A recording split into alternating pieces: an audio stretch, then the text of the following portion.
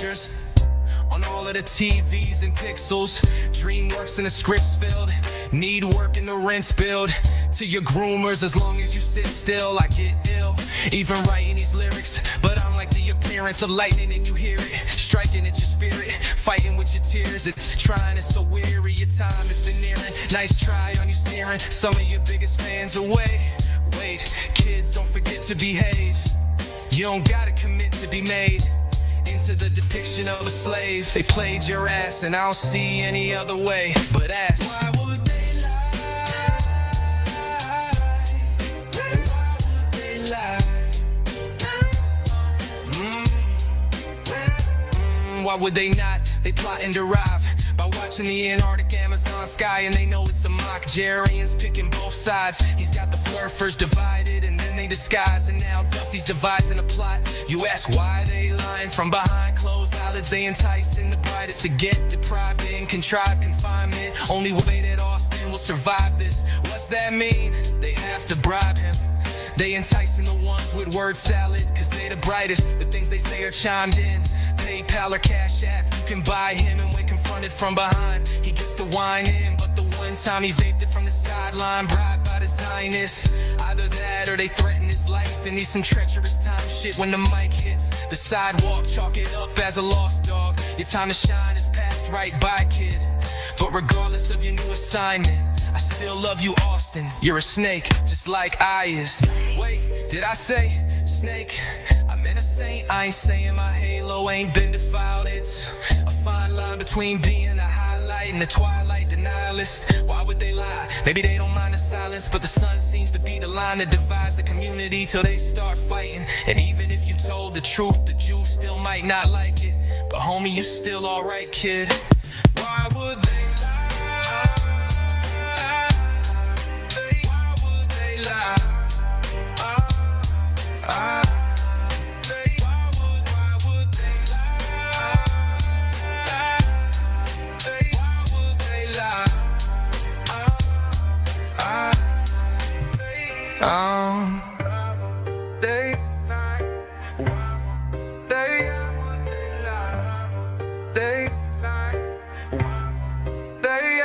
they lie?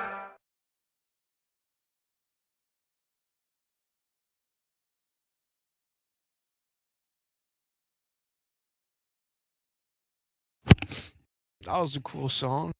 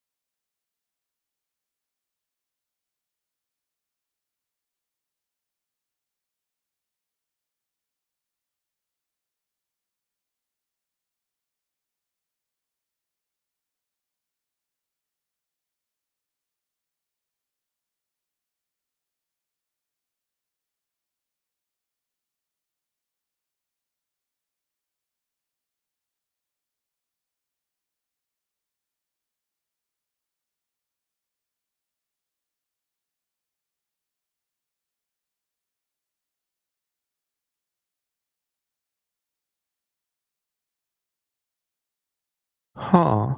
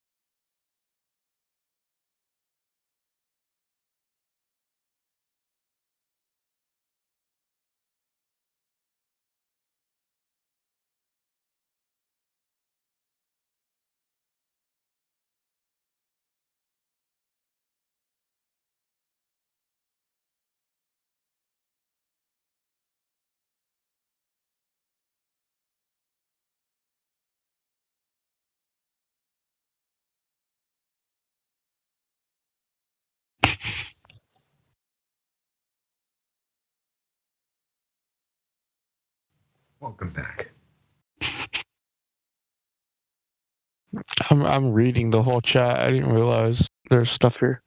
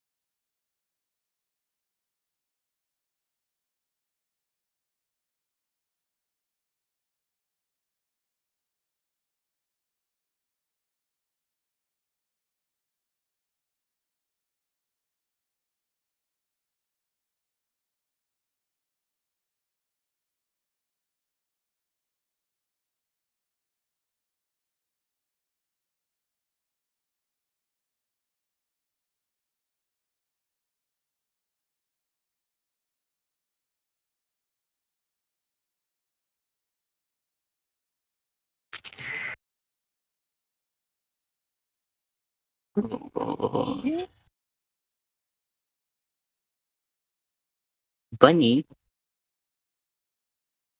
Man, are you sure about it? No way. Can't be real.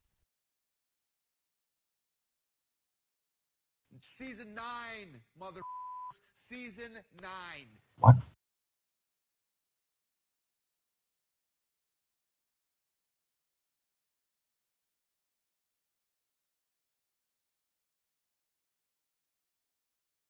People are weird. Huh? Oh my god.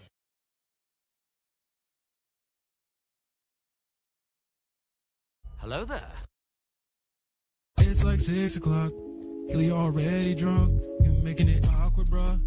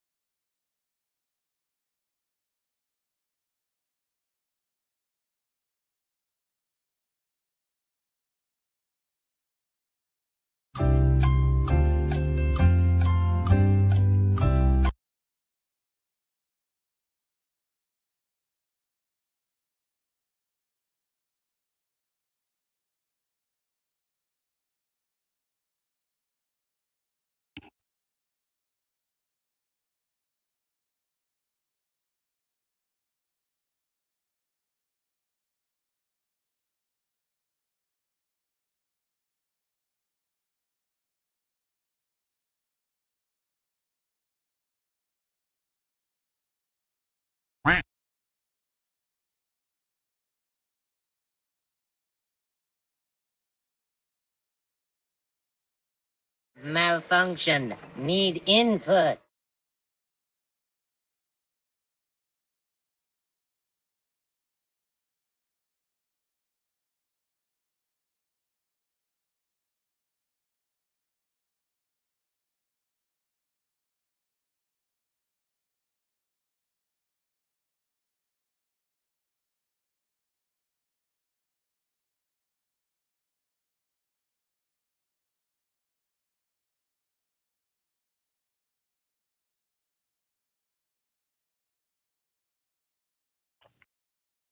Buzz looking alien! Where? Ah!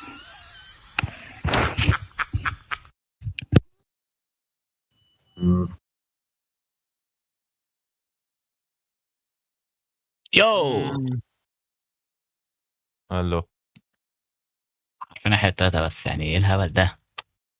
Bro, why everybody is muted? muted. I'm listening to the stuff in chat. Just Yeah. hang out, man.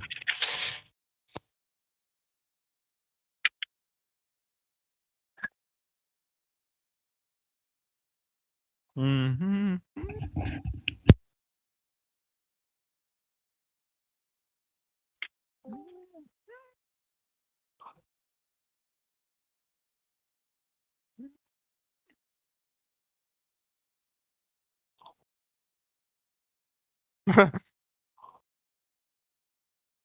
Yeah, so what we're saying again? Hello? Bro, what? Huh? Hello? Huh? Hello? Hello? Hello? Hello? We can hear you. Are you having issues hearing us? Yeah, you're having issues too. What brings you here? You're my friends. Yeah, you should think before you speak. No. Think before you hear.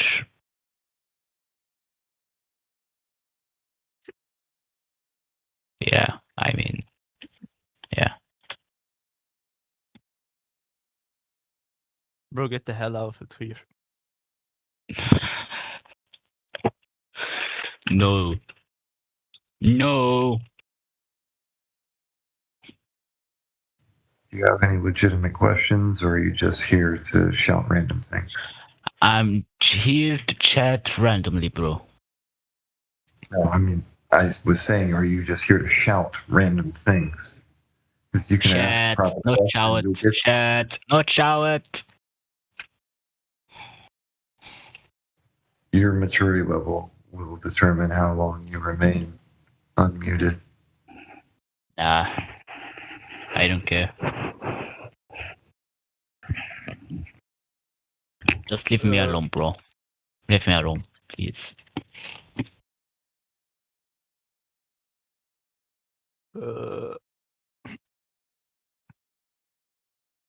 Mhm.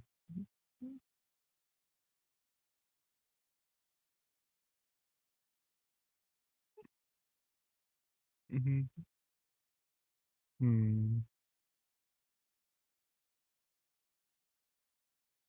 Welcome to 24/7 Flat Earth Discord. We don't give a damn. Control Flat Earth. yourself, or someone else will control you. Nah. I don't give a damn about what you're saying. I can control myself and control you in the same time, bro. Want to try?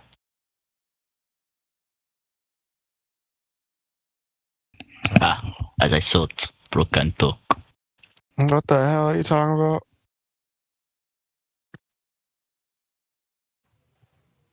I didn't hear anything.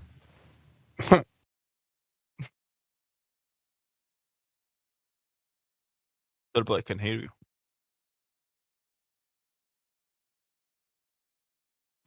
Must have been the wind.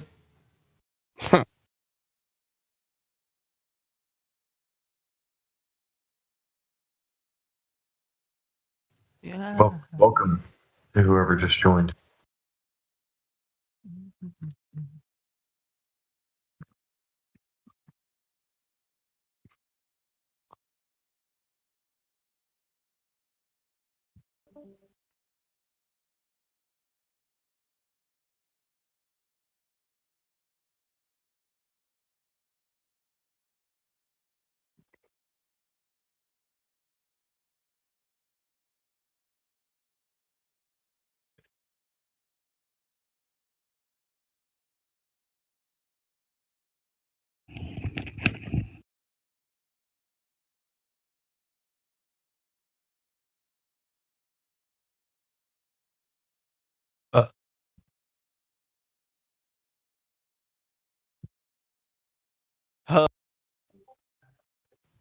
Okay.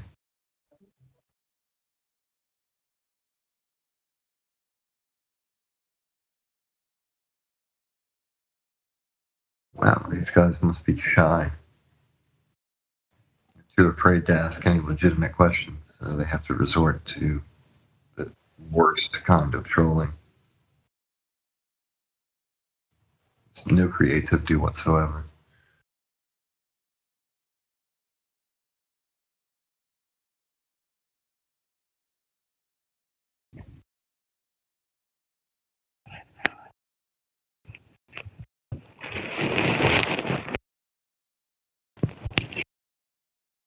So 1-800 French fries. You got any questions?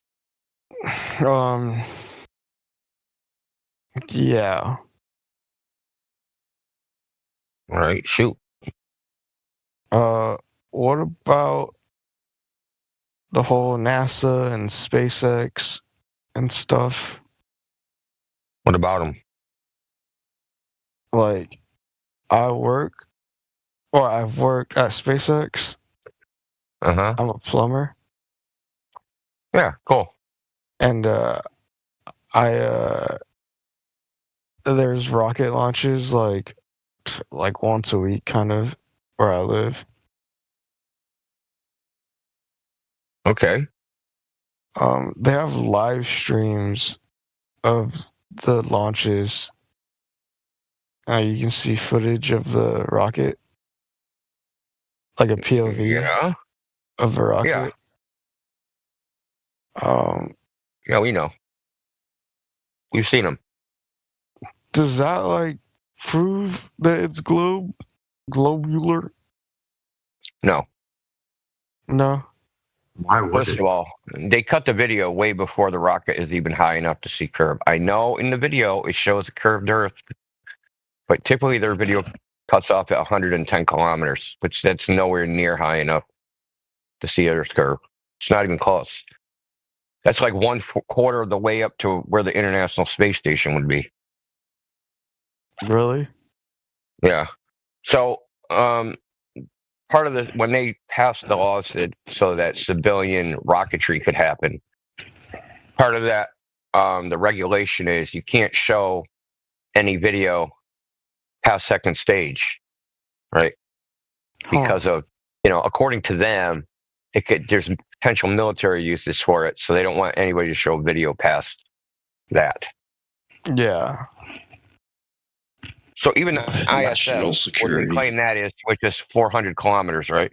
That would only see 3% of the Earth's surface. It's not very high up, quite honestly.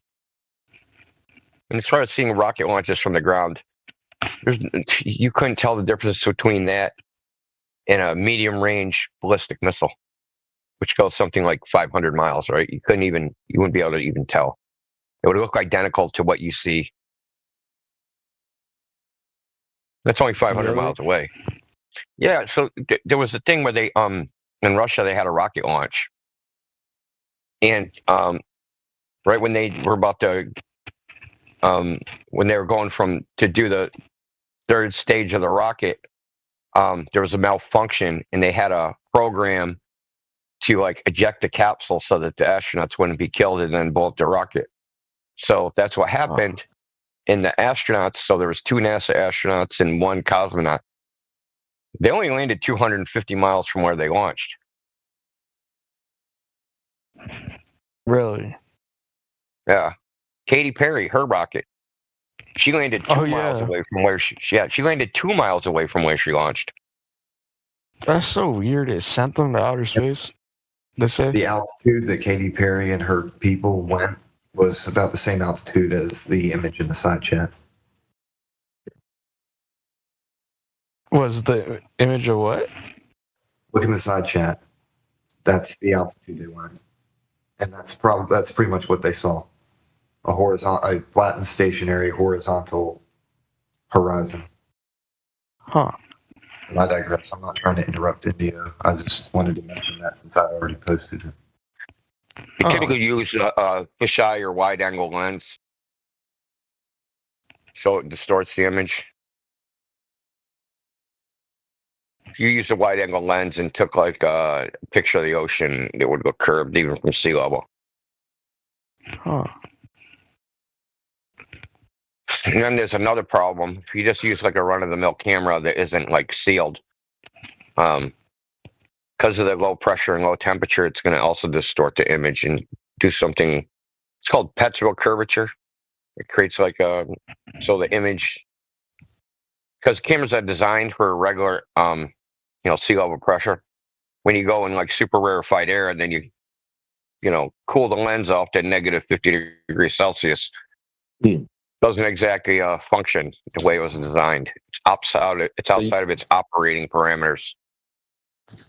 They preferably have them in a transparent plastic box filled with nitrogen or something, right? I mean, the way they do it for like high altitude airplane photos, the camera system's just like hermetically sealed and warmed. They keep it temperature. So to like stick out the bottom of the airplane, it's like a big telescope basically out of the side of the airplane, but all of it's sealed, vacuum sealed. And it calibrated, right? So before they send it up, they calibrate it for within that in that vacuum chamber. Huh. But they also keep the camera warm so that, because obviously temperature changes make things expand and contract, so they keep it at a regular temperature so the lens doesn't get distorted by expansion and contraction.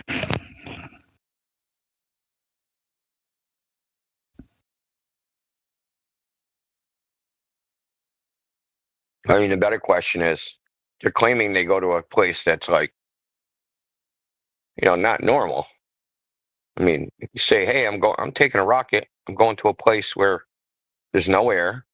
When I drop something, things don't fall, and um, it's just outside of any normal human experience."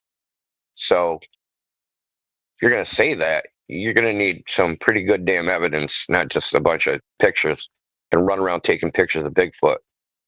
Say, "Hey, this is Bigfoot." Nobody believes them. The only way they're going to believe pictures of Bigfoot is if we get a freaking Bigfoot corpse. You know what I mean? I apply that same standard of evidence. If you're going to make a fantastic claim that's outside the realm of everyday experience, then you're going to need some pretty strong evidence. Trust me, bro, is not cutting it.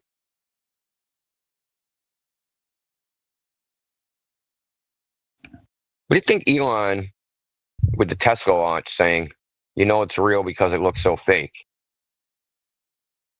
Damn. He said that on Joe Rogan. He said it on the Tonight Show. He said it again afterwards with the spacewalk they supposedly did with the freaking Earth was an egg. What? You never seen that? The egg Earth? No. Oh, hold on. I'll try to find it.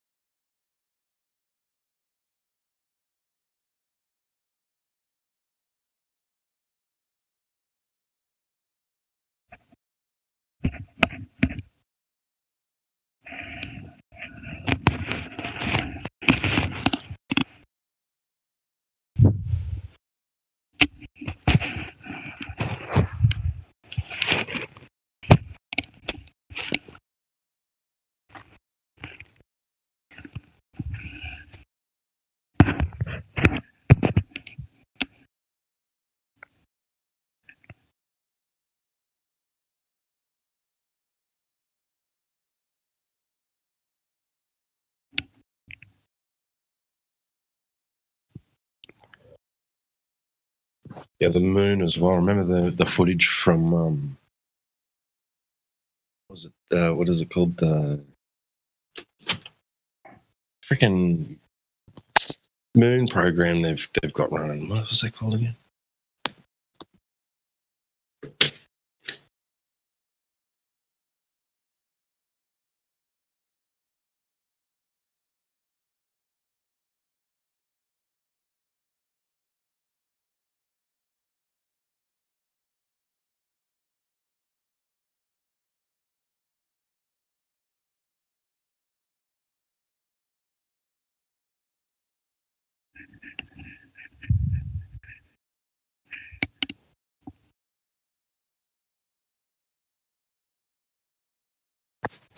Artemis. The Artemis launch.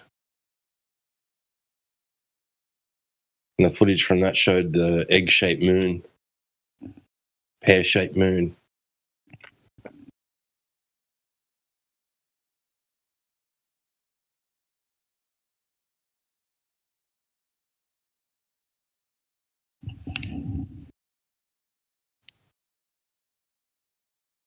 Yeah, I posted in the side.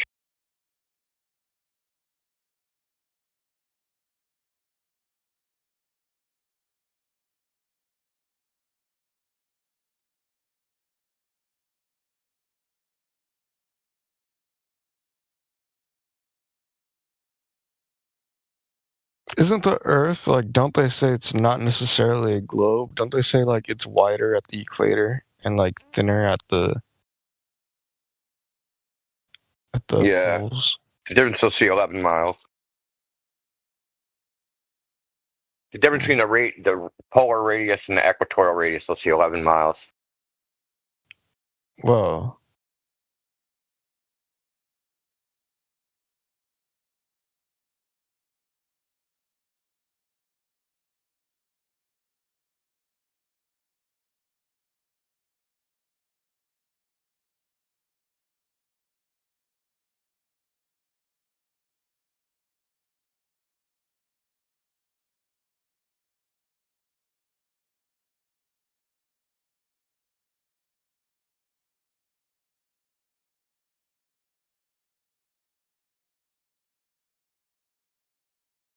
Hey, DJ, how is he sure that's his hand?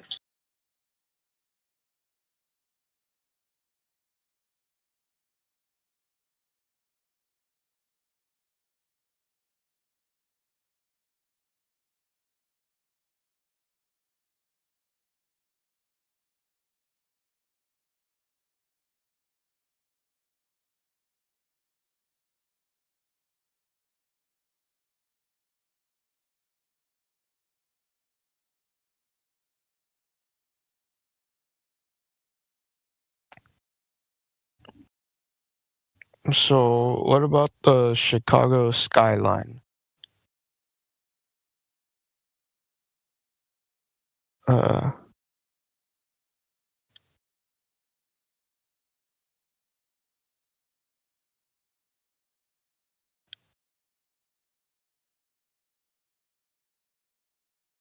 the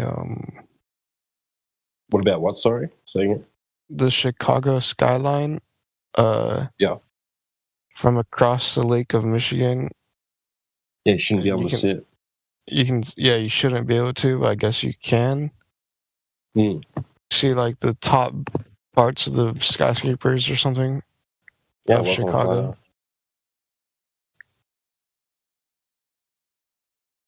Yep.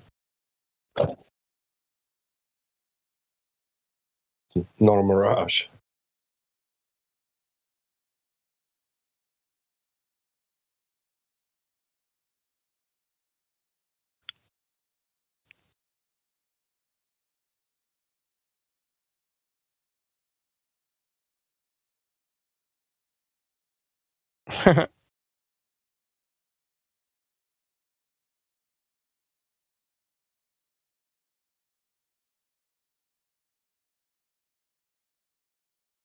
I just copy and pasted.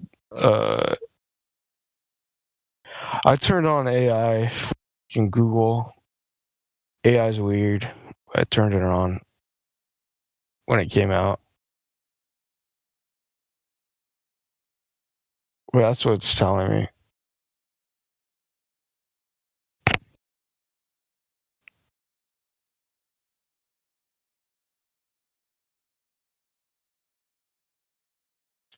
Well, that's not what we see in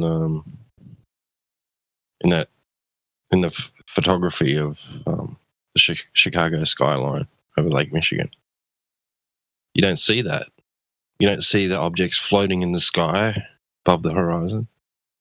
Yeah.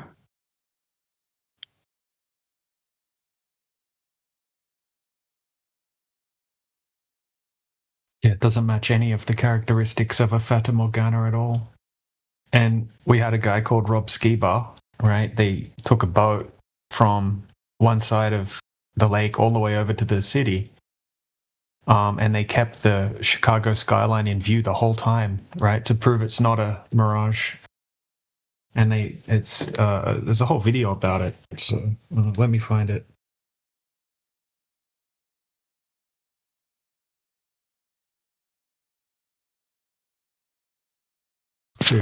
Where's the footage? Yeah, so where's the footage where they, you can see the tops or half of the buildings, right?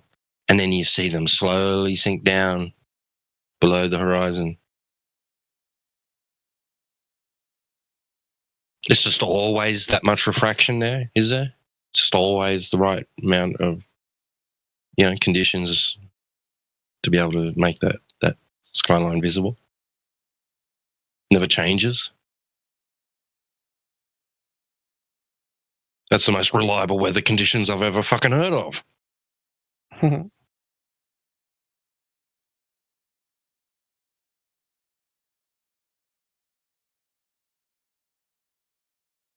There you go. There's a video of Rob Skiba. I'm watching it right now.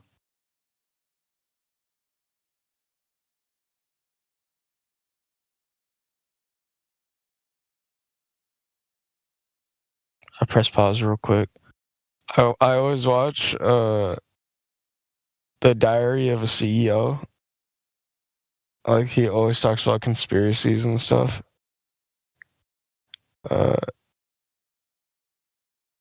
I like watching that, but I see a video right here. It came out 6 hours ago. Said former CIA spies leave the USA before 2030. The CIA tried to ban this story. But they're always like 2 hours long, so I'm gonna watch that later today.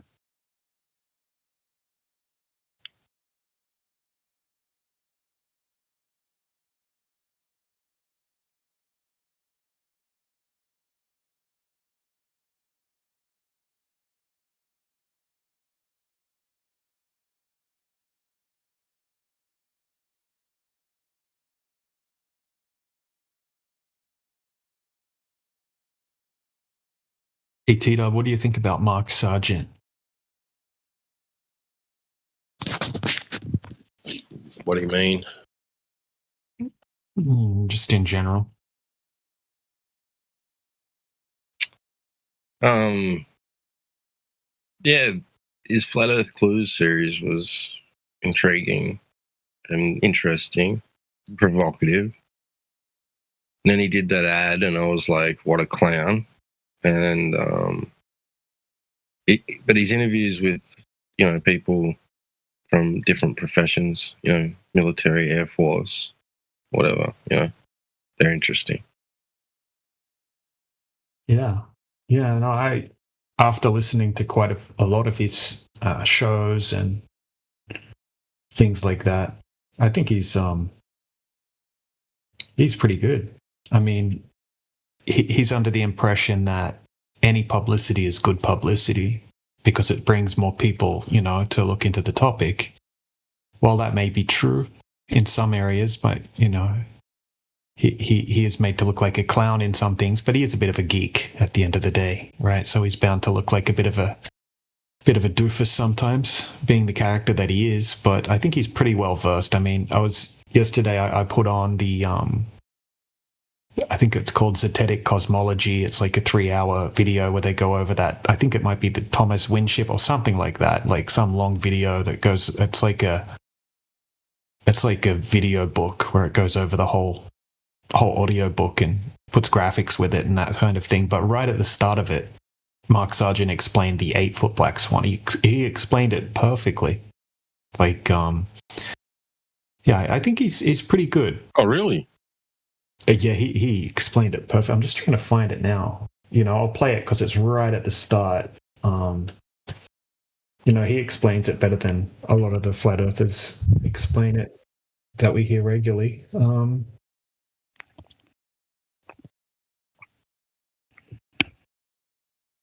Just checking the home server because Jin always shares it, so I'll just check Jin's posts. Zetetic, Cetetic. Is that how you spell that? Okay, here it is.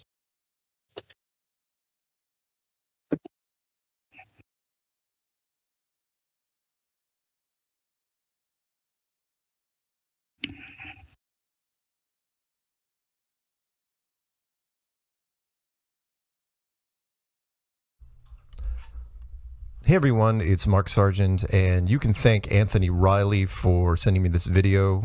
He said, hey, you should really narrate this because there's only music. Yeah, this is really important. This is some footage that was shot about 2 years ago in Santa Barbara, California, off the beach. And let's just zoom right into it and take a quick look.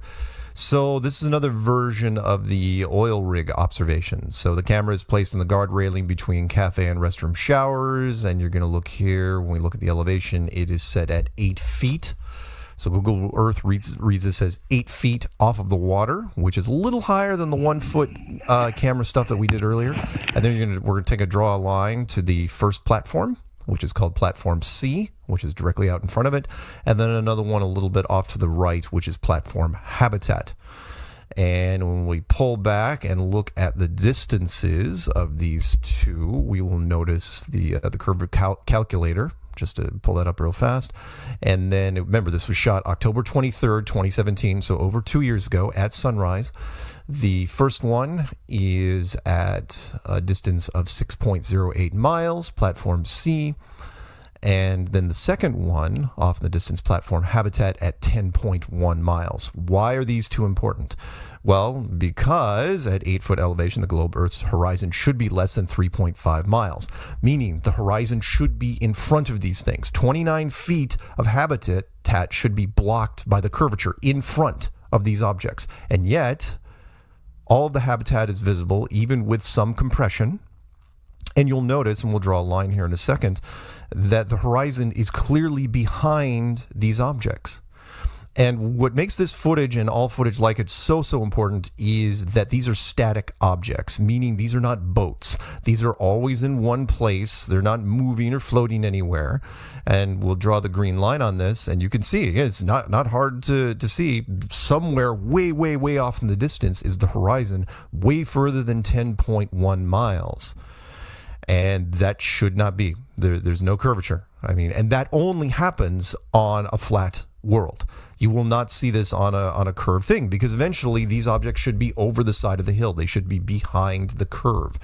And we just don't see that. These two oil platforms, again, one at 6 and one at 10, are right in front. So tell me optically how that happens. Tell me what atmospheric condition can put the horizon behind these objects. You want to say it's a mirage? Okay, well then if you do that, you can never say that a boat is being chopped in half by the horizon.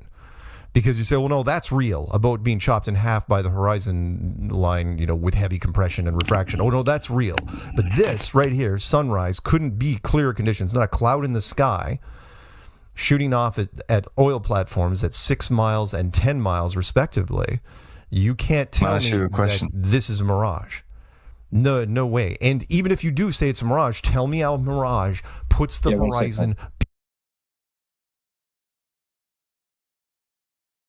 Yeah. Go ahead. Me. Question. Yeah. Yeah. No. So I was just going to say, why don't we see further than that if the Earth's flat? Because of the weather conditions. Like if you check the weather report on most days, you'll have a visibility maximum distance that you can see. Okay, right here. If I check it where I'm at right now, like it looks like a beautiful clear day, but usually it's only about 15 kilometers. So in a way, the Earth, our observations are always long enough to prove flat Earth, but never too far to disprove the globe Earth. That's just mighty convenient. No. But there's also optical limitations in addition to weather conditions.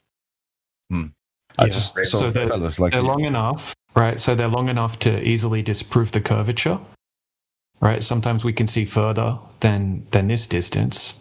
Okay, sometimes we could see 30, 40 miles, right? Depending on what the location is and what the weather conditions are. But never do we detect any curvature, never do we detect the geometric horizon anywhere near where it should be on a globe. So I don't know what your argument is, right? So because you can't see longer distances, right? That's not possible just because of the, the physical obstruction of the air and the perspective convergence. Do you see my contention in which you're essentially making a claim in which these observations are long enough to prove flat Earth, but not? No, we're not showing these. But that's not what it should. No, but yeah, this, so we're not. this is Hold on a second, bro. No, this is not okay. So you're strawmanning us, right? That's why I'm cutting you off, right? We don't like being strawmanned. Okay, I didn't say this is flat Earth proof, right? We're not presenting these as flat Earth proof. Why I didn't say you said it was flat Earth. No flat earthers are doing that. Okay, so what we're presenting this as is to test the globe geometric horizon. Right. Simple as that. Yeah. So, certain images in which you can see a blatant curvature of, for example, there aren't any. Yeah, there aren't any. This, no, not because of the steel man argument. This is a guy from the other day. Yeah. No, fellas. I mean, you can kick me if you want. I'm just trying to have some honest conversations. No. Okay. So listen. If I asked you what's said, this time you're going to know the answer, right? You're going to actually listen this time? I was listening last time. I got No, muted. I listen. I muted you because I said, "Tell me what I just said," and you had no idea what I just said because you weren't paying attention. I guarantee I was, but I'm all ears, brother. But we All ears. recorded it. I guarantee you weren't. Okay, well, So we're gonna put that water under the bridge. That ship has sailed. So we're starting over. We're gonna start fresh. This observation is about the horizon distance. That's it. Nothing else. So claim is the sun sets behind the geometric curve of the Earth. Boats dip behind it. You can't see the bottom of cities, mountains, etc., because it's Earth blocking it. Well, how can it be Earth blocking it if the horizon moves around? That would mean that Earth itself would have to be changing in size for it to continue to be geometric. Okay, that's what the argument is. It's that, hey, the horizon's not physical because we've spent, 8 years arguing with people that the horizon's not physical, and they just keep claiming it is.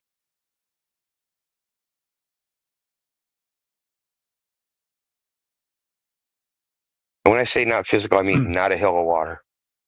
yeah. So my contention with that would be the sunset, for example, and you look at the sun with a solar filter, you see that it doesn't change angular size. Now, maybe that's not true. By the way, wait, please, brother. It's not true, though. I was just about. You gotta let me speak. I know you're gonna pull up a bit. Why move on? It's like I have to just go back to. Listen to me. If you start with a false premise, why move on? Because if the premise is false, then everything following it has to be false. So I'm not denying that there's certain sort of atmospheric effects that change the size of the sun, but the sun, as we see it, doesn't really change size much. But the sun clearly goes, well, I mean, this is up for debate clearly, but it seems to go over some sort of curve. Now you can say it's perspective, but you know what it should look like if it's perspective, if it's going further and further away, changing angular size, but it doesn't do that. And I think that's just like that's okay. I doubt. No, your interpretation of what's happening is not empirical. Okay, that's not empirical. The observation's the empiricism. Can I send you a picture that you can put in the chat and let people decide for them? Yeah, let people decide for themselves. Yeah, I'm going to put a picture in the chat too. And you're going to tell me what the sun's setting behind, okay? When the sun's setting, 1 degree above the horizon, when it's appearing to set, like you're going to tell me what it's setting behind. Okay. Yeah. So we can. Again, there's a lot of. Are you able to still have the problem? You still have the problem where you're saying that the horizon is the geometric edge of the Earth, dude. I would say that. I don't know. Am I a retard for saying that? And why does it move around? Then how can it move around? Well, of course it moves around based on, for example, if you rise. So the geometry changes. No. No. We're talking from the same observer height. We're not talking about moving around. Okay. So the image that was shown with those windmills, that was taken from like a 1 foot height. Okay. They see windmills, the bottoms, all the way into the ocean surface, 11 miles away. Now the horizon is supposed to be a mile away. Now, if someone saw the sunset there, they'd see the sunset behind an optical illusion, because that can't be at the edge of the Earth, because it's 10 times too far.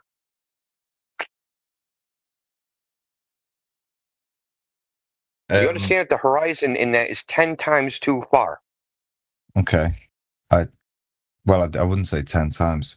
I'd say the certain. Well, it is 10 times because we can do simple math. 1.22 miles times the square root of the observer's height in feet. It's supposed to be 1 mile away, and it's 11 miles away. That's 10 times. 1 mile away? Is it not? It can't be 1 mile, can it? Bro, you have to be the biggest pussy to think the Earth is flat. Joe. That guy doesn't want a conversation. Yeah, again, my contention is. Okay, I gave you the formula 1.22 times miles times the square root of the observer's height in feet. The observer height is 1 foot. That puts the horizon 1.22 miles from the camera. I can't really. I can't say much about that. I don't like your claims. Apparently, prove flat Earth. It's not my claim. It's your claim. If you believe in the globe, that's your claim. Okay, so just if you wouldn't mind, have you brought your own globe? I've actually got a globe right behind me. It's have you brought your own that has its own size that doesn't have a 3,959 mile radius? It has some different radius. So with the measurements, as I said, I actually prefaced it by saying flat earthers make a pretty good argument. Like when I was looking into this stuff, and I know you think I'm being disingenuous. I did look into this stuff, and the claims about seeing too far and corroborating it with the 8 inches per mile squared, I thought that was pretty airtight, but I looked into the other rebuttals to flat earth and I realised there has to have been something wrong with the measurements. I can't right now tell you what's wrong with the measurements. I'm sure someone who understands this shit probably could, but I can give a lot more contentions with the flat earth. Are you talking about a particular? You talking about a particular test? If you want to say it's a cop out, that's fair, and maybe. Are you talking about a particular test that must be wrong? I'm saying specifically what sold me was the observations. No one cares. We're not here to talk about you, okay? And what convinced you and what didn't convince you. Save the rhetoric for something else. So we're here for evidence. We're not here to talk about flat earth. We're not here to talk about flat earthers and what convinced people and narrative pushing bullshit that you're doing. You know, man. Brother, it's very transparent. Why are you so fucking aggressive? Because we're just having a cordial conversation. Because no, we're not. Dude, I looked into flat earth and that 8 inches per mile square seemed pretty convincing, but it's really not because I looked into it. I can't say specifically what changed my mind, but it was something. Shut up, bro. Well, oh no, I see. I actually can. It's just give me something specific then. Yeah, right. The two celestial points of rotation. Okay, that's not what we're talking about. The specific flat Earth observation that you have contention with. And we already covered your 2 celestial points of rotation. Nothing's rotating. You asked me for my contention. I've given you my contention. I can hear you freaking giggling, okay? Giggling? Wait, brother, are you well? Are you feeling? Fuck that shit. I wanted to hear him. Not jumping rope with that guy again. Oh, you want to hear? You want to hear him give non-specific, not distinct generalities and bullshit? You want to hear that for fucking 4 hours? Never answer a question, never respond to anything. What do you say about the horizon? 1-800-CRIES. What do you say about the horizon? Is it physical or is it optical? Indeed, I guarantee if I'm to have a conversation with someone else, we could probably have a cordial discussion on the shape of the Earth. Yeah, because they'll put up with bullshit. I won't. Well, you would say it's bullshit, wouldn't you? It's a bullshit because I've asked you direct questions and you won't answer. To clarify your position. Okay? But you won't answer because you want to have an unfalsifiable position. One that's amorphous, that can change at any moment. Is the horizon physical? Sorry, I'm not trying to ignore you, but who is Mez Dazza Oliver? I don't care. Just some guy in the chat. Yeah, I mean, I guess I can try and answer your questions. The horizon, the thing that, okay, you said the horizon blocks the sun. Right? The Earth blocks the sun. That Earth, the end of it, is the horizon. That's the dividing line, okay? That thing, that line, is not physical. So I can say, hey, the horizon blocks the sun, no problem. It's blocked by an optical effect, and that's all. can't possibly be physical as a matter of logic. As I By the law of asked, non-contradiction. can you please share the video that I sent? I think it's really interesting, and I think it will provide a lot of utility in this debate. And No, it's actually I'm not very sharing it pertinent. until you say specifically whether Horizon's physical or not. Fucking hell. Yeah, the Horizon's physical, I would say. You're not going to win this, dude. Okay? Brother, You're I'm gonna not trying you're gonna capitulate or you're gonna go. You fucking boring bastard. I'm not trying to win, I'm just... Okay, so So then answer the question. Now for the 7th time. I said it was physical, yeah, the Horizon's physical. It So would seem to be. can you explain how it moves around, how the physical edge of the Earth changes? The atmosphere... The geometry. No. No, The atmosphere is not not the the, geometry of the Earth. Wait, The atmosphere is not the brother, geometry. so if you Bro, ask me a the question... atmosphere is not the geometry of the Earth.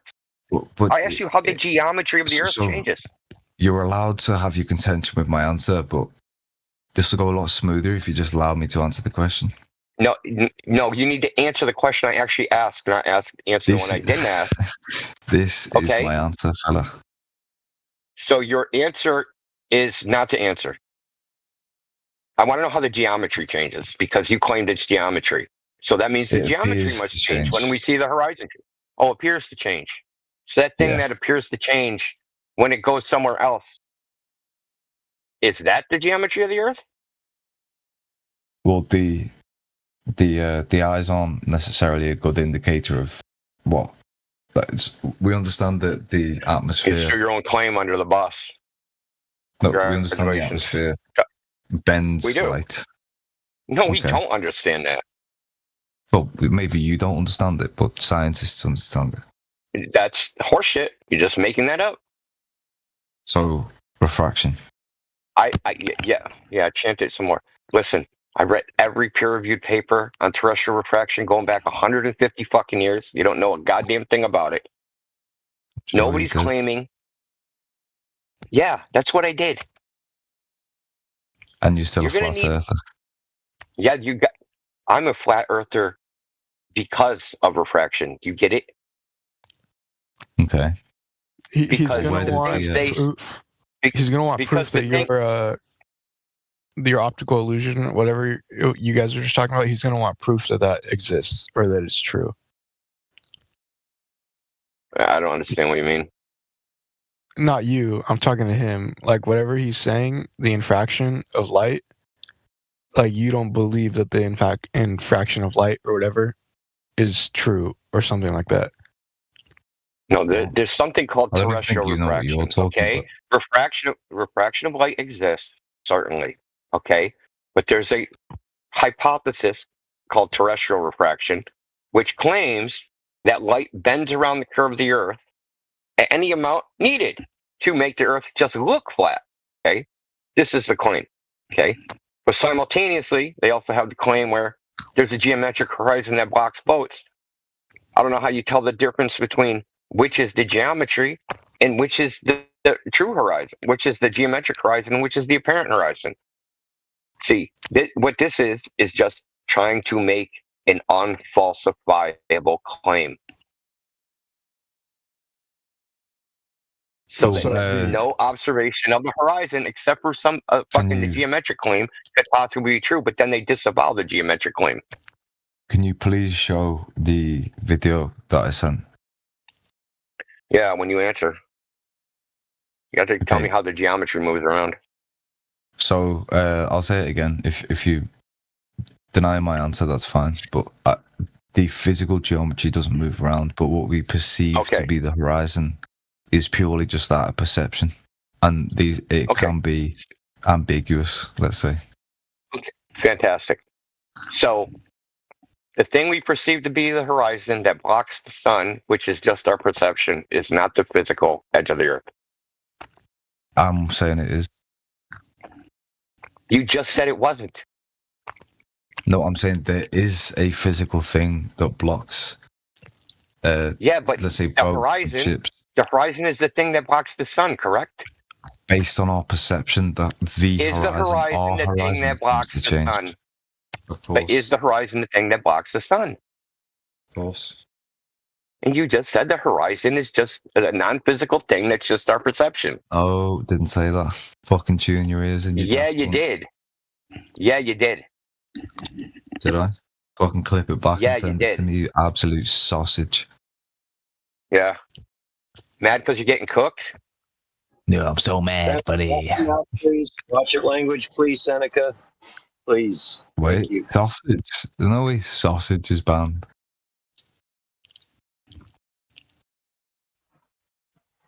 You keep dropping the is it? F-bombs. You don't have to worry. So if I misquoted you, if I misquoted you, please tell us what the horizon is again. So It's not the geometry. What is it?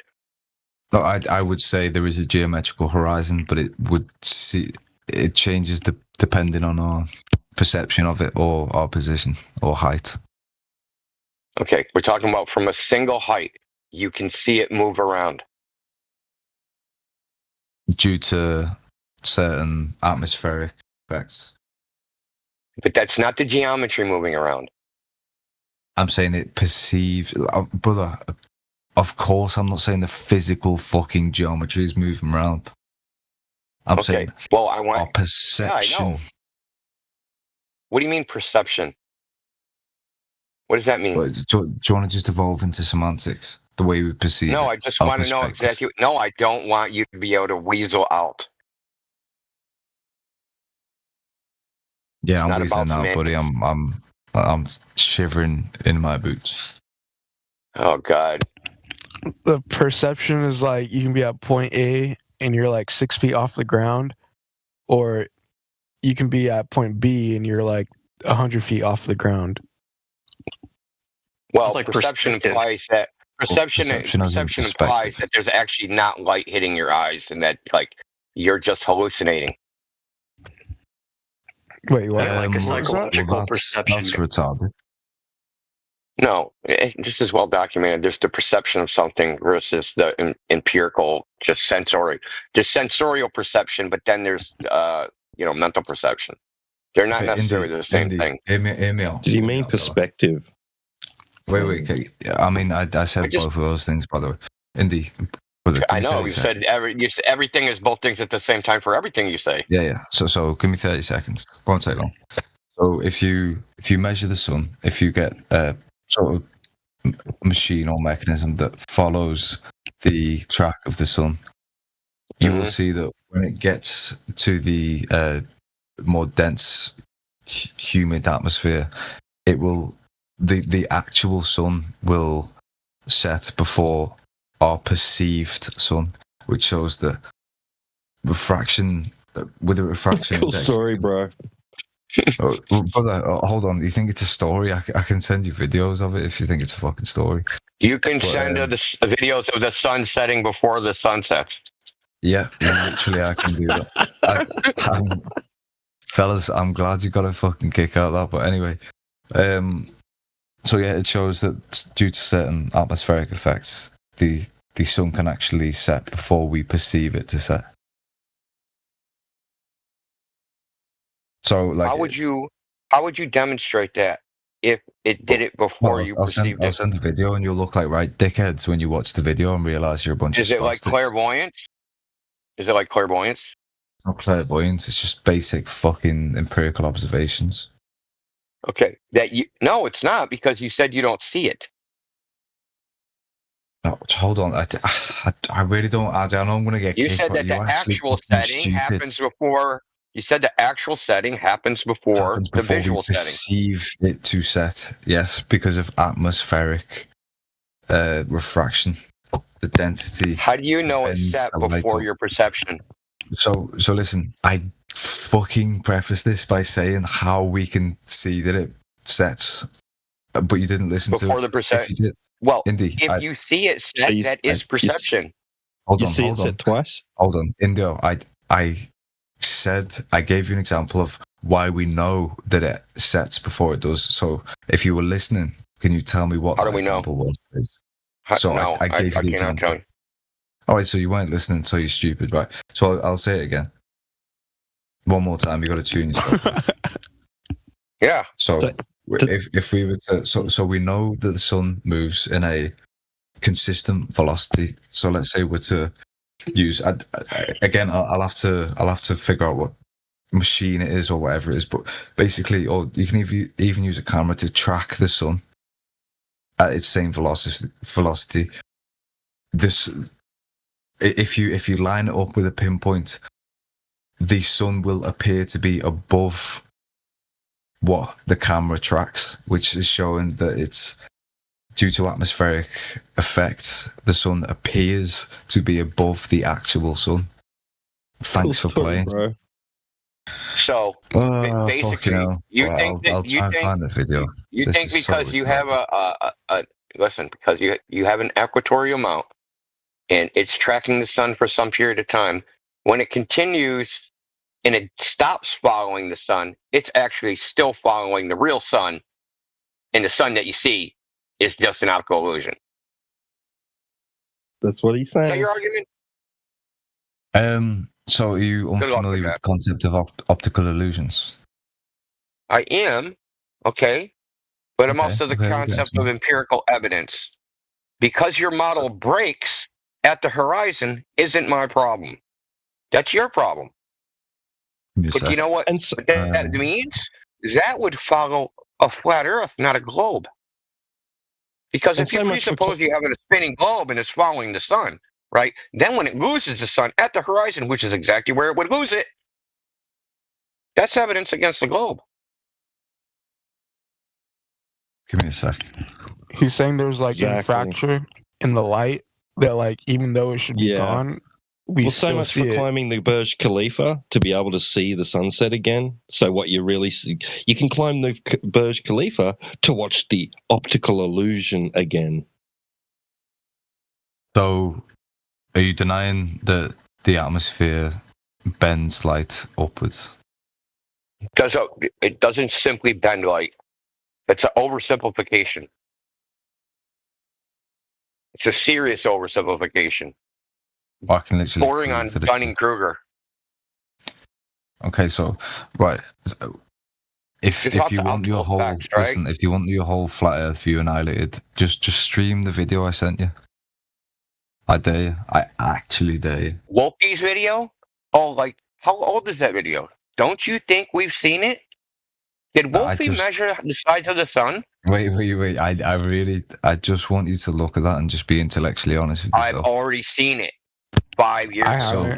Okay, so can I ask you a question We'll about have him that DM video? it to you. Can I ask you a question Yeah, about go that for it. video, please? Yeah. Please. So, Yeah, go for it. does that sun look like it is traveling away from you? I can't tell because you zoomed in too far. Oh no, that's brother. So the short No, answer it is zoomed no, in too because it's far. not getting any fucking smaller, is it?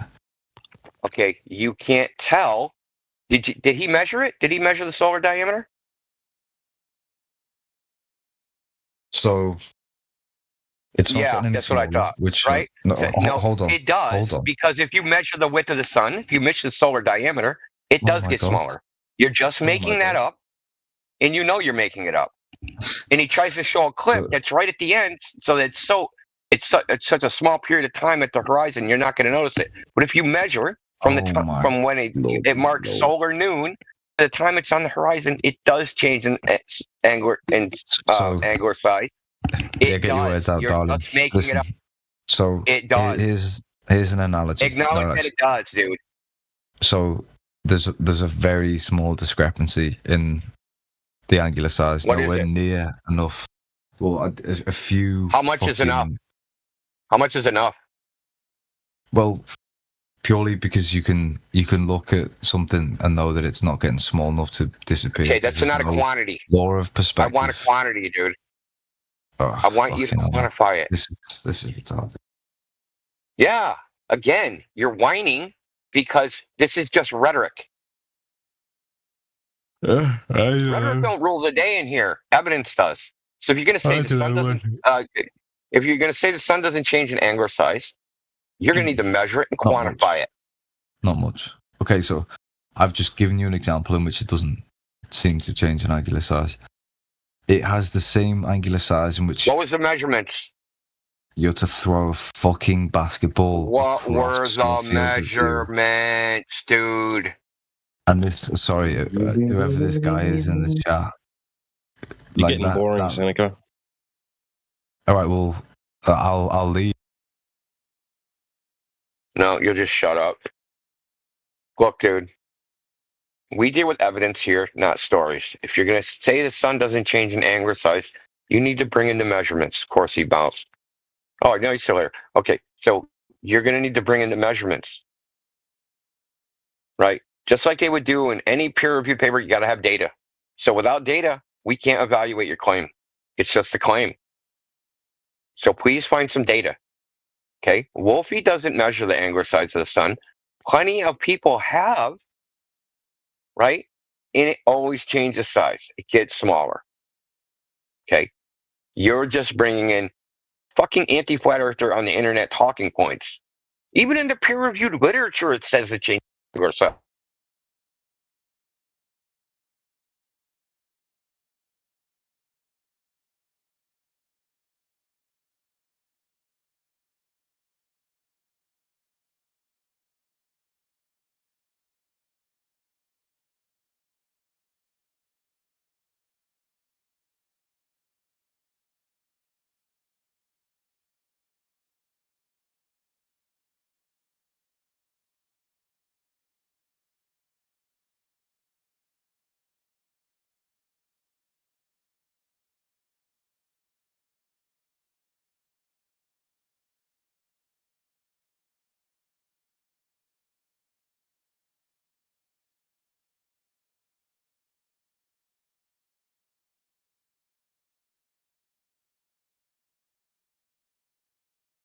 Which type of anti-flat earther would you categorize this one as, Indio?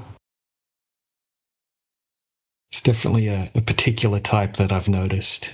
Very similar to like the Danny Turner type of anti-flat earther. It's these really like low IQ guys, usually pommies, which is interesting.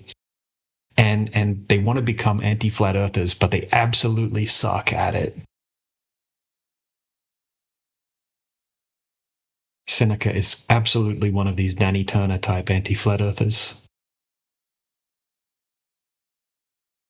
Just like the weakest arguments. Yeah, he's got nothing.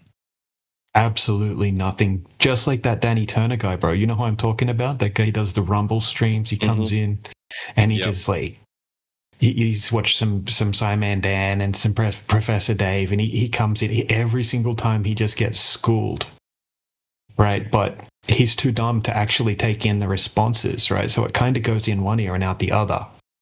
So he just kind of continues on with the same argument. Doesn't matter what you say to him. He doesn't understand it, but he's too proud to admit any of that. So he'll just kind of continue on his little merry way, spouting his nonsense. Yeah, very similar to this guy.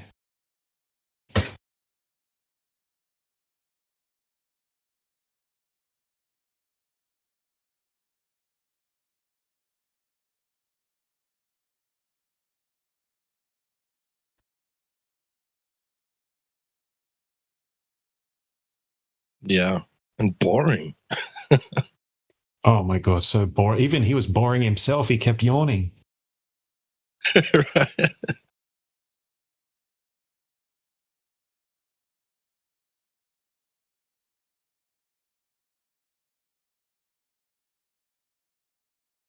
I mean, is that what they're going to say? Like, we get people come in and say, well, you can climb the Burj Khalifa and watch the sunset again, you know?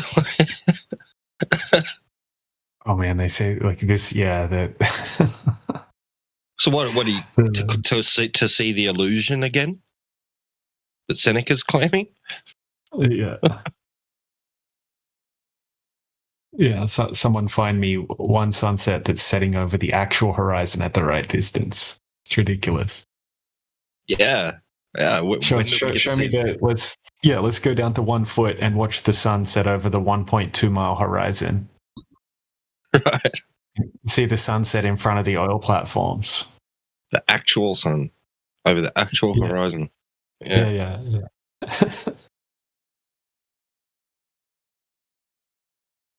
In your dreams.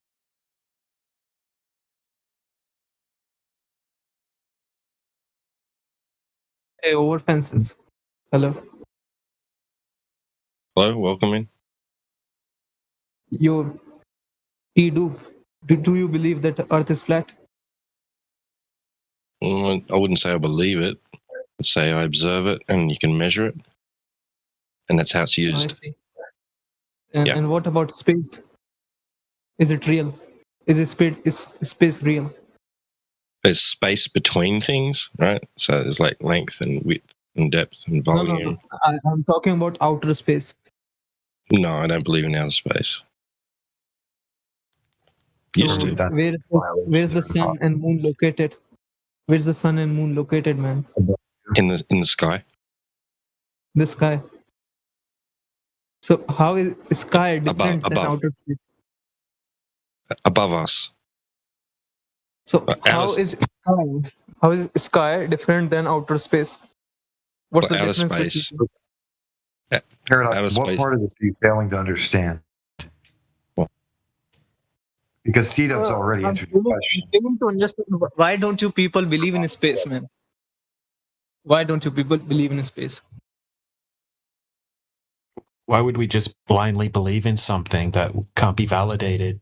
Right? You think that you're on a big spinning ball that's covered in water inside a vacuum, like the most powerful vacuum chamber to exist, essentially. Right? That's ridiculous. But It's not ridiculous, also man.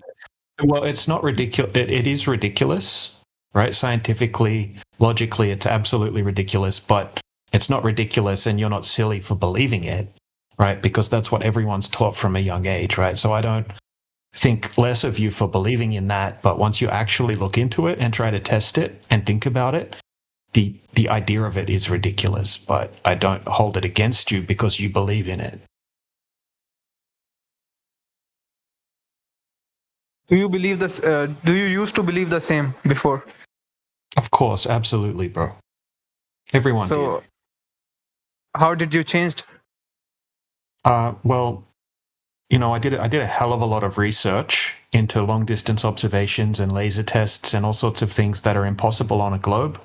And then I went and actually, you know, I had the good fortune of living on the biggest saltwater lake in Australia back in 2016 to 2018. And, you know, I had a boat and I bought a super zoom camera and I had a 20 kilometer stretch across the lake.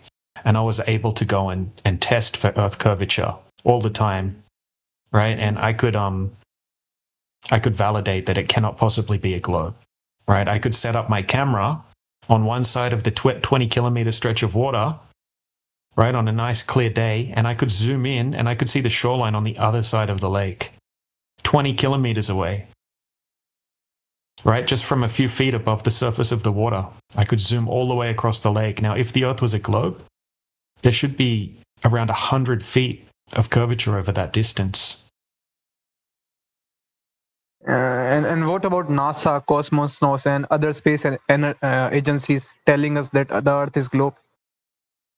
Yeah, well, I mean, NASA's been caught faking all sorts of things, right? So, I mean, I can't trust NASA, right? Everyone knows. I mean, anyone that's looked into NASA knows that we can't really just blindly trust NASA because they've been caught lying so many times. Also, right, if the Earth tests as flat here on the surface, obviously what they're showing us has to be false.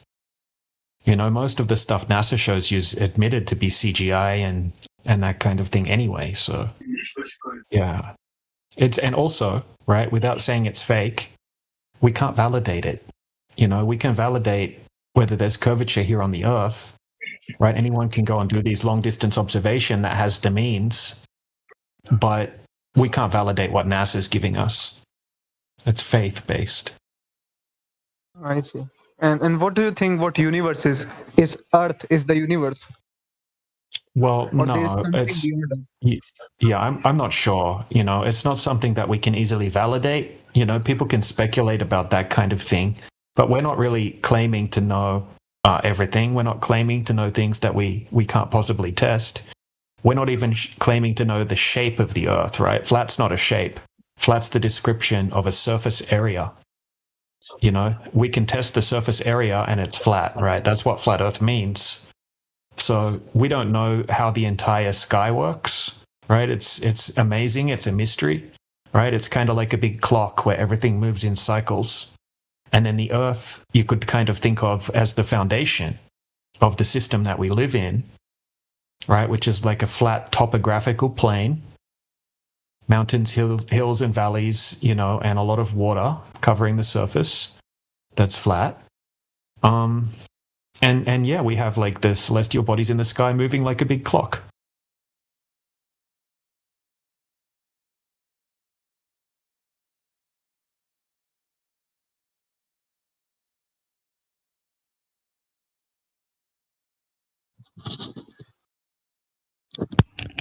What are your thoughts on Antarctica?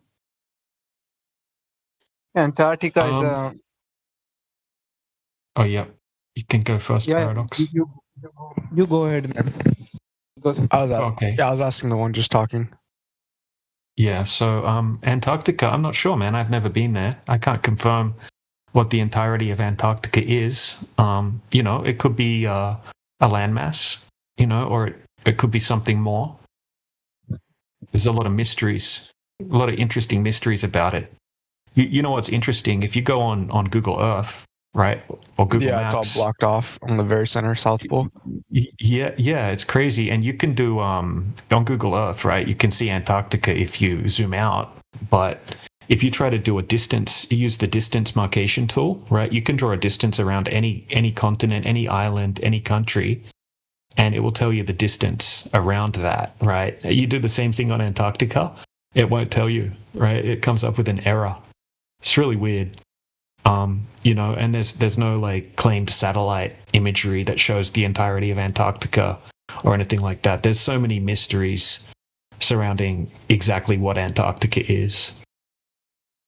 So, you know, it's not something that people can freely, without a strict permit, go and explore. Right? Same with the sky, right? There's actually a legal limit that civilians are allowed to actually go up to in the sky, right? There's a treaty for that. And there's also a treaty called the Antarctic Treaty, which stops free exploration beyond 60 degrees south as well. So you need to get a crazy permit that has these crazy rules attached to it. Wait a minute. Did you say that you can trace all 6 continents and they'll give you a distance, but the 7th one, Antarctica, you do the same exact thing? It doesn't do that? Is that what you're telling me? Yeah. Well, didn't know that. That's interesting too. Yeah, I'll try to find the video on that. There's a whole bunch of people demonstrating it. It comes up with a weird error. I'll need to check exactly what the error is. But yeah. Also, the North Pole DJ shows that the North Pole is just ocean. Yeah, that's interesting as well. You know, when you start looking at the old any maps before the like 1700s, that's not the case. Oh yeah. It's not the case in the old maps and also in their claim, because they claim that people went to the center of the North Pole. And it wasn't just water. I'm not assuming that those people really went to the North Pole, to the center. They claim that, so they have to just adjust their maps. So if you had just a hypothesis of what Antarctica is, with the best of your ability, just guess, like, what do you think it is? Do you think there is some type of like hidden center, the South Pole we don't know about? Like, if it is just the surrounding of our map when they try to make it look like a globe, or is it just like a big ice wall type of thing? Or anything? What do you think? You need to go and verify. You can't just assume things. Well, you don't have to like state it as a fact. It's just, what are your assumptions? What are you more leaning towards? I don't really have specific assumptions. I don't really know, so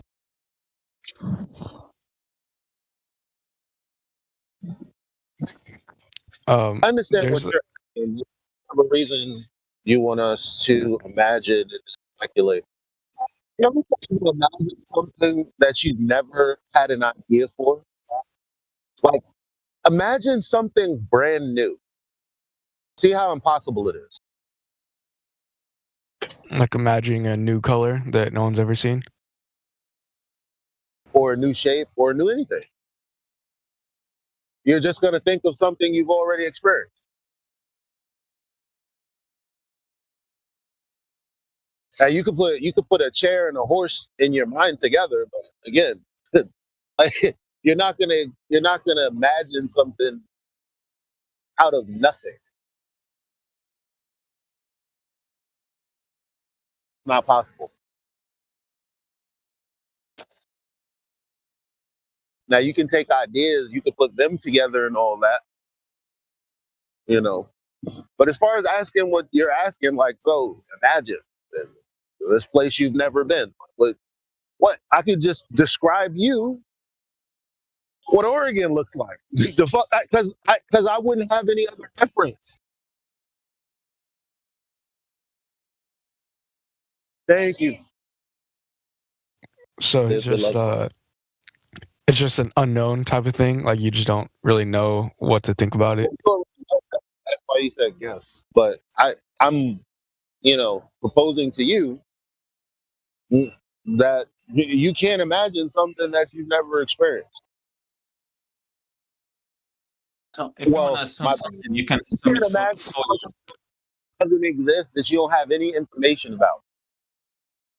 All you're gonna do is imagine something you have experienced. So I'm just saying that's dumb. Like there's a better question, right? Surely, can pull out of our ass. That's true, Eli. But I'm not against assuming things. If you want to imagine, if you want to have a speculation, be for yourself. It won't be. You won't be sharing that with others as being a fact. Stop acting like I'm telling you what to do. I said I find it impossible. Now, how about you go ahead and describe Antarctica to your imagination? Don't use Google Earth. Don't use the fact that we think it's an ice. Don't think anything other than something new. And you answer his question. And if you can't, just concede to me that I'm kind of right. But don't argue against me something that I haven't said. I'm not telling you how to think. I'm telling you it's impossible. Like, isn't a hypothesis not necessarily a fact? Isn't it just a hypothesis? Like, can't someone create a hypothesis about something they haven't truly seen yet? Based off of the... A hypothesis is built based off of an observation in the first place. Like, let's say... Think about that. You just asked us if we could have a hypothesis without observing. And observing is the first step. All right, so like, let's say there's something hidden inside of a room, and you cannot see it, and you cannot hear it, but you're able to see what goes in and what comes out, and you're able to find out what it wants and what it doesn't want. Like, you can have a hypothesis about what that is. It doesn't say the hypothesis is true. Yeah, but you have an observation. The coming in and out of the room. The coming in and out of the room, that's your observation. That is your observation, yes. So, like, we can have those type of observations about Antarctica. Even though we can't see it, like we haven't seen it, similar to let's say there's something hidden in a room, you cannot see it, but you're able to see what goes in it, and you're able to see what goes out of it. So so make that point with Antarctica. Somebody's supposed to be coming from and to, but still we have nothing. Like, what's your point in that? I'm just asking, what is your personal, guess, your hypothesis? Guess was, I told you what I told you. You then came up with this room thing. I'm asking you, what the fuck did that mean? That's where we're at in the conversation. Okay, so I'm just telling you, because you said that you cannot guess about something that you haven't seen. Like you can Okay. guess about it based off of the evidence surrounding it. Okay, so what's surrounding Antarctica that we're trying to guess to? I mean, you're like reflecting, you're mirroring my question that I gave to you at me now. So instead of you answering like what is your hypothesis about Antarctica, you're just asking me, okay, well, what's your hypothesis, without giving me yours. It's not a hypothesis. Yeah, okay, your Second of all, guess. no. What word do you want me to use? Listen, stop being rude. You're prompting me to do something that I just told you is impossible. Then you gave an example of, well, we can't do the thing I'm telling you is impossible, but surely you can see somebody enter and leave a room. I'm like, okay, so how do you relate that to what you're trying to get me to understand so that I can properly respond to you when it comes to Antarctica? What did you mean? You don't And you're have like, to be. and you're like, thing is, this is. I'm asking you what your this is, and you're no, giving you more information. I can answer your question, but right. You keep breaking in and out of the.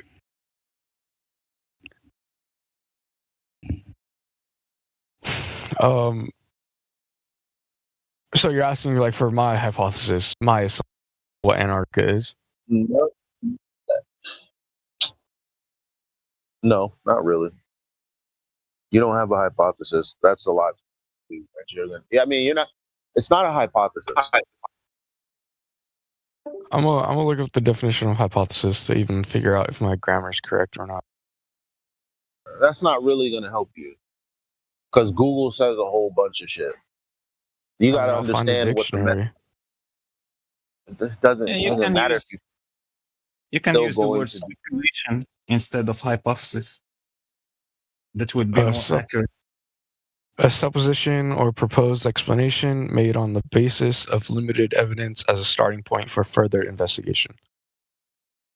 That's like the same So way what I was limited? saying.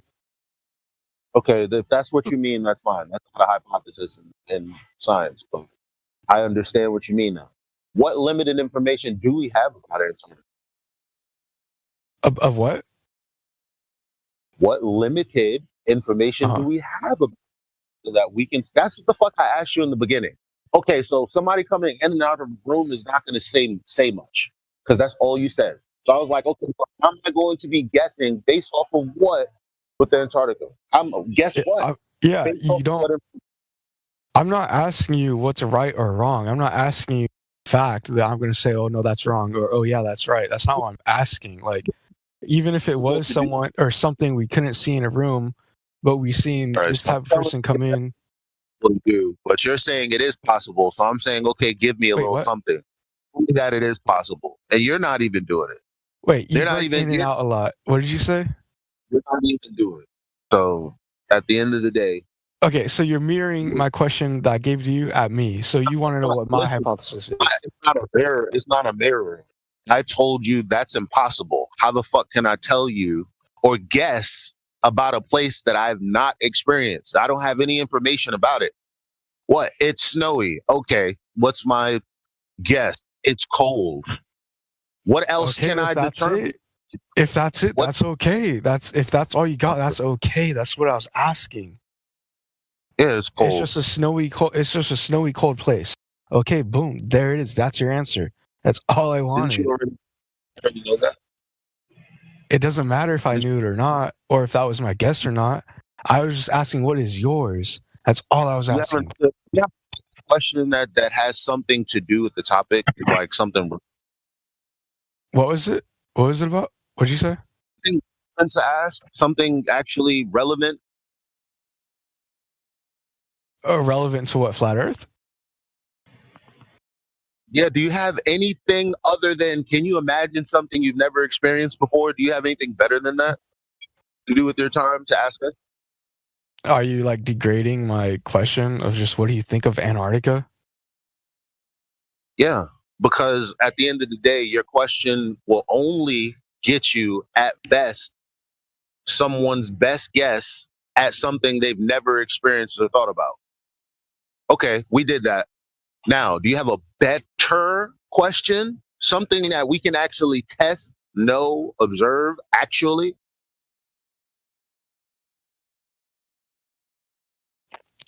I feel like you're like coming at me negatively or something like the whole time.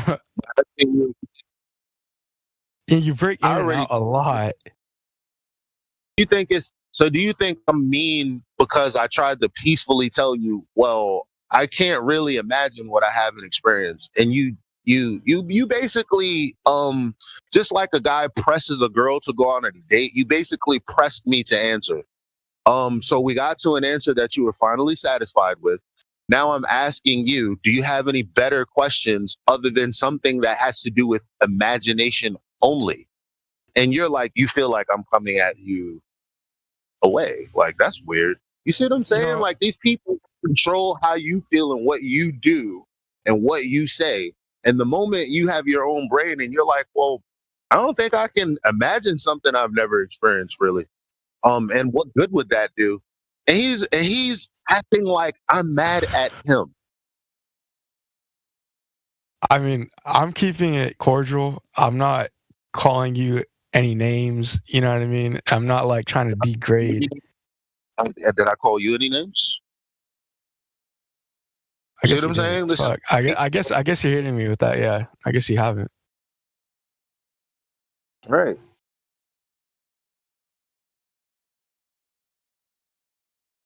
But I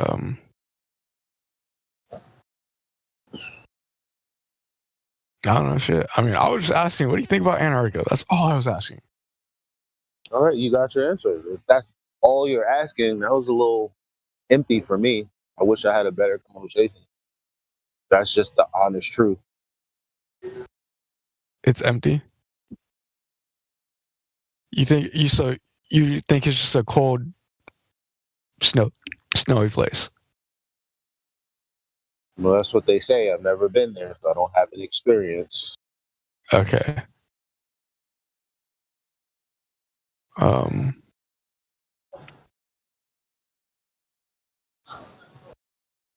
So if things are like released on the news saying like Antarctica is really like one big ice wall and we don't know what's at the South Pole since it's also like hidden from Google Earth and stuff like that, like we can't really see the exact center of the South Pole, and it's released on the news saying like it is an ice wall and there's something else out there that is being hidden from us, would you believe that, or would you say like I haven't been there so I just don't know? I don't appeal to authority, especially in matters that can be known. If I had a thought that I don't know, Brooklyn didn't exist, and I live in Queens, I just go there. I wouldn't sit there, watch the news, do nothing, and then use my brain to give it any credence. No, I wouldn't do that. Not me.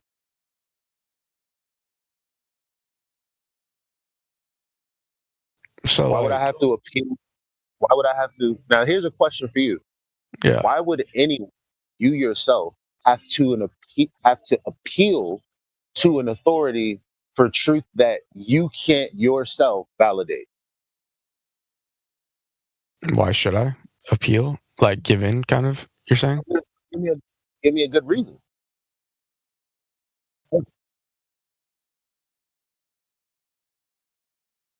I mean, and keep in mind, governments lie, and that's not even. I know that. I know that. So that's not even in question. That doesn't even have to do with flat Earth. That just has to do with in general. So now I'm asking you again, why?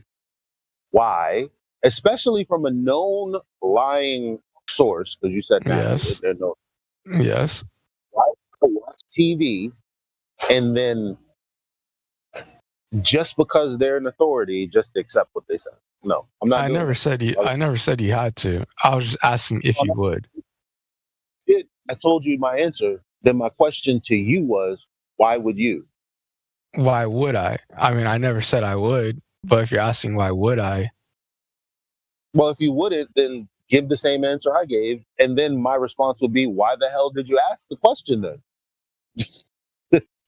I just wanted to see where your mind was. What I just wanted to get to know the person I'm talking to. Yeah, I don't appeal to authority. I kind of try not to commit any fallacies. You know what fallacies a glober must commit in order to believe in a globe? Huh. Begging the question, affirming the consequence, and reification. They'll never, ever, ever give you any tidbit of information about the globe without those fallacies. Ever. I don't have to commit those fallacies talking about flat Earth. What were the fallacies? I'm sorry if I have you repeat. It's just you break in and out. Begging the question, affirming the consequence, and reification.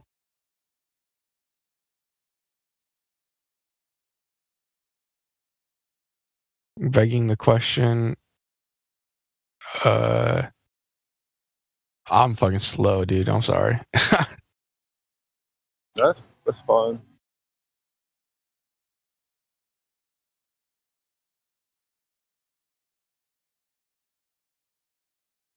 They got a YouTube of Star Trek Mr. Spock. He goes over all of the logical fallacies. It blows my mind that the people don't actually work out with the tools that'll actually help them. Like there's so much poverty, but people don't actually read the books and put into practice the things that would make you financially stable. Yeah. They don't. I mean, people don't do shit, to be honest. A lot of the time, it's sad. You know what's worse? A person who knows what to do and still doesn't do it. I'm one of the laziest people I know. Yeah.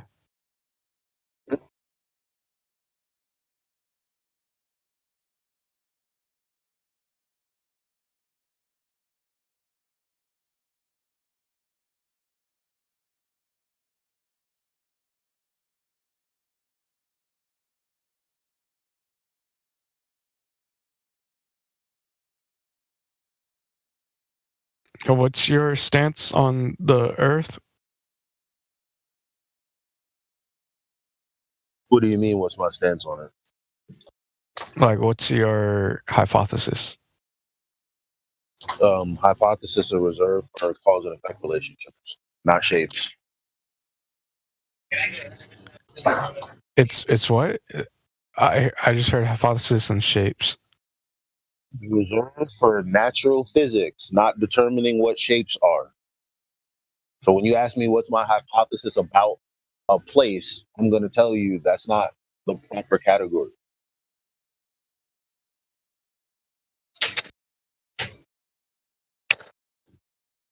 Oh, fuck. So just ask it in a better way. Drop the hypothesis word. Stop trying to sound. Huh? Looking for this, but in 24. You break in and out a lot.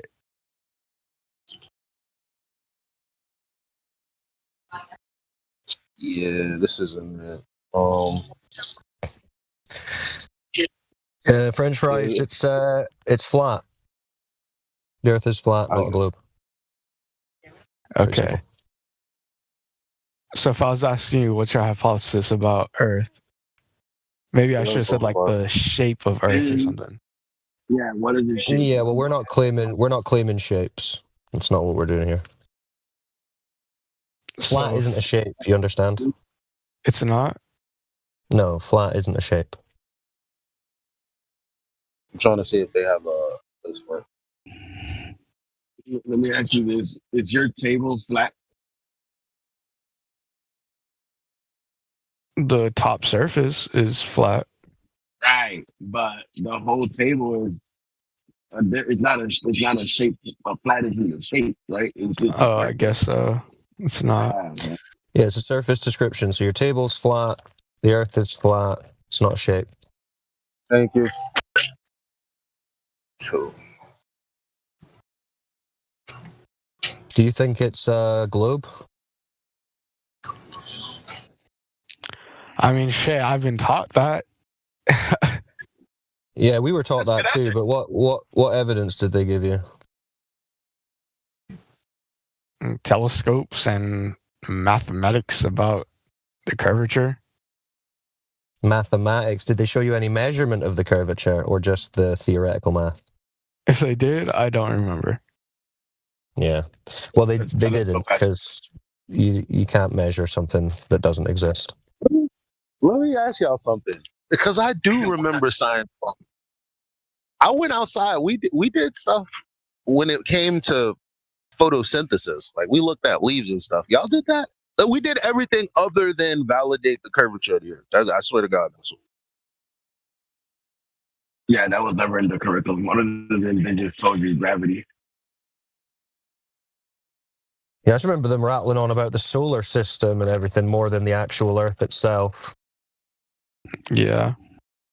And you brought in telescopes. And does the telescope like go out and come back in to show you the whole thing of Earth, or the telescope just shows you what the sky and the stars are, or what you can see from it? Yeah, they're pretty much telling you that. Yeah, they're trying to make people think that if there are balls of light or whatever in the sky, then you can assume that the ground is a ball. When in reality, you can't even confirm that the lights in the sky are balls, to then beg the question that the ground must be a ball. It's kind of crazy. Think about it. Do you believe that the North Pole is like open to public and it's just a flat kind of? What do you mean? The North Pole is supposedly not open to the public. You can't go It's 60 not? degrees. You can't go 60 degrees south, nor can you get 500 miles within the north. Really? Google it. Google it. You know. That's crazy. Yeah, there's a bunch of restrictions on your travel. You can't just go wherever you want, especially north and south. We're pretty much stuck in the middle of things, it seems.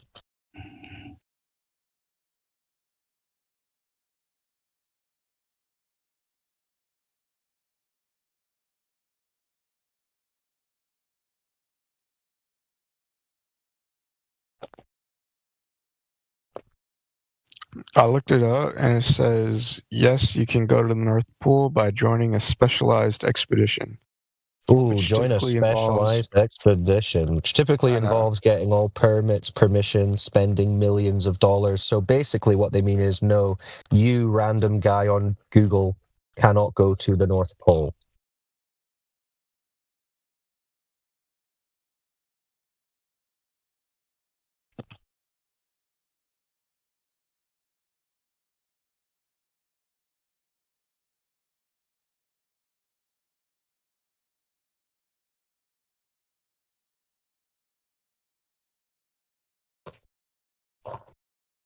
So if I mean, wanted that wouldn't to go tell to you the the North Earth's a Pole, globe either. I mean, that wouldn't tell you the Earth's a globe either way, regardless. if you were able to go to the North Pole and you're able to go to the South Pole, and you did, still wouldn't tell you the Earth's a globe. It wouldn't? No. Because the Earth still measures flat, not curved. For it to be a ball, what you really need is curvature, not poles. Because the poles, I mean, you can assume it's a globe with that, but it doesn't have to be. And for it to actually be a ball, it does necessitate curvature, which we don't have.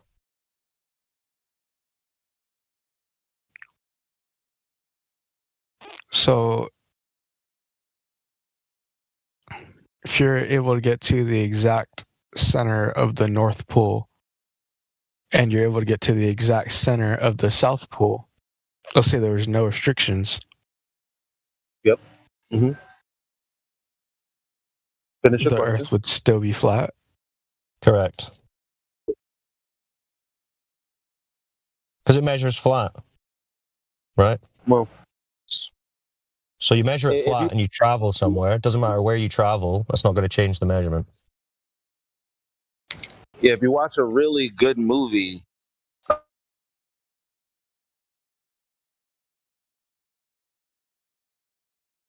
Is it just me breaking up or is it him? No, Elijah, you broke up there. I don't know if you finished off what you were saying.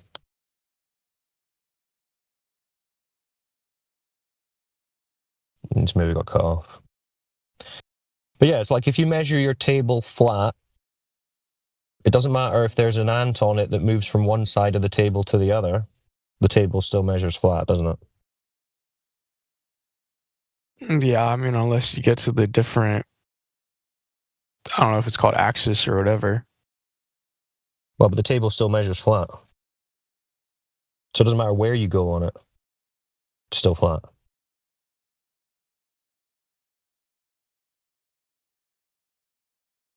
I mean, people try similar arguments for like the sun in the sky and the stars. They'll say, oh, well, if the stars are doing this, then it must be a globe. But then we remind them, no, because it still measures flat. So whatever the stars are doing, whatever the sun is doing, whatever the moon is doing, it's doing it above a flat Earth.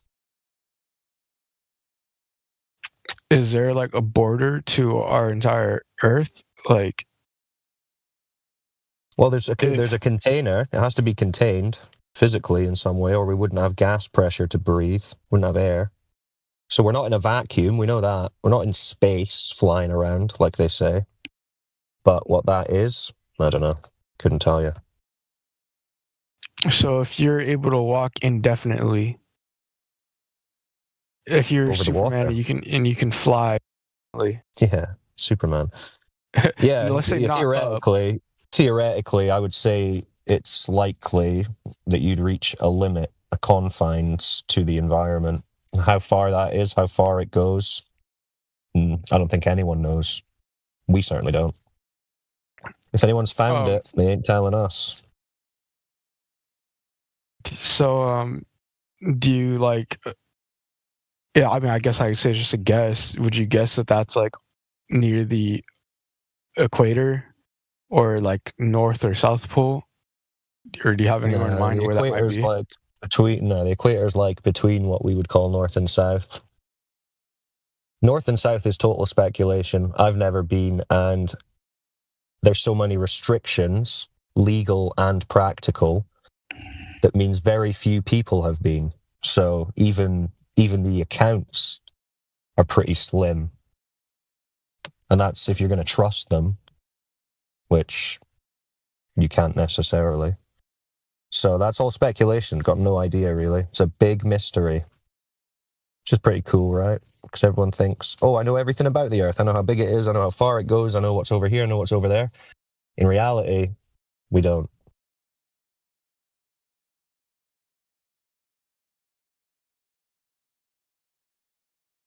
I mean, you pretty much just know where you've been. That's really all you can reliably say. And obviously places that loads of people go to and get documented very heavily. You can have a pretty good idea about those places, but that's really it. I mean, I never left California, so, I could be living in a Truman Show. Well, you might be closer than you think. Why do you think the Truman Show is called the Truman Show? The Truman Show. True man. That's kind of our situation. Yeah. We're in a contained system. Not that we're on TV being streamed to someone necessarily, but the idea that we're in a created environment and that we're contained and restricted. Hello. Pretty much it.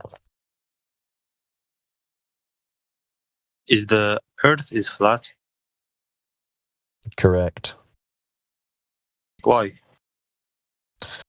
I don't know. You'd have to ask whoever made it that way. Okay. But actually, it measures is it flat, important? so... Actually, is it important to know if it's flat or not? I would say so. I would say it's important to know. If you believe you live on a giant spinning ball in a vacuum, I would say it's important to know whether or not that's true. If you're going to base your whole worldview on that. let me ask you a question beyond that. If people you love or you knew, your people were being oppressed, that was the truth. Do you think the people being oppressed knowing the truth would be important or irrelevant? I don't know. Because we have examples in Hollywood, we have examples in sports, we have examples in entertainment. It's like, musicians, when they talk about being blackballed, when they talk about, their words being strawman and not having a platform to speak the truth, like that's what's happening here. I understand you. Yeah, we're interested in what's true here. So we're talking about what's true, and we all understand the value of that. But If I have a you, question. maybe it'll take you time to figure out why truth is valuable, but rest assured it is. I have a question. Like, why they want to hide that the Earth is flat? Well, we could speculate on that. We're not them, but there's a bunch of different potential motives. I mean, they take a lot of money for it. NASA get $80 million a day just for pumping out Photoshop cartoons of a globe Earth. So would some people lie for a chunk of $80 million a day? Sure, I'd say they would. But in my view, the bigger reason is that they don't want people to know that we're in a created environment and that there's obviously a creator of this place, and therefore maybe the creator's rules. Because they want you thinking that like Donald Trump and Joe Biden are the ultimate authority on Earth, But I think what they're trying to do is basically hide a higher authority who created the place. Whether or not it's flat or globe, I still think there's a creator.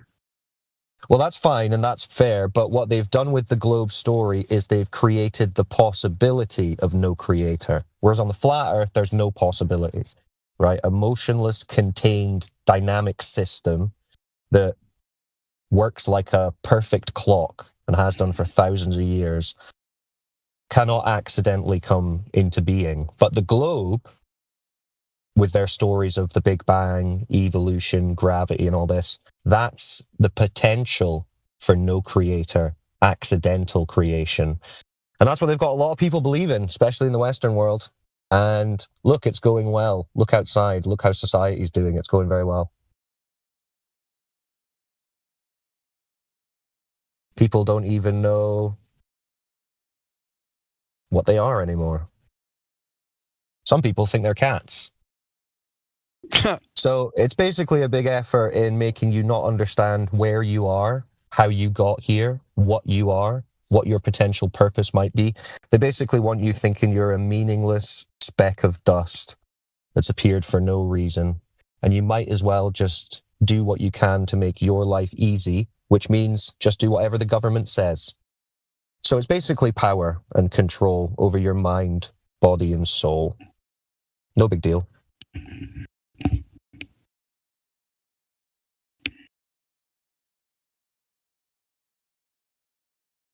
Does that answer your question? Yeah. All right, sweet. I looked up costs to go to the poles.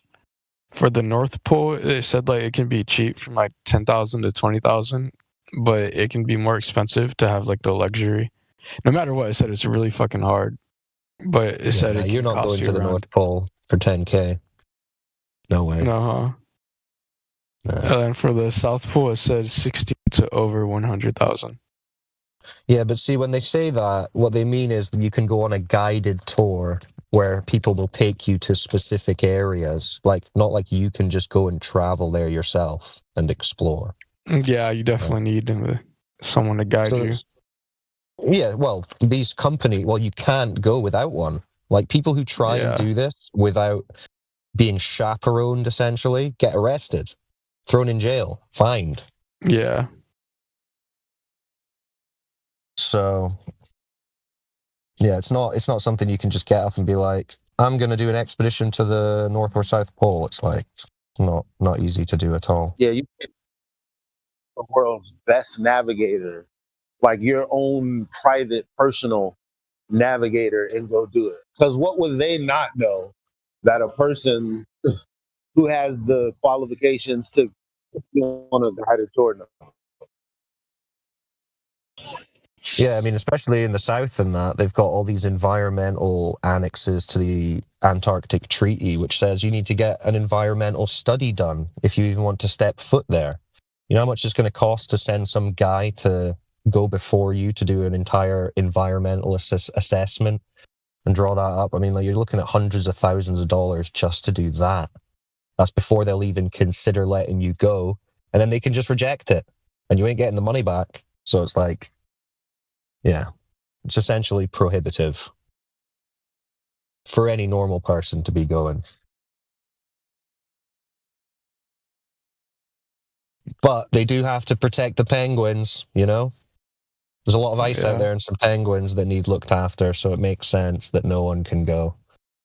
Gotta save those penguins. I mean, the Russians, the Chinese, they all agree, you know, how famous the Russians and the Chinese are for their care for animal welfare. Yeah, they really love the penguins too.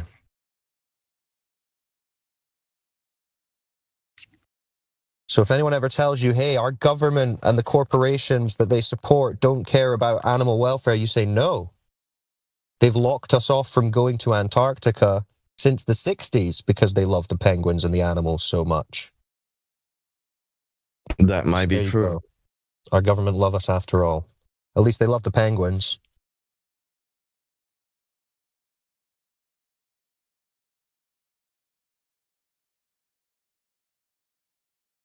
They love them so much that if you go unauthorized in some kind of ship, they'll threaten to blow you up with a Navy ship if there's one near enough by. They'll say, listen, sir, we love these penguins so much that if you don't turn around right now, we are literally going to wipe you out with a missile. That's how much they love the penguins. Can you believe it? I never knew that the US government loved the penguins that much until I got into Flat Earth.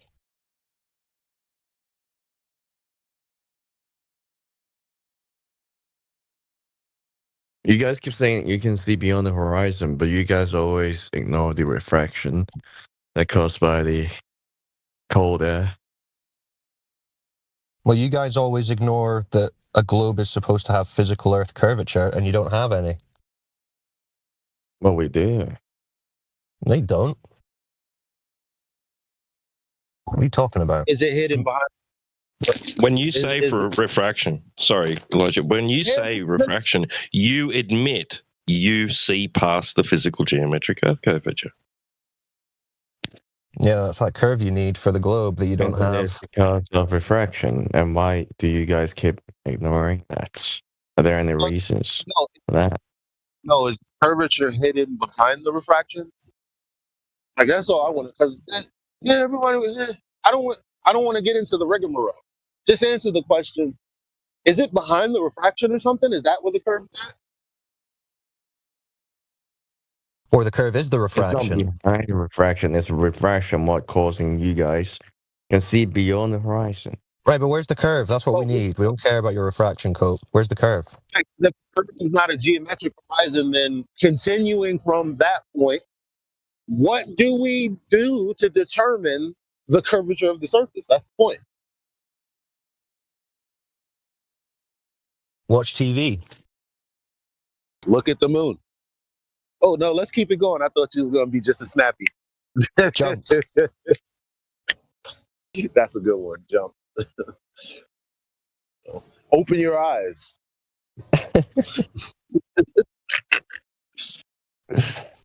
Come on, guy. What do we do for the curve? Where's the curve? Why are you guys laughing when you say open your eyes? Are you trying to say something? Yeah, because there's no curve. Oh, okay. Like, why would you come in here on refraction without even having curvature considered? Like, you can't just jump to refraction. That's just a cope about why there isn't any curve. You need to get substantiating some curve. So we've given you a number of options that the Globers normally like to go for curve. You can look at the moon. You can jump. You could, open your eyes, like Elijah said. Which one do you go for to prove the curve?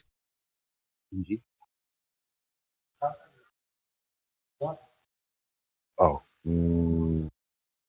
north. What? That's it. I don't know. It's mumbling. I'm trying to go on mute. It's not letting me.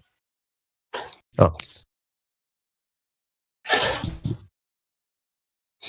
So who was the guy who was talking about refraction? Is he still here? Did he leave? Yeah, I'm still here.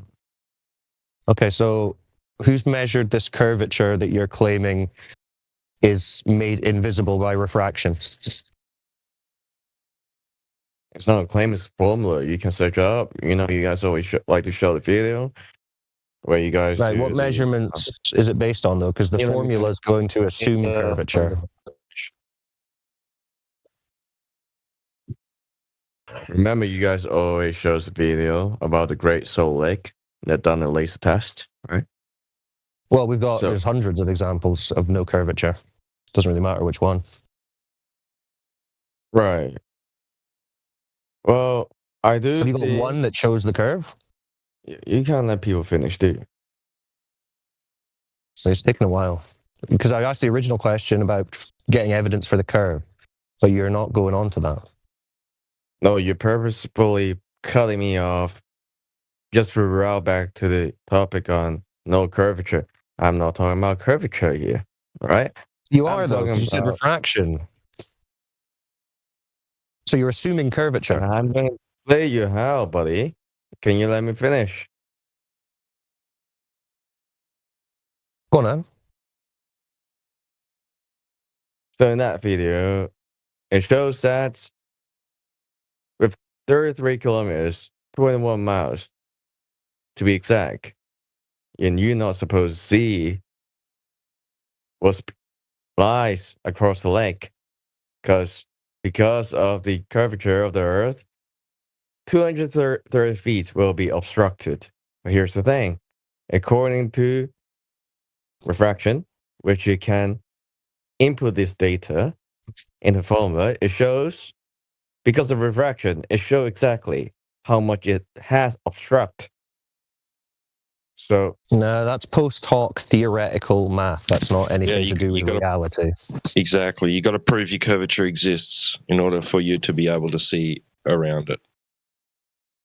Yeah, because this is what the Globers are doing. Like, it doesn't matter what distance is seen. They're not putting a formula out beforehand. They're just doing a formula afterwards and saying, this is how much refraction would need to be present for us to see this distance. Therefore, that's what's happening. That's totally fallacious. It's not logical. It's not scientific. It's not empirical. It's fantasy cope. So we're not really looking for fantasy cope here. We're looking for measurements and proof. Yep. No excuses. Come on. So, got any of that?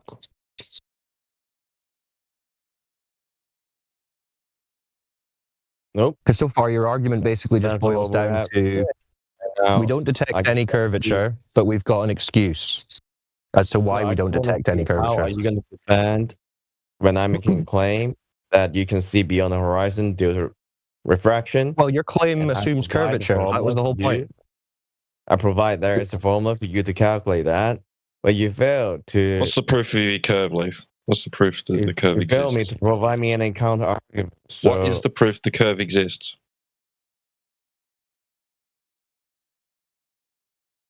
Okay, so you said you've got no curvature. We already know that.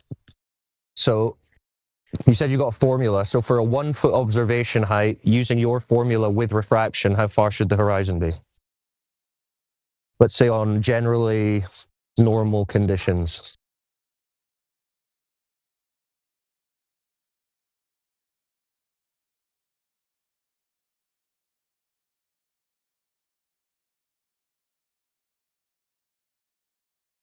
What's your formula?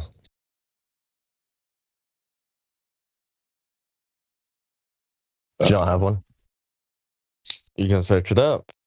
Someone gave us. I It's pressed your somebody arguments. the other day for it, Cyclone. They gave us 12.4 miles times the square root of the observer's height in feet. Well, we shot that down with the observation from Canada. Yeah, it didn't matter. 3 inches above the water. Canada shot across the lake. Yeah, you see way well beyond that. Yeah, this is why they won't. This is why they refuse or try not to desperately put any actual hard numbers or claims to the claim, because they know it'll just be debunked instantly. So they have to keep it super vague.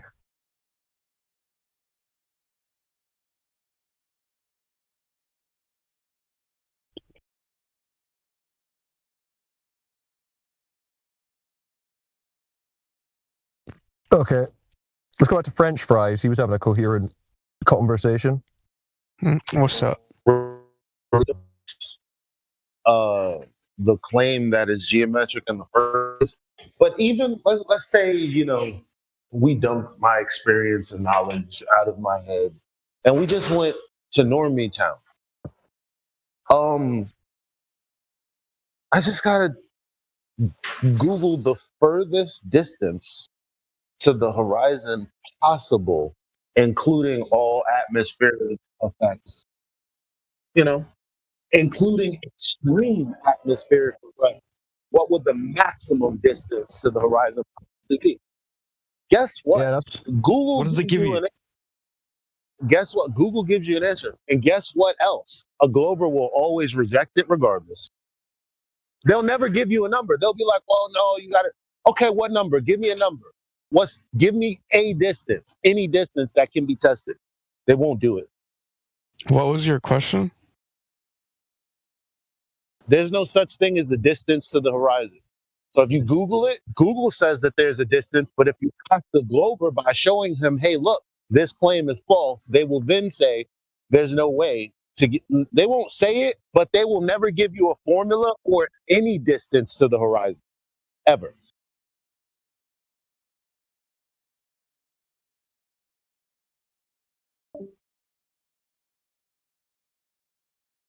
Yeah. Can't do it. So there's no curve, so there's no globe, so there's no globe in space. It's all a fantasy. And your claim's unfalsifiable. So I don't even like telling them that, because to them that means good, great, and it's definitely a globe. Yeah. Well, it actually so is it's flat or falsifiable. not? Yeah, it's flat. No, Just like you observe. When you go to the beach and you see the horizon, flat horizon. No spinning ground. You're not spinning around in a ball, flying through a vacuum of space. It's just a flat, motionless Earth, like we all experience. What you see is what you get. Crazy. Whoa, you crazy flat earthers. How dare you say we can trust our senses and what every human being has always experienced about Earth? Haven't you seen the space cartoons?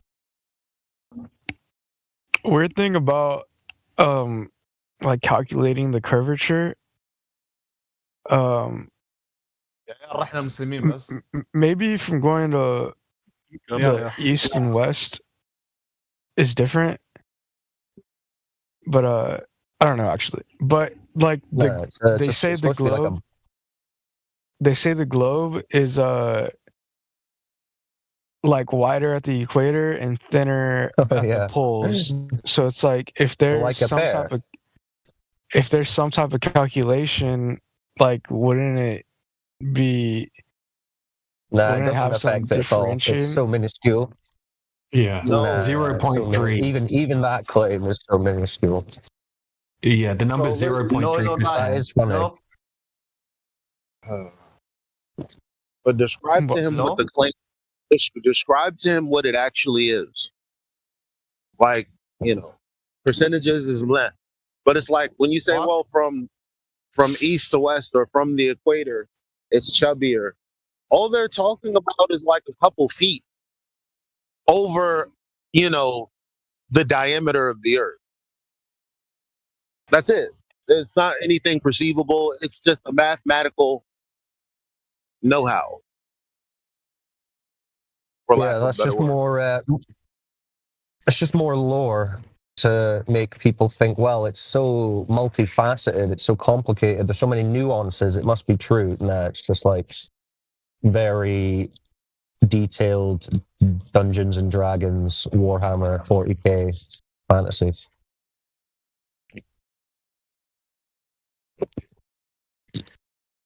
But no, it's I mean you can type into Google curvature calculator or distance to horizon calculator. All the numbers for the globe are well established. Like they're not really up for debate. And then we go and test those numbers in reality using long distance observation, laser tests, all this kind of stuff. And it's not there. The curvature does not make itself detectable in any way and never has been in all of human history. It's never been detected.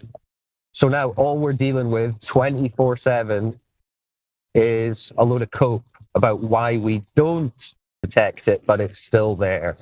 That's literally all the globe arguments now.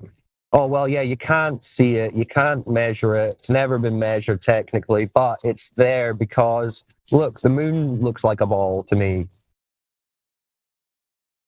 That kind of shit.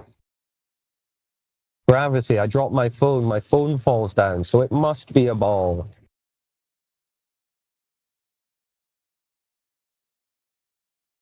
It's a good way to learn about all the logical fallacies, actually, because you can pretty much go through all the logical fallacies and you can match them up to what the globe argument is, because they're all logical fallacies.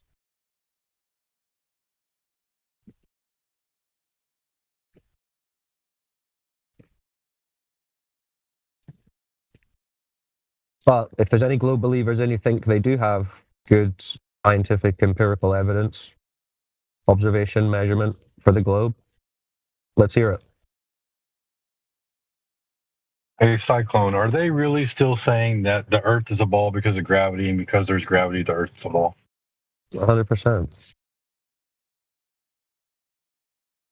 What do you think about that? I think that's silly. I think that's Why? silly. You have to prove Why? one thing in order for anything else to happen. Like, well, because calculations are a real thing, but you have to have at least one measurement. Well, speaking specifically to the gravity thing, though, the way they've got people confused about it is technically what we're talking about when we're saying gravity is that we observe an object to fall to the ground. Well, that's generally what people mean. But then they've built up a story around this phenomena where they say the thing is falling to the ground because the Earth is a giant ball and everything's being pulled into its center. Whereas in reality, you just have the observation of the thing falling to the ground on a flat surface, as far as you can tell. So you need to separate the observation of the phenomena, which can be generally explained through relative density, Archimedes' principle, specific gravity, which is just objects ordering themselves higher or lower, raising or lowering in the medium that they're in, based on their density relative to that medium. So if they're more dense than the medium they're in, they'll go to the ground, go down. If they're less dense, they'll go up. That's what's observed. And what about this, Cyclone? Like not to get way off into the weeds, but they say, and this is going to be a bad example, but bear with me. So they say mass attracts mass, right? And then there are observations that seem to show like a dynamic that's occurring there. But that doesn't mean that necessarily that the Earth's a ball. The Earth could be a cube, it could be a pyramid, it could be anything. And a pyramid and a cube, they all have flat surfaces. So again, you still have to prove the curvature in order to get your sphere. I'm confused on like if the world is flat, but if you had access to the South Pole and you had access to the North Pole, and we have access to the equator,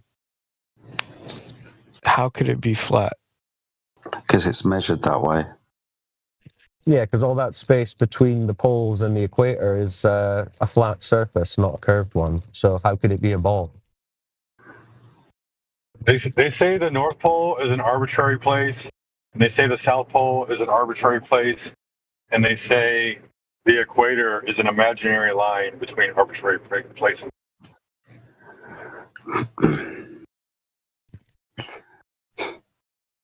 Yeah, I think you're confused because you're still thinking about the Earth in the way that you were educated to think about it, which is that they make you think about it from like a conceptual God's eye view of like the whole thing at once, right? You're trying to think about the Earth in that way. But if you want to actually understand the reality of the Earth, you need to think about it from a perspective of reality, which is what can be observed, what can be measured, what can be tested in practical reality, right? Don't be trying to work it out from this concept of a 3D model in your head, right? That's how you stay in fantasy land. You need to go with the Even if I'm perspective you looking at have it, from there. even if I'm imagining it in a flat, if I'm not even, because I wasn't even imagining it in 3D when I was asking that question. Like, are you supposing that it's like a circular flat land or something? Well, we're not really supposing any shape, no. We're not claiming a shape, we're just talking about the surface. So if it's all flat, but you're able to travel everywhere on it. How do you know you're able to travel everywhere on it, though? Yeah, see, this is where you're getting into the conceptual, like I was saying. So if you can go to the North Pole, you can go to the South Pole. So do you believe that the equator, like everyone has already been around the equator? Do you believe them when they said that they had been to the equator? What's an equator? The equator is the very center area between North and South. Okay, what are North and South?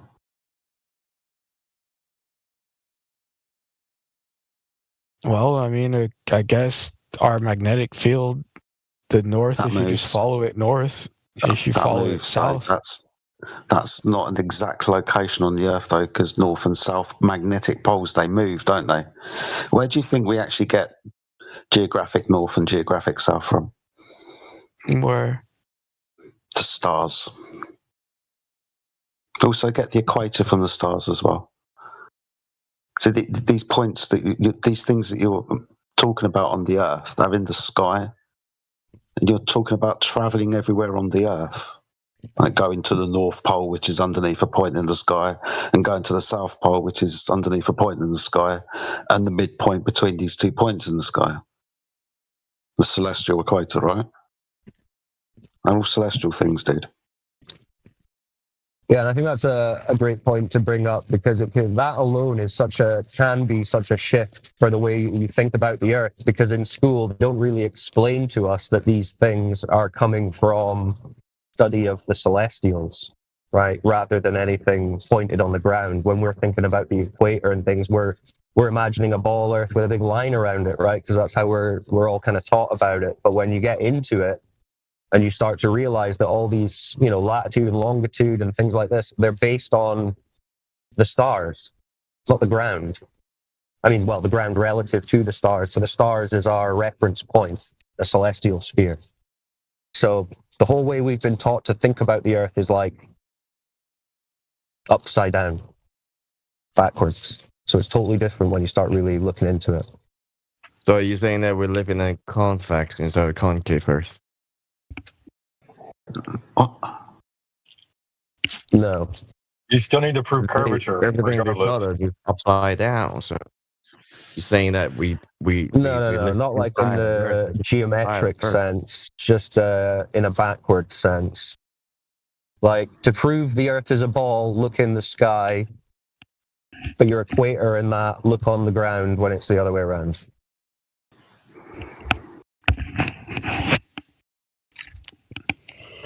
But anyway, that's a bit higher level. If you're new to this, you should really just be focusing on curvature, motion, and space. Well, I know that you guys just keep ignoring about refraction and fail to provide like a justification for that. No, remember, Lee, you tapped out. No, he tapped out because we asked him for his equation that he said he has to explain why there's no curvature. Because we were pointing out that there's no curvature of the Earth, and Leaf said, "Oh, but I have an equation that explains why there's no curvature, which says there is curvature." Yeah, well, you couldn't define what that is, and then when we asked you what your formula was for it, you just went silent. So don't start again. No, I meant unless you got that because formula. you can search it up in the internet. It's not that hard to search up the formula of refraction. Okay. Well, then you should be able to tell us, shouldn't you? So what is it? You can search it up by yourself. Yeah, exactly. Shut up. Oh my Put god. yourself on mute. Yeah, put yourself on mute. He's just trying to get in the way of a potential conversation with his weak coping. Will melt. But you basically just keep denying. Hey, leave. Bye. Wow, I can actually just straight up disconnect folk. That's ace.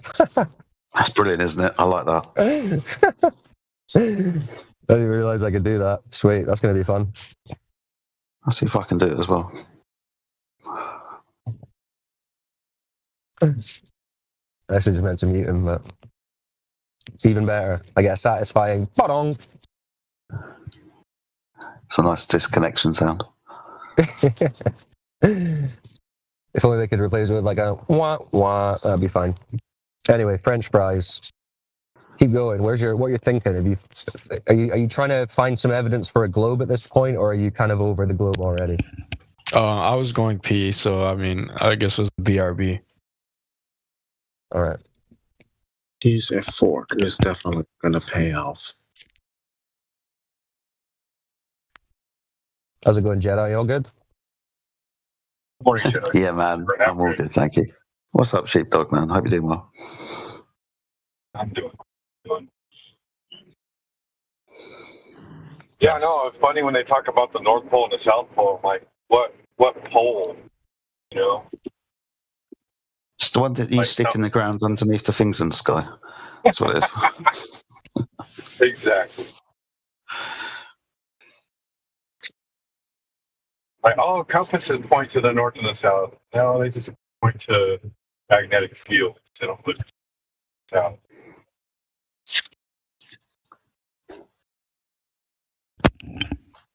Well, what do you mean they point to the North Pole? Yeah, when they're pointing to the North Pole, except for when they have magnetic declination to some weird arbitrary other North Pole in the southern hemisphere, but like in the middle of the ocean.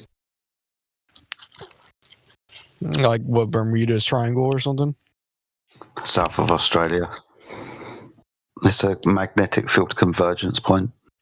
Really? Yeah, it's off of the west coast of Australia.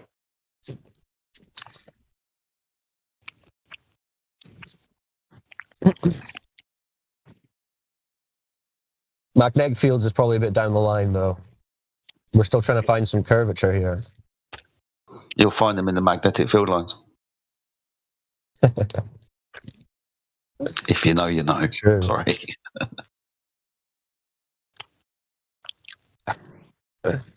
So what are you thinking, French fries? Where you at? I just looked up.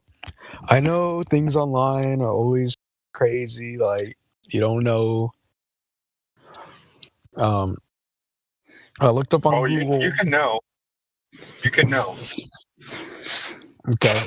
I looked up on Google equation for Earth curvature.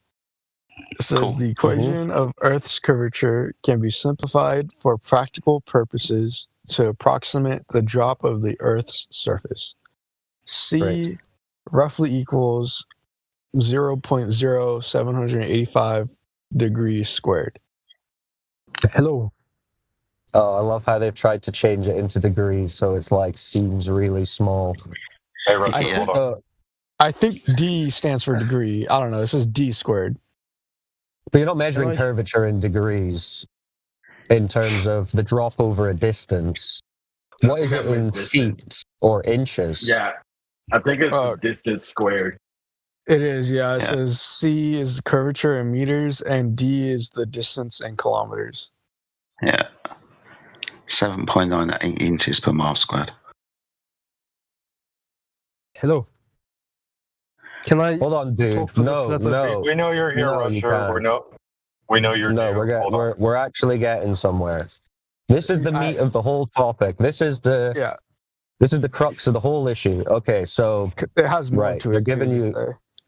giving you a curve formula. They say it's about 8 inches per mile squared. So over 10 miles, how much curvature do you think there should be over 10 miles according to the globe theory?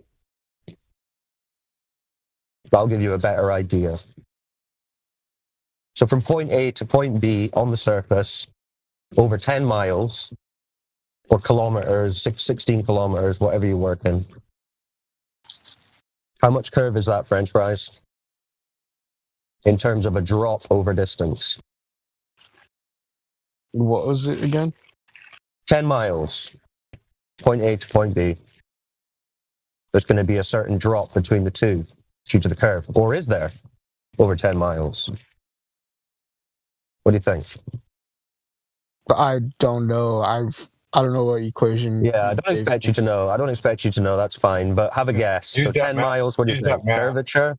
Well, before we go to the math, just have a guess, because this will be a good way for you to gauge, have I been prepared adequately in life to just kind of roughly know what this globe is that they're claiming that I live on? So 10 miles, what do you think? A centimeter, 10 centimeters, a meter, 10 meters, less, more? 10 miles, what do you think? I don't really know. I mean, Yeah, just have a guess. That's why. It's called a guess. Let's say we've got a 10-mile lake. Yeah, let's say we've got a 10-mile lake, and you're on one side, and your friend is on the other side of this 10-mile lake. How many feet of drop is there going to be between you and your? I don't know. Is there going to be any drop? I don't know, and my guess would be just have no evidence or anything. It'd just be a straight up whimsical guess. Yeah, we like So would you whimsical say there's guesses. Let's hear it. 0, 50 feet, 100 feet. Like, just take a guess, man. 1 foot. 1 foot. Okay, that's a fair If it guess. was on a completely flat land, like absolutely flat. Well, it's on a lake. It's over a lake, so you don't have to worry about elevation changes. It's just water. If it was still water and had no current Still water. in it, Yeah. A lake. then I don't Just a know, still 1 lake. foot. 6 1 inches. foot. Okay. 6 inches. Okay, so half a foot to a foot. Okay, well, actually, what the globe model is saying is that there should be over 66 feet of drop. Like a 6-story building. Right? What? Yeah, what? Yeah. Exactly. What the fuck? And over 20 miles, how much do you think it says over 20 miles? 140 feet? It's more like 250 or something. What? Yeah, because it's exponential as a curve. It's getting more curvy as you go. But so you can look this up. Just go on to like Google curve calculator. I'm sure in the side chat people can post the curve table for like over 1 mile it's this, 5 miles it's this, 10 miles it's this. And you should learn that because that's how you're going to figure out if this whole thing is just a theoretical mathematical religion, which it is. So if you're on one side of a 10-mile lake and your friend is on the other side of that 10-mile lake, you're just standing on the shore, so you're both, say, 5-6 feet. If you took out a pair of binoculars, would you be able to see your friend on the other side?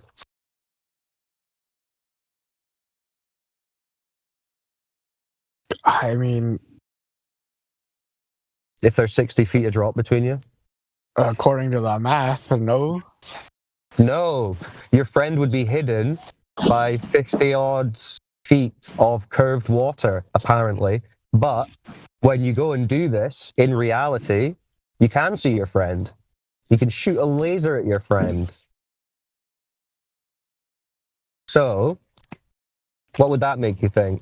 If you went down, then you could shoot your friend in the face with a laser from there. Disprove the equation? Well, yeah, strictly speaking, it would mean that there is no curvature obstruction as defined by the globe Earth and its math. That's strictly what that means. So that 10-mile lake isn't curved. Now, you could say, oh, well, maybe they're just wrong about the size and it's much bigger. But then that ruins the whole story and the entire thing anyway, because everything is based on the specific radius value, around 4,000 miles.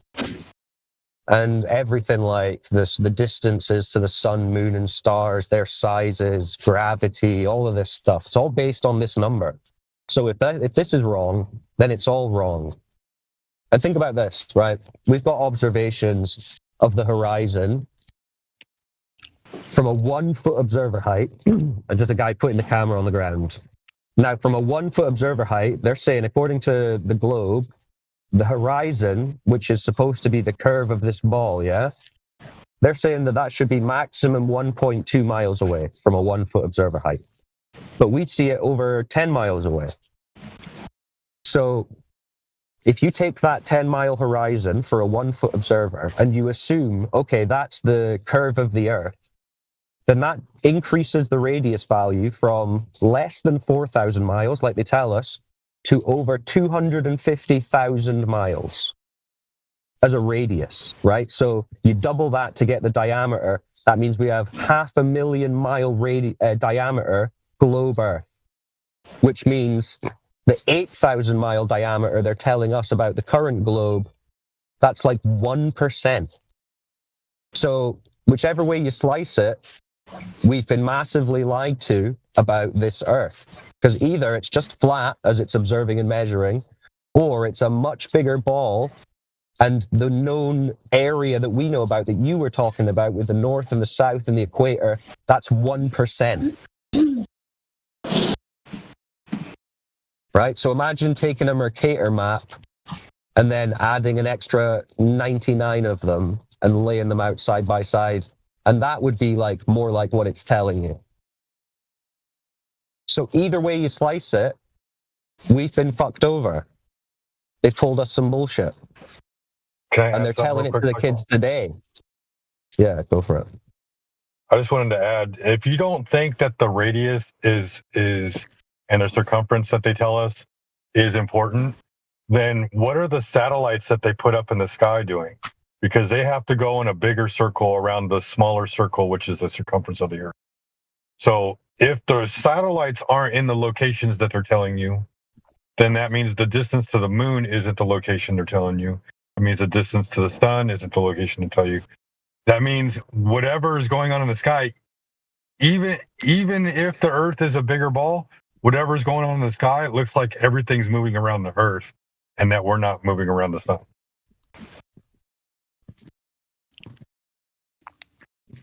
I just said a lot. We just said a lot to you there, French fries. Why don't you take a minute to digest it and give us your thoughts?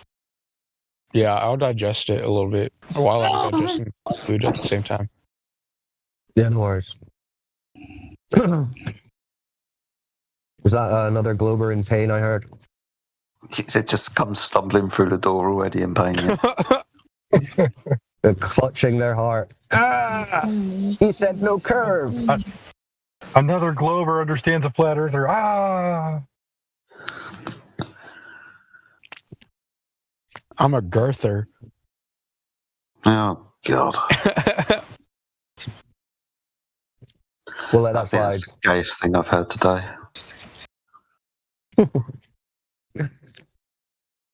All right, well, floor is open. Other new people, if you want questions or you want to keep going. I'm a flober. That's not even a word. We're getting creative. That's all right. I'm glad you're having fun with it. A lot of people freak out when they realize they've been lied to about the spinning space ball.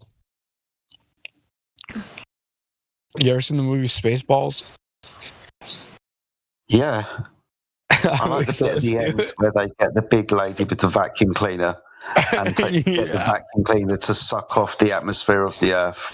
Because, vacuums suck. It's brilliant. Just in that one Yeah, see, now understanding destroys the idea that there's a vacuum of space out there, because it was satire, right? Spaceballs, and they took a vacuum cleaner and they broke the container around the Earth to suck all the gas out.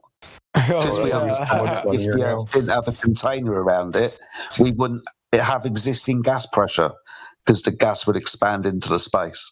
Yeah, I love Spaceballs. Shut the container. Destroys Shut the the idea we're in container. a vacuum. Yeah, see, that's No, another cool no, thing back you on can the start mountain. to notice is all in pop culture. This whole idea, this whole debate is still very much alive in pop culture, and it's referenced quite a lot. But you don't really think about it when you're just believing in the globe. So yeah, the globe in space is a joke.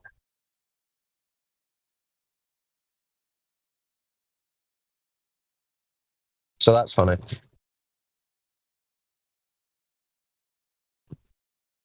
But does anyone have any proof of the globe? That's important.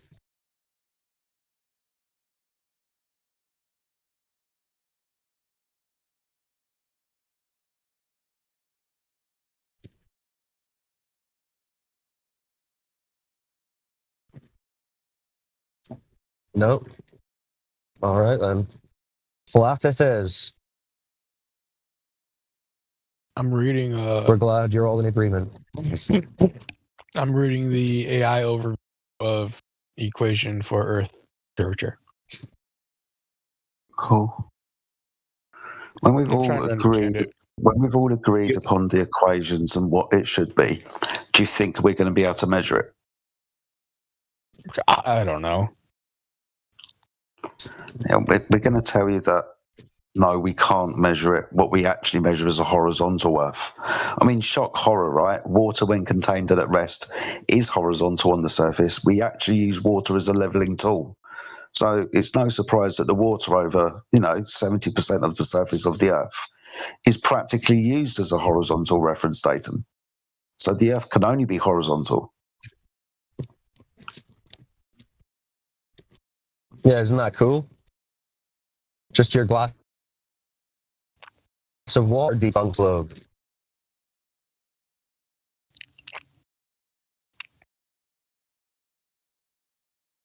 I don't know if you're eating or whatever, dude, but you really gotta not be eating into your mic. That's too much. Oh shit! I'm sorry. That's real globe behavior. Yeah, that's.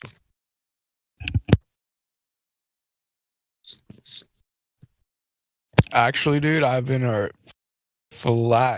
flatter this whole time, dude. I'm just like disguising. You're playing your best clueless glober.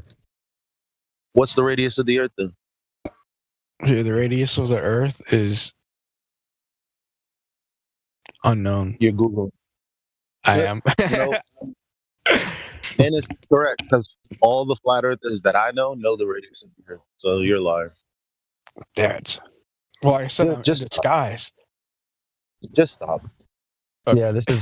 Yeah, that's how we. A lot of globers do try and pretend to be flat earthers, though, because they realize they can't actually argue for the globe, so they just say, "I'm a flat earther." But then we ask basic questions about the globe, and they don't know it. So we know they're globers, because really, only the globers don't know the basics about the globe. How can you know something without knowing something? Well, how can I know the Earth is flat if I don't know what the globe is? Well, the answer is you can, because the globe has nothing to do with flat Earth. But I'm saying all of the presuppositions I had looking onto the Earth and upon the Earth, I'd be like, I experience it as not moving, but in my mind, I know I'm moving. That is nonsensical. Nonsense means there is not one of your five senses you can detect the truthfulness of what someone is saying. Because they say something in reality is happening. You can't smell, touch, taste. You can't in any way observe with any of your five senses the claim. That's what nonsense is. Not when someone's talking bullshit. Because at the pit of that, what nonsense means is what you're saying has no tether to reality. Yeah, this is why they don't even know if they have hands. That's what I'm saying. Like, dudes, physicist said, or PhD said, prove you have hands. He said that to the flat earther. And then Miggy said, I can walk up to you, I can put my hand on your shoulder, I can shove you. And he said, that's not a demonstration. Should have slapped him. Dumb bitch. That's that I said, so I said exactly that. I said, so if I slap the shit out of a bitch ass dude, not not I'm not saying that. If I slap some dude, like, is that not a demonstration that I have slapped him with my hands? So just like all due respect, just like you tried to do, you think that PhDs are more equipped because they spent tens of thousands of dollars for school? No, they do the same tactics you do, and they don't have an answer to a question because that's what they were taught to do. Are you talking to me? Yeah. Yes. But the point is salient to the wider audience as well. And this is one of the amazing things about Flat Earth. It's really exposing this notion that everyone who spends tens of thousands of dollars to avoid getting a real job isn't necessarily a genius or even an intellectual. Like these guys, these PhDs that we're talking to are like basement dwelling autists with like no connection to the real world. They can't even have an adult conversation. They speak like they are typing on 4chan. It's crazy.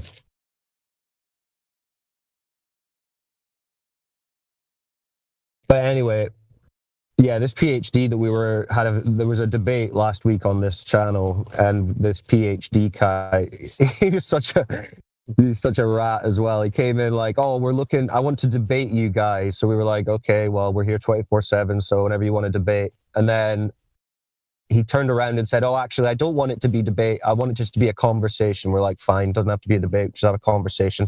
And then he goes and puts it on his YouTube and calls it a debate. Like titles it Flat Earth, Globe Earth Debate. It's like, dude, you just pussied out of the debate before it even started. And then he spent 3 hours not providing one evidence or even a claim about the globe and just saying that he doesn't know if he's hands. It was insane. But anyway, that won't mean much to you at this stage. I was going to ask you, French fries, if you're still there. Have you ever considered about the motion? I mean, we've spoken about the curvature. There's no curvature. What about the motion? You know, they tell you that the ground, you're on a big spinning ball. It's not just a ball, it's spinning around. Oh, yeah. You ever thought about that? How?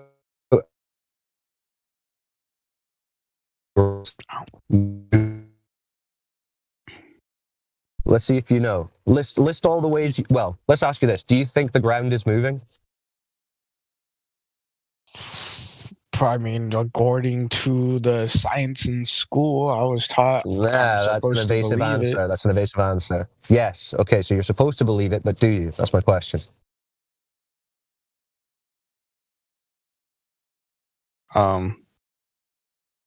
Shit. I mean, I guess. I don't know. Fuck. All right. Well, if you think you believe it, do you think you understand what they're claiming in terms of how is it moving? How fast is it moving?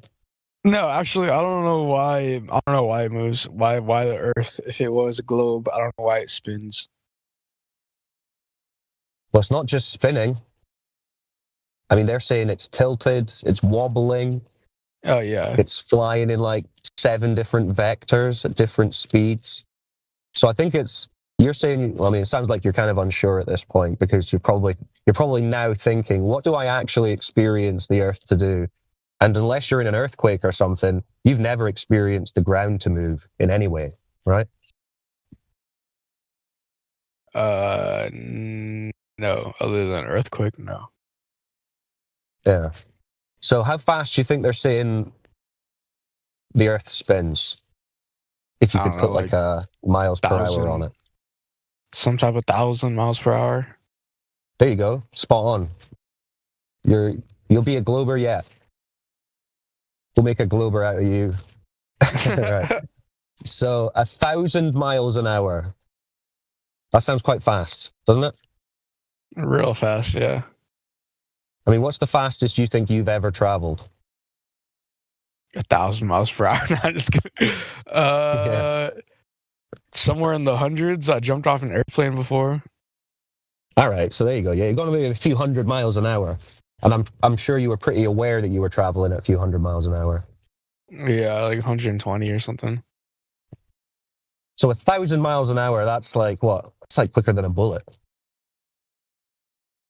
So they're saying the ground is moving at that speed, and yet you have no detection of it. And that's the slowest speed they claim.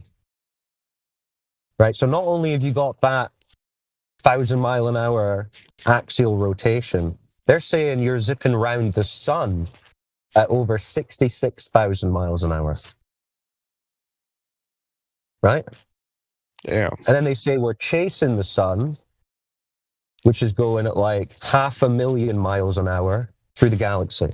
And those are in like different vectors, right? Not all in, they're like different vectors, incomprehensible speeds.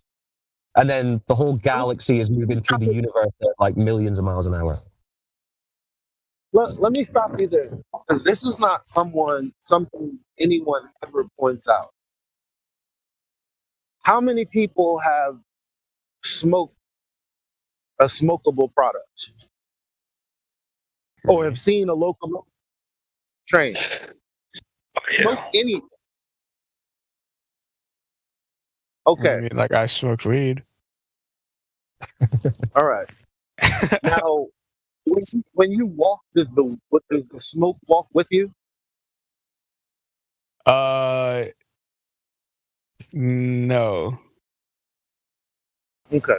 So, if the ball that we live on is an object and it's moving, and there's air all around this ball, don't you think we would experience differences in the air between the front of the movement and the back of the movement? Because if you think about gravity, that does, how would that address my question? I mean, with my it'd be own like mind, a tail of the atmosphere, like a tail from like a But you'd be comet able has to like a tail on it. you'd be able to measure a difference between the front of the path and the back of the path, at least. With is the air stuck to the globe like Velcro? Because I mean, it can pull, but it can't push and pull to the point that it keeps gas around the ball. If it's going in a direction, it can't both push and pull at the same time.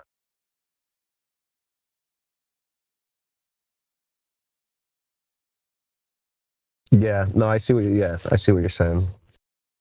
Because traveling in, yeah. It's just an object. Just think about an object. Just throw a ball through smoke. Just think about this. Or you could think about a comet if you want, with a tail behind it.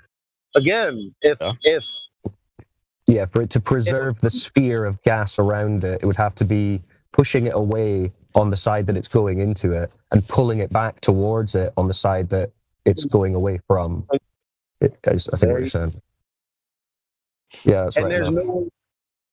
there's no way around thinking that. I don't know how the gas, our atmosphere, reacts like the farther you go from the surface of the Earth.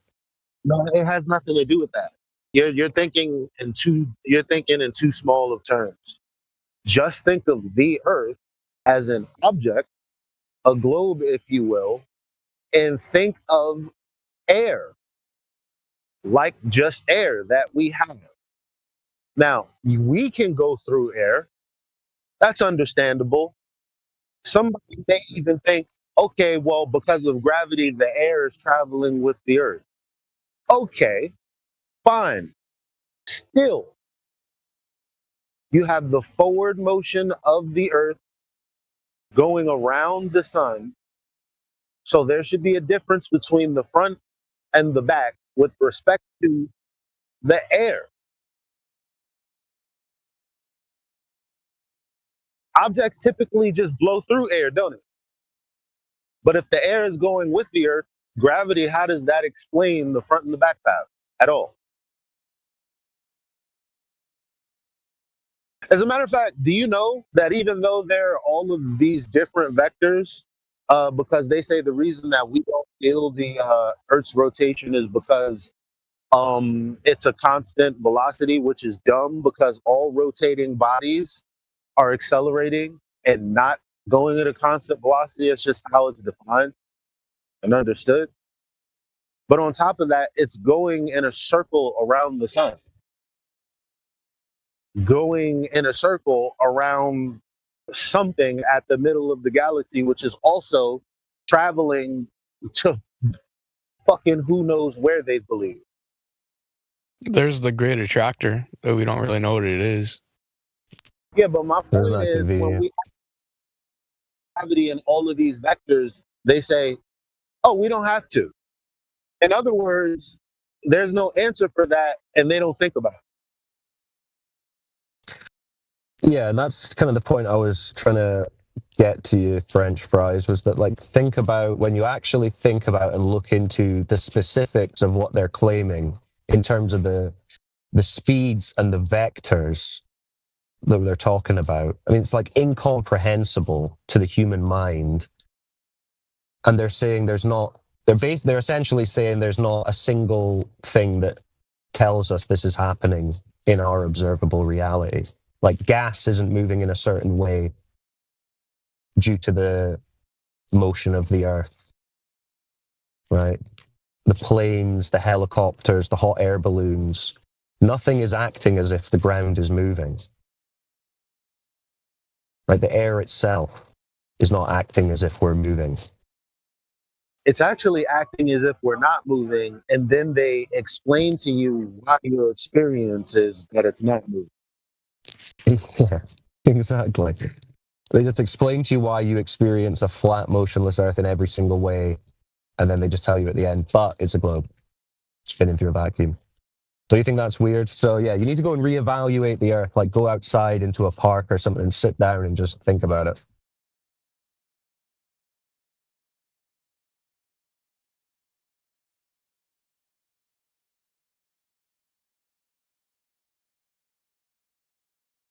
And we have another good argument for the Atmo, the gas, and how it debunks space if you want to complete your flat smack. I don't know. I just looked it up, and it has 4 points of how the atmosphere is also bound to Earth's surface. But the Like, point how I'm really so bound the confused gas about. to a surface? That's kind of the next point that we can go on to. Wait, hold on. Because I know where you're going with this. But didn't I just explain to you what you read? I just explained that, didn't I? I didn't read anything. Well, you just said you looked it up. Right now, I just looked it up, and there's 4 points it gave me. Something. That's what I'm saying. What happened? Like, you read something. Just right That's now, what I'm yes, saying. but I said it after you talked. He's discombobulated, No, Elijah. All right, yeah, you're right. You said you looked something up, and I said, okay, so you read something, and then you said, no, I didn't. Okay. Yeah, this is what Globe Brain does. It's all right. I thought you were saying like I read something before you started talking. That's what I thought you were saying. You call me a Glober all you want. I don't care. Like, No, I thought that's what you meant. Earlier, I told you what you just read. What you just started to tell us, I already told you. And then my response after telling you that was, how does that explain just the mechanics of an object moving and air from the front and the back? You lost Okay, me. you can. What do you mean I lost you? So before So hold on. Okay. You're telling me you don't understand. Oh, my bad. I didn't say it this way. Wind resistance. You know what that is? No. You don't know what wind resistance is? No. Is Do it you when I think stick my hand out of a car, I feel the wind pushing my hand back? Yes. Good for you, French fries. I appreciate you not pretending to know shit you don't actually know. That's very refreshing. That was my assumption. I mean, if you had a, I was No, on be Jeopardy honest. right Keep now. that And they up. Keep asked me. that up. That's a good way to be, because usually we're dealing with people who don't have any idea what we're talking about, and they're like, "Yes, I do know, and I know better than you." Whereas you're being honest. That's good. Keep it up. Okay. So you do. So you do know what it is. When you stick your hand out of a moving car window, you can feel the air. That's the air in the way of your path moving forward. Yes. So a person gets wind resistance, a car gets wind resistance, a plane gets wind resistance because of the air. What's the difference between those moving things and the biggest moving thing they claim there is? The earth moving towards the air because it's surrounded by air, right? Yeah, I have two things to say. One, I don't know what these 4 things on here are saying because I haven't read it. And two, this is just an assumption. No. I'm like, when, accepting everything that they said, huh? how did it, accepting everything that they said? Still, I haven't 'cause I heard- read it yet. Well, reading it or not, is it anything in there that explains the motion of an object, like a person who experienced wind drag, or a plane that experienced wind drag? As a matter of fact, that's how planes fly. Yeah, I 'Cause do not know. There probably is something in there that is similar surrounding the area. But before I read that stuff, because I haven't read it yet, it's like 4 paragraphs, short paragraphs. It's right here. I have it on Google. It's like 4 short paragraphs. No, what I'm saying is the thing that you don't know that they would be touching on that I just talked to you about, I'm telling you it's not in there. It's what? It's not in there. Whether you Maybe look or not. not, I'm telling you it's not in there. I know it's not Maybe in there. not. Let's say you're right. You know, I wasn't even gonna touch those 4 topics yet until I read it because I want to understand it. Yeah, that's fine. Go and read it, and then we can move on. I'll do that after. I wanted to say my own assumption. Before I read those 4 parts, I wanted to have my own assumption. Okay. Can I just state my own assumption? Yeah. State your assumption. Okay. When I'm on a train and it's going 80 miles per hour and I jump on the train, the floor, like inside the train doesn't move past me. I don't get smacked against the wall. I'm moving with the train because I'm on its surface. No, you're inside of it. You're inside the train. I'm inside of it. If I was above it, it'd be different because there would be wind, whatever you said it was called. Yeah, if you were the walls of the train, then you experience wind drag because the train is still experiencing wind drag because it's going through air. Are you going through air sitting in an enclosed area? No. So you understand that then. Well, when the earth is moving, so when the earth is moving through space and there's air around it, there are gases around it. Let's say forget about the earth's air. Let's say that there was like a gaseous asteroid belt. We would be in trouble. Why? Because they would say, damn, the earth's path is in the way of that asteroid belt. Full of debris, hence molecules that are sometimes called air. Air is no different than anything else. If you have an object moving in the direction of the air's path or a gas's path, there's going to be an effect between that object and the air. So what I'm telling you is there's no such effect to experience the earth moving, doing anything. You're just about to read an article that's about to explain to you why you don't have to think about any of those things, which is basically the first thing that Cyclone told you.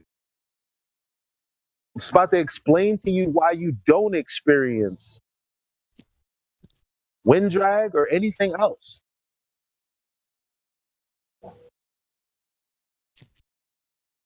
Yeah, because we understand the story that they're telling about it. Obviously, the train is moving. You're inside the train, not doing anything. It's the train moving. So, if the is the Earth the train, or is the Earth like you sitting in something doing nothing? Which one is the Earth like in your brain? Like comparing it to the Earth and the air, I'm thinking the Earth is the train and the air is like the person inside of the train. And then you'd ask like, okay, where's the walls at though? Like what's like when you're in a train, maybe more think about it. It's more like you're on the surface of Earth, so get on the top of the train, and then you're gonna feel it. It's that simple. So it's like if I'm not surrounded by train walls, I will feel the wind resistance. Yeah, like you're not surrounded by earth walls on the globe. You're on the surface of a moving object on the globe. That's, Exactly. And I know it's hard to think about because they want to tell you that something that makes absolute sense makes no sense because we live on a globe and we shouldn't experience what we're telling you you should experience. You're like, I don't know if that makes sense. And that's what it does to the mind. You ask why would they lie earlier? That's why.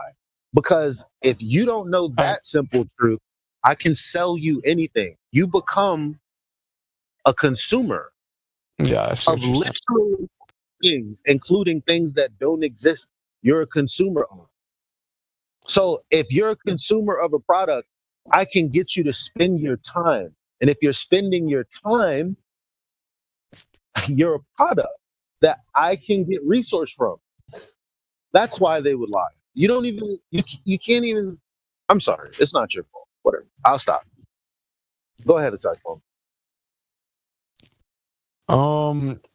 I mean, I see what you're saying about lies. Like, I'm not oblivious to that there are lies. I'm not like I do have assumptions that maybe there is some weird secret society, maybe there is some spiritual or some type of energy that they're siphoning from us. You know what I mean? Like, I have thoughts about that. It's not that I disbelieve that. You know what I mean? Like,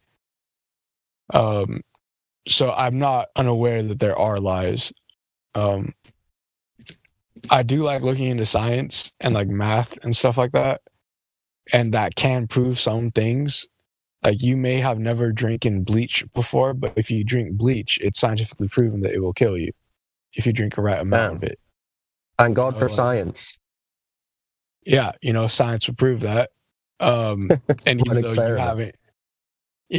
though you haven't done it yourself, like others have had it done and died. Yeah. Well, we love science and engineering and reality here. So if you like that kind of stuff, you like critical thinking, philosophy, logic, pretty much everything interesting, then you'll enjoy it here. So you should definitely hang out. But it's pretty fun. Before we move away, if you like talking about science, unfortunately, there's no actually scientific anything about the globe. But we still talk about science. But we still talk about actual science, yes. Yeah, this will give you a much better understanding of science. Like most people, myself included, who come into this are not necessarily in deep on scientific topics, but this topic, I think, makes it much more interesting and accessible and understandable in a way that school doesn't really give you. This is a much more practical approach to science and reality generally. So if you're that way inclined, you'll enjoy the topic. But I was going to, before we move on from the Atmo air, I mean, we've kind of went around the motion. So we went through curvature.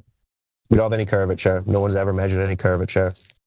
We did some of the motion. No one's ever measured any of those millions of miles an hour or vectors, wobbling, spinning, tilting. No one's ever measured any of that. So the next one you want to focus on is, are we in space? What do you think? You think we're in space? I was gonna say before we move on, did you guys want to hear the 4 short paragraphs? Sure. Have you read them? You read them? You understand them? I mean, I was trying to read it while you guys were talking, so I'm like kind of Well, read it to the point that you understand it and can talk about it. We don't just want to hear it read and then we can't ask any follow-up questions. I want to know that you understand what it's claiming. So give it a read before you present it. If that's how you want it, it'd have to be paragraph by paragraph instead of all paragraphs. Yeah, well, that's how we'll do. Yeah, we'll do paragraph by paragraph because otherwise it's too much at once. Okay, so I'll start with one and I'll read it out loud. It's really short. Wait, just preface again what these paragraphs are talking about. The atmosphere is bound to the Earth's surface through these 4 things. Right. Okay. So number 1, gravity. This is the primary force holding the atmosphere. Gravity creates a constant pull on the gas molecules in the atmosphere, preventing them from escaping into space. A weaker gravitational pull, such as on smaller planets, wouldn't be strong enough to hold a significant atmosphere. So that's just revolving around gravity. You know, if you'd have to feel. Yeah. So that's the primary baseless claim of the globe. Yes. Is finding the proof of gravity existing. Well, defining gravity, most of them can't even do. But then, yes, proving that exists, and then further showing that can somehow keep air being pulled to the ground adjacent to a low pressure space like a vacuum, because we know that high pressure flows to low pressure generally. Yeah. Right? Always. That's just what happens in reality. It's natural law. Well, they're telling us that that's not happening. Right? But the only way that you could stop a high pressure gas from flowing into a low pressure space would be to contain the gas, to physically separate the two. Right? Put a valve between them. I know that helium rises above our oxygen, so it does reach our stratosphere or something like that. Right. So gravity's not pulling that down. It is, but it's just. It is. It's just. So how do we know it's being pulled down when it's going up? It's okay. So like, there's certain type of liquids. If you pour it into water, it'll sink down.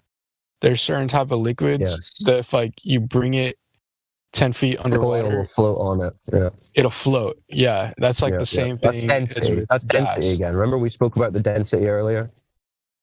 Oh, is that what that is? Yeah, well, no, and it's not exactly the same, no, because gas and liquids are different states. Gas, the movement, the kinetic movement of gas is that it moves in all directions and it fills an available volume. Well, right? I mean, hot gas rises, and then cold gas goes down. You know, or like a right. But they're saying that the air is maintaining pressure within a vacuum. They're basically saying there's a sphere of air in a vacuum, when we know that gas in a vacuum expands to fill the available volume. Gas in any place expands to fill the available volume. It doesn't form balls in vacuums. Something like that would make me think like, this is all hypothetical or whatever. If all the gas did happen to get sucked out into the vacuum of space, wouldn't it still be attracted to some form of gravity if we did prove gravity is real? Nah.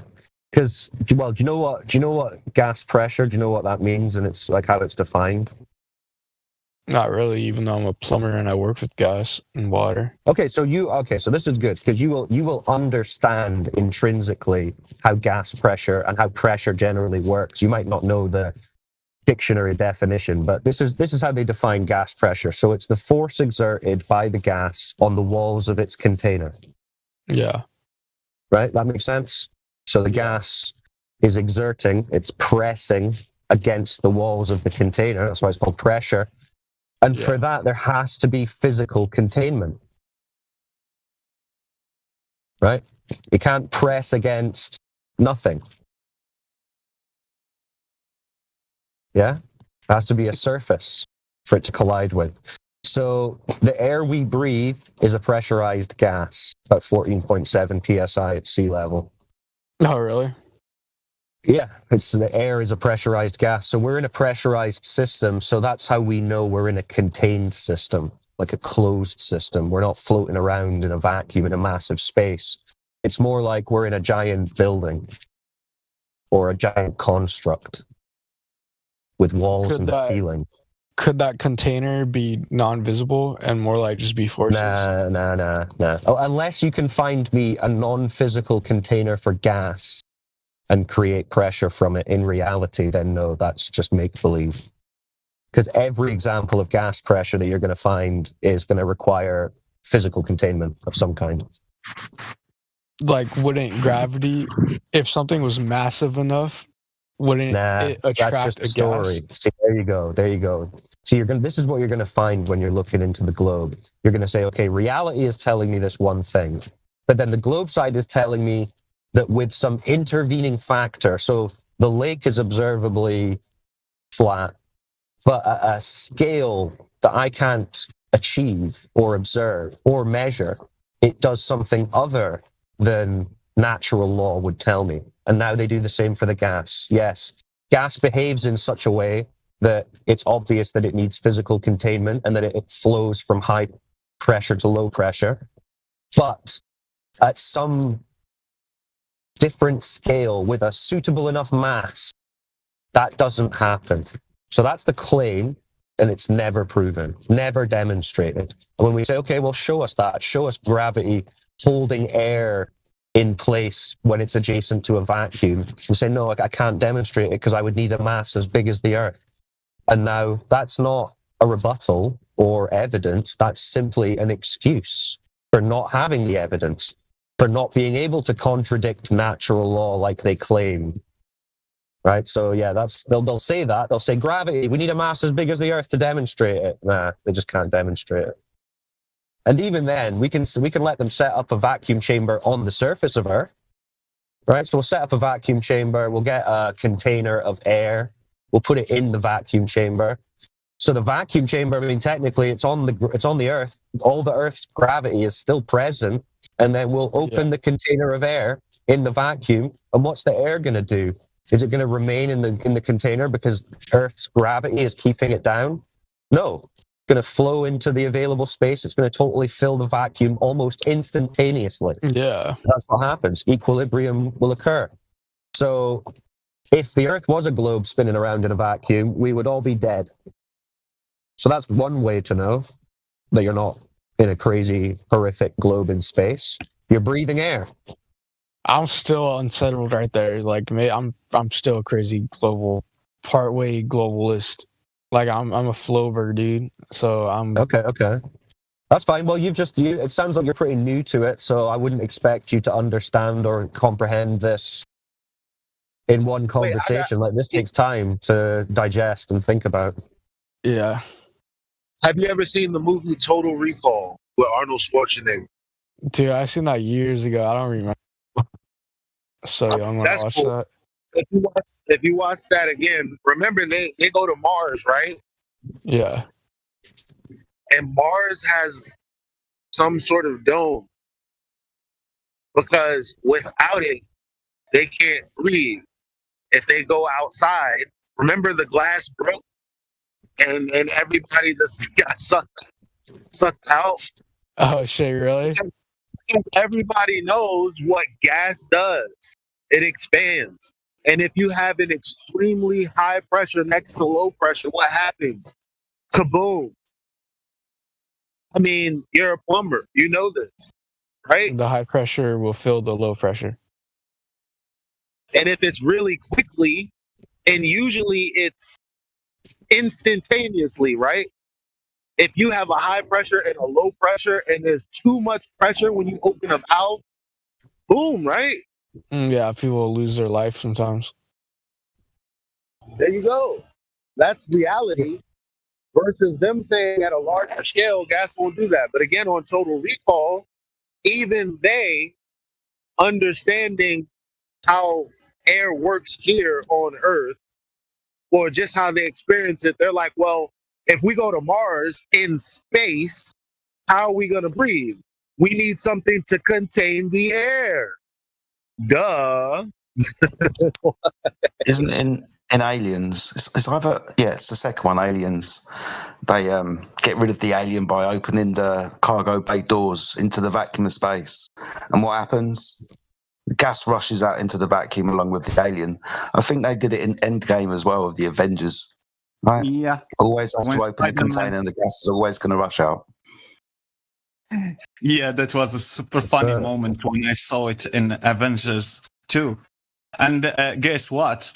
It doesn't happen in ISS because they just have to have roller stick and put the ribbon stick on that hole. For them, it doesn't work. There is no gas pressure. It doesn't work like that.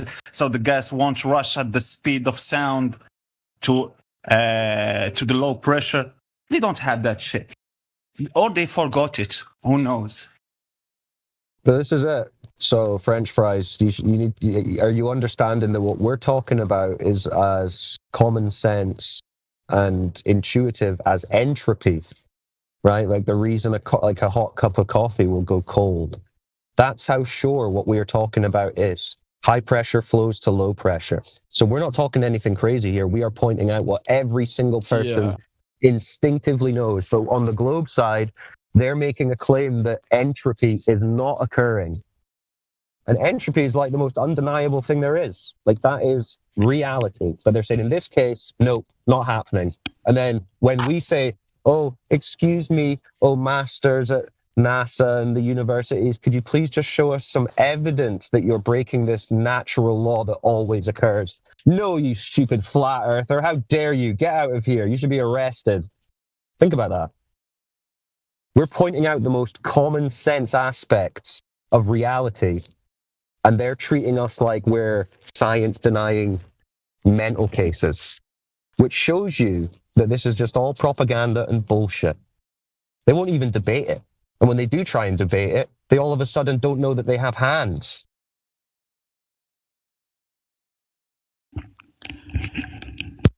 Yeah, I see what you're saying. We were because people don't really think about these things. Like, but say the moon landing and all that. Like, obviously, if you're imagining gravity, everybody loves Dragon Ball Z. You know, they change the gravity so that they can train in a higher gravity place so that they can be stronger and faster where there is less gravity. So you would expect there to be some overcompensation because people are stronger and faster on the moon. But that's not what they showed us. But they can never show us what we would expect. They only have to tell us why we're not seeing what we would expect. I don't even know what they would describe to that. John But Carter, more right? so, why do you think, hold on, this is my real point. Why do you think that they wear spacesuits? So they can breathe? What? Why do you think they wear spacesuits? the gas inside of them will get sucked out. I'm glad you thought that. What the hell would a thin layer piece of the suit do to think about this? What kind of a suit could you put on to protect yourself from the pressure of the bottom of the ocean? I don't know. So likewise, in even less pressure in the other direction, 10 to the negative 17 torr. I don't know what it was, quote unquote, on the moon. What kind of suit do you think you would need to protect you out there from your body exploding? Like, why doesn't anybody ever think about that? It's like, well, obviously to go underwater, like before we damn near get anywhere, we need a submarine and shit. Yeah. How you gonna put your body in the polar opposite of that and not address how your body would explode, or the every gas in your body would just forcefully let itself out. All the moisture in you would forcefully let itself out. My only Like nobody even assumption. thinks. My only assumption is that if you were to wear a suit, it just have to be completely sealed off from the exterior, low pressure space. There would have to Yeah, be a but degree of strength to that container. the thing is, just like the deeper you go in the ocean, because the pressure is increasing, with the pressure decreasing that exponentially, you can't put a paper towel around your body. You can't tell me you believe, now that I've given you that thought, that a spacesuit could possibly protect them from that. It's not enough. You can't put a spacesuit of the same sort of, maybe a different material, but the same kind of mass, right? And then put somebody at the bottom of the ocean. No, you couldn't. So what the fuck could you do to protect your the gas in your body from violently leaving under the lack of pressure, including with the spacesuit isn't a pressure suit. It's there for you to breathe and maintain the air. It's not a pressure suit.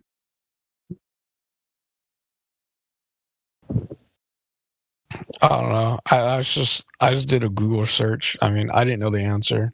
I just had to Google it.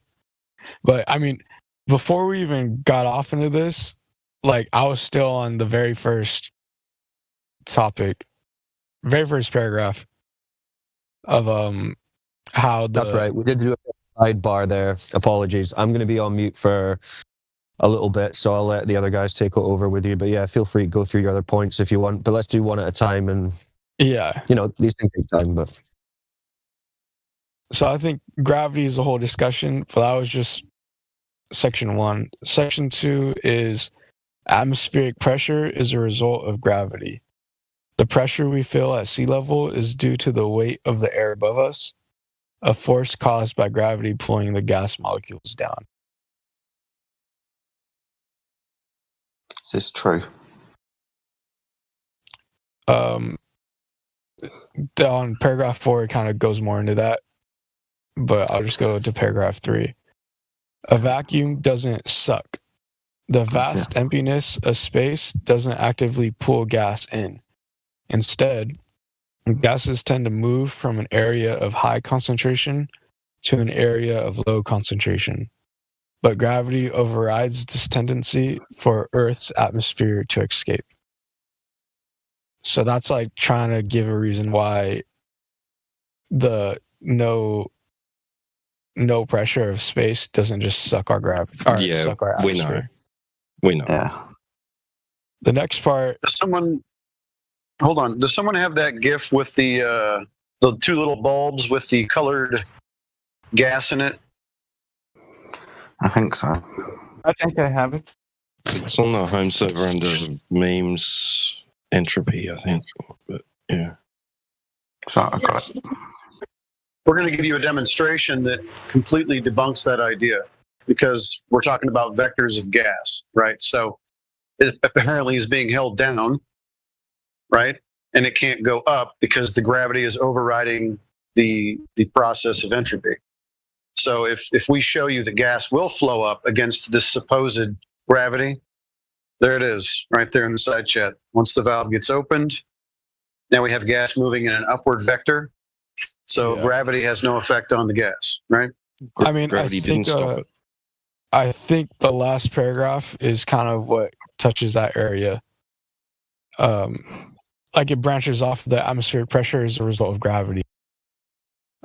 Gradual thinning, not a sudden loss.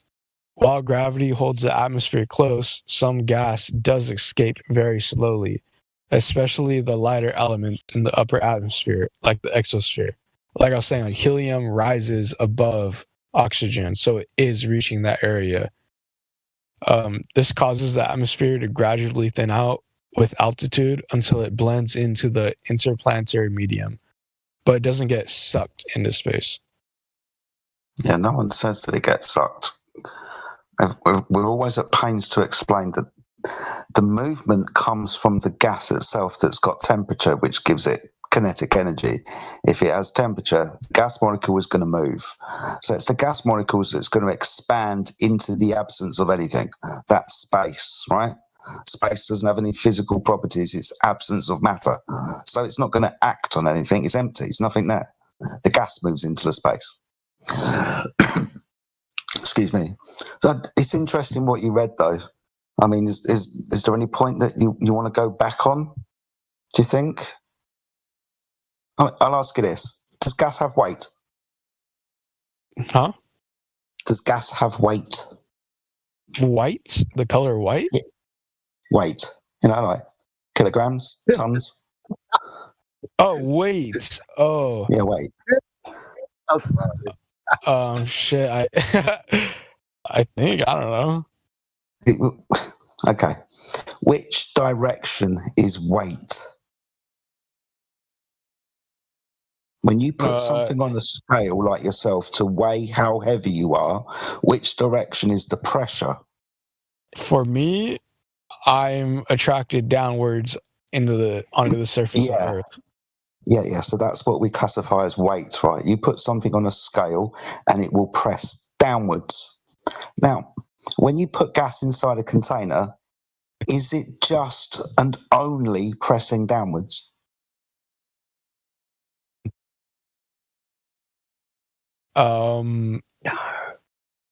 I don't think so. I mean, it's moving everywhere in it, right? Yeah, exactly. So because the gas is moving in any direction, right, because it has multiple degrees of freedom, because it can move in any direction, it's going to press on any surface that it comes into contact with in any vector.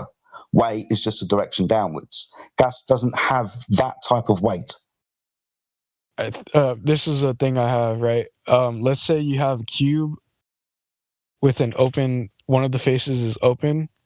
That face is pointing downwards. Mm-hmm. You release helium into that cube, and like inside of the cube is no longer oxygen. It's helium because helium's lighter than oxygen. Okay. It's interesting. It moves up into that cube, right?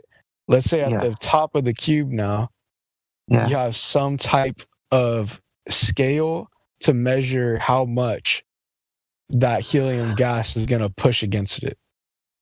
Okay. Is that a way of like finding some type of weight? What happened? No, because that's just a different pressure vector. Gases don't have weight. Weight is just a direction downwards, like when you stand on a scale. Gases don't have that type of weight because of their expansion in all directions, right? That's where the pressure comes from. Now, your little container with helium, all right, that went to the top. Let's just replace the helium with, I don't know, let's say a heavier, more dense gas, right? Like sulfur hexafluoride. It's a bad term, I know. Now, if I have a container of this, is it still going to press upwards against the ceiling of the container? But if you have something else in there that... Yeah, if I use, let's say I've got 5 different gases and we're classifying them as less dense or more dense or weight or however you want to turn them. Yeah. But they all press up on the ceiling of the container. I guess I don't know. I mean, yes. Yes. All gases will fill the limitation of their volume. All right. And the only thing that's stopping it expanding anymore is the fact that you've got a container in the way. like a physical barrier for the gas to press against and change its direction. If you don't have that container there and there's an available space beyond that volume, the gas is going to fill that space because it's got temperature, which gives it energy, which makes it move. So the idea that it has weight is nonsensical with gravity, with gases. Saying that gravity is causing gases to do something? No. It doesn't. I mean, I think if you like, let's say you just emptied out that capsule of gas into our like open atmosphere, it dissipate.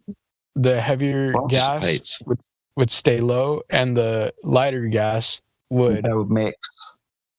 So this is another way to describe the second law of thermodynamics, which is what we're talking about. First way is gas expansion into a vacuum. Second is the mixing of ideal gases. You don't have layers of this gas and then that gas. They mix. Now you might get stratification because of temperature and density. They're not going to level out like liquid does with oil and so on. It's the we'd all be dead, bro. Solids, liquid, and gas are all forms of matter, and the same way liquid can like separate from itself, or at least rise above the other. For instance, oil will rise above water. Some type of liquid will get deeper in water instead of rising; it'll lower. It's the same way gas can work. Helium rises above oxygen. Yeah. Within a contained system. No, You're going to need the contained system to have the differential of the gases to then make them move up and down. Right? Okay, you can put different gases into the contained system. The point is, you're not going to be able to demonstrate any of this without a container. If you want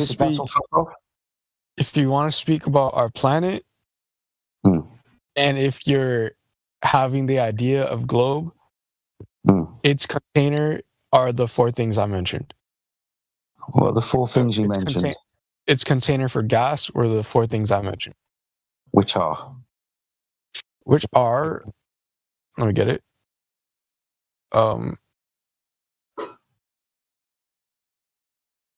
Gravity. It's all gravity. Inertia, co-rotation, and free fall orbit. Sorry, say those four again for me. Gravity, friction, and inertia. Co-rotation.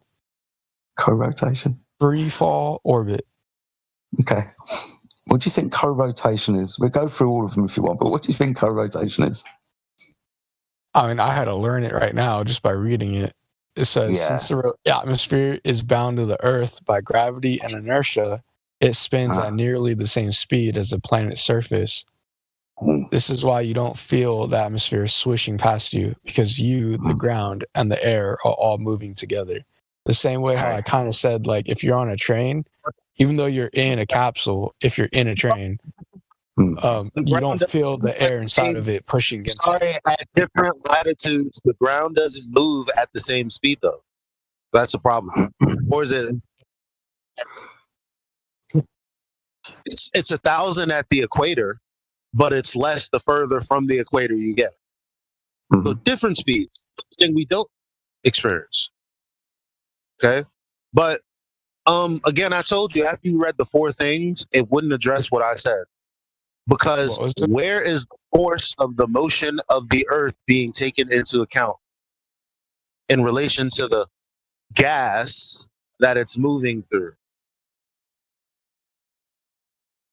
You're saying like Earth's rotation? Not Earth's rotation, Earth's movement around the sun. It's moving. So Earth's orbit around the sun? It's not spinning and stationary. It's moving like a track runner. Yeah. So we have rotation and we have an orbit. So assuming that's the case, where is that experience of the movement of the Earth and the gas in the front of that movement? Where's the I force? see. Where's I the see force? what you're saying. Where's the force? Where is it? Did they speak about where is it? Free fall orbit. The Earth's orbit around the sun is a form of continuous free fall. We don't feel this motion So because the then, entire planet and everything on it are moving together in a so smooth curved path. in the path of the gas that the Earth is moving towards. Where's the force? Huh? We would read a force. Where's So the force? the gas is moving with us. We're not moving against it. It's moving with us. So how if a gas molecule is moving with the Earth, and I understand that it's moving, and in the back and the front, gravity can't be both pulling and pushing. That's what we were telling you earlier. How can it both be pulling and pushing? Explain that. Is that in the four Wait, things? gravity is only pulling. Right. So exactly. So it's not explaining it then, because if gravity is only pulling, and you have the front and the back, so if you had the air behind the movement of the Earth, right, then the Earth would be pulling it. But what about the force on the gas in the front? Is it pushing it too? So that there's no force to read? Is that what's happening? It's pulling and pushing so that we experience absolutely nothing. So, like, do gas molecules trace geodesics? What is that? I don't know what that is. Curved path.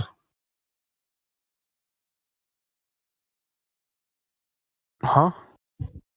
A curved path. A Sorry, my curved path? accent isn't good for you, is it? It's okay. It's okay. I'm sorry.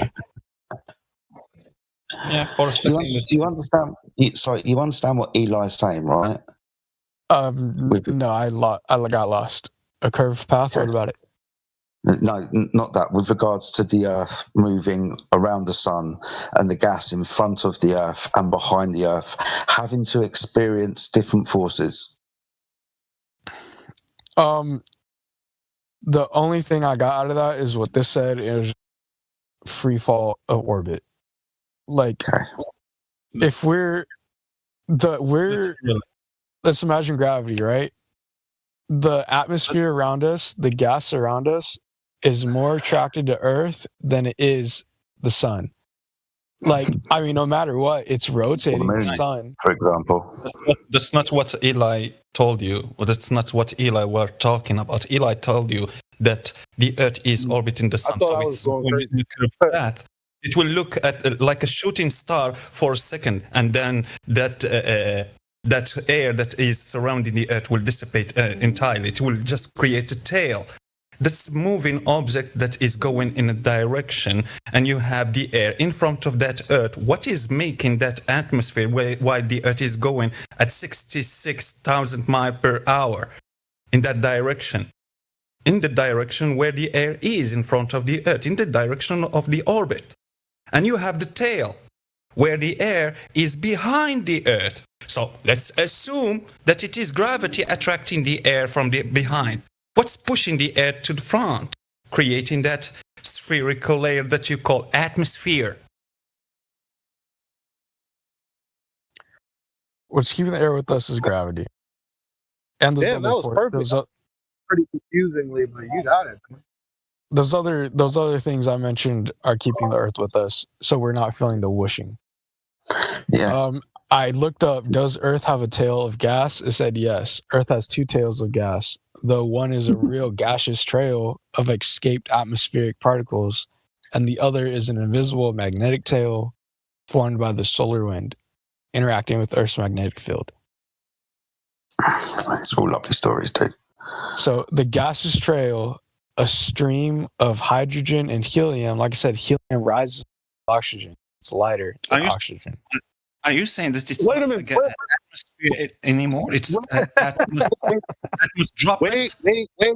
Wait. So whatever you just found, they realize what I'm saying. Yeah, I was saying this like 8 years ago, dude. You're spot on. If there's a tail, I'm not crazy. If they're saying it's a tail, because them saying of the escape molecules, fuck that bullshit part. Like they acknowledge that there would be a tail if the Earth was actually moving through anything. Well, So anything the Earth, gases, it will move through it. So there should be a difference between the front and the back, and they didn't do anything to even touch on the fact that there's no reading of that from the front. Like there's nothing happening. There'd be a difference in pressure on like the front and the back of the Earth. I guess you're right or something. Like Yeah. Like, yeah. If you have an object in motion in one direction surrounded by gas, the solid object is pushing up underneath the gas whilst pulling it down, apparently. On the other side of it, it's leaving it behind, moving away from it, and pulling at it. Those are physically diametric actions. They're opposite. Pulling and pushing are different things, dude.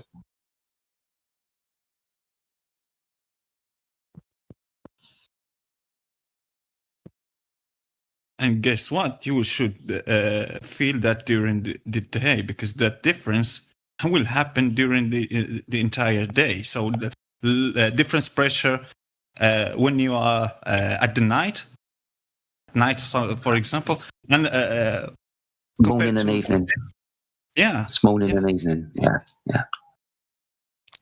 The gaseous Also- trail of Earth, also Sorry. known as the geocorona or Earth's light trail, is primarily composed of hydrogen and helium atoms that are light enough to escape into space from the outermost layer of the atmosphere.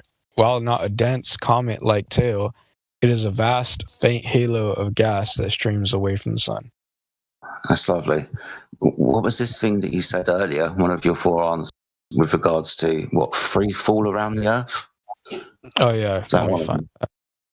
So you need to apply that to what you just learned, what Eli and Necros and myself have just told you about the different forces that apply.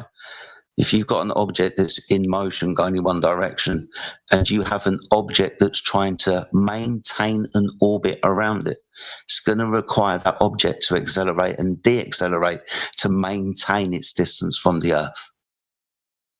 It's going to have to get faster and slower to keep up with the Earth, dude.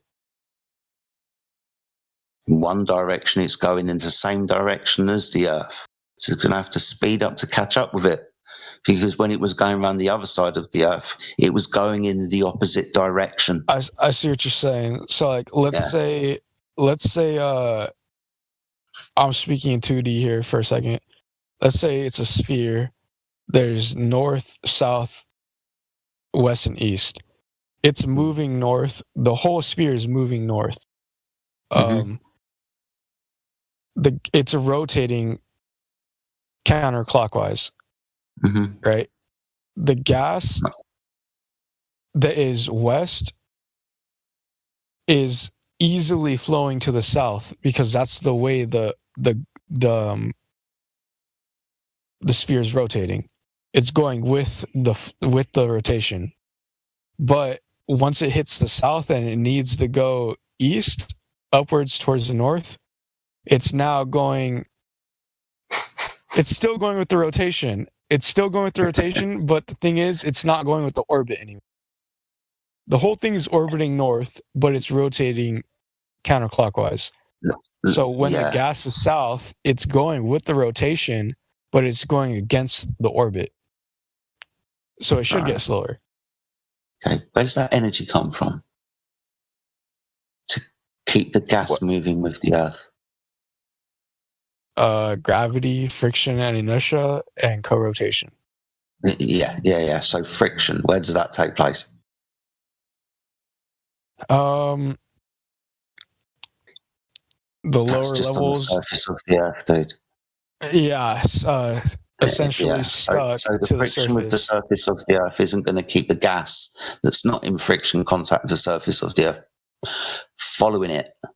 Your rotational vectors are also all skew with, right? And to have anything like this, you're going to need a container.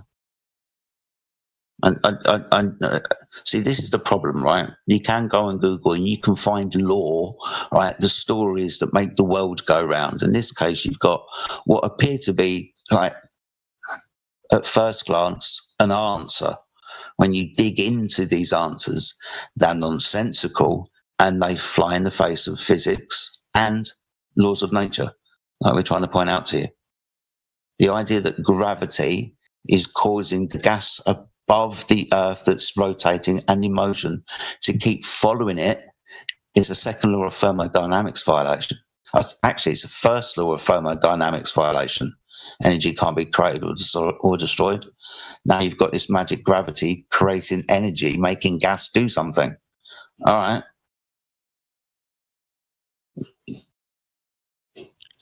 Wait a minute, I'm tripping now.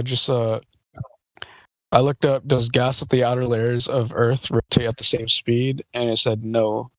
The gas in Earth's outer atmospheric layers does not rotate at the same speed as the layers closer to the surface. While the entire atmosphere is generally pulled along by Earth's rotation due to gravity and friction, so similar. Its rotational speed varies significantly with altitude. Where are the highest speed winds? The lower atmosphere. This is like paragraphs, so I'm trying to find it. The lower atmosphere, the air closest to the surface. And so on, right? Huh? You said that the winds slow down with altitude. They get faster with altitude. It just says it varies. I haven't. Wait. Yeah, it varies. So the Earth is pulling all of the gas along, but it all varies. Sounds like a claim that isn't observed to me. I want to read it just to find out because it'll say it somewhere. It'll say something. It'll say a lot of shit. Eventually, what it'll do is it'll contradict it again.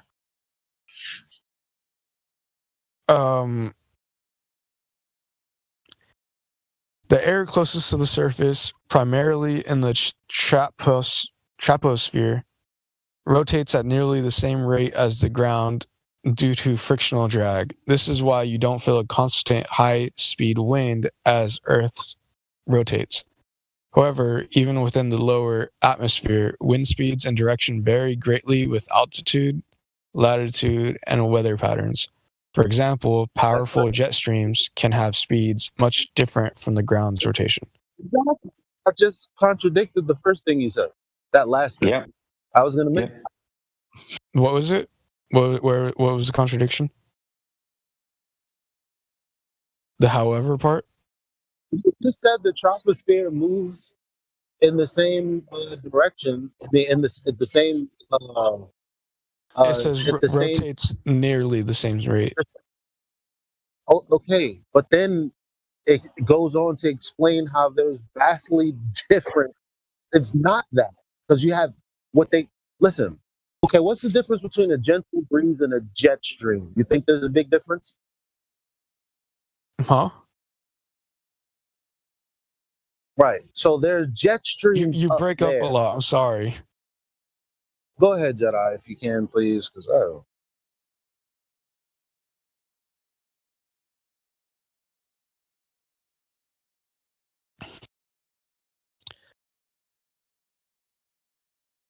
in the thermosphere, around 200 to 400 kilometers high, the air rotates significantly faster than the Earth's surface. I didn't know that. I was expecting the opposite. This phenomenon is known as superrotation. It was the opposite earlier. What do you mean? Earlier in your citation, it gets slower with altitude. This is why I started talking about jet streams and stuff, because they're fast winds. Now we're talking about the thermosphere, because that gives gas energy, because that's heat, really, and it makes the gas move faster. So this is all contradicting itself, dude. How it's faster, it's slower, it's hardly noticeable, it's all over the place. In actual fact, it doesn't exist. This is just claims, dude. I'm confused on where the contradiction is. I just pointed it out to you twice. With altitude, there's two different speeds. It slows down, it gets faster. You've read this out. Where's the contradiction? What makes that a contradiction? What? fast and slow. Is fast slow? Is slow fast? No, They're it's different not. things at different speeds. With altitude earlier, slows down. Now it's getting faster. It said altitude slows it down. Dude, you're reading it. I am reading it, which is making me confused because I don't remember it saying altitude makes it slow down.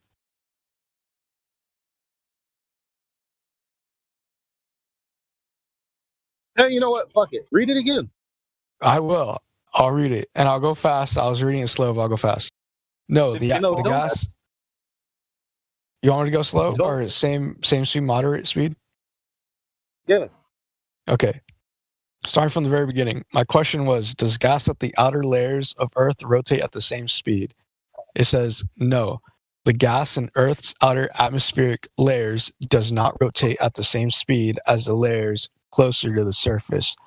While the entire atmosphere is generally pulled along by Earth's rotation due to gravity and friction, its rotational speed varies significantly with altitude. It says it varies. It doesn't say it increases or decreases. It just varies. Keep going, dude. I don't need you to add. I just need you to read. Huh? Keep going, dude. I don't need you to add. I just need you to read. Okay. Lower atmosphere, the troposphere and stratosphere. The air closest to the surface, primarily in the troposphere or troposphere or whatever, rotates at nearly the same rate as the ground due to frictional drag. This is why you don't feel a constant high-speed wind as Earth rotates. However, even within the lower atmosphere, wind speed and direction vary greatly with altitude, latitude, and weather patterns. For example, powerful jet streams can have speeds much different from the ground's rotation. Upper atmosphere, the thermosphere. In the thermosphere, about 200 to 400 kilometers high, the air rotates significantly faster than the Earth's surface.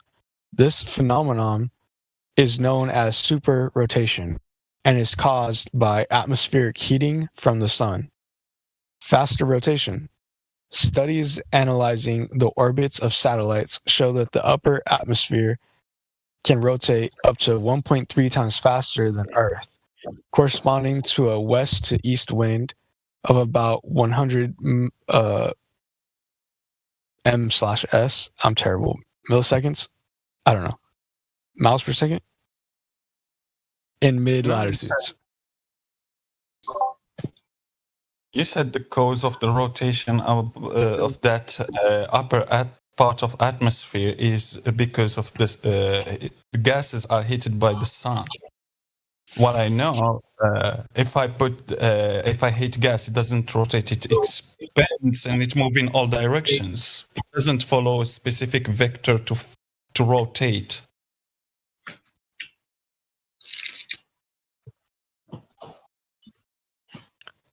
I'm gonna keep reading.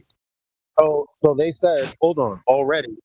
Okay. They've said it moves relatively the same speed, and then they said it moves vastly at different speeds. Because in the beginning, didn't the troposphere and the surface move relatively the same speed? Didn't you read that? At the lower, yes, it says at nearly the same rate. But it said, however, there are some changes because of altitude, latitude, and weather patterns. Heat makes gas expand, not move faster in a curved trajectory.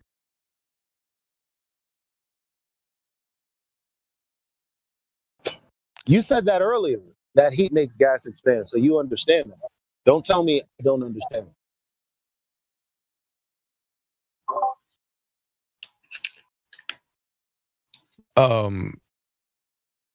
This is weird as well, because in the thermosphere where it's really hot, you're going to have lots of gases with lots of temperature. But this is the place where the gravity's like making it come back now, where it's got the most energy. That's weird. Right. So it would be expanding into the available volume. Where with all this extra energy from the sun is it explaining how the furthest particles from the gravitational pull of the earth are still being affected? Show me where it explains that. I'll continue reading. Speed increases with altitude. Research shows that the rate of superrotation increases with height. The question was how? Because gases expand, they don't travel in circular paths. So what is in there that they are actually validating that claim?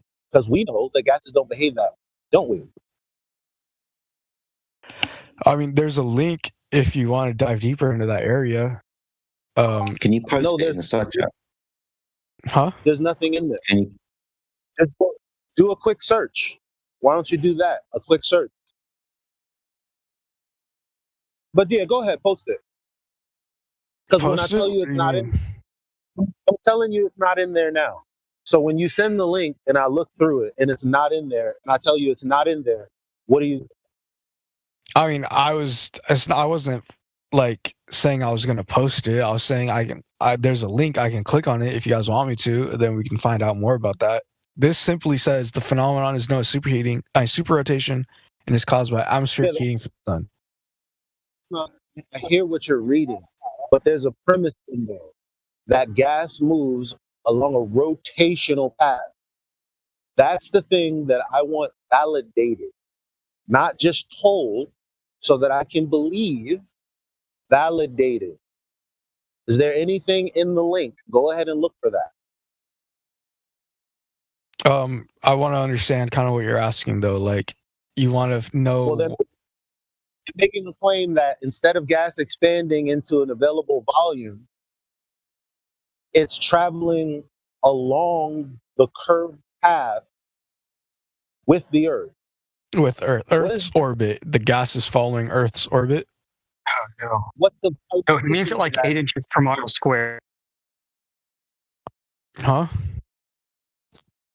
So like horizontal expansion of gas at the surface. There's got to be a claim that it's curving at 8 inches per mile squared as it expands. That's what he's asking about. Plus the altitude. So 8 inches per mile squared. Exactly. Plus the whatever. But okay, gas expands, but how is it moving in a curved path along at 8 inches per mile squared plus altitude, so or trajectory? That's not what gas does. So it's telling you how gas becomes more excited. So we know what happens when gas has more energy. It expands. There's a volume out there. It's called the void of space. So instead of gas expanding and filling that space instantaneously, it's saying that the gas is traveling around the Earth with the Earth, independent of the Earth, because gas molecules don't have any intermolecular bonds. So independent of the Earth, because of some mechanism, it's traveling in a curved path. I want the proof that that can actually happen with gas. I think you know that it's not going to be in that link because they're not trying to prove that that's happening. They're just trying to tell you that's happening based on the assumption that the Earth is sphere. I think you know that. It's called begging the question. I told you earlier, there would never be any proof that the globe is going to come without begging the question, affirming the consequent, or reification. And that's what this is. All of it.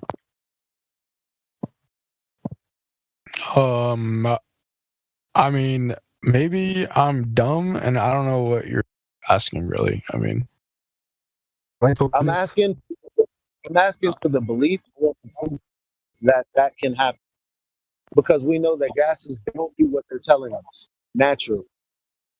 We don't have an experience of that. So they're telling us that somewhere that we don't experience, gas is doing something that we also don't experience. Not only don't we experience it, gas that we do experience does the opposite of what they're claiming. Is this like going back to the free fall orbit and co-rotation, friction, and inertia area? No, in simple words, you claim that gas, when heated, they are going in a curved path around the Earth. While when we heat gas to test that, we see that gas expand in every direction. It doesn't follow a specific path, a curving path, or any specific trajectory. It Like goes it's not all moving east, like with a rotation. It, like sometimes it'll go west, sometimes it'll go south, sometimes it'll go up, sometimes it'll go down. Every direction. When you heat gas, it goes every direction.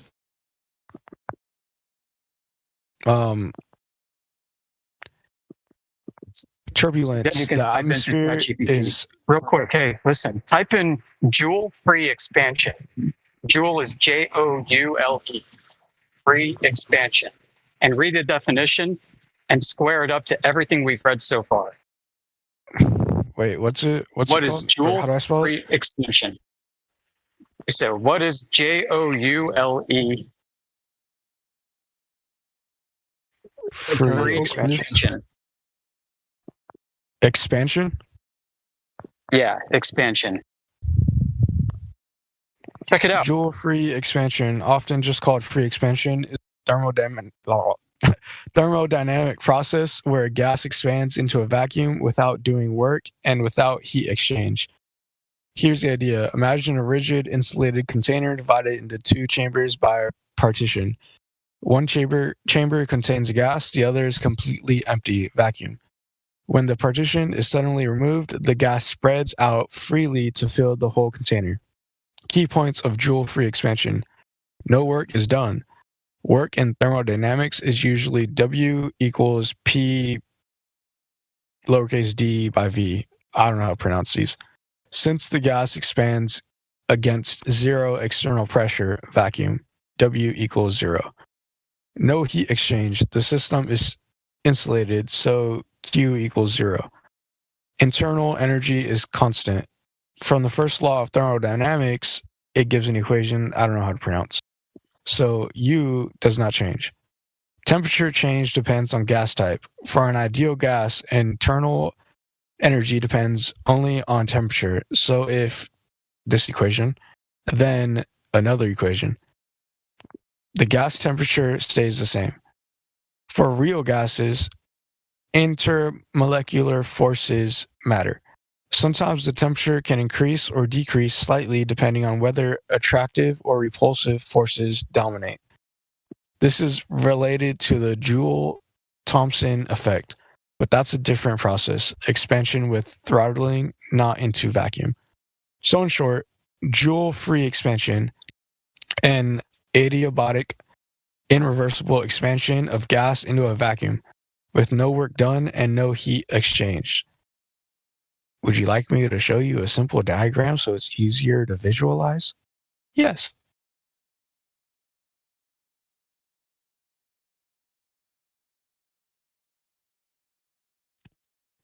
But I'm not fully like confident in my understanding of it, but I do see the part where it says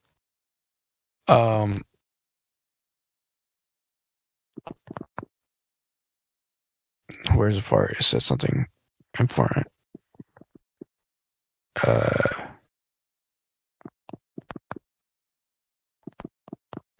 For real gases, intermolecular forces matter. Sometimes the temperature can increase or decrease slightly depending on whether attractive or repulsive forces dominate. This is related to the Joule-Thomson effect, but that's a different process. Expansion, huh? Yeah, there's no gravity in intermolecular forces.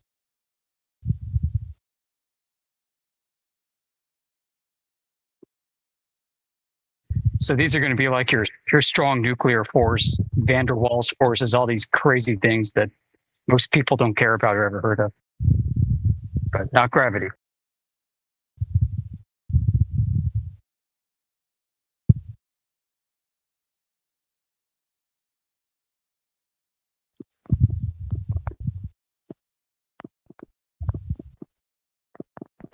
Right. So, how do you square free expansion with gravity? Well, let me say it this way, instead of asking it. So, outside of how gas behave, your idea is superimposition. It's superimposing what is on top of what we experience to do. It's presuppositional. It's purely, there's no way to prove it. You're superimposing it, and I'm asking you, okay, well, I know how gas behaves. You just read it out. So what does that have to do with gas traveling along a circular path? Because again, that's where you're superimposing that this is happening. That's why I'm saying, well, in the paper, is there any demonstration of this being true? And you don't understand because you don't understand that begging the question is not proof. You think that that's all there is. What they said is the proof in itself. Well, I live on a planet, so this is how the gas would behave if I lived on a planet.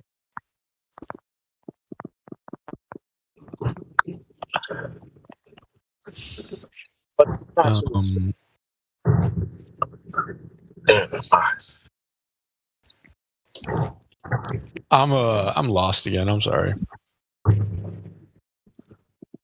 So you're superimposing the idea that gases can move around with the Earth rotation. You can't prove them. They didn't prove that. If they proved that, you'd have just given that to me and I'd be looking at it, reading it, and then seeing the demonstration. But there is no demonstration. What's the demonstration you want? Well, you're saying that gas outside of the thermodynamic law is actually traveling around the Earth because of gravity. Where's the evidence of that? You want evidence for how gas is moving with Earth? In a curved path. In a curved path, that's regarding our orbit around the sun or our rotation, or both?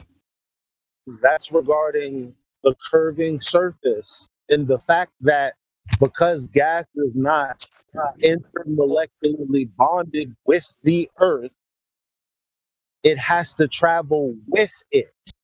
So that's like someone traveling and running alongside me. If I bank left, what is going to cause them to bank left? Well, they're going to bank left. But in this scenario, is gravity going to pull the air in a circle? Because it's not a person who can turn, but there's a curved path, so it has to turn. So what's the proof of the thing that can make gases move in a curved path? What's the evidence?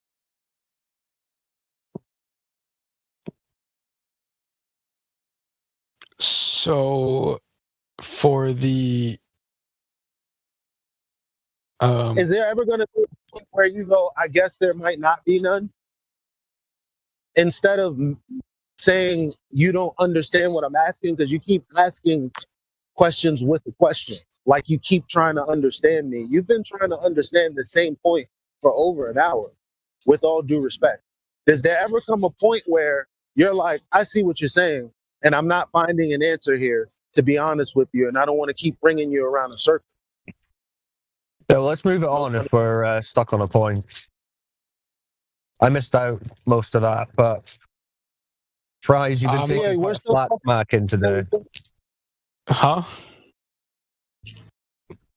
I was just saying you've been speaking for a good while now, so maybe we should just reset and take stock of what you've heard so far. Tell us, like, summarize some of the points that we're making. Could you steelman our arguments against the globe and show us that you understand what we've said?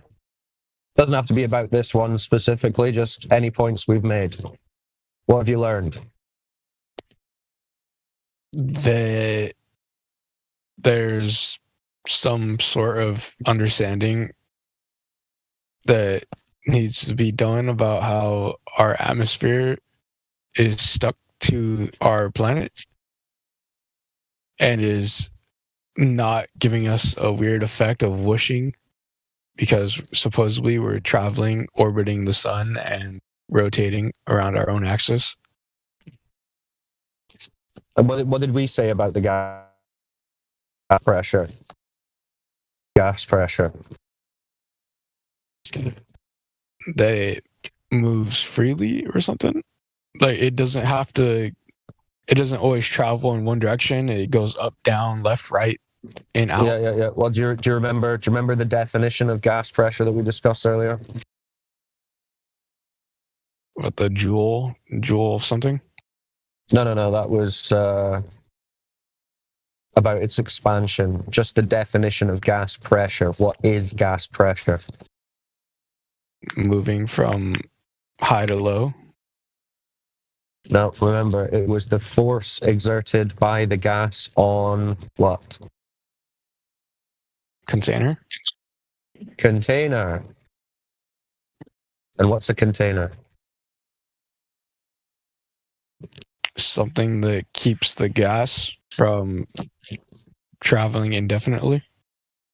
From expanding, yeah. So the key takeaway here is gas pressure, container. No container, no gas pressure. Otherwise, the gas will just keep expanding. Yeah? Yeah. So does the globe Earth have a container that stops gas? It's atmosphere. No, that's the gas.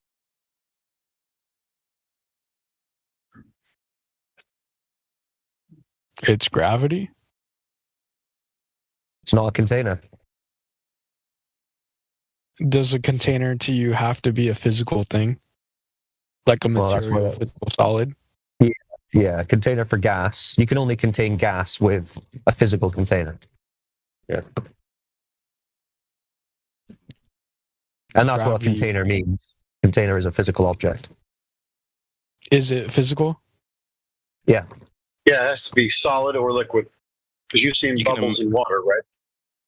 Yeah. Well, 'Cause you need a solid you can imagine it in some other way, right? But demonstration is key. A container doesn't have to be physical. Okay, tell me. what- Okay, if I ask you to hand me a non-physical container, what are you going to hand me? I'm going to hand you, it depends on what it is you want contained. If you want to contain a certain type of magnet, I'd have you. I want you to get 14 psi. I want you to get 15 psi of air pressure. I want you to get that to me with a non-physical container, this thing that you're imagining. What would that look like? With a non-physical? I don't know if I could do that, and I don't know how to do that. So, well, in the definition, it says that the gas pressure is the force exerted by the gas on the walls of its container. So it has walls, and it's being pressed against, meaning it's physical. So if you didn't have physicality there would be no walls, there would be no pressing, there would be no pressure. So how could you have a non-physical container? Gravity. Where's the walls? Where's the press? The walls is no gravity versus gravity. If there's no gravity, that's the wall. The wall is separating. No, gas can't press against imagined concepts. It presses against physical surfaces.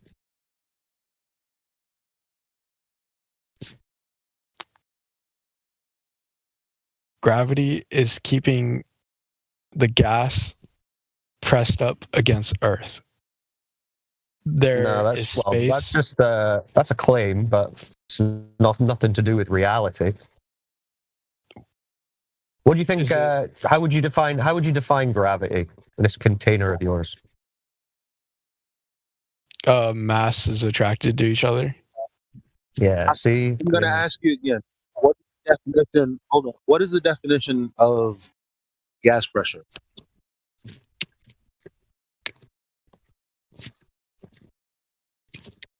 You just said it. Say it again. The force exerted by gas particles on the wall colliding with the wall of their container. There you go. Okay, so now, is gravity a wall of a container? Are you proposing that? No, right? Yes. No, it's a wall of a container So for it's gas to not press mass- on? No. No, because what you're saying a container is you're now redefining as a pulling. The force of gas is exerted on the walls of its container is the gas pushing outward in all directions. What you're describing is a pulling. That's the exact opposite of the definition of gas pressure. I don't think you have a justification for doing that. Okay, so it's like if you're pulling a lot of gas to your surface, if you can move gas with your hand, if you're a fucking airbender, right? And you pull a mass amount of gas to your hands, it's becoming pressurized. Yeah, but you're not an airbender. You can't do that in reality. I know you can't, but there is gravity. They can do that in imaginary scenes, but it's not doable in reality. So you are imaginating something. I see what you're saying. I see what you're saying. Stop. I like your analogy. So you're trying to make an analogy with air bending, right? Where there's air around and it's being pulled to the hand. Yes. Just say there's yes. some type of force. Okay. So, where does gas originate from? The ground or the sky? There's only two answers: the ground or the sky. Just pick one, and then I'll move on. I mean, both. I mean, our ground emits. We have underwater fucking gas. Fucking I forgot what they're called. Gas vents. We have underwater gas vents that come from our ground, our Earth. So the gases are produced here at the ground level. All of them. Where do I they don't know go? about all of them. Yeah, they are all of them. Where do they go? Our atmosphere, if they're light enough. So gases are going up from the ground level, not coming from the air like the airbender and going towards the earth. The point about the airbender is how there's a force that is attracting the air. The more air where you we attract, we're not experiencing that though. We're experiencing what happened? We're not experiencing that though, because the earth is releasing the gases from the surface. So that would be like an airbender releasing gases into available area. But that's not what we're talking about. Because we're talking about this is a better analogy then. This is a better analogy. If an airbender was forcing a crap ton of gas into a closed off room, that room has no exit for gas except for the entrance where the airbender is pushing the gas in. That So it room has is walls. gonna. So it has walls. Yes, it does. Wait. Are you guys talking about Avatar? I was trying to. Yeah, he's talking about Avatar. He's talking about a magical man who can bend air and fire and those things. Yeah. Okay, I'm using that as a metaphor towards the way Earth has gravity.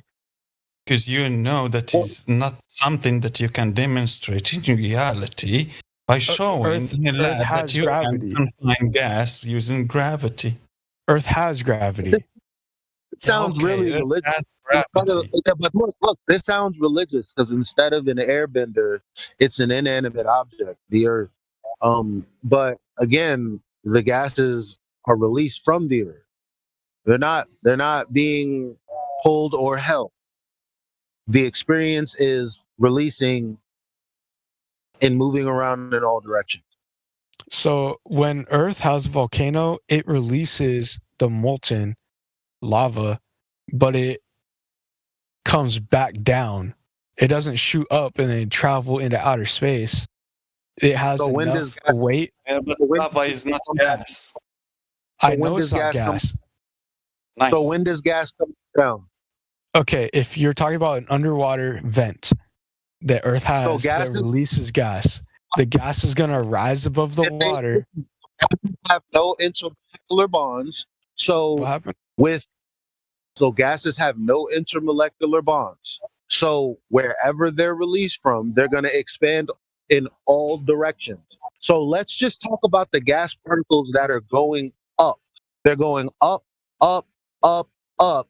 Then they get to a place where the particles themselves are heated by the sun, giving them more energy to go into the same vector that they were already traveling. Okay. Where is gravity stopping that process? It's stopping it from going into outer space. How? How? Because gravity's keeping it here. With what what observation? Well, if it wasn't, our gas would escape into the tail that you had me realize we had one. Oh, that's begging the question. Why is it begging What the you just- question? Because you're saying if the Earth wasn't a globe, then it wouldn't be doing something that you didn't prove in the first place. I mean, even if wasn't even. Well, that's what you said. French fries. Can you at least concede that what we're talking about is observable and demonstrable in terms of gas pressure in container, and what the globe side is claiming is not demonstrable or measurable? Can you at least agree to that? I don't know if I can agree to that. I just don't know. Maybe I'm okay. So then you'd have to show us a demonstration of air pressure being a ball in a vacuum and not expanding into the vacuum due to gravity, as you're calling it. Okay. So I'd have to figure out a way to experiment that and then show you guys, so you guys believe my hypothesis. Yeah, well, we'd need to see some demonstration of air not doing what it does by natural law and gas law. Because you're saying something other than what gas law is saying. So we're going to need some evidence of that. And if there isn't any, then we'll just go with gas law. What's the law? That gas will move randomly and freely in all directions, like the Joule's expansion that Amish was telling you about earlier, that you read out when it spoke about gas freely expanding into a vacuum. So that's law. When you're underwater and you're looking at a hydrothermal vent that is releasing gas, that gas is moving in a bubble up. Inside of that bubble, it's freely in all directions. Inside of the bubble, before it reaches the surface, inside of the bubble, those little gas molecules are moving around all crazy, right? Freely and randomly. And then once they break the surface, they start moving around all crazy just in our atmosphere. Because their container is no longer there, right? See how that happens? The container isn't holding them, so that they will then start moving continuously, freely in all directions. The new container would be gravity, and the things that would affect its movement are things like you've just gone back to the thing. But see, now you're begging the question because you said that before, and we said, okay, well, you'll have to show some demonstration. I know you're wanting that. Like, yeah, we need that. Otherwise, what are you claiming? I'll find it.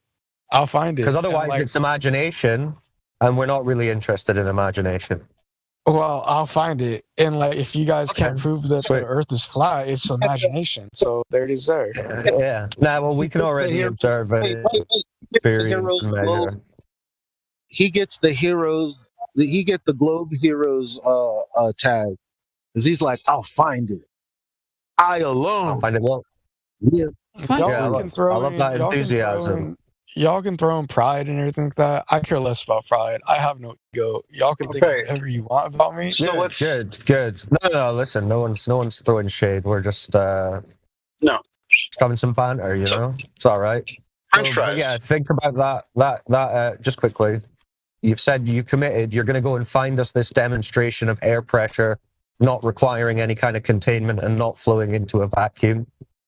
So write that down, and we can continue. But if you're going to want to make the claim about gravity doing all that, then we need that demonstration. Yeah, maybe we should start with something a little easier. So, French fries, have you ever observed gas changing its direction due to some kind of invisible non-force? Non-force? Yeah, because gravity is not a force. Isn't gravity a force? Negative. Yeah, I think it is. Well, if you want to go back to Newtonian, then it would be, but that has already been superseded. So if you want to go back to something that has already been replaced by another pseudoscience claim, then we can do either or. But they're both a hot mess. Albert Einstein's theory of general relativity versus Isaac Newton's theory. Right. Yeah, now you're looking Neither one of for those are bending, scientific warping- theories, by the way. Huh? Neither one of those are scientific theories, by the way. Yeah, what you're really arguing for now is the concept that Einstein imagined called bending and warping space-time, which I'm sure if you think about it for a second, you will understand is an imaginary concept. But that's what you're technically now claiming is breaking gas law and somehow physically containing gas. Einstein's gravity- mental space fabric. Is gravity not a fact? No, it's not a fact at all. It's just a colloquial theory that somebody made up. It doesn't exist in reality at all.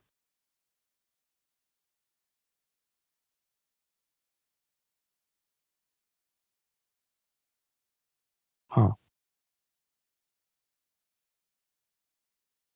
There is no experiment anywhere that would validate this idea of gravity. There is no experiment that would show that gas is changing its direction or vector due to an invisible non-force or conceptual medium.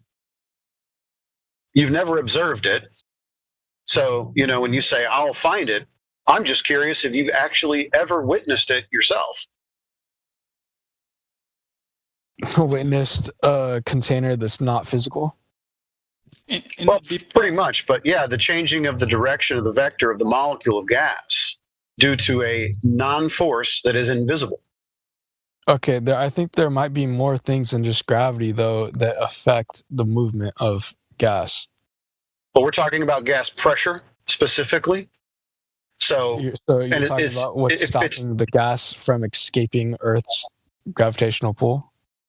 No, there's no gravitational pull. Like I said, this is a claim that you're making, something that you've heard before. Someone told you this, even a teacher maybe, but gravity is not a force. You know that already. You know that gravity is not holding gases down. When you build a container for gas, you put the pressure gauges in the top of the container. You put the valve in the top of the container because in the deep parts of your heart, you know that there is nothing that will hold those gases down. Just the walls of the container. If you open the lid that you put it in the top of that container, gas will just rush out. It will just go up. The pressure, you measure the pressure of any container, even a vacuum chamber. You put the gauge for the pressure measurement in the top of the container because you know that gravity will not hold those gas molecules down to the bottom of the container. You know that they will hit that pressure gauge. Even if it is the lowest pressure that you can have in a vacuum, it will hit that gauge that is in the top, because there is nothing that holds gases down. Just the walls of the container. So, there's gas that's heavier than oxygen, and it does go down to our ground. What's it called? Sulfohexafluoride? I forgot what it's called, but it's like I've seen it with cave divers. Like they'll try to dive into a cave. When I say dive, Yeah, there's radon gases. Right. So what you're talking about, once again, is sort of differences in densities, not necessarily weights, because weight doesn't really exist. So I'm weightless. No, I've just said it doesn't exist. So you have a certain amount of quote unquote weight in the air. Do you weigh that same amount if I put you in a pool? No. Okay, so if I change the medium, all of a sudden your weight changes, which means weight is essentially arbitrary. What we do is we take average measurements of weight in the air, because it's, it's a medium itself. Now, if we remove that medium, let's say in a vacuum chamber, if we take as much of that air out as we possibly can, then items will actually weigh more in a vacuum.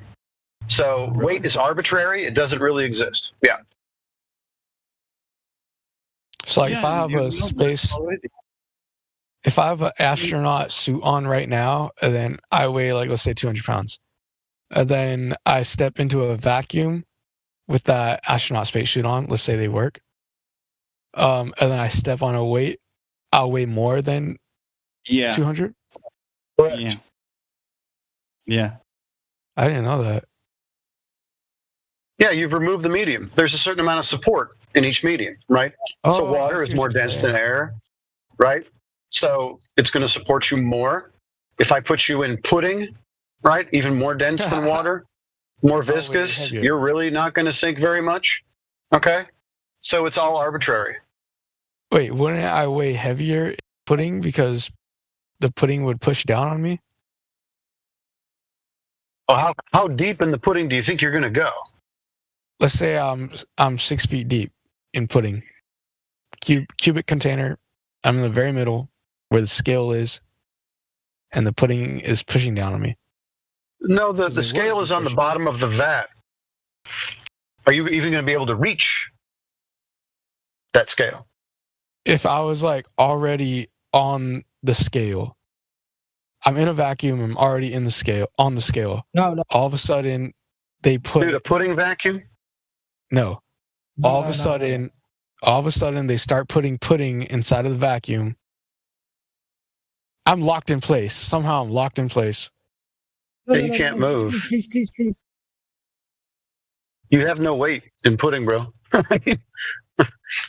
If you ain't moving, if there's no downward vector, what's your weight?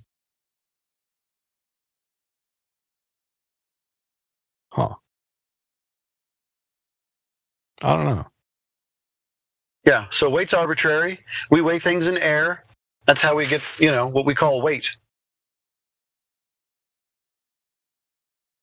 So like if I'm floating in jelly, I can't even touch the weight. I'm weightless. Yeah, are you going to be moving downward? You're not exactly floating, but I mean, yes, you could call it floating. So you're stationary. Like Jello. Let's say Jello. Like you know how we have fruit stuck in Jello?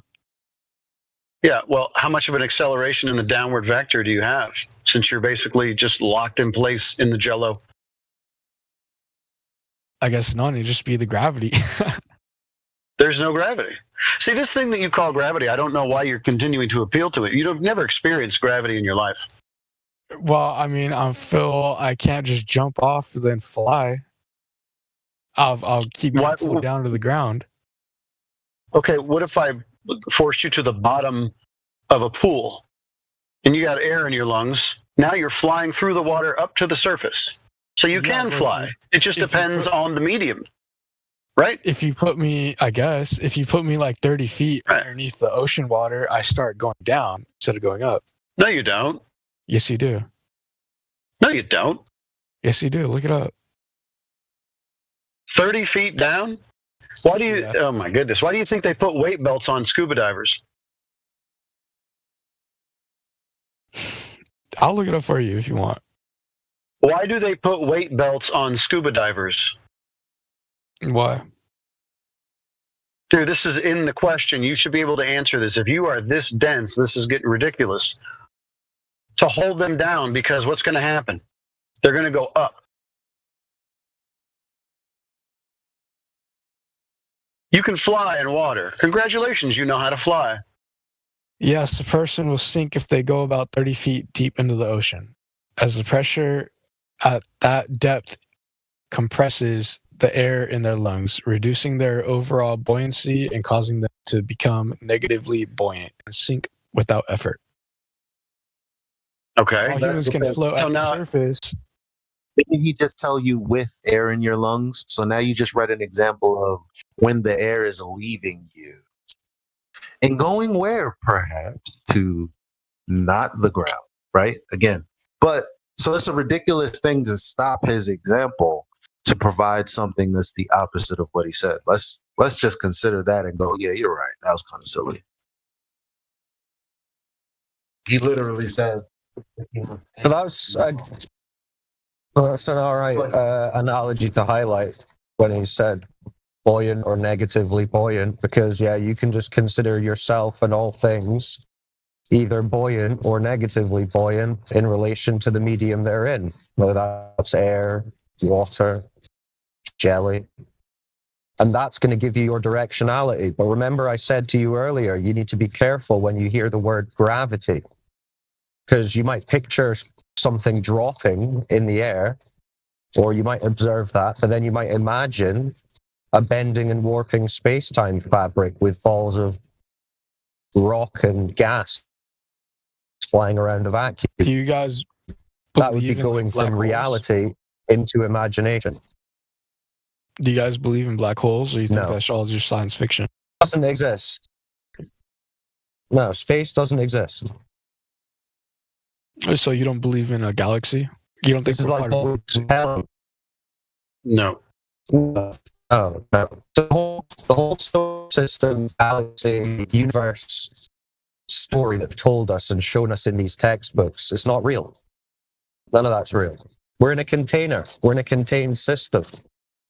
Like a terrarium. You heard of a terrarium before? Or a vivarium? I've heard that. I don't know. Yo, you know what I read? Yeah, it's like a sealed container. What I just realized,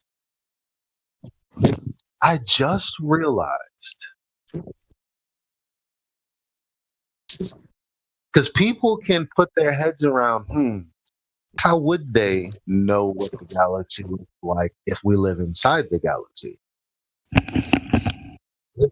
But whatever method there might be for how they know and can give artistic renditions, artistic pieces of the Milky Way galaxy, which we live within, that's exactly the same as them mapping out the entire Earth.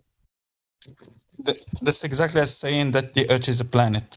So you live on the Earth and you compare it to something that belongs to the sky, to a celestial body.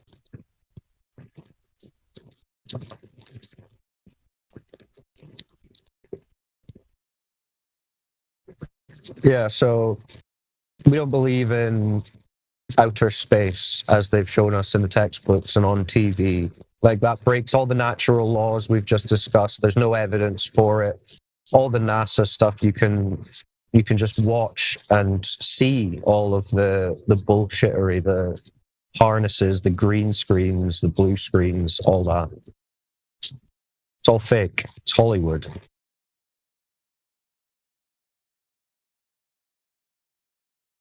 It's literally Hollywood. The idea that with enough gas, now mind you, we just explained to you gas law. I don't think you're going to say those flat earthers are wrong about gas law, blah, blah, blah, blah, blah.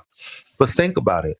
If fundamentally how we experience gas is an expansion of the gas to fill an available volume, how was the sun ever a mass of gas in a volume becoming pressurized? We don't experience that at all. So the sun is a ball of pressurized gas so dense that it became a plasma. Jupiter is gas in a vacuum that turned into a sphere, but you've never seen gas behaving in any way. You've seen gas work the exact opposite. Hollywood and NASA has told you that Jupiter is a gas giant because of gravity. You don't experience any of these things, and further to that, they don't even claim that gravity is a force anymore. It's all mysticism, man. It's a religion. I remember being a late 80s, 90s kid. Hello, how are you? Okay, I'll stop. What's up? I'm fine. Hello, How are you? brother. I'm fine, brother. Where are you? You have a question?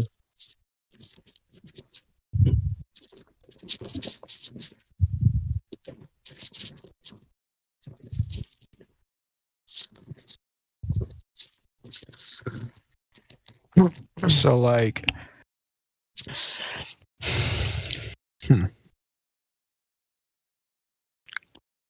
why are there time zones then? and there's a place in like Switzerland, I think it is, or Finland or something, where the sun would stay visible for like 4 months. Yeah, sun doesn't go down, doesn't set, because it's over the flat Earth all the time. For 4 months, and then all of a sudden it goes back to the like average Still day. over the flat Earth. Yeah, so all that, when you say time zones technically are just political designations that the governments have agreed between each other to aid in international trade and commerce and things. They don't strictly adhere to the position of the sun. But if you're asking about like night and day seasons and that kind of thing, it's just the position of the sun over the Earth. Let's say we're all stuck to the same time zone. Like my 6 o'clock is your 6 o'clock. You know, like even if I'm in America and you're in Europe, it's still the same time, right? But for some reason, well, no, because time's based on the position of the sun, the movement of the sun. The sun is the thing moving above us. Regardless of that, because you said that we made it a certain way, the time zones, just because of the help with trafficking and like selling and stuff like that. If we didn't do that, and it's 6 o'clock for me, but it's 14 o'clock for you. Wait, no matter what, it's 6 o'clock everywhere. Let's say we just establish that. All of a sudden, it's the same time everywhere. It can't be 6 a.m. for me. Why can't it be? Because the time is based on the position of the sun, and depending on the position on the Earth's surface, it's going to be night and day in one place. It's going to be night in one place and day in another place because of the position of the sun. In that place in Switzerland, it's night and it's daytime for like 4 months. So, but time still exists. Yes, and the sun is still moving, tracking the time. And somewhere else in the world, it's not going to be daytime. It's because the sun's light isn't reaching there. So it's whereas in your analogy, it would be daytime all the time, and the sun wouldn't be moving if everyone had the same time. The sun is still moving. It would just be one big static sun. The sun is still moving. If it's 6 o'clock for me and it's 6 o'clock for you, we all share the same time. Dude, I don't know where you're going with this. Daytime for me. I don't know how this is an argument for the Earth being a globe or not flat. I forgot where I was going with this. I mean, you kind of threw me off and you're saying that's impossible.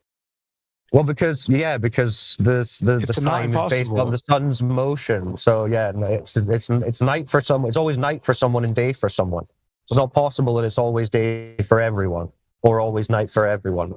Although there is a certain day of the year where it's 90-odd% of people on Earth, people see daylight. Which again, explain that to me on the globe. 90% of people on Earth seeing day at the same time. I don't think that's true.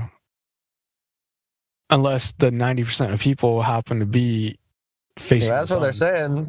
saying. That's what they're saying. Someone posted in the chat. You can look it up. I can't remember what day it is exactly. In the summer sometime. 90% of people on Earth are in I think it some was form July of daylight. 8th. I think it was July 8th this year. Okay. Why the hell is that? Because the Earth is not a globe. French fries, for fuck's sake. This is what we've been telling you for 2 hours, 3 hours now. Actually, 99%. 99%. Think about it, French fries. 99% of people see it in the sun. Earth, globe, no.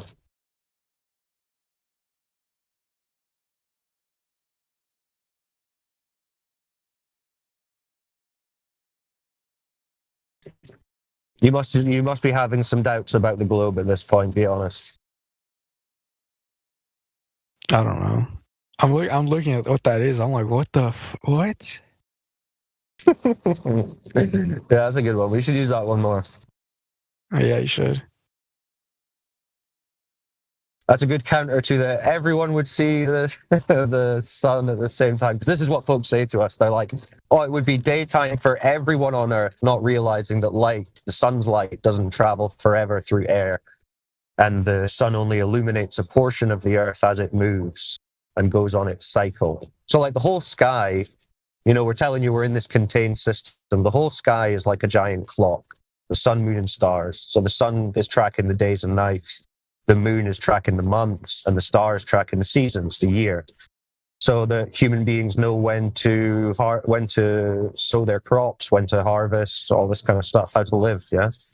So they've told you that the sky is like this never-ending empty space full of exploration opportunities. No, it's more like you're in a giant planetarium and we've just got a giant ceiling clock.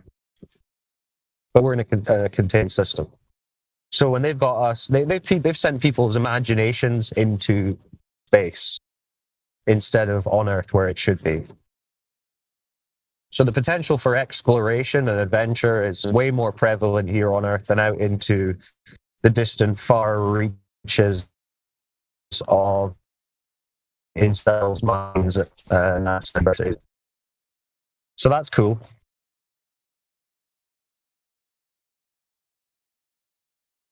Anyway, yeah. So how is that sun working? And 99% of people are seeing them on a globe at the same time. I don't know. That's freaking crazy. Like what? Interesting. Because they're like, exactly 50% of the world is illuminated at one time. As if they would be able to know that anyway. It's showing me a map of it. I wish I can send it, but I think I can send things on.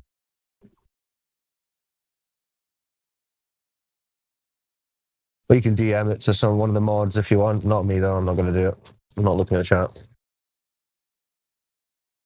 But yeah, I mean, every now that you're maybe thinking about this topic, everywhere you look, shit's just going to debunk the globe. You're going to be like, shit. Oh wait, look, it's right there. Someone else sent it. DJ sent it. Yep. DJ. So what else should we cover? You want to keep going on this? Or you want to go on to a different subject? Any of the other people in the room want to ask a question, have a discussion? Any flat earthers want to add anything? Yeah, can you explain how stars rotate clockwise in the southern hemisphere and counterclockwise in the northern hemisphere? Just because of you. Hemisphere. Just because of you changing. So you're already assuming a globe?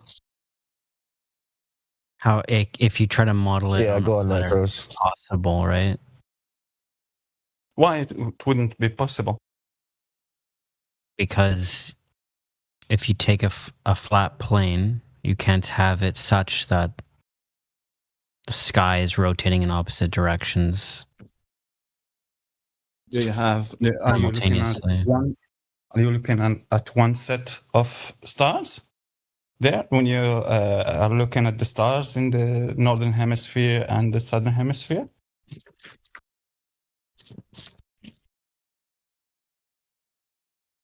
Two sets of stars. Perspective. Isn't it? So it's two sets of stars, isn't it? You're looking Oh, at it's the two sets sets. of stars. Okay, that's how they started. I mean, I was curious what you guys were going to say. Two sets of star. Interesting. So you're looking at, it was a question to you. So you are looking at two sets of Interesting. stars. You are looking at the northern hemisphere. You would look at the stars on the north, the northern stars. And you look at the southern hemisphere, you just rotate your body. And you look at the southern stars, those are different sets of stars, the southern stars. It's not the same stars. You're not going around the North Pole and looking at it in different perspective and seeing it rotate in different direction, clockwise, anti-clockwise. It's not. Okay, does isn't every it? other flat earther sign off on his model before we go and debunk it? Debunk what? I didn't. Is everyone What committed to that? model? Anything. What model? He didn't present a model. He's saying there's two sets, claiming that there's two sets of stars. One rotates clockwise in, No, there's in two one different area. There's two different areas he's talking about, right? So you're going to be in the north, looking at stars in the north, and then when you go to a different area, you want to call that area the south. You're going to see different part of the sky. So you're looking at different areas above you, right, relative to your position. Right now, if the Earth isn't curving, I don't understand where you're getting a globe or how looking at the sky is going to prove anything about what you're looking at. That you need to clarify.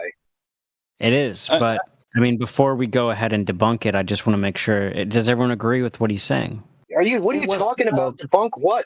You would have to find curvature. You'd have to find curvature to debunk that the Earth isn't curving, right? John, you have to do that. Exactly. That's the point. You don't be coming in saying. You can't verify. Yeah, you can't be coming in saying, I'm going to debunk a model that none of you are claiming. Actually, our position is that there's no curvature of the Earth's surface, and therefore it can't be a globe. So that's what you would have to debunk. And in order to debunk that, you would have to show us. Is that your position? Well, okay. Our position is that there's no curvature of the surface, so it can't be a globe. We're not really making claims about what the stars are and how they're working or what medium they're in. Interesting. So I think you're smarter because you realize it can't be modeled. It can't be possible. Well, yeah, you can't model the Earth. No, he's not claiming a model of the Earth. You can't model the entirety of the Earth. That's not something you can do. That's not something anyone can do. So yeah, we're not making that silly claim. All you need to do is prove that there is curvature, a drop over a distance of the surface, I think we're talking conforming to the globe model claim. We're talking about the rotation of the stars, not the curvature right now. But no. But your argument for the rotation, right? But your position for the rotation depends on there being curvature, because you said hemispheres. You're already assuming a curvature. So we're challenging that initial assumption. It can be explained on a globe model. Yeah. Okay. Right. So that's what we're challenging. So we're challenging the validity. We're challenging the validity of this globe model that you're claiming explains it. So in order for you to evidence that, can you show us some measurement of the surface curvature that your model necessitates? Okay, I'm going to explain why I think that's a pivot and a derail. It's not. You need to demonstrate rotation. Challenging your core assumption. The rotation of the stars. What rotation, Reductio? The perception of rotation of the stars can be explained. So motionless Earth, cool. Motionless Earth, awesome. The rotation is an explanation, Reductio. How can it be physically possible on a flat The Earth? rotation is already an explanation. Okay, so the one guy said there's two sets of stars. One rotates in one area. Yeah. Okay. So English is his third language. Okay. So what rotation? I explained to him that it was a question to him. Was he still here? Yeah, I'm still here. It was a question to you. I said it to you 2 times. Just So I'll listen go ahead to- and explain why that. I'll go ahead and So explain just why try- what you're saying is wrong. And just try to listen, because when you don't listen to the entirety of the thing, you just assume. So hold on. that You you're asked if anyone agreed with him. I'll say no. What rotation? okay, they disagree with you, Necros, and I'm going to explain why they disagree because it's wrong. It's not possible. Now, if you're looking at Well, Polaris, you're so bad faith, dude. you it's cannot pathetic. observe Polaris from the southern hemisphere, just like you cannot observe the Polaris. Why are you from saying the- sorry, the hemisphere? Southern Why are Cross you from saying the northern hemisphere? Correct yourself. No. Correct yourself. You don't have a hemisphere. Correct Okay, yourself. from certain geographical coordinates. I share some of the same sky with you. Coordinates And don't so- exist on a map. I share some of the same sky with you, bro. And so, yes, you could say if there was only Polaris or the Southern Cross, then we could say, okay, well, because there's no overlap between these two I regions, you share can some of the observe both same from the sky same with you. point. Did you not hear me? I share some of the same sky with you. There are, yeah, exactly. There's some parts of the sky which are shared, and those parts, those same stars, will rotate in different directions depending on where you are. Now, that means that there is not two sets of stars. These are shared stars. And so you can even look for yourself. You can look and go into different geographical coordinates and look at how they rotate. It's all irrelevant. Wonderfully done. So there's not the Necros. What you're saying is just not possible, right? Okay, okay. So Reductive, what's your everything you say is explanation? entirely irrelevant. Yeah. So what's the claim here? What's the claim here? You see the Yeah, what's your stars point? doing what they do. Therefore, Earth is What he Earth is said is what? wrong. Okay, okay. But you're not saying that Earth is a ball, right? Well, what I'm saying is that the rotation of the stars can be explained on a globe Rotation. model. Oh, What okay. But you're rotation? okay. Right, so now- you now believe prove it. you believe Whatever. right. If So you whatever, let's say believe the you observation of believe the stars it can be explained on a globe. Okay. Yes, Do it you? can be But you're not explained on- claiming. You're not claiming. You're not claiming that they show that Earth is a globe. No, not necessarily. I mean, like it could be a donut, Well, we'll for dismiss it. example. We don't. They don't. Yeah, we don't think it tells be us a we live on a donut. globe either. So that's fine. With a Okay, donut, so it's you not a could be globe looking proof. in different Yeah, it's not. hemispheres It's as not. well. Yeah, so it's not a globe evidence. Okay. Was that it? But the point is that it's actually Cool. inconsistent with a flat Earth. It's actually No, impossible. well, that's just your coping. That's just your coping. Okay, so well, I mean, you can cope about that. Model in some way. Wait, just let Yeah, me. okay. No, if it's not flat, if it's not flat as it's observed, measured, and practically used to be, could you show us some measurement of it being curved or whatever you're claiming it is? That's the same movie. I don't know why you always do that. Okay, so yeah, because you're just obfuscating. You're not holding yourself to a position. You're going to try and argue for a globe while not arguing for a globe, and we don't tolerate the kind of double-speak bullshit that you're going to do. Nah.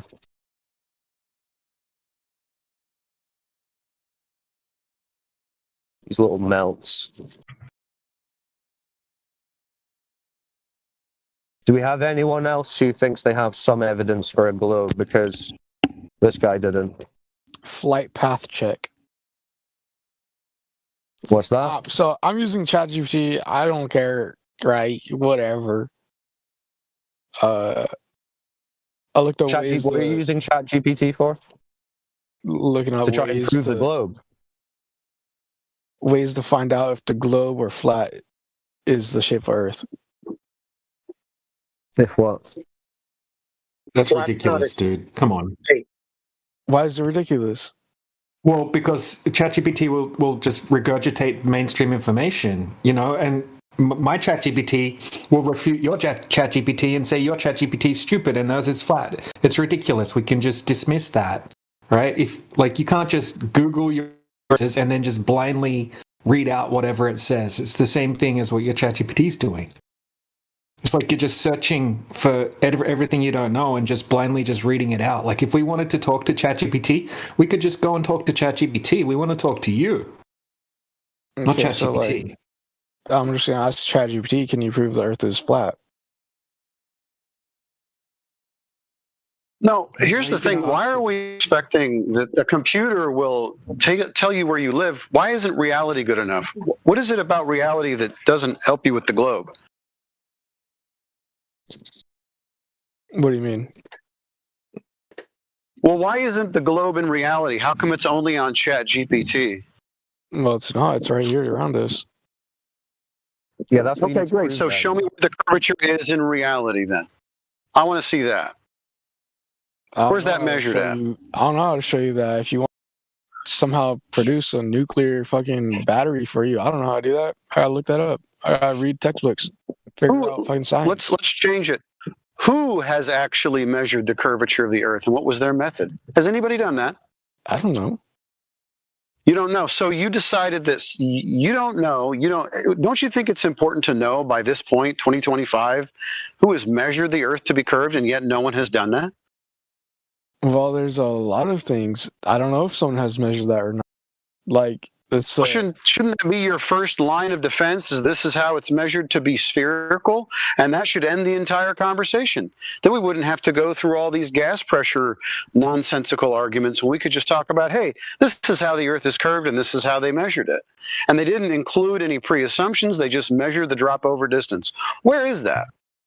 Okay, so in my studies, you want me to study how we prove there's a curve? No, I want you to show me the measurements of the curvature, not how we prove it, backwards engineering, affirming the consequent bullshit. I want to know where the measurements of the curvature is. Not that difficult. Who did it? Okay. When did they do it? What tools did they use? Can we go and repeat it? That's what we're really asking. How can we go and prove this? So that's what you need to be thinking. How can you prove it to yourself? That's what you should be asking. What can I ask Google? Because I'm doing research. What can I ask it to find out what you want to know? You want to know what exactly? Remember earlier we spoke about the 10-mile lake, and if you could see your friend on the other side of it. I remember that. Yeah, what did we tell you about it?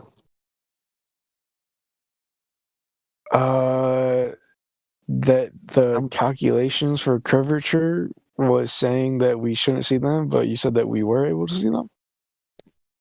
Yeah. So the calculators, the globe math, doesn't match what we detect in reality. So with that being the case, what could Google tell you that would change that?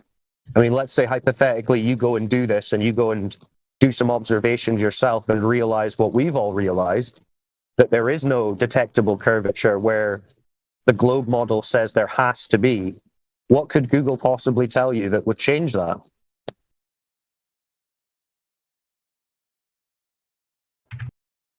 I'm uncertain. Just whack yourself in the head with a hammer so you get amnesia and just watch a load of NASA videos. And that would be your only option. Really? Well, yeah. How are you gonna unsee what you've seen, which is no curvature, no obstruction? How are you gonna unsee the flat Earth? It's all you've ever seen. Have you ever been in an airplane? Yes. It looked flat. That's a nice way to see the flat Earth. Yeah, the horizon is flat. So it didn't look like a circular, spinning, wobbling, tilting gas and water ball. No, it didn't. It doesn't need to look like it's spinning, tilting. Yeah, it doesn't need to look like it's doing any of the things they claim it's doing. It doesn't need to look like it, except on TV. If you're on the surface, I don't think you'd be able to see that. It doesn't matter where you are. In reality, it only looks like what they say on TV, on a screen. Their story is that there's no height we can go to as members of the public to actually observe this. I have a question. I'm not completely in denial about your guys' claims. What is it? Why do you think they're doing that, and who is they? Sure, we already spoke about this with you an hour and a half ago. Or was it someone else? I don't know. We did it so many times. Are you stoned? Over your worldview, isn't it? Huh? Are you stoned? No.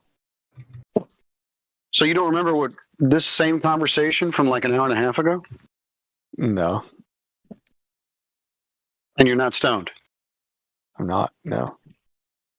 Okay. Well, it's just interesting that you don't remember what happened an hour and a half ago. I don't. What were we talking about? Maybe it was someone else that asked, but someone definitely asked why are they doing it, and then we went into a little bit of explanation, speculation. Oh, can you give it to me? Well, there's no way I guess I can give you. Sorry, Cyclone. So there's no way for us to actually know their exact reasonings for why they do it. But since the history of mankind, all empires, all major governments have lied to their people for power. Now, as a general rule, that's what has happened. So it's about power. The deceit is about power. Okay. So why exactly they decided to put this forth? I don't know. They may have something in their back pocket. They could be using it for all kinds of things. Explain away the sky phenomena, for example. But either way, it doesn't really matter. The Earth measures to be flat. There is no curvature measured anywhere. So we know that they're lying. They always lie. It's best not to listen to them about anything, quite frankly. They don't have anybody's best interest in mind. They have their own. Yeah. Yeah, what I would add to that is what I said earlier, which is basically it's control over your worldview, which is control over your mind, and that's generally going to influence how you behave. Yeah. And more directly, I would say is that they're trying to obscure the fact that we're in a created environment, right? They're trying to push a philosophy or a notion of accidental creation so that people essentially think they're meaningless specks of dust in this cosmic emptiness. That's crazy, dude. Maybe you which guys did talk about this. Maybe my memory is I said it trash. not too long ago. But basically, putting people in that mental state makes them very susceptible to control, because it's like a position of fear and weakness, and just like, well, better just go along to get along, do whatever I can for the best for myself. And generally that will result in just doing whatever the government is steering society towards doing. So it's a great deal of influence and control, although it might not be obvious exactly why at first glance. Okay? Yeah. That was good.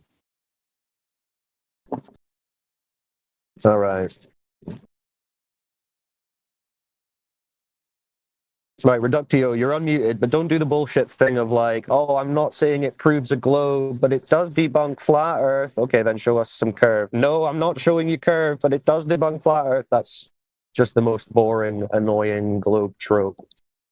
So if you're going to come with something, give us an actual argument for the globe. If you don't have an argument for the globe, stop pretending like you do.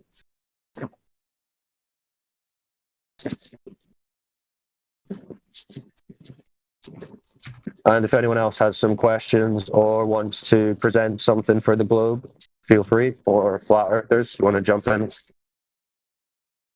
Well, I'm just seeking an alternative explanation. Why? This would be compelling to me. Why? It would be compelling because I'm not. I'm convinced it's not possible. That's not our goal. I don't care. So Athens and Johannesburg. I don't care what you think. So Athens and Johannesburg can both view Orion's belt at the same time, Yeah, and so it's what? specific in January. So if you were to have one person in Athens, Greece, one in South Africa, they're both looking at the same constellation at the same time. One will be rotating clockwise in Johannesburg, and that exact same Orion will be rotating counterclockwise in Athens. So there's not two sets of stars.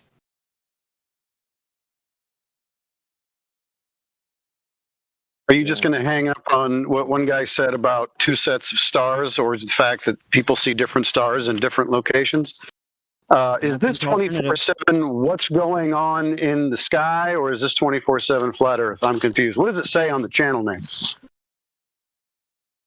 I mean, I'm open to alternative explanations on the flat Earth, but explanations about what? It cannot be modeled, right? That's the claim. Oh, okay, no worries. Can you give me the globe Earth model, please? Can you present that in the side chat? Let me see that. Let's see if the globe model works. Yeah, let's scrutinize this globe model you're going to post. It can be explained on a globe model.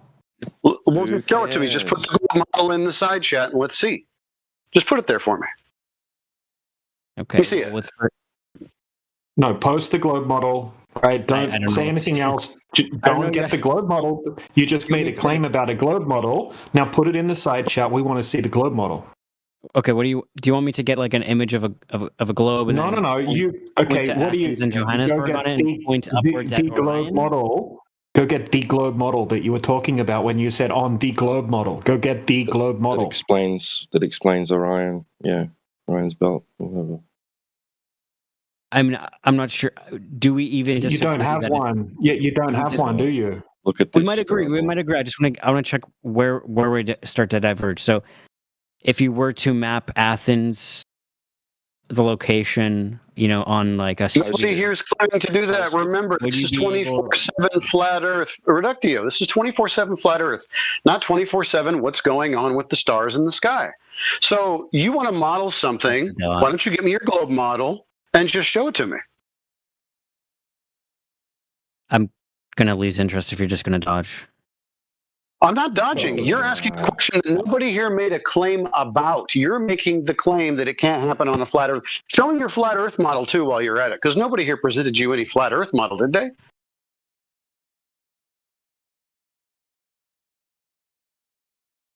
Yeah, I'd say I'm going to lose interest if you don't actually,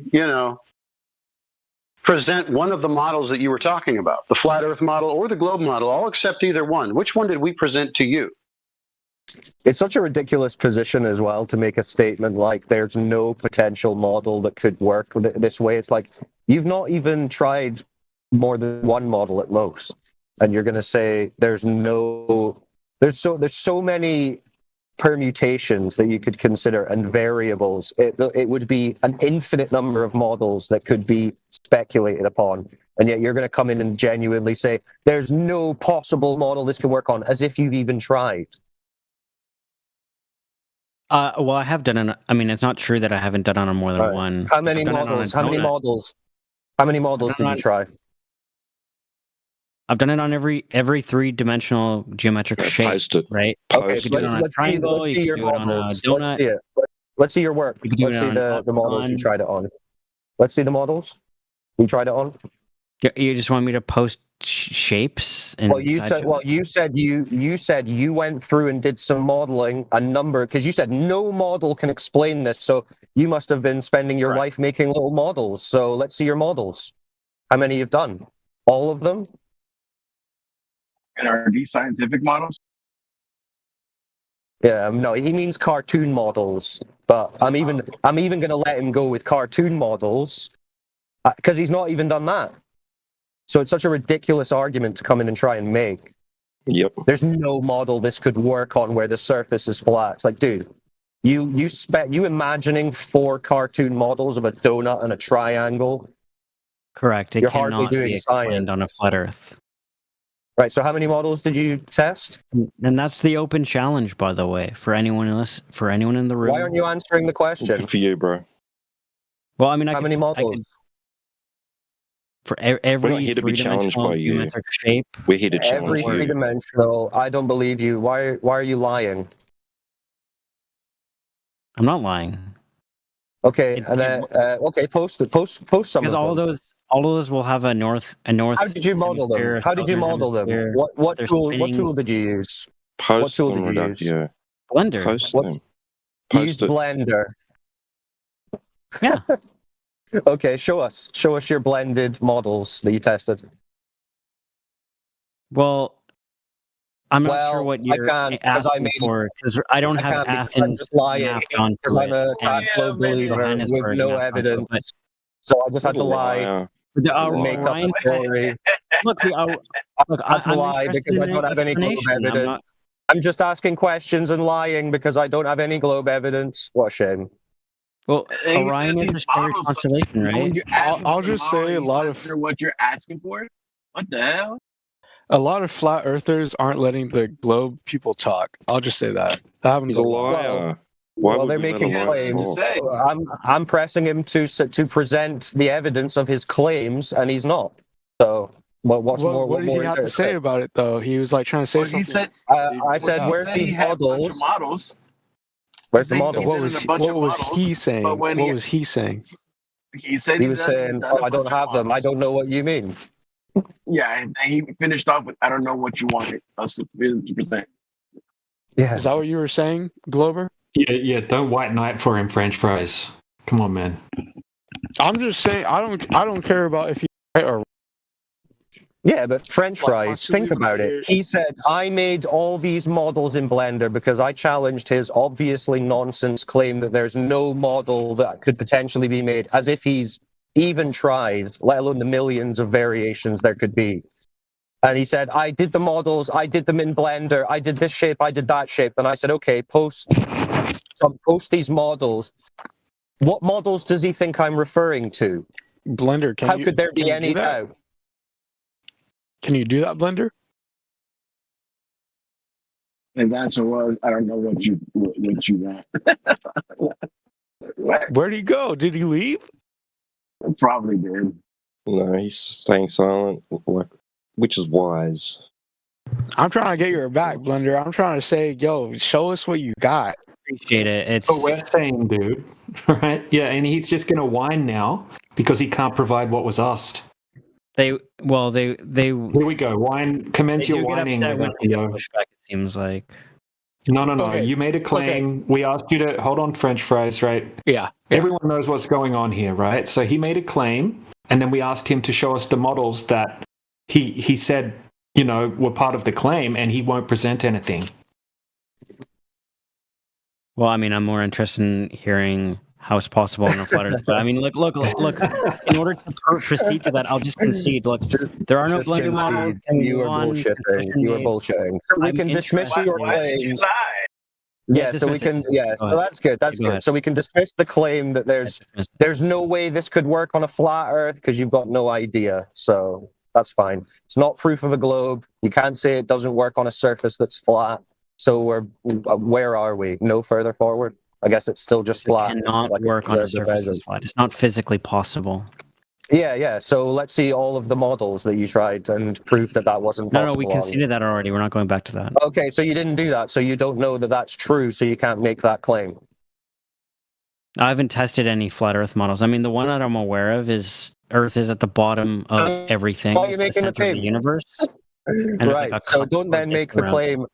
There's no model this could work on, and then say I haven't tested any models. Like, come on. No, if there's a flat plane, it's not possible.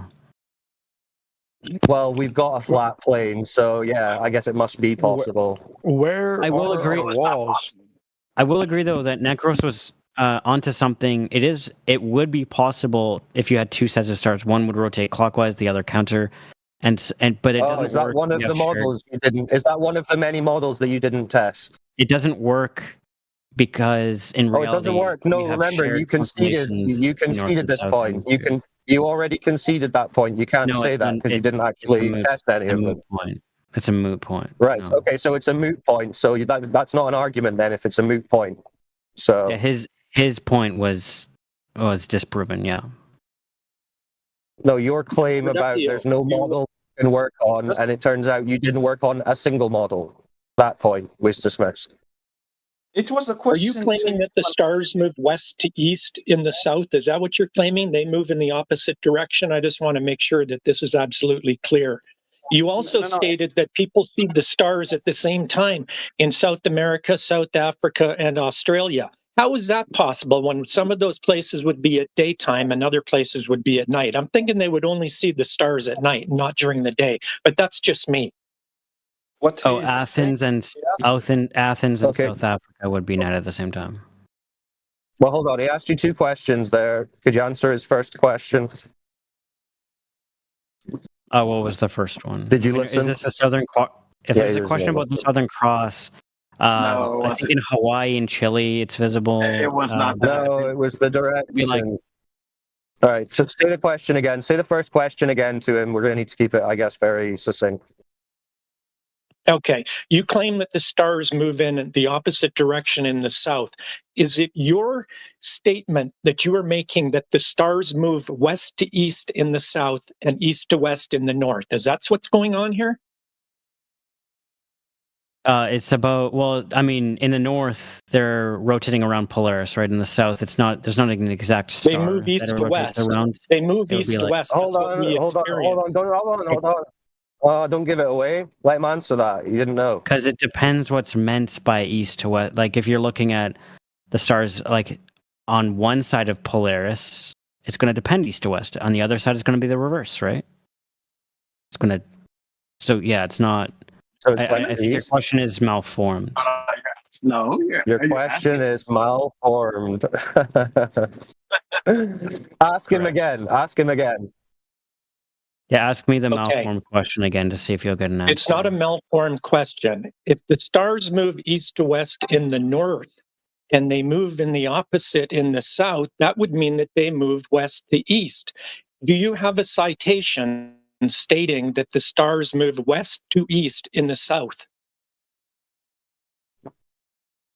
Yeah, I don't claim that, so I'm not going to defend that nonsense. You say that they move in the opposite direction. So if they're not moving west to east, then that would mean that they're moving what? East to west?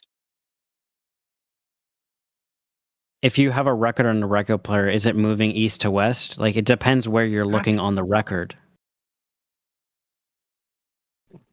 So they're not moving in You're on the opposite outside directions. looking in. It will So always you're be saying- the same rotation. Right. So you're saying they're all moving the same direction then, right? Well, they rotate around Polaris, right? Are they going the same direction, east to west? It depends on which side you're looking at. If you're looking at like you're one side of saying- Polaris, like So is the you're record saying- spinning?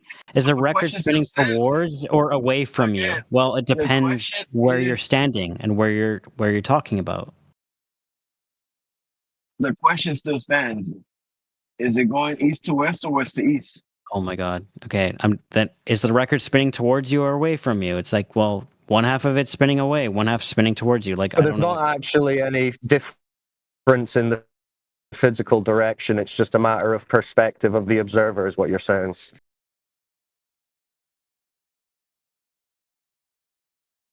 I mean, yeah, perspective plays a role in it. Yeah, I mean, it depends where you're standing, where you're talking about, for example. Doesn't need to be a globe then. So that it rotates in one direction. This is quite quickly devolving into the stupidest conversation I've ever had. Oh, it's your stupid argument. It was your stupid argument to ask these questions because the stars rotate one direction. Your perspective may change, but the direction still goes the same direction. And it's been quite funny. He just asked you the same question that I asked you and you couldn't understand, but he could ask it in a correct form, so you understood that question. I didn't claim anything when I talked, and I said it to you 3 times in the VC and 2 times in the side chat that it was a question to you. Are you talking about 2 different sets of stars that one is rotating, going east to west, like to claim, and the other will go the other different direction? That was my question to you, and you couldn't understand that. You To were answer thinking that, we know that there's not 2 sets of stars because, again, and from the very beginning, I've said this. There are shared constellations, which like Orion, that we can view from the northern or southern hemisphere, and they will So what? it will rotate in opposite directions depending on where you are on the planet. So west to east then. Oh, there you go again, using opposite direction. West to east? Yeah, they rotate in opposite directions again. But they don't. They rotate in the same direction, you're saying. But in opposite directions. But in the same direction. But in the opposite direction.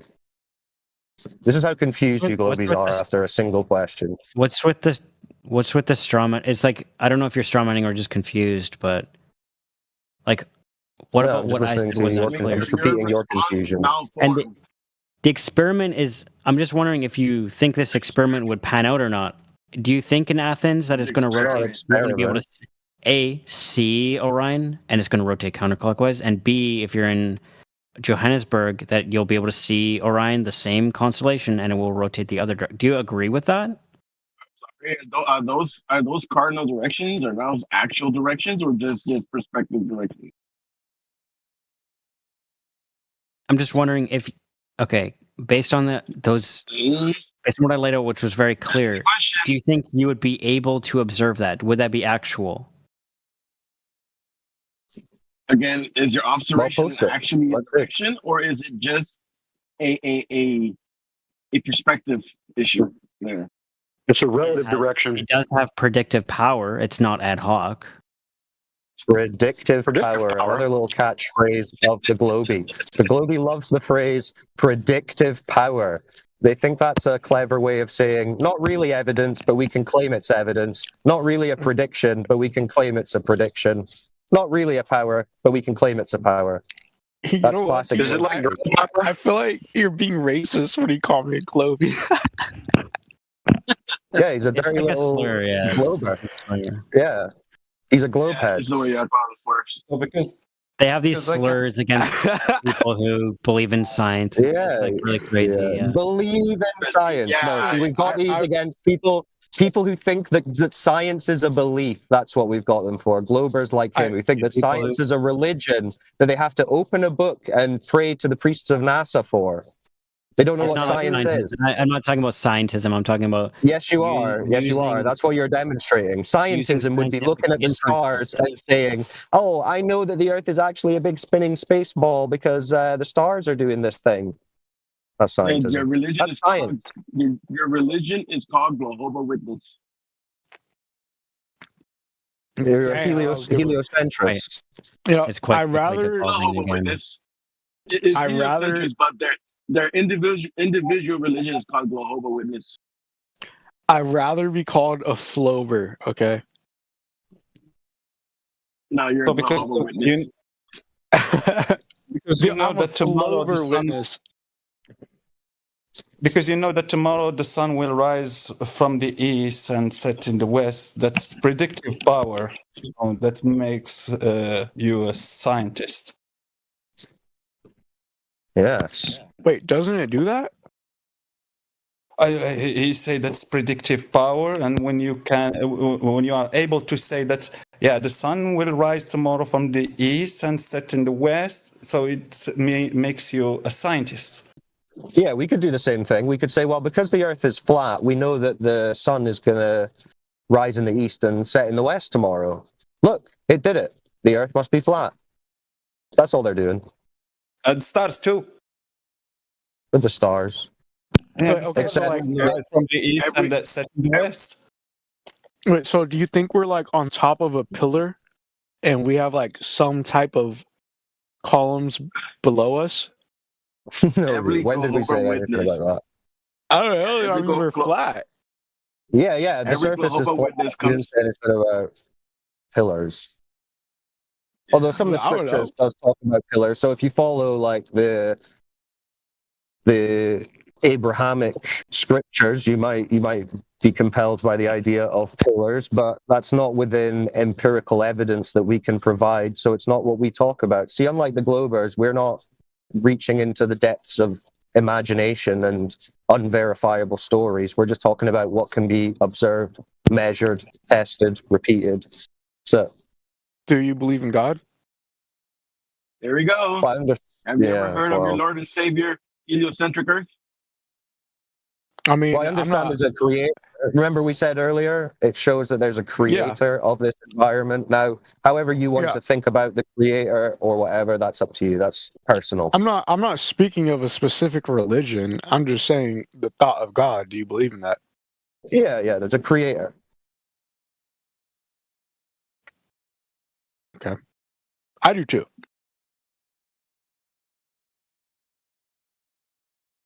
Well, that's what they're trying very desperately to make people not realize with this whole heliocentric globe fantasy. They're trying to replace typical religion with this new space, give all your money and brain power to the government religion.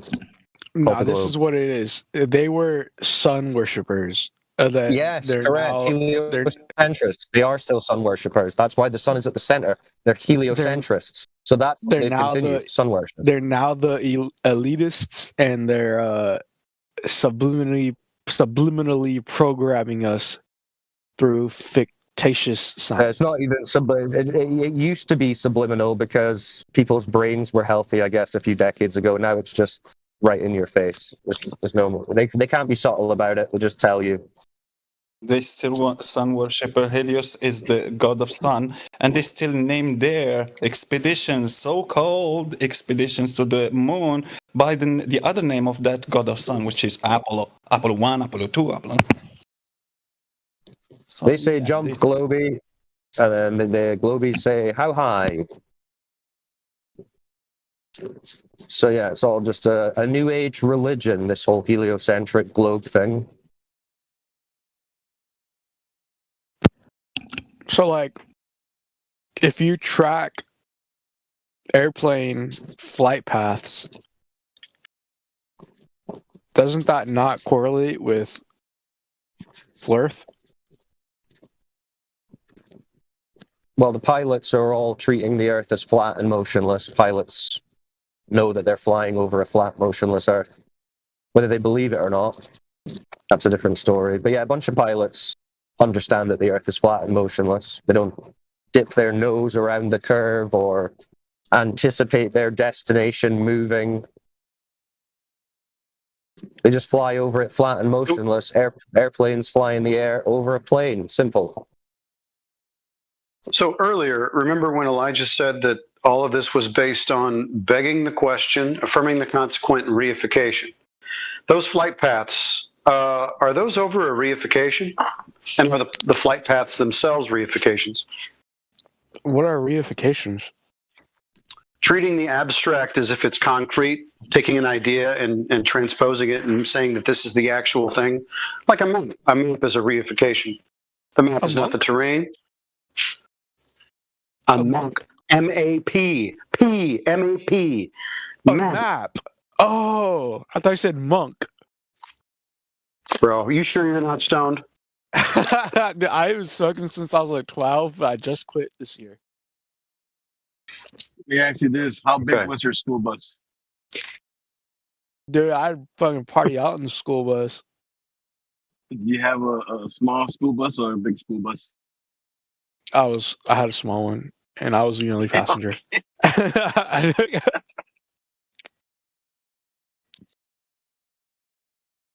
So the map and the flight paths and all that stuff, those are all reifications. Those are not real.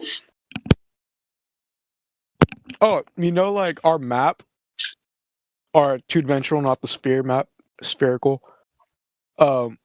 It's really like which one?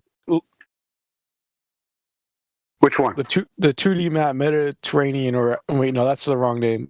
I forgot. Mercator? Is that what it is? Yeah.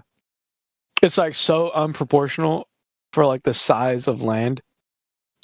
Right. It's a projection. They're all projections. There's actually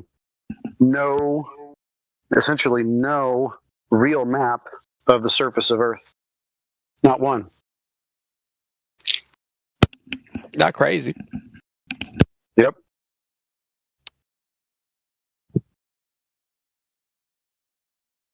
I don't know if you're from European people or Australian people understand the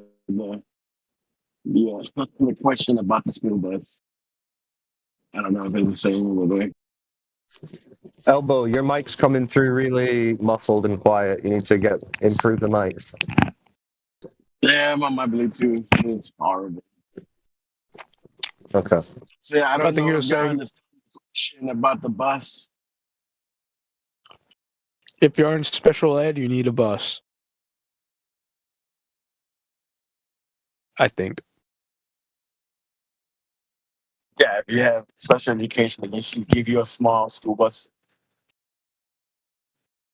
Because they keep asking you, and what we were talking about a few hours, 30 minutes ago, and kind of dull out. Yeah, dude, I had my own bus, my own small bus. I was a cool kid.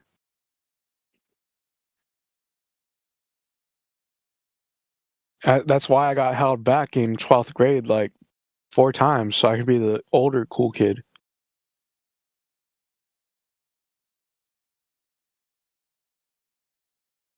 I'm just fucking around. I graduated early, and I was in honors and AP classes.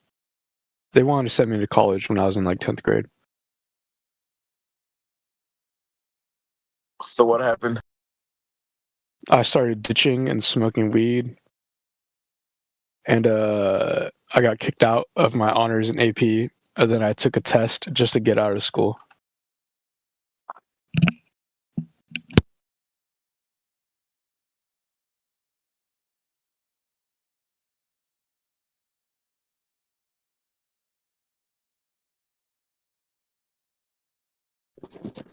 Well, at least you figured out that the Earth isn't a ball. That's good.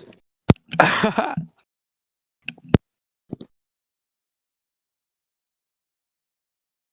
that'll put you ahead of most people who went to even university. If you stick at it.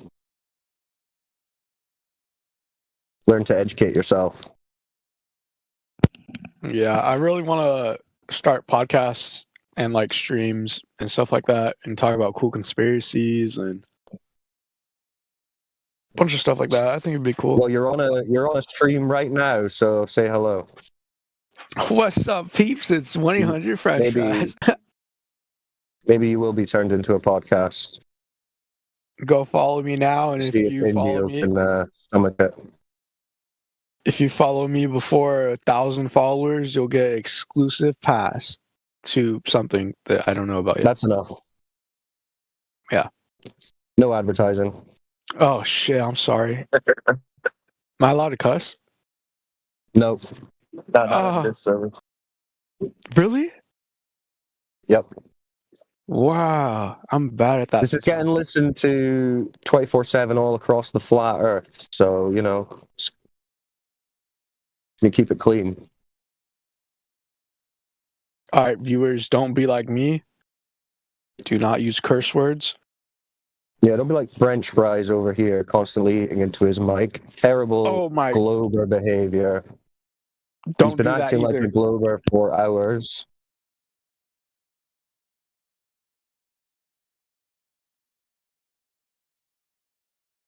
Anyway, what else we got? New topic, new question. What are we on? Any new people in?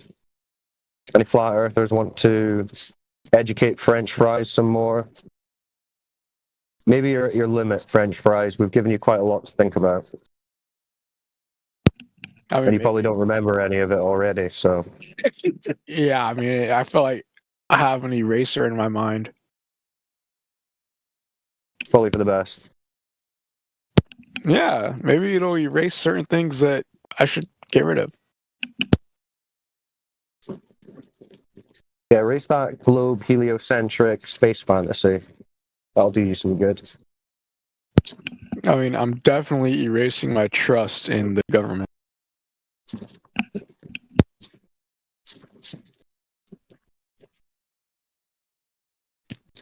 Why would they lie?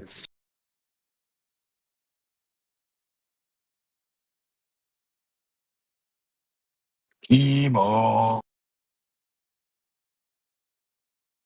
Sorry, it's everything he's got to the rhythm.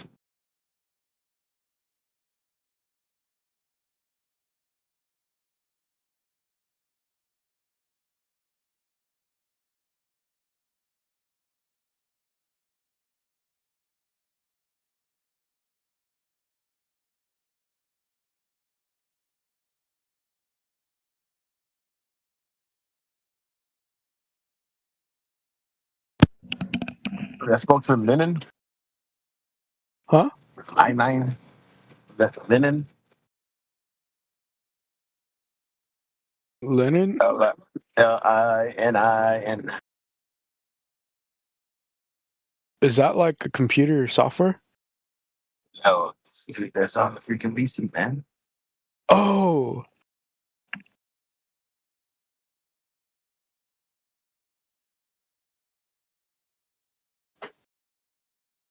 Are you there, bud? Oh, are y'all speaking to him earlier?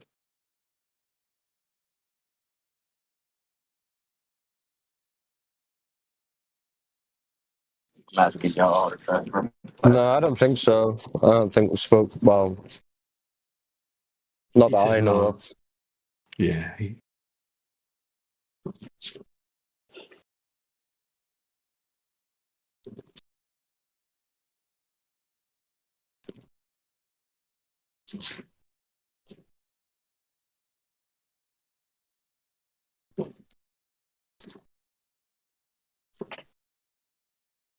Have you heard of the Coriolis effect? Here we go. Yeah, we were deep diving down the Glurfert. Oh wait, the Flober Valley. It's Jehovah What do you think the Coriolis effect is?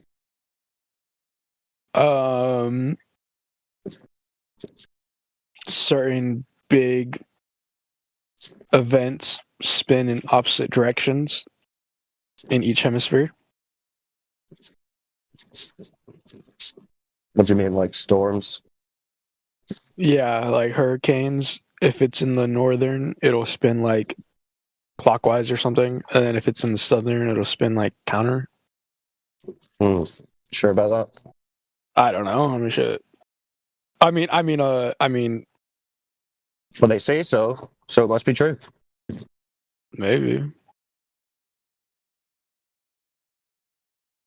So Coriolis, they're saying the Earth is spinning underneath things, causing them to deflect in certain ways.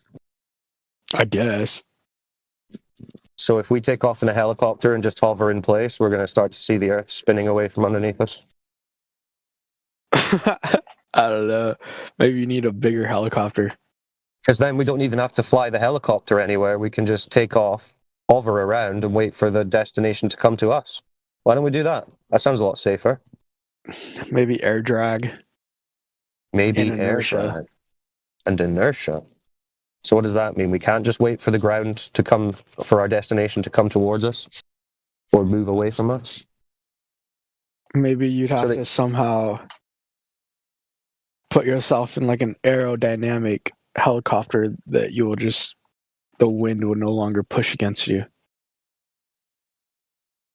What, because otherwise we're just going to be fastened to the Earth, so we don't detect any motion?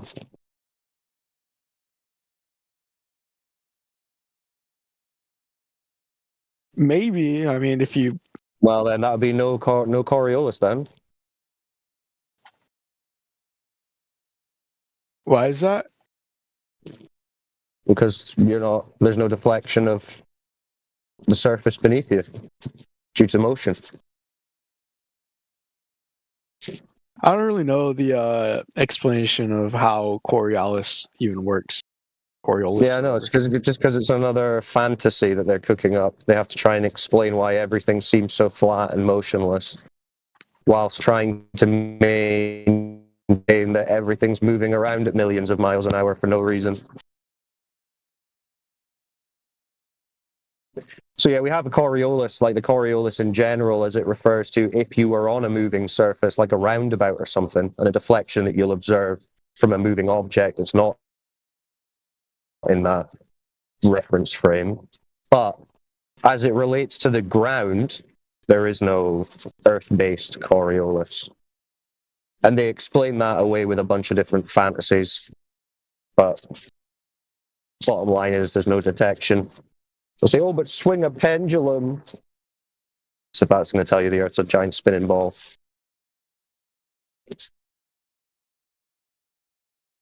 But yes, that's classic globy material. Keep it up. I forgot about a pendulum.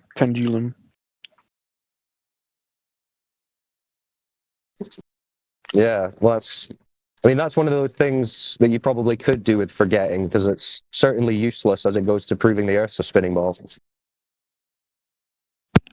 What about the shadow theory? The shadow theory. Now, the Globies love shadows, and they'll talk about them in a whole bunch of different nonsensical settings for proving Earth's a ball. So which shadows are you talking about specifically? Are you talking about the ancient Greek shadows from the BCs that somehow measured a 39, 59 mile radius of a ball?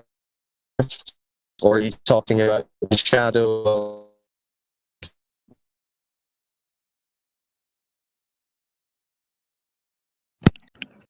You're breaking in and out. I don't know if you're still talking.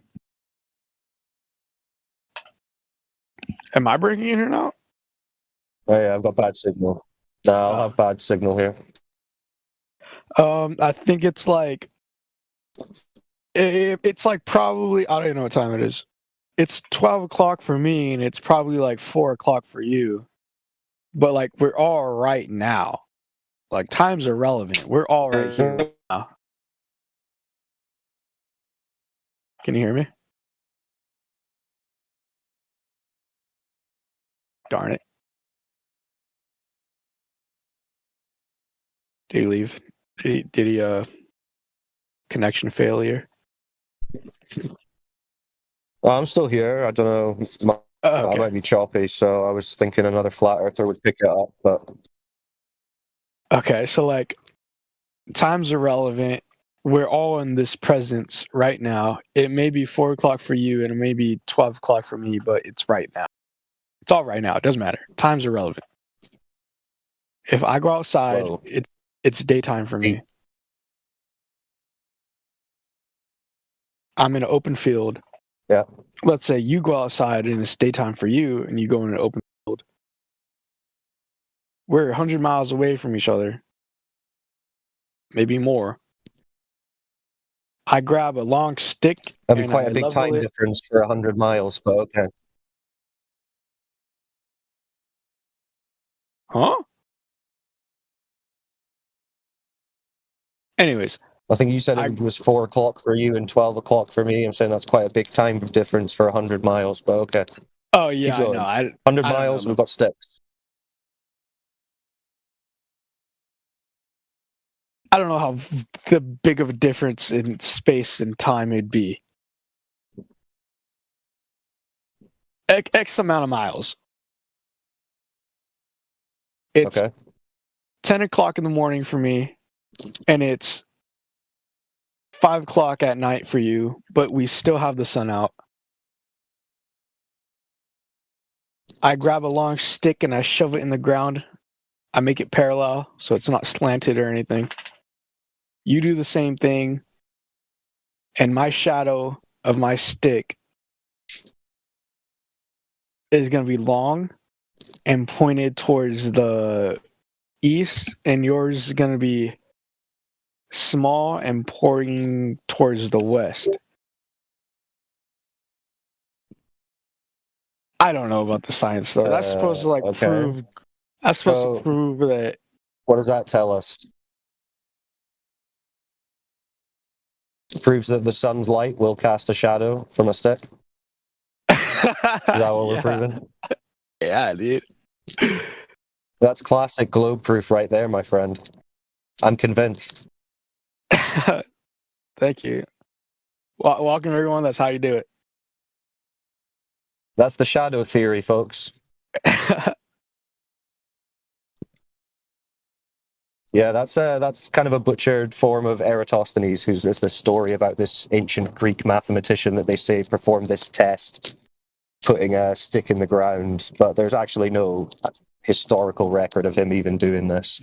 Really? But either way, they started talking about it. Yeah, they started putting it in the textbooks in about the 80s, but it assumes a globe Earth. I mean, it works on a flat surface or a curved surface, technically. But he's taking, well, it doesn't actually, because he's taking an elevation angle to the sun, and an elevation angle requires a horizontal baseline to take your angle from, which would be a flat Earth. So it really just proves flat Earth again. It's difficult because when you get into globe proof, if it's actually something based in reality in the Earth, it ends up proving flat Earth because the Earth's flat. So it's kind of difficult.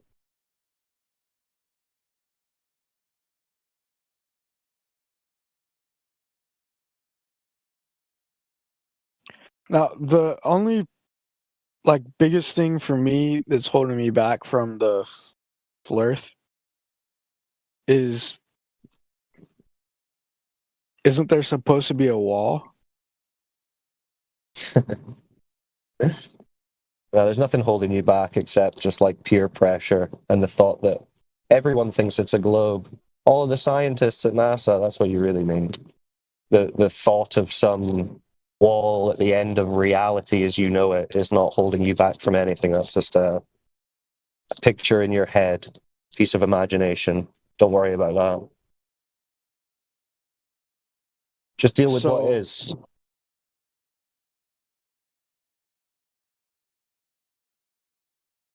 So if I was able to go everywhere, I had no restrictions. Let's say I was the owner of the world.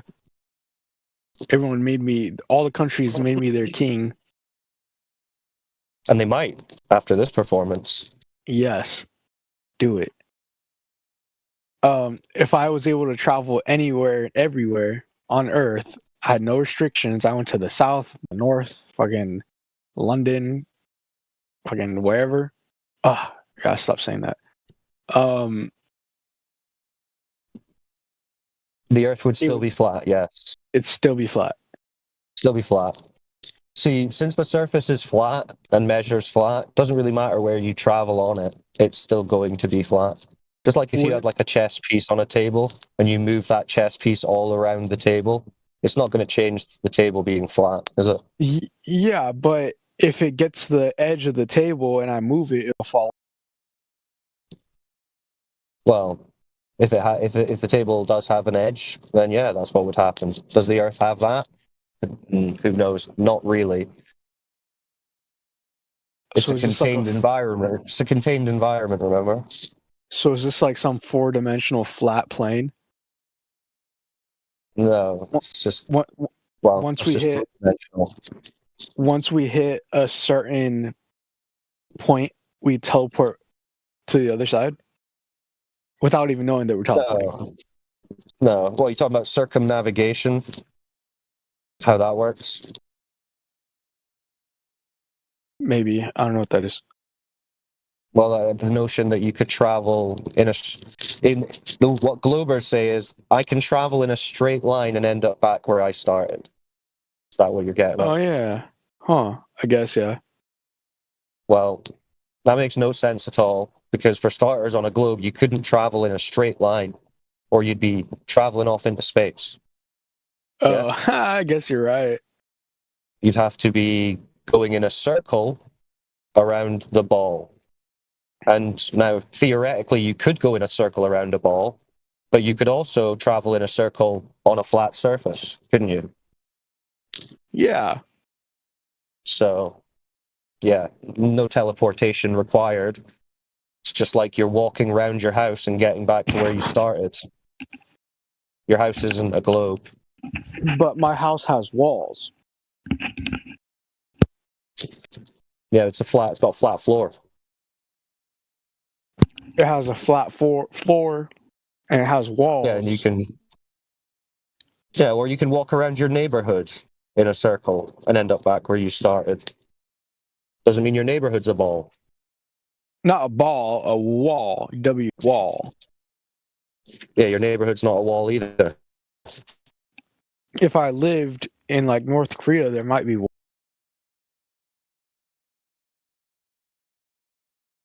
Yeah, you might be in a walled city, that's true. It would still be flat, not a ball. So, like, if Earth is flat, it doesn't need walls? It doesn't need what? Walls. Walls. Well, it's got a container. It's a contained environment. So, yeah, you could think about it as if it's having walls from the ceiling. So, if there's a wall on our ceiling of Earth, are there walls around our... Around your what? Perimeter? Well, I don't know where they are. I don't know how far it goes, but yeah, to have gas pressure, you need a closed container. So...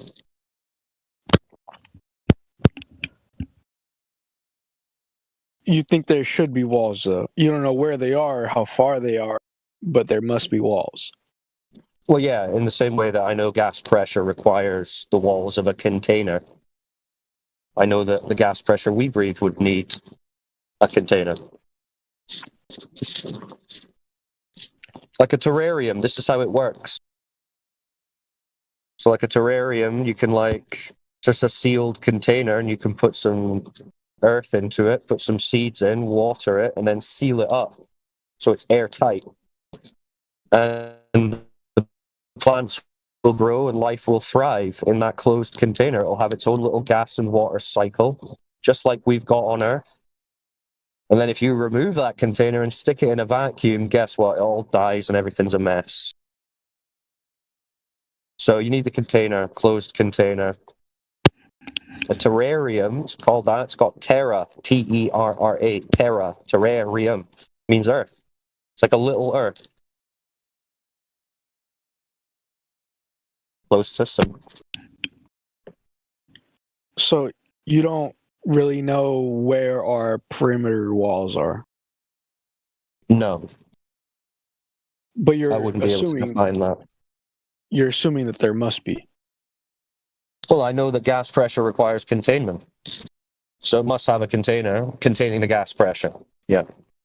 So with your hypothesis, there must be some type of container around our perimeters that go along with our container above us.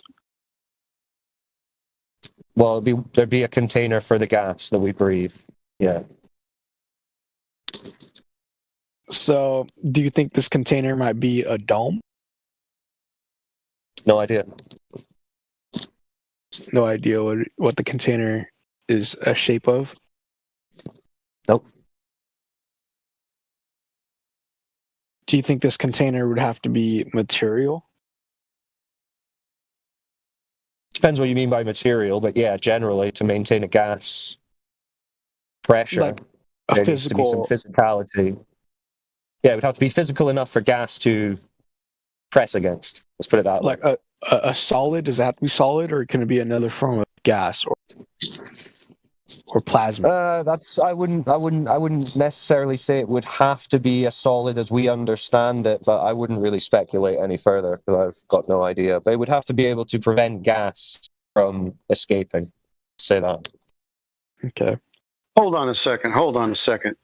French fries, are you just here to kind of drag us through the same loop of conversation that we've been in before?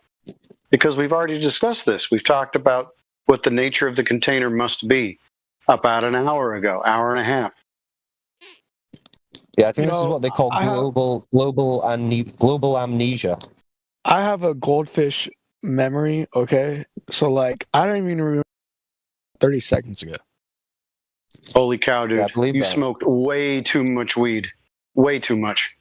But you know what? Yeah, you need to knock that off. I still got A+ on my math. Hey, don't blame weed. Don't blame weed. You don't want to give weed a bad name. Blame my globular smooth mind.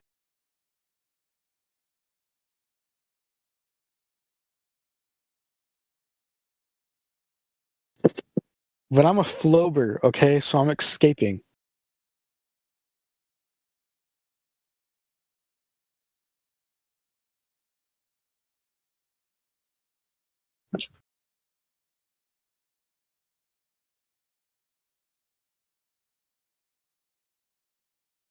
I want to become a flirter, okay? I want to get away from the... I'm in the middle right now. I'm a fabulous flober, okay? I'll tell you the trick. This is what you got to do. You got to go out into the world, right? Or into your room or into your garage or something, and you establish 3 points of equal elevation. And that's it. Equal elevation? Define, please. Yeah, equal elevation. Elevation, like height off of the ground? Yeah, establish 3 things that are all at 5 feet or something like that. 3 points of equal elevation. And then that's it, and you're done. As far as level, though, the ground would have to be level. Otherwise, tip of the elevations would be out of unparalleled. No, that's not the case. if you just I was, you just you can make one whatever you do. You tell me how you did it. That's the thing. Go ahead. Yeah. if I choose point A, point B, and point C, but point C happens to be on a little divot that goes down slightly. Correct. And I use a 5-foot stick on each point, the one on point C would be 6 inches down. Let's say that divot was 6 inches. That's right. Well, welcome. DMOC sounds a heck of a lot like No Tanks today. DMOC's doing good today, huh? Yeah. Who's New Tanks? No Tanks is the guy you're talking to right now. Not me. With the other dude. Oh.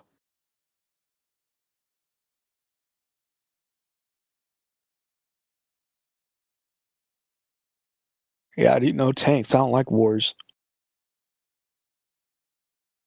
Yeah, so all you got to do is establish the 3 points of equal elevation, and then you'll be in. You'll be a full blown earther.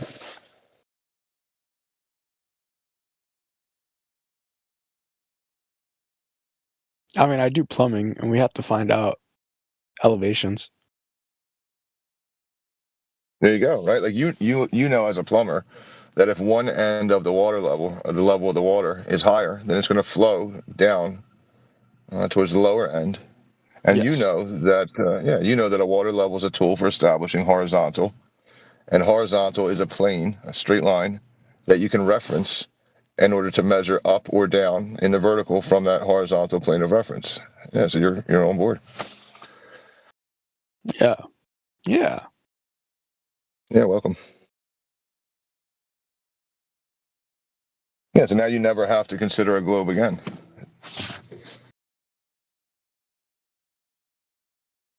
But like, if I take a cup full of water and I'm standing on a mountain, it's leveled, but the bottom of that different cup, level, yeah. the bottom of that cup isn't the bottom of the world. No, it's not. No, but what you know and what you've proven in your trade of plumbing is that all horizontals are parallel to one another, and all horizontals, we all know, are parallel to the plane of the horizon. One thing about ocean water is I assume the moon has effects on the levels of our water. Have you ever experienced that? Have you ever experienced that in your in plumbing when you've had water at rest? Have you ever seen it to go up or down while at rest? In my specific plumbing, the only time that would happen is if it's connected to some type of line and that line lets air in or opens up a valve. Yeah. But regardless of that, if I wanted to be like, surf's up, bruh, I gotta be on the high tide or low tide. I don't know. I'm not a surfer. Yeah, that's water in motion. Are you bringing it up because it's parallel to the plane of the horizon? I think doesn't tide get affected by like moon? Oh, you'd have to prove. There's no evidence for that. Yeah, you'd have to manipulate the cause to show that that's the effect. But I can manipulate water and make it flow in a way where if I just raise one end of a water level until it equalizes, and then it gets that hydrostatic equilibrium that you were talking about a minute ago. If I'm like in a pool, I'll imagine myself as a waterbender, be like, yeah, and splash someone. You're done.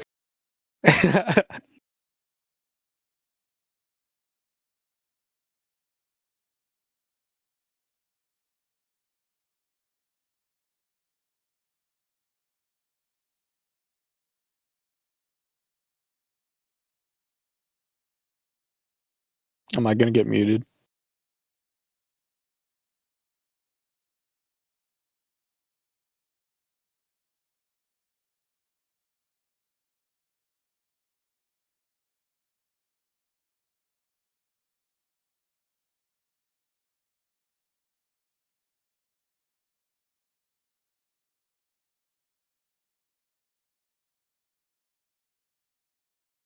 A lunar tidal. That's what it's called. I like hardly look at chat.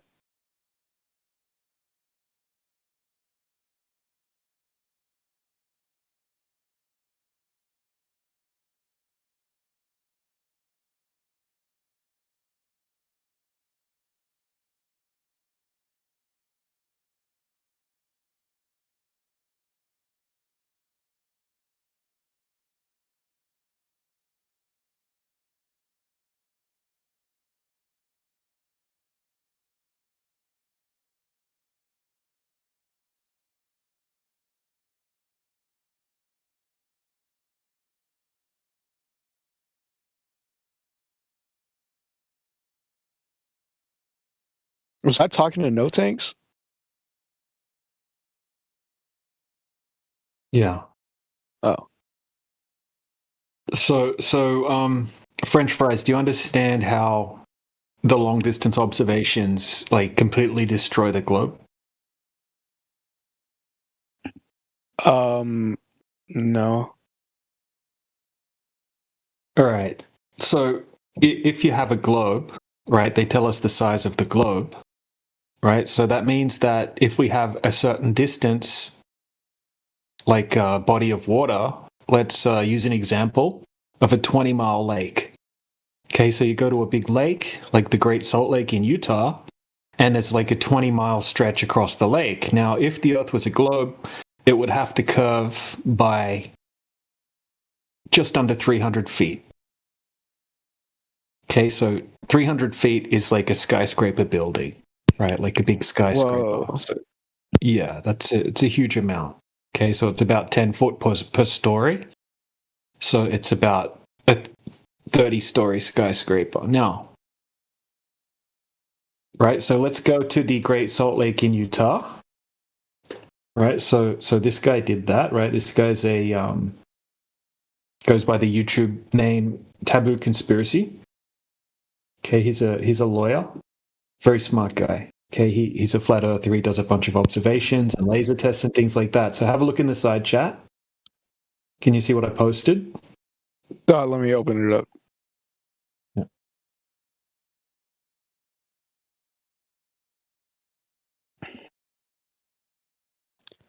Can you see? Yes.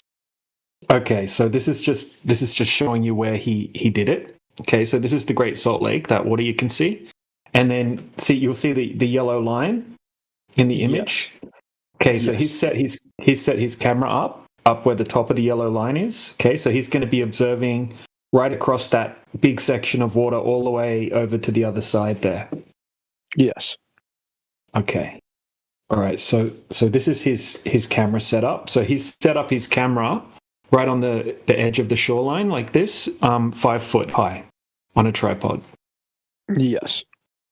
Okay, it makes it level? So, yeah, it doesn't really matter if the camera's level or not, but yeah, it's roughly level, right? So he's going to be trying to zoom across the lake and see if he can detect that 300 foot of curvature. Okay, so he's got a friend on the other side of the lake, and his friend, right, gives an image of what it looks like on the other side of the lake. Now, all of this is from a video, right? So I'll post the video so you can watch it later after I explain it. Okay, so this is what it looks like 21 miles away, right? So at the bottom of that yellow line that you can see, this is what he's going to be zooming over to, right? So this is you'll see the big shoreline there. Okay, so the target is the shoreline. And then you'll also see like a big white tower in the background. Yes. That's like a big like silo. It's like a smokestack, or I think it's called a smokestack. That's a close-up picture? Yeah. So this is 21 miles from where he's set up that camera there. And his camera's set up north? You can see in the Google Map top view exactly where he's facing. Oh, okay. Yeah, so he's at the top of that yellow line, and the target is the shoreline, right? So his friend's standing at the bottom of the yellow line, and that's what it looks like. Yeah, so you can see that smokestack. All right, so so here's a closer up view even of the smokestack. This is the same image. I just took a screenshot of it a bit closer, right? So you can see the smokestack, you can see the shoreline. Okay, so let's just quickly go over some basic math. Okay, so Cyclone was telling you about the Earth curvature calculators earlier. Okay, so this is just a screenshot from the Earth curvature calculator. So if you have a look at that image, it wants you to put in the eye height first. So the camera height, that's 5 foot. Yes. And then the target distance is the other side of the lake, which is 21 miles away. Okay, so then we hit calculate, and it will come up to the distance to the horizon. Okay, so based off the globe mathematics, this is how far away the horizon has to be on a globe. So 2.7 miles is where the horizon should be. Yes. And then the target hidden height, that means the shoreline on the other side that you can see in that image I showed you, that should be hidden behind the horizon by 223 feet. Right? That's like a 23-story skyscraper, basically. Okay, so basically, if the Earth was a globe and you had a 30-story skyscraper sitting on the other side of right on the shoreline, you would only just be able to see the very top of the skyscraper popping out over the shore, like over the horizon. Okay, so just to give you an idea of it, right, how much it should be hidden. Okay, so have a look at the observation now. I'm just going to post a clip of the observation. So he's got a really good quality zoom camera, like the best zoom camera that you can get. It's a Nikon P1000. So these things can zoom in like a telescope, basically. Okay, so you'll see when he zooms in, right, we can see the shoreline on the other side of the lake, and we can see the smokestack. Right, so we don't see that horizon at all over the entire distance. Okay, so have a look at this next image that I've just posted.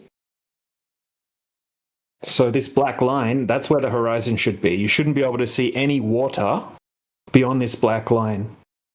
Right, everything behind that should be starting to become hidden behind the horizon. So that should be the horizon line. And the shoreline on the other side should be 220 foot below the horizon line. You should not be able to see it when he zooms in. Okay, but have a look in the GIF above it, right? When he zooms in, you don't see a horizon. You just see him zoom all the way across. You see completely flat water. Right, so I'll just show you a couple of close-ups of the zoom. Right, so once again, I'll just post the close-up from the target shoreline. Okay, so this is what they're zooming into. All right, and this is what he sees from 21 miles away. Dude, that's so he crazy. Did it, yeah, so he did it at nighttime as well. So that's the nighttime shot. This is the daytime shot, and I'll just put the nighttime shot next to the daytime shot. Right, so you can see the exact same thing during the day, during the night, and then close up. Right, the bottom 200 foot of that tower should be obstructed. The shoreline should be obstructed. There should be a horizon at 2.7 miles, right? So we can see like way, way, way, way more than what we should see if the Earth's a globe. So this is the kind of observations that completely crush the globe, right? We got hundreds and hundreds of these. That's so odd. Yeah. 3 miles is all it takes to meet the horizon? Yeah, man, that's what they taught me at school, right? I remember them telling me multiple times, if you're 6 foot tall and you're standing at the beach or a big lake, the horizon should be 3 miles away. You can look that up as well. Like you can go on any Earth curvature calculator or on ChatGPT or on Google or anything, right? It's just basic math based off the radius value of the Earth. Okay, so if you go down to 1 foot height, right? Say you put the camera down to 1 foot high, the horizon should be 1.2 miles away. If you raise it up to 5 foot, it would be 2.7 miles away. Raise it up to 6 foot, it would be 3 miles away. You know, if you go higher, the horizon's further away. If the Earth was a globe, obviously. But yeah, we can see in these observations that we're taking that right? You can see in this one, over an entire 21-mile distance, there isn't even a horizon visible at all on the entire surface. You just see flat water. Hey, DJ, I got a question on that. Yeah, just a second. All right, I'm nearly finished. Okay, so here's an image from that they took when there was no wind around at all. Okay, so you can see that this is the same location, and you can see it like the surface of the water forms a perfect specular reflection, like a perfect mirror of the mountain in the background. Dude, that's crazy. Yeah, man. So there's tons of these I could show you, like one after the other. Some even better than this one. Has that ever tried to be debunked by some PhD person? They can't really debunk it, right? So some of the globe earthers say there's some crazy atmospheric effects taking place, and that it's a really, really rare condition, that it's like a miraging effect that will allow you to see, like, flatten all the water out and allow you to see everything as if it's a flat earth. Right, that's their excuse. Like, they'll say, yes, really the horizon is at 2.7 miles, but because of some abnormal refraction effect, everything's just flat and it's completely hiding the horizon, and that's why you can see so far. It's a really baseless claim, right? It's a really silly claim. It can't be substantiated. We don't see any miraging effects. We see crystal clear conditions in these observations that we're showing. So yeah, it's a really bad effect. I mean, I can show you a video now of a PhD that's actually debating against flat earthers, and he says, like, refraction is something that you do need to take into consideration, but it's only a very small effect. He said you might be able to see 8% or 10% further than the globe allows you to. But he said anything more than that, right, that's not possible to account for with refraction. So yeah, there's no real explanation for this. They usually, people will kind of run away or get angry or try to change the topic when these start getting presented.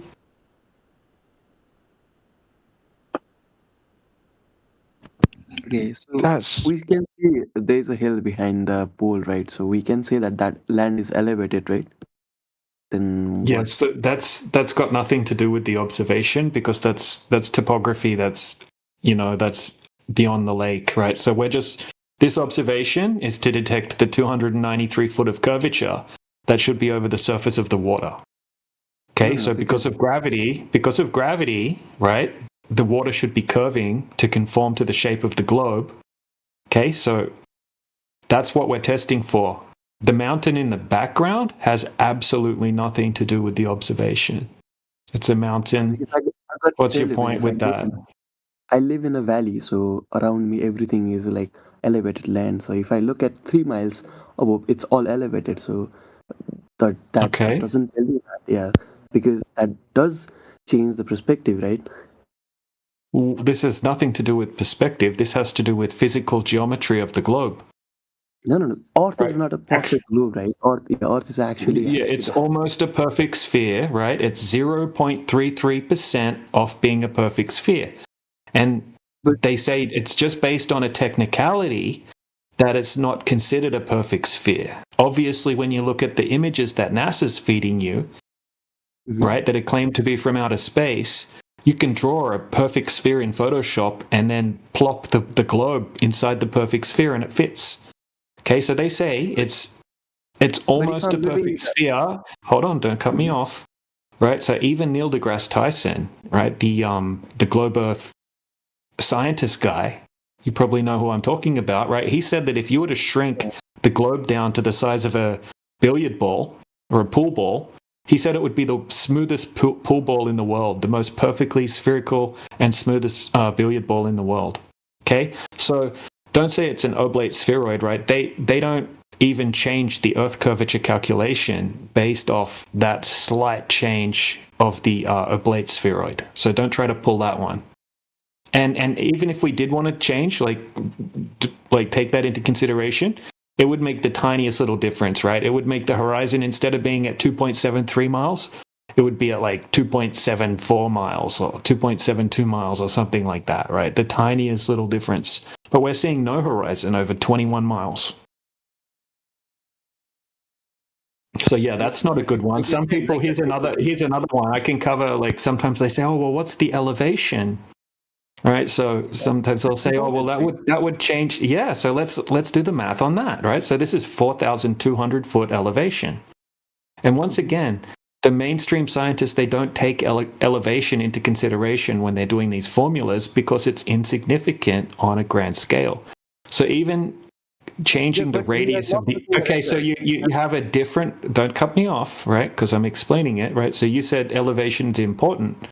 Okay, so all the elevation does, it slightly increases the radius value of the Earth.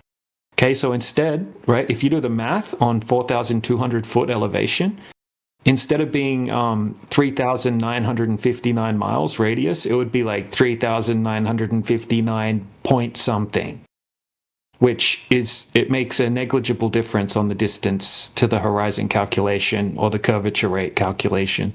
So it doesn't really need to be taken into consideration because these observations are orders of magnitude off the globe geometry. But right now in the video, we are not taking the entire Earth into calculation, right? We are just taking a local area. So on that local area, the altitude must matter, right? Otherwise, like either we have to... Yeah, so all of the water, I just explained that, my friend, right? So all the water would curve at a specific rate, okay, based off the radius value of the Earth. If you're taking a body of water that's higher than sea level, then you need, right? So this is 4,200 foot above sea level. So you just need to increase the radius a little bit. Okay, so I forget the exact math. I can try to find it for you, but I remember the result was the radius value that you would need to use for the formula of drop over distance changes from 3,959 miles to 3,959 point something. Okay, so it doesn't really make much of a difference just because it's at altitude a little bit. Now, all bodies of water, because of gravity, right, will be curving at the same rate. You can look that up, right? I shouldn't have to teach people defending the globe the globe arguments. There is not argument. It's just a pure science, right? If it's elevated, you're gonna see that. Because elevated, no, it's level. Is water level? Is water level in a lake? No, it's not. What do you mean? You think one side of the lake will have... You don't think that water is level in a lake? Like, yes, it does, yes. Of course. So what's your argument then? We're not taking topography into account because we're using the surface of water. Like I said earlier, if I'm living in a valley, and if I look at over the drop over distance, I'm not going to see any drop. Rather, I'm going to fill the valley up with water, and then you'll have a level surface of water, and then you can try to test for Earth curvature, right? If it's a globe, it should curve at a specific rate over distance. That's what we're doing here, right? We're not calculating different areas that have different elevations. We're doing it over a level body of water. You know, whether you want to define level as flat and horizontal, or whether you want to define it as the way that the globe defines it, right? No area higher than another area in relation to the center point of the sphere. You can do it either way, but you're still testing for the same thing at the end of the day, drop over distance. Okay, so based off the radius value, taking the altitude into account, the horizon should be at approximately 2.7 miles, right? It's not there, right? There should be approximately 290 foot of curvature over that distance. It's not there. There's zero curvature, right? There's zero horizon. There's zero miraging. Yeah, it's extremely clear conditions, and he does it during the day and during the night as well, and nothing changes. And they also do a laser test as well after they do the observation. 2 laser tests.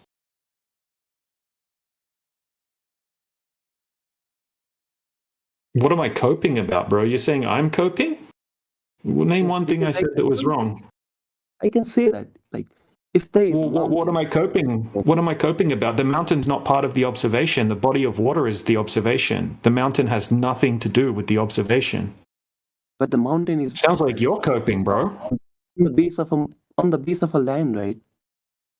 So the base camp. It's a lake. Yes. You just agreed that the water is level in the lake. So what's the mountain in the background have to do? You could have what would happen if the mountain was gone? Wouldn't change the level of the water in the lake, would it? Does it matter if there's a bus parked on the side of the lake as well? What if I turn the bus into a hill of dirt or sand? Does that make a difference to the level water in the lake? Sounds like you're the one coping, bro. If only I could show you a drawing that explains that. Go draw me a drawing, right, where we're just testing 21 miles over the surface of the water. You can draw whatever you want on the sides of the lake. You can put Mount Everest there, right? Or you could have completely flat land there. It's not going to make a difference to the surface of the water in the lake, right? The water in the lake's being contained by the ground underneath it and the shorelines of the lake. The water's going to sit level in the lake, right? And if it's a globe, there's going to be 293 foot of curvature over that 21-mile distance. Has to be there, right? It's geometry. It's a physical part of the geometry of the globe. Same with that geometric horizon. It must be at 2.7 miles. Has to be there. But it's not there. So yeah, you can go draw any pictures you like, right? I have a full high definition video that's much better than any picture you're going to draw. If I'm living in a valley that like has very less than like in a very less area, less length than the drop over distance, and I'm going to look ahead, there's going to be hills, right? But if I'm living in a plateau, let's say, and if I'm going to say like I'm living in a less than a drop over radius distance, then I'm going to see a more.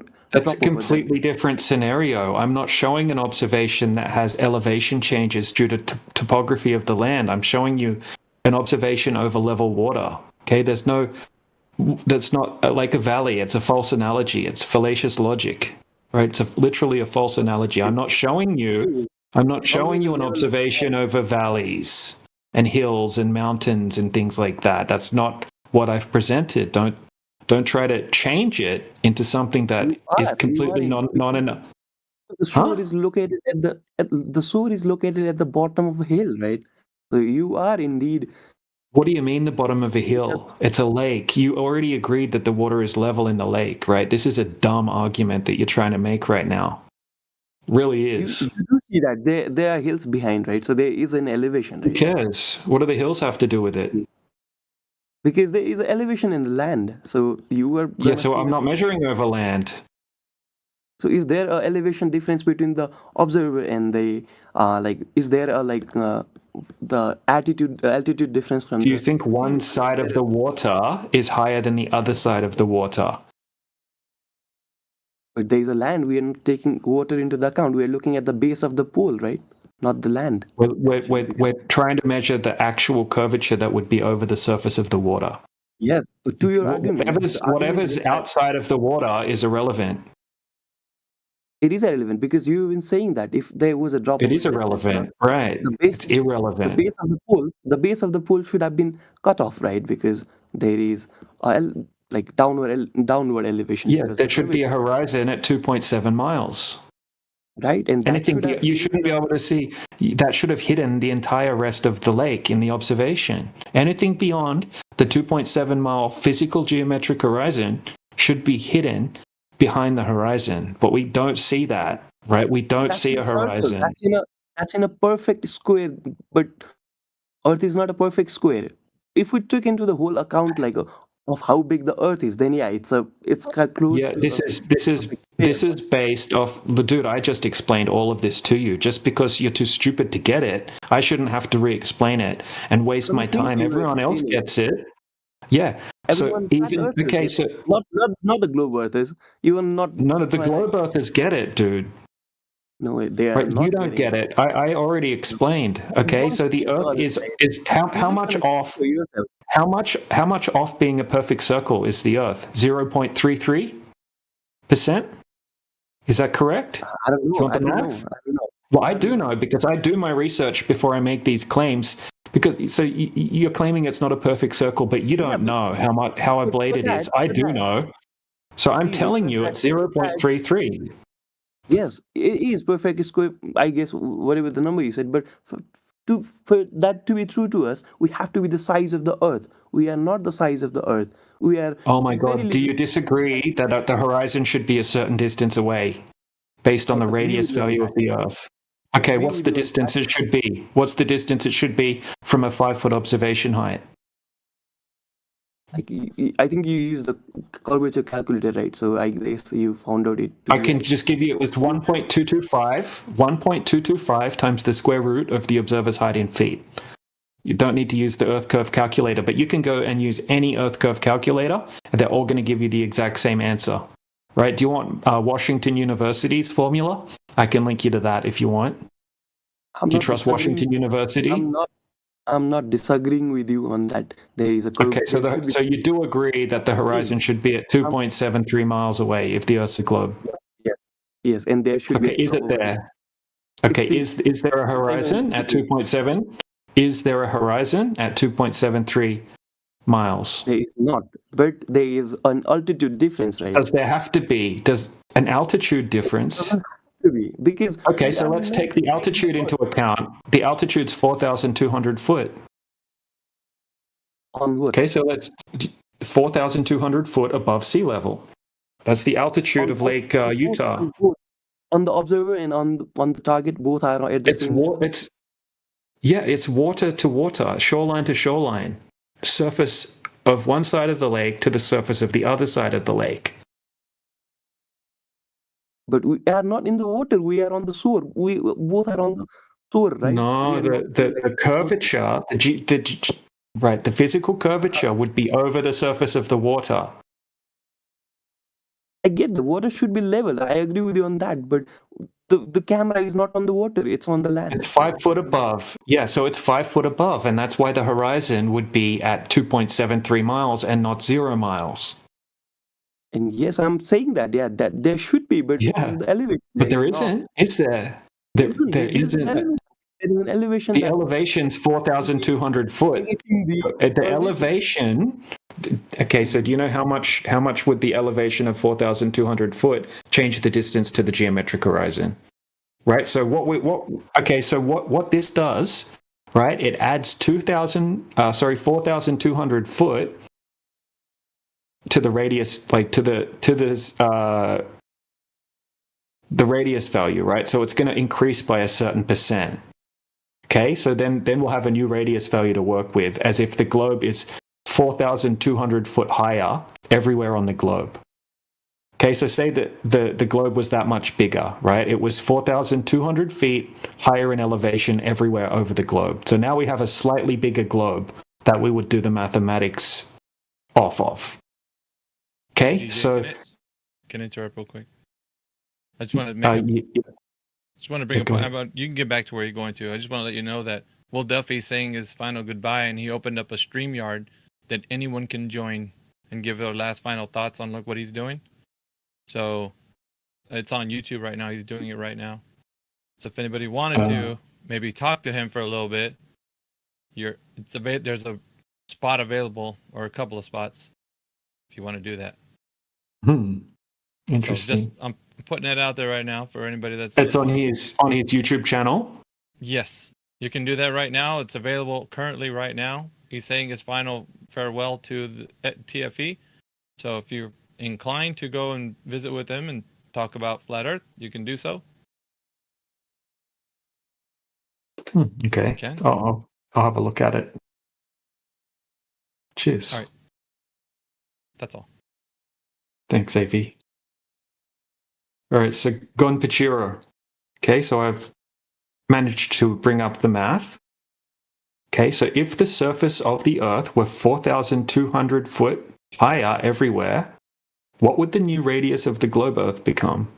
Okay, so the answer is 3,959.6 miles.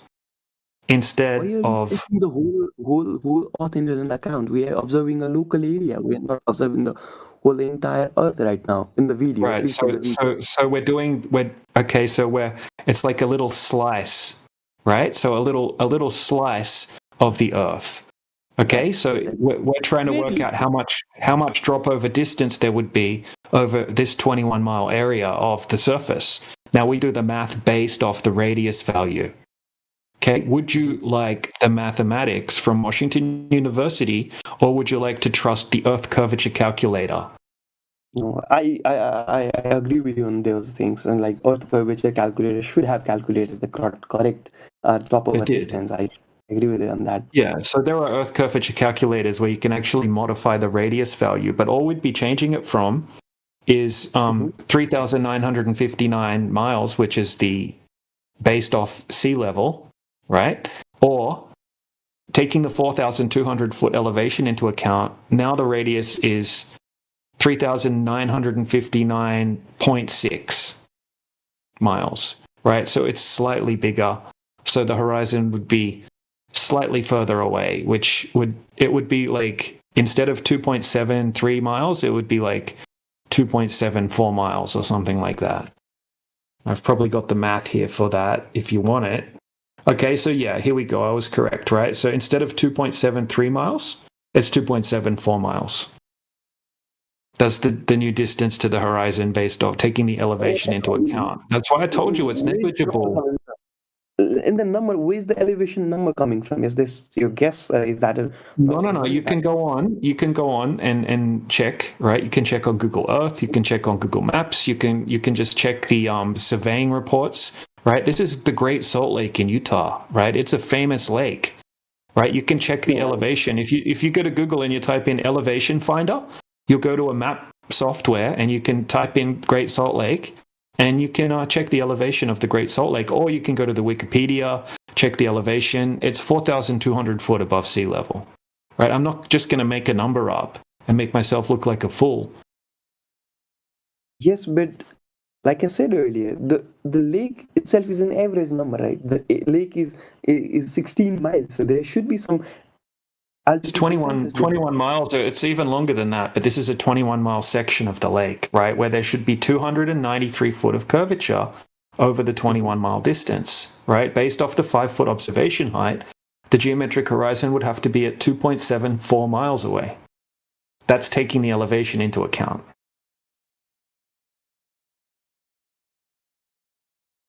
Let me see, because I think the elevation is gonna cover up for the drop over distance. So that's why we're able to see the shore and the bottom of the... Because where I live here, there is like ups and downs everywhere. So if I'm gonna look far, I'm not gonna be able to look far enough because there is a... Well, you would have to... No, I get you, right? You wouldn't want to do it. You wouldn't want to do this observation over an area like that because you have elevation changes, but you could still do it if you can find out, right? So you go point A, right? That's where you're doing the observation from. Work out how high the elevation is above sea level, okay? And then point B will be the target. Say it's 20 miles away from where you are, right? And then work out what the elevation is at point B. Okay, then you could do the math and then you'd have to take those elevation changes into account. Okay, we skip that step by doing it over level water. That's why we do these over water, over frozen lakes. You agreed it's level. Level of water. We are observing the base of a pool that's on land, right? So I don't know how that argument settles in. We are looking at the bottom of a mountain or pool that's at the bottom of the mountain or the hills. So so the surface, the entire surface of the pool, every single place on the surface of the lake is 4,200 foot above sea level. Because the water's level, right? So it's the same level everywhere over the surface of the water, and that happens to be 4,200 foot above the sea level. Okay, so you don't have elevation changes over level water. That's why these observations are best done over... Actually, DJ, I think you are not able to comprehend because we are not keeping the camera. We're not keeping the camera on the water. We're keeping the camera on the land. So the camera's sitting in the water on a tripod that's 5 foot high. Sitting in the water. It's not sitting in the water. It's on the land. If I see it in the video, or at least in the have a look. Have a look at the tripod in the side chat. Okay, it's sitting in the water. You can see the legs in the water. And it's 5 foot above the surface. And I see there's an elevation, like right after the. You can see the legs of the camera in the water. Okay. It doesn't matter what's next to it, right? You could put a boat next to it, right? You could put a dog next to it, or a rock, right? Or a hill. It doesn't change that the camera's sitting in the water. And the camera height is 5 foot.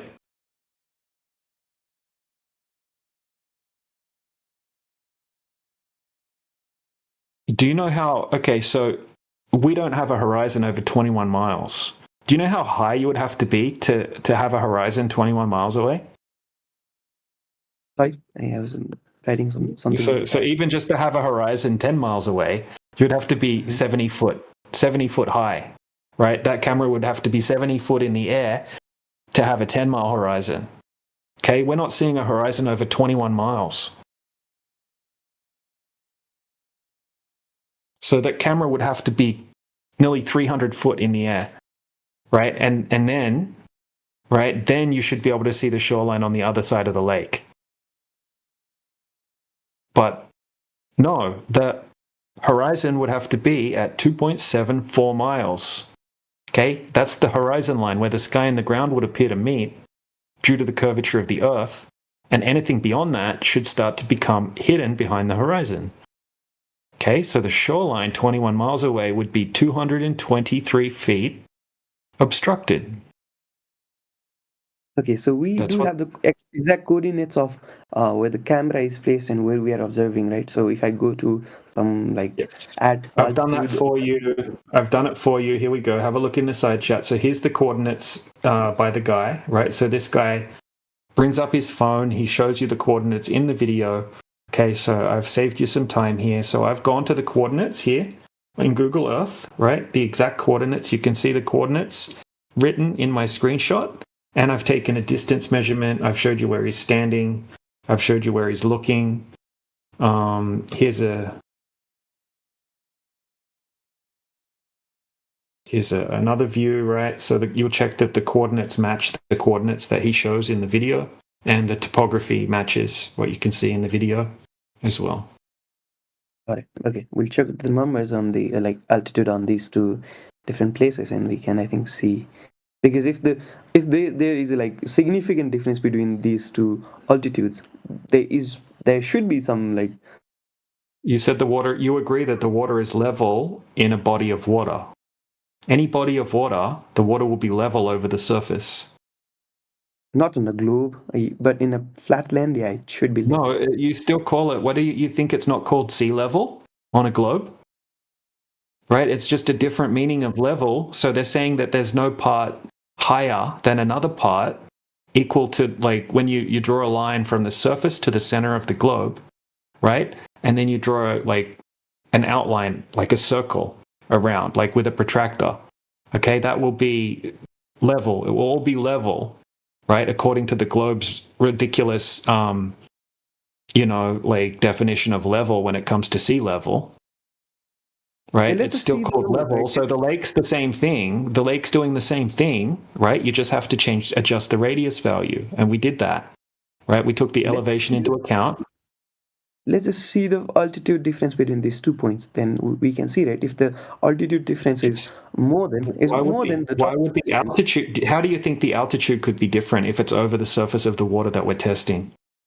No, that's just the argument, right? We can actually figure out, because you're looking at the Google map, and if there is some service that gives us the altitude of 2 different points, then yeah, maybe we can go from that, right? Just because you're gonna say I don't know, I don't know much about that. It's like how you're not understanding how water works. That's what I'm not getting. On flatland, I agree. On the flatland, there should be a same level, but on the no, not on flat land. On land, you can have elevation changes, very subtle elevation changes. That's not with water, right? Water, it's a fluid, right? It collapses on itself and it conforms to the shape of the container, and then it will be level on the surface, right? Even according to your globe, you guys just have a different definition of level, but it's the same thing. It's still level.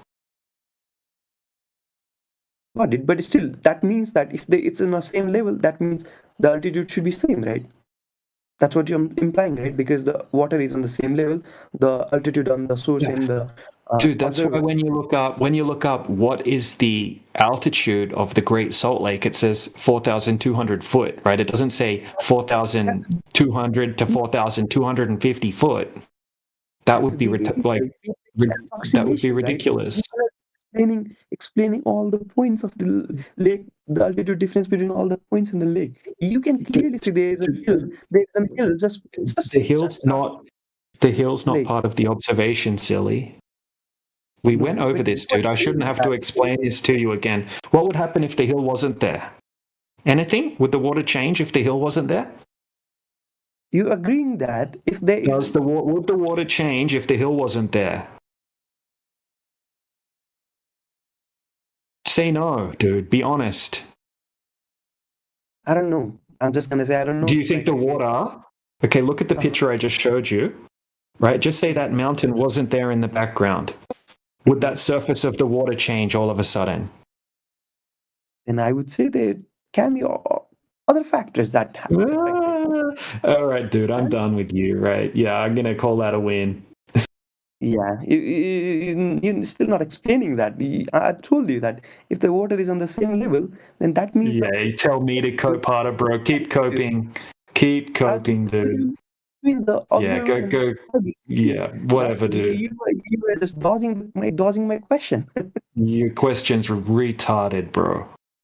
You are dodging my question because you cannot answer it. If the water is on the same level, that means the altitude difference shouldn't be there. It should be. Dude, you have no argument. Absolutely. Nobody knows what you're talking about, Gonpachiro. You make no sense. I've been listening to this entire conversation. I don't think DJ could have explained it any better, man. It's very, very simple stuff. I don't know what you're not comprehending right now. I think you are the one not comprehending. I'm asking a simple question. If water is on the same level, that means there is no altitude difference between this observer and the source or whatever. All right, so let me put this a different way. Okay, there's a difference between sea level, where all of the waters are connected with one another, right? That's all the same level, right? And then there's a difference between that and, let's say, a glacial lake in a mountain range, right? So there's like the Adirondacks Mountains in New York, for example. They have lakes in there. There's different mountain ranges that have what you consider a lake that's above sea level, okay? That's what he's referring to. Now, if there's a large lake that's above sea level, that's what he's referring to when he says there's going to be lakes at different altitudes, okay? But mean sea level, that doesn't change. Those higher altitudes are measured off of the sea level. Does that make sense? I think you are the one confused. We are not observing the level. We are observing the base of the pole. I think when the DJ explained initially the two French fries, I think he told us that if there was a drop over distance, the base of the pole shouldn't be visible. But now I'm saying that because of the altitude, the base of the pole is visible. Like, what does that all have to do with this argument? No, dude. So you don't get something. It says you don't understand something. It says that pole should be like 200 something amount of feet out of distance, at least the base of it. But you can see the base, so it's already beating that. Yeah, we can see the base during the day and during the night, and we can also see the shoreline on the other side of the lake. This guy's just coping like crazy right now. He's trying to come up with whatever he can because he can't handle that this goes against the globe, because it's like a religion to him right? This is like we're attacking his wife or telling him his that his God doesn't exist or something like that, right? That's why he's reacting like this, and he's having to try to cut me off right now, which is not going to work out well for him, right? So this is a massive cope, bro, right? Like this is recorded as well on two live streams. Why do you think do you think I don't see these? I clearly see this, and I'm still here. That means like I'm not afraid of those things, right? So stop scaring me with those things. Yeah, you're trying to save face right now, right? Saving face. It's a big thing in Asian culture, isn't it? What now? Now we're getting racist. No, it's not racist, right? It's not racist. It's not even a bad thing. It's just a common thing. No, right? Saving face culture, bro. That's what you're doing right now. Right? You can't admit you're wrong. You're trying to save face. Because what you're doing, right? Because usually what happens when people start lying, right? Liars get banned, right? That's our rules, right? Liars get banned. And what you're doing right now is basically a form of bullshitting. Right? You're doing it to save face, but it's still bullshitting, right? So I don't know why I'm tolerating your nonsense anymore. Right? You didn't have any arguments. You tried to say that the oblate spheroid, right? The difference that it's not a perfect sphere would make a big difference to the horizon distance. Then you tried to say elevation. We went over the math for all of that. It made crap all of a difference. Now you're trying to talk about the mountains in the background, which have nothing to do with the observation. Pathetic.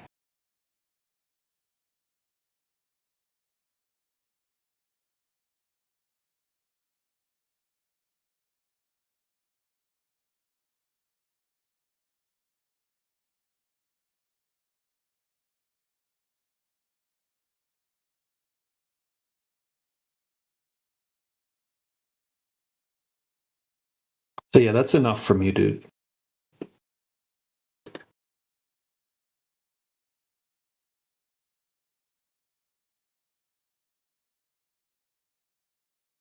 Go get your globe observation and come and present it.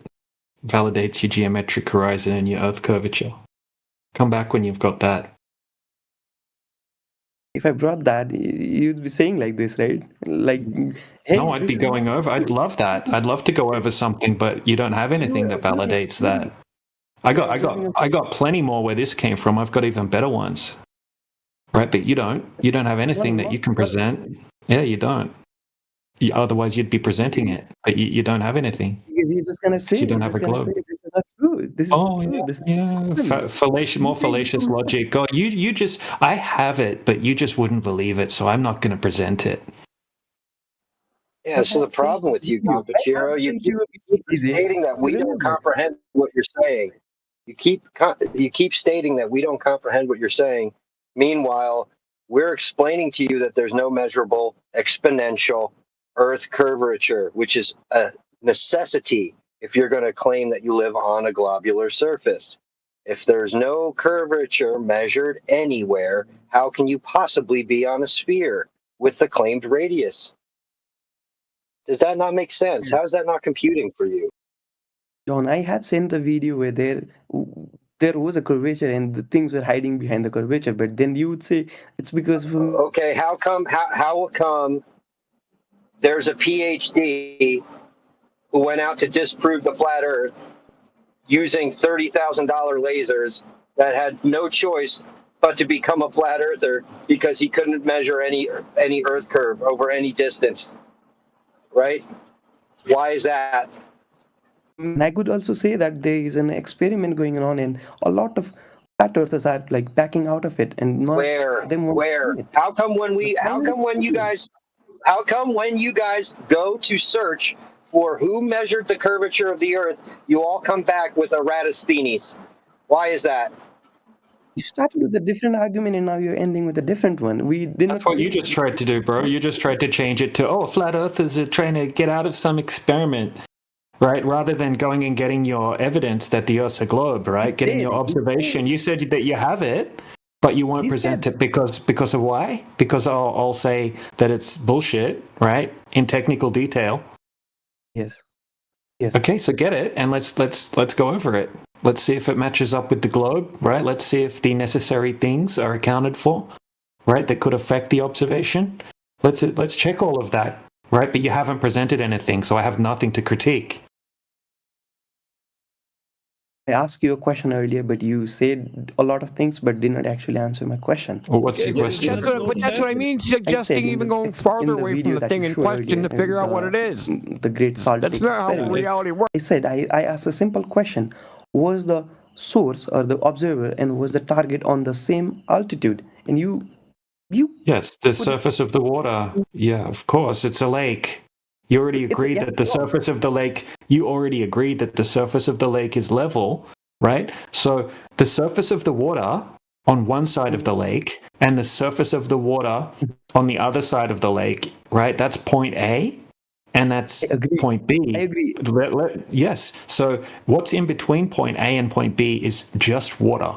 Okay? If the Earth's a globe, you would have to have a horizon at 2.73 miles, and you would have to have 293 foot of curvature over that distance. That's what's in contention here. That's what's not shown in the observation. That's what debunks the globe.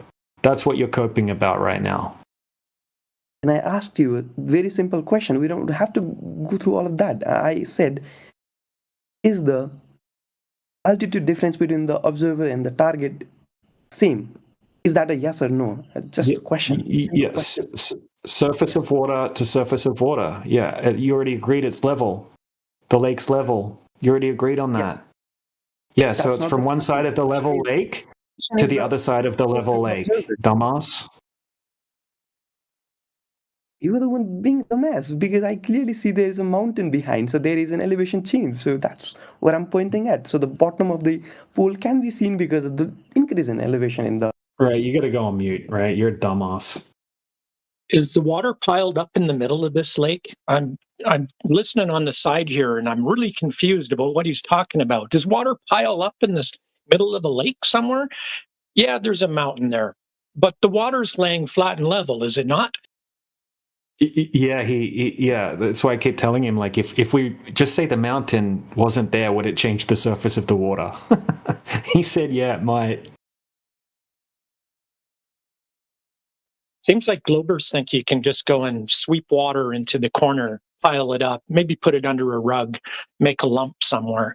It's like total nonsense stuff, like no common sense when they think about this, which I don't think they do because they say stuff and their actions are completely the opposite. Yeah, he's trying to save face. He's being dishonest at this point, so yeah, screw the guy. I explained everything to him.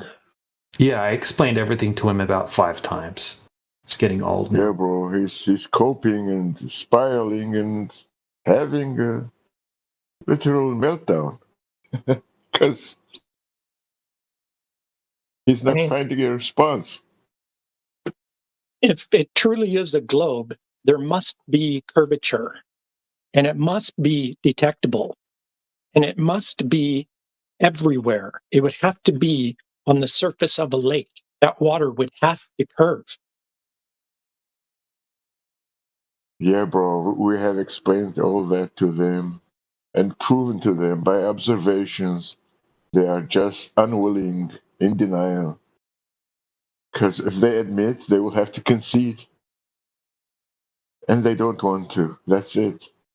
It's the unwillingness and, denial. Cognitive. This is it. They just don't let the ball go. Dude, you have some type of voice that can be like some voice actor or something. Ani, bro. You mean me? Clearly. Yeah, you. Echo? Echo? Do you mean that I have an echo? Oh, no, not echo. I mean, like, just your own personal voice. Like, you can be a voice actor.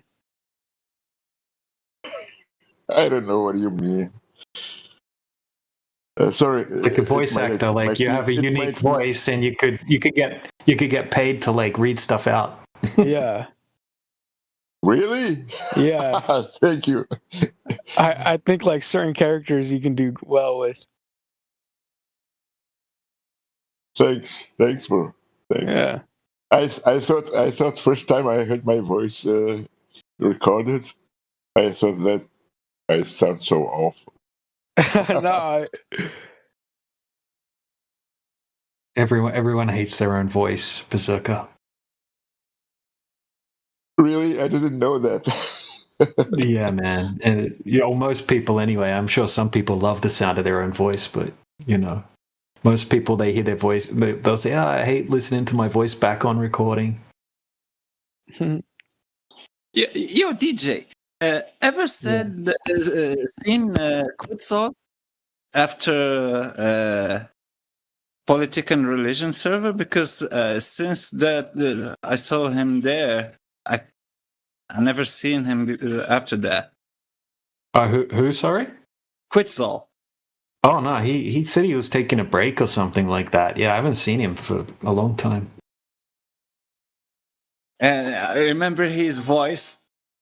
I consider his voice for nice for those late night talk shows. Yeah. Radio. Yeah, I agree. Voice. Absolutely. Yep.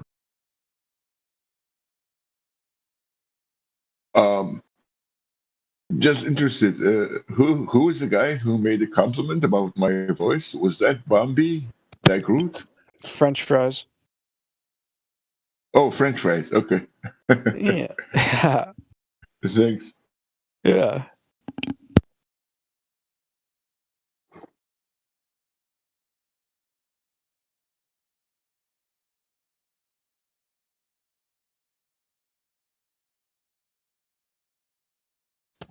I'm reading about the Bedford level experiment. Mm-hmm. Yeah, so that's nothing compared to what we've just presented in these observations, right? Like, you're gonna read someone back in the 1800s did this, and there's no video footage or no photos. You're just gonna have to trust me, bro, on some numbers on the paper. Yeah, I wonder if it's not even over a long distance, right? And they haven't accounted for all sorts of different things that could affect the what's going on between point A and point B. It's really, really weak compared to these observations that we're presenting. I wonder if it can be redone, the experiment. It's pretty bad conditions there. People have gone there, right? Like this PhD guy Dr. John Dee, who's a flat earther, right? Like he used to be a globe earther, but he tested to try to debunk the flat earth, but he had to become a flat earther in the process. Now he lives in England, and he went there and he's tried a bunch of observations, and the conditions that you get there are you get a lot of miraging effects and things like that. It's very inconsistent. It's very difficult to they don't have very good clarity in the air there. You're better off doing observations somewhere like this one that I just presented, where you've got it's in Utah, right? So it's like a super dry environment. You got really dry air, so you have much longer visibility and less moisture in the air and that kind of thing. But yeah, any ones that I've seen from the Bedford level place, there's always some crazy miraging effects, and you just can't see that far. So it's really not a good place to do long distance observations from the footage I've seen.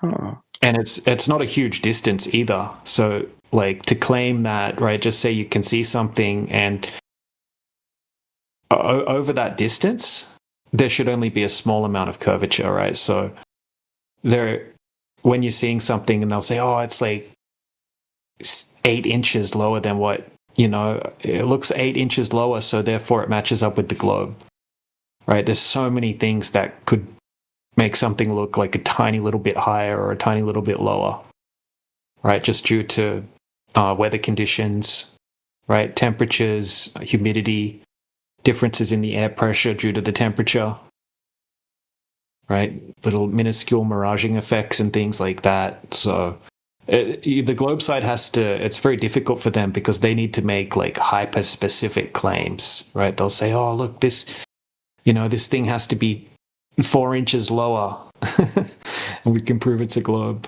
That's why you need to do it over longer distances, You need to do it over and over again as well, and do it in different places and have consistent results. But what you'll find is that the flat earthers have all of these observations, right? When the globe earthers go out to try to do it, they see too far. They either don't want to publish it or they become a flat earther. That's why we tell people, like, don't trust anything we show you. Go do it yourself, right? That's what I did. I did about like 20 observations myself. And yeah, I never saw anything close to what should be present if the Earth's a globe. I've never seen a single observation where it even close to matches up with the curvature that should be there by anyone ever.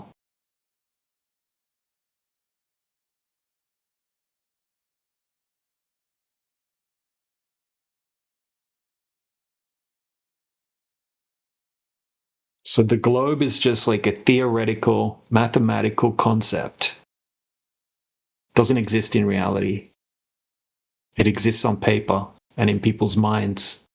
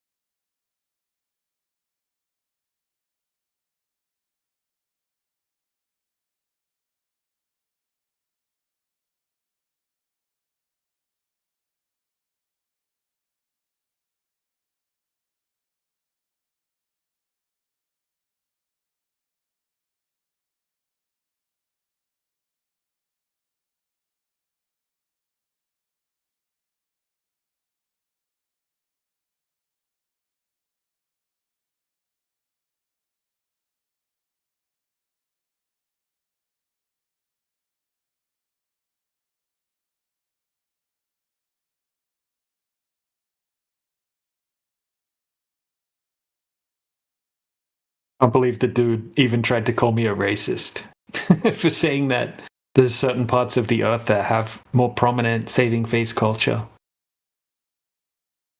That's crazy. Let's see if ChatGPT is also racist. Where is saving face culture most prominent? Saving face culture is most prominent in Eastern Asian societies, especially in China, Japan, South Korea, and other Asian countries. It is also deeply rooted in Southeast Asia, Thailand, Vietnam, Philippines, Indonesia, Malaya, Singapore, and India.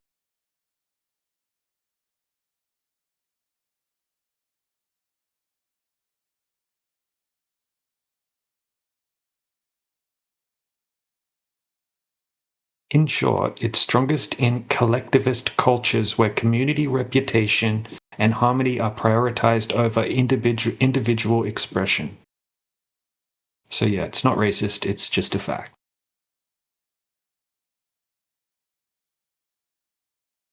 Asian countries are awesome. India is awesome. Indian people are awesome too.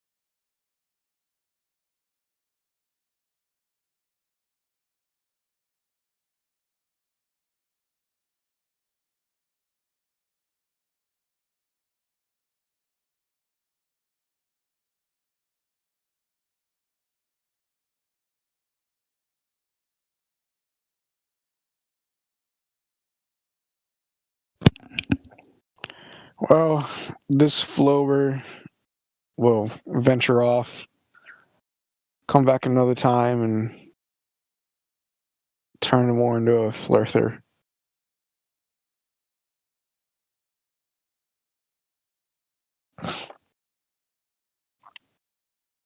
And go have fun with the next Glober you meet.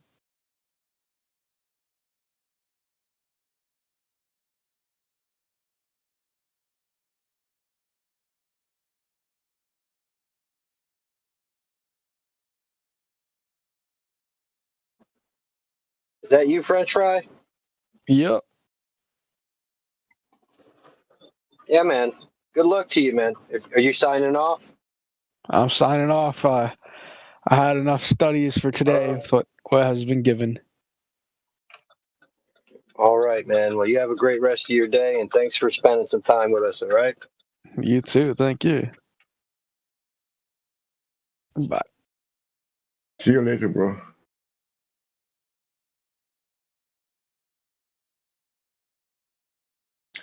Hey, John. Berserker, what's going on, brother? Good. Fine, brother. What about you? Good, man. That's awesome. Nice. Just working hard, Same as usual. Yeah, that's the best thing, bro. Gotta stay busy. So that you will not think about, you know what I mean. Yeah, can't think too much. Yeah, the best therapy. so that he doesn't think about the globe Earth. Yeah, exactly. Who said that? Me. I didn't see. I'm not looking at the phone. I'm driving. John, maybe you can formulate this question better, or anyone else who has the English language as the native language. I mean, can the Globers give a logical explanation why they are spending so much money to go to Mars, where they can achieve nothing, but not going to the moon? There was a lot of talk for some time that there is helium-3 on the moon, and I just Googled about helium-3 on the moon, and it says estimates suggest the moon holds over 1 million tons of this isotope, with enough in the top few meters of lunar soil to meet global energy needs for centuries. So why aren't they going to the moon and mining the helium-3, about which they talked a couple of years ago a lot, that they would like to mine the helium-3 and bring it back? It's a justified question, I don't think you could formulate that. I don't think you could formulate that question better than you just did, man. Yeah. Thank you. Sounds like a bunch of BS, if you ask me. It's like, well, first you have to. I know. First you'd have to prove that the Earth's a ball. Spend some of that money to show us some evidence, not some photographic evidence, some surface measurements. Come on, should be a slam dunk for them getting $80 million a day for how many years that they were getting it. And even though their budget has gotten taken away a small percentage of it, they're still getting 60 million a day. So, I mean, why can't you provide us with this evidence? Why can't you provide us with these measurements? It's a very simple task. Bro. Yeah.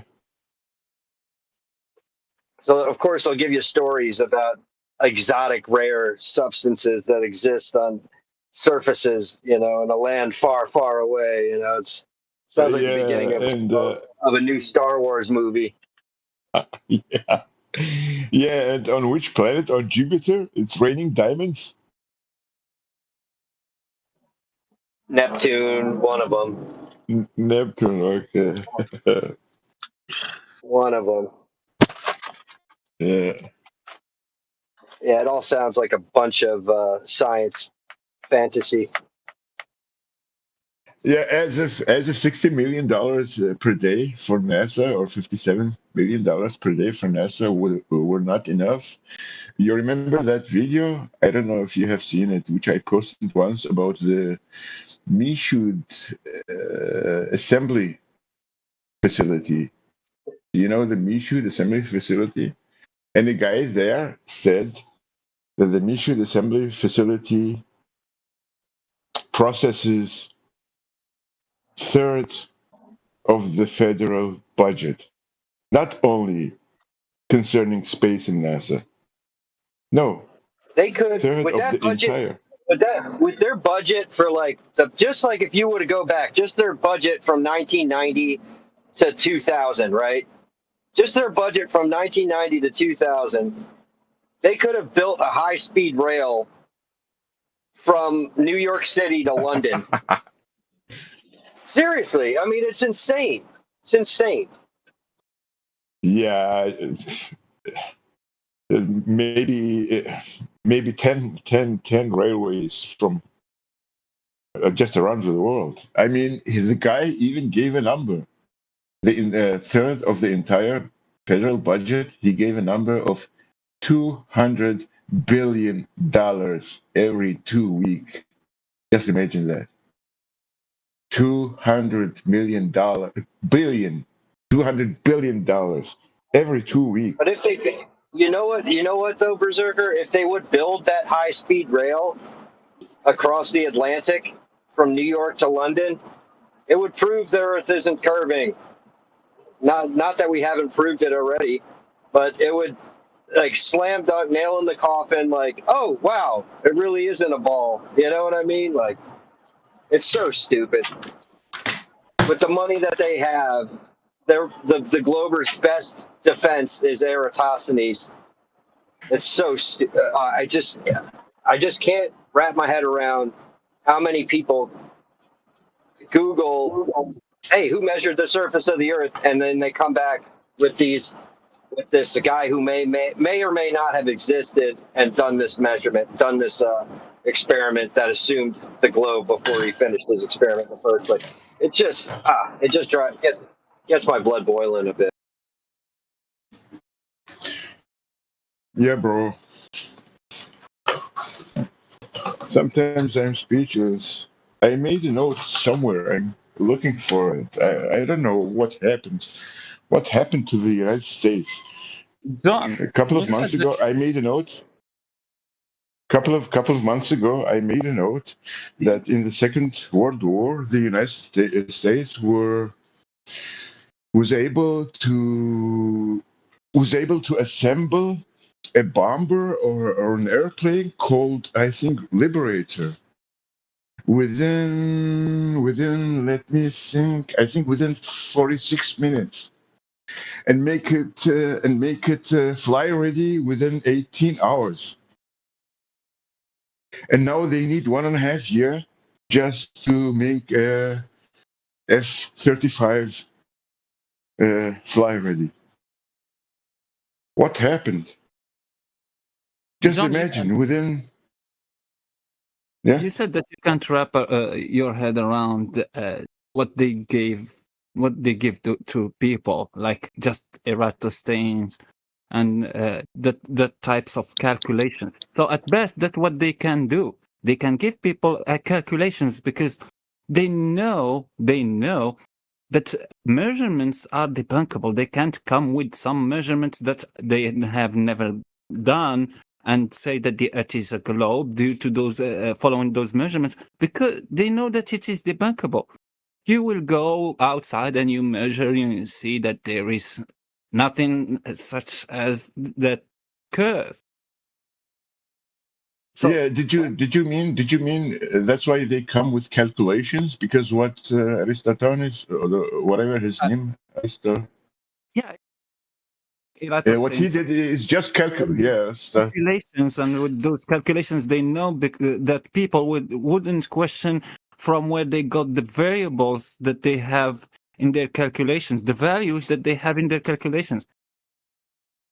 So they will just take that repeat that, like people now repeating that same exact thing with Eratosthenes. Some people just assume the same exact things like Eratosthenes and just calculate the circumference of that flat surface, which is not curved. But some people who don't do those make those assumptions, so they don't put some assumed variables in their calculations, it won't give them a curved surface. Like the Chinese. Yeah, bro. Yeah, bro. We know these are only calculations, and they are based on assumptions. And we know that without the assumption that the sun is 400 times bigger than the moon and it is at 93 million miles distance, and without assuming the rays of the sun are coming parallel, arriving parallel to Earth, reaching Earth parallel, it doesn't mean anything. I mean, you could have also shadows. Just put 3 or 5 batteries on the table and put a lamp above the table, and each battery will manifest a different shadow. I did that in real life. I did that in real life when I was talking to some globe earthers. I just did that. I put a bottle underneath the light bulb and another bottle away from the first one, so in the extremity of the room. One will have a shadow, the other will not have a shadow. I just asked them to, you don't have to do anything, just assume the same exact assumptions as Eratosthenes. Assume that light source is so big and so far away and it's casting parallel rays and the floor is spherical. Do the same calculations as Eratosthenes with the angles that you will have with the shadow for one bottle and no shadow for the other. You will have the circumference of your spherical floor, imaginary spherical floor, but it's not. In reality, it is a flat one. And I showed them that on a pool table with the pool balls. You will have shadow on a ball and no shadow and then one underneath the light bulb. Does that mean that the table pool is round? It doesn't. You just have to assume those things and it will be, if you want. So after you showed them that, did they ask you to explain how the stars work? No. It was a little bit a mature discussion, and it wasn't a debate. It just the guys who brought that Eratosthenes to the table. That there was someone in Greek that measured or calculated the circumference of Earth, and I showed them that. So they understood that it doesn't get you anywhere. So it's just full of assumptions. You can't assume or have any conclusion with that.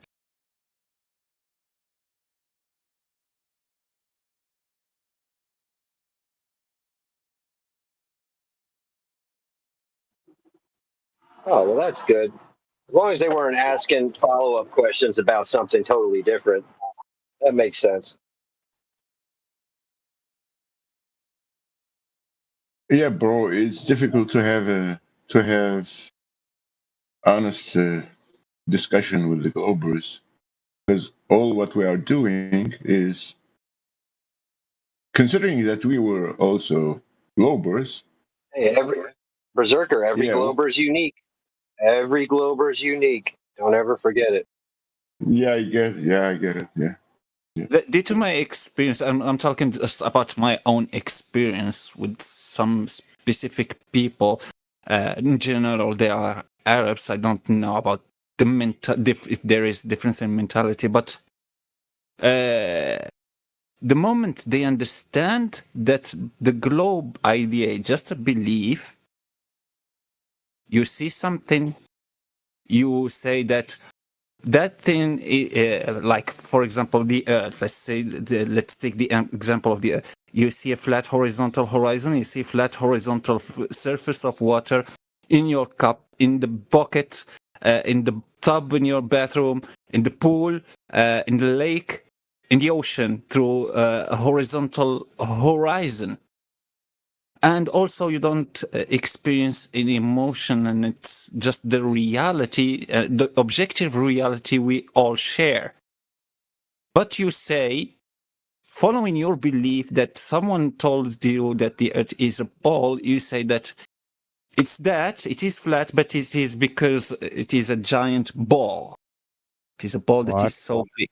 So they understand that it is just a belief. At that moment, yeah, the discussions start to be a little bit serious. They start to ask good questions, if I may say. Because when they think that it is a knowledge, that the Earth is a ball, it is a knowledge, yeah, they come with that energy that it is a debating, and they can debunk the idea of flat Earth.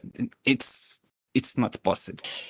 Necros, you have to take in consideration. You have to realize what I tried to say in my last sentence, that we cannot have an honest discussion with the Globers, because they are unwilling. I mean, we are coming from the point we are saying we also believed in the globe. We were Globers. You can say we are Globers and we are questioning it. We are saying, how could we see so far, since I thought the Earth is a globe? I mean, you could say, okay, I went from the point of view, okay, I believe it's a globe, okay, but what I'm seeing doesn't confirm my belief. That's why, as an honest person, I would question my belief and then realize that seeing the observations contradicts my belief. Then I would prefer to believe what I'm seeing in the observations, and then finding out that it's flat, and then it's not to believe anymore. It's to know that it's flat. It's really unlikely. If you don't, it's not difficult. It's not difficult to slide from the globe to the flat, because you just question. They just have to question. Berserker, do you know there's something called refraction? It is really unlikely to. Yes, we do know what refraction is. Sorry, Necros. We do understand what refraction is, Leaf. But refraction doesn't make balls. Well, refraction shows you the field that you shows, like how you can see. No, it doesn't. It's because of Leaf. It's come from a physicist that at best case scenario, your refraction will give you 10%. So if we shoot a laser 30 miles, expect a 600-foot drop, that's 60 feet. So you've still got to find yourself another 540 feet. When you find it, come back and tell everyone. As you work, Wait, show me the map. Matrix, tell him, without refraction, we see further. With refraction, we see... Yeah. You say how many miles? See, Leaf, you do understand that, don't you, what Berserker just said? How many miles? Matrix. You do understand that, what Berserker just said. You guys claim refraction is what allows us to see these exponential distances. You could see your ass with a good enough telescope type thing. When we remove or reduce refraction, we see further. So your claims of refraction allows us to see further contradicts reality. So with this contradiction now, we must break it down. One of them is right, one of them is wrong. Right. Show me the... So which one is right and wrong, Leaf? Refraction allows you to see further, or reducing refraction allows us to see further? No, refractions allow us to see things that's supposed to be beyond horizon that we're not supposed to see. So allows us to see further. Correct. Why do we see Excellent. further Hold on, Berserker. when we use Berserker. infrared? Yeah. Why is it, like Berserker was trying to say, when we use infrared Tell him about the technology, infrared. Yeah. we see beyond where the curvature should be. Infrared reduces refraction. You do understand that, Leaf?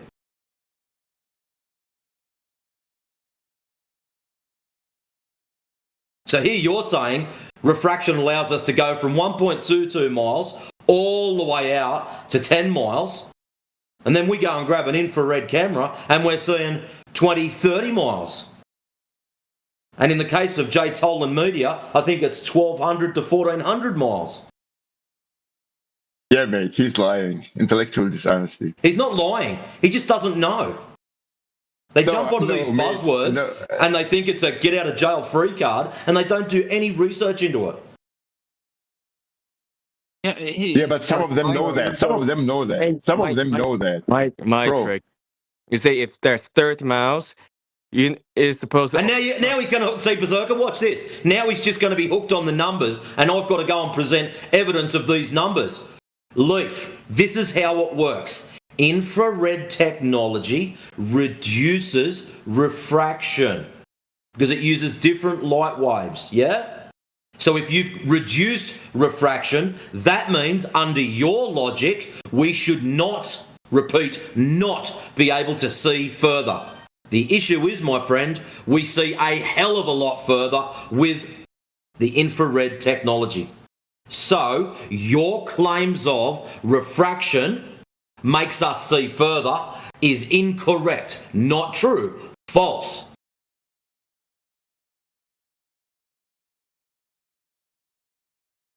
I have no idea how this infrared is going to reduce refraction. Can you show me? Excellent. So your job today, whilst I'm at work, having a great old time because flat earthers don't have jobs, is to look up infrared technology and how it's affected. The wavelengths are affected by it and what it does. And then, when you do understand it, you'll come back and go, oh, wow, that's awesome. See, this is the problem with you lot. You don't look anything up. You just come here and bark shit out and expect us to take a knee and go, oh, well, it's definitely a ball because Leaf said buzzword refraction. Go and look it up, mate. Would you please mellow down your tone a little bit? I am here trying to get you to educate me, all right? No, you're not. You come in here on a regular basis. You also drop in on the other channels just to be a pain in the ass. So that normal people who have got no idea, who do want to ask questions, don't have the time to do so. Matrix, did he just say here to educate you? He's been educated. His research for the day is to go and look up infrared. Yeah, bro, it's a fact. It's a reality. It's a fact. I can spoon feed you the information. I have it already. I know what happens. But just for you, you're saying that you want to have knowledge. You're trying to acquire knowledge. Yeah, try to research. What happened to the spectrum of light, which band that is curving the most or bending the most or changing its path the most because of that refraction, and which one is the least, and put infrared there and see where you can place it in that light wave spectrum. And can you show me the video? Most refracted and which one is the least refracted in the spectrum of light? Right, can you show me a video where you can still see things that's 30 miles across? I need a video for you to prove it to me. Are you trying to tell me that you're that lazy that you can't make a simple research on Google and have the information? What happened to the light spectrum? Which wave is so you guys are claiming that one is the least refracted? Actually, no, Leaf. You're the one that's claiming refraction allows you to see further. That's your claim. So you've got to substantiate that. You've not done that. We've already shut it down before you've started. So now go and do some research to back up your claim of refraction allows you to see further. So please present that. before I'm going to do the research, I'm going to... Please present your claim. Your claim was dropped first. You present it. And then Necros can back his one up. Right. The last question I'm going to ask you is that your claim is that you can... Stop. Leave. We don't need to be asked questions. You need to present your data. So your claim of refraction allows you to see further. Please present this. No, I'm asking you if you can still see things that's 30 miles across from you at sea level. I'm not answering shit until you present your data of refraction allowing you to see further. Mate, you're the one that claims you can still see an object that's 30 miles across from you. Is that correct? 30 miles? I made the claim that J. Tolan Media can see 1,400 miles. I'd be jumping on that. Thank you, Jay Tolan. Our claim was actually a counterclaim to yours, Leaf. Right? So we're not obligated to put up shit until you can substantiate and justify your claim. Mike, I'm here trying to understand how far you can actually see, all right? It doesn't matter. No, you're not. Stop, hold on. No, he's not here to understand. He's here to tell us that refraction does it. If you were here to understand, you wouldn't have just barked out refraction allows us to see further. Because that's what you guys claim. Yeah, the honest thing right now, Leaf, is to concede you don't know what the hell refraction is. You need to show me some video that shows that you can see something that's 30 miles across from you, which is supposedly 450 feet. I can show you, but I don't care to show you because I don't have to show you. Are you serious right now? Yeah, I'm serious. You have a baseless claim on the table. Using refraction as an argument that you know nothing about. I mean, the conversation ends right there, doesn't it? Mate, you're the one that say you can see something that is 30 miles across from you at sea level. Yeah, that was a counterclaim. That was a counterclaim in response to yours, okay? And we're still waiting for you to justify and substantiate what you said, but you're unable to do it because you don't know what the hell refraction is. I know the formula. You can calculate that. And even yeah, you know the formula. So wait, hold on a second. If you knew what the formula entailed, there's actually a wavelength, lambda, in the formula, which would tell you that it's wavelength dependent, which is why Matrix brought up infrared. So listen, I don't think you know what the hell you're talking about. I'm trying to understand, right? Well, you need to be less argumentative, right? Try to adopt more of a tone of a student instead of a mentor. I don't know. I'm just talking like I would normally talk to people. Right. Trying to be spoon-fed every information. He already gave you the information, the correct answer. And it's just opposite to your claim. The distance doesn't matter. If you see 1 inch farther with less refraction, it means that your claim is just thrown from the window. He gave you why it's happening and how it's happening. He explained to you that infrared, it's the least refracted wavelength. Right. You want to understand that? Just listen. If an object is 30 miles across from you, it's supposed to be 603 feet below the horizon, right? But even with the refraction, it will still be 450 feet below the horizon. So So at 30 miles, just make sure you don't get it wrong. At 30 miles, you should be 600 foot of drop. Yeah? That's what I said.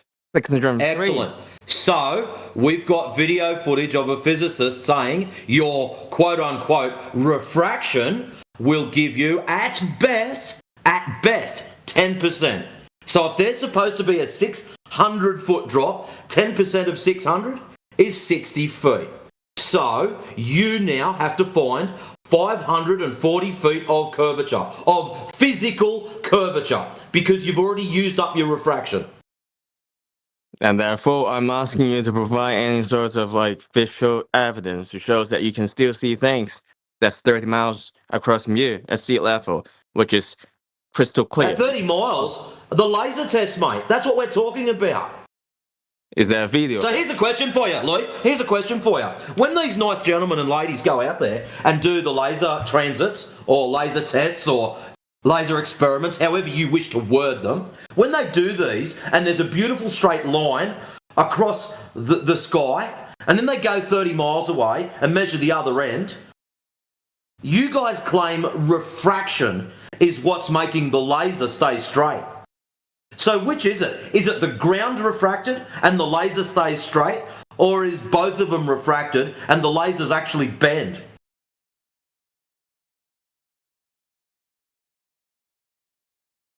You see how ridiculous your shit is now? It's quite entertaining, isn't it?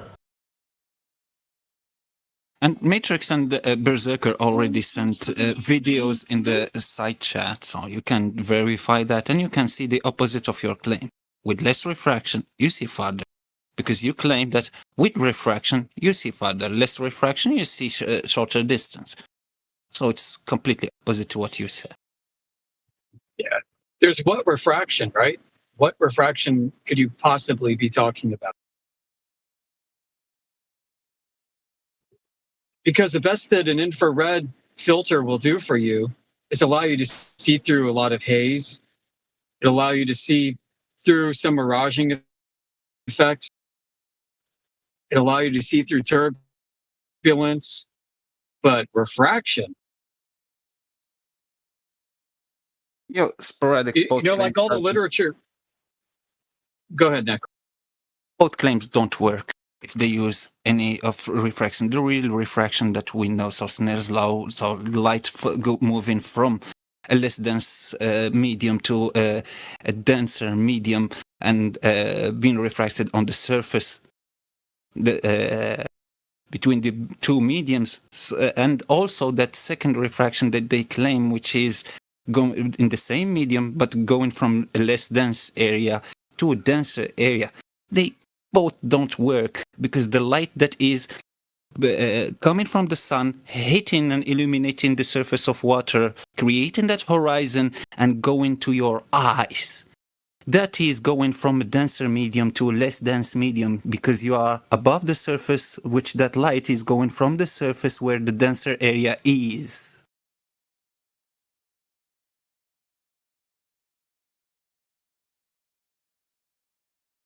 Both don't work in reality. Yeah. Yeah, like for the globe, there's supposed to be an ever-increasing optical density. Because without that gentle increase of optical density, there's no reason for the light to change direction. So if they're going to claim that's happening, I'm going to need meteorological conditions that are present, which also requires a curvature measurement.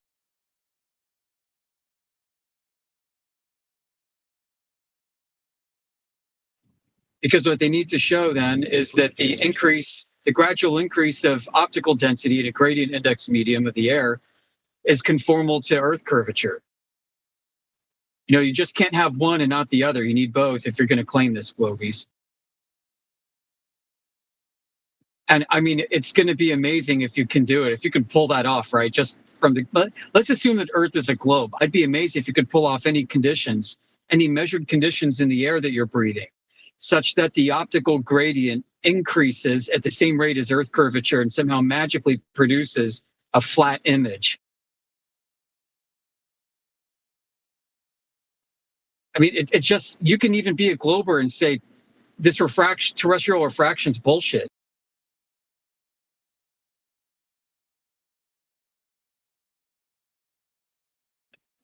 Yeah, and there are globers that think terrestrial refraction is bullshit.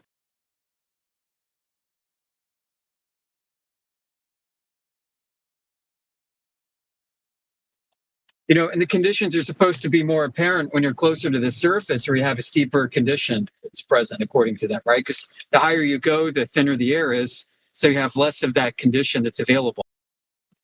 So that means the higher you go, you should be able to see curvature, right, much more apparently. The lower you go, the flatter Earth looks. Go figure that out.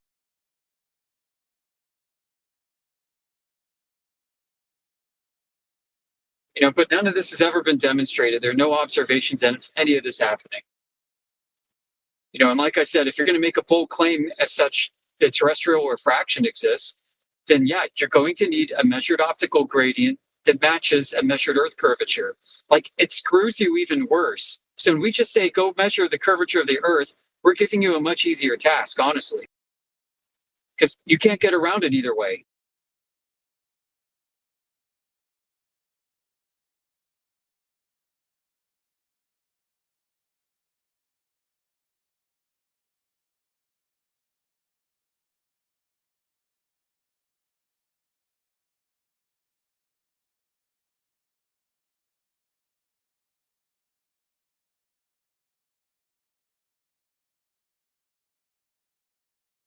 So you've got multiple wavelengths of light hitting an interface in traditional refraction at a certain angle.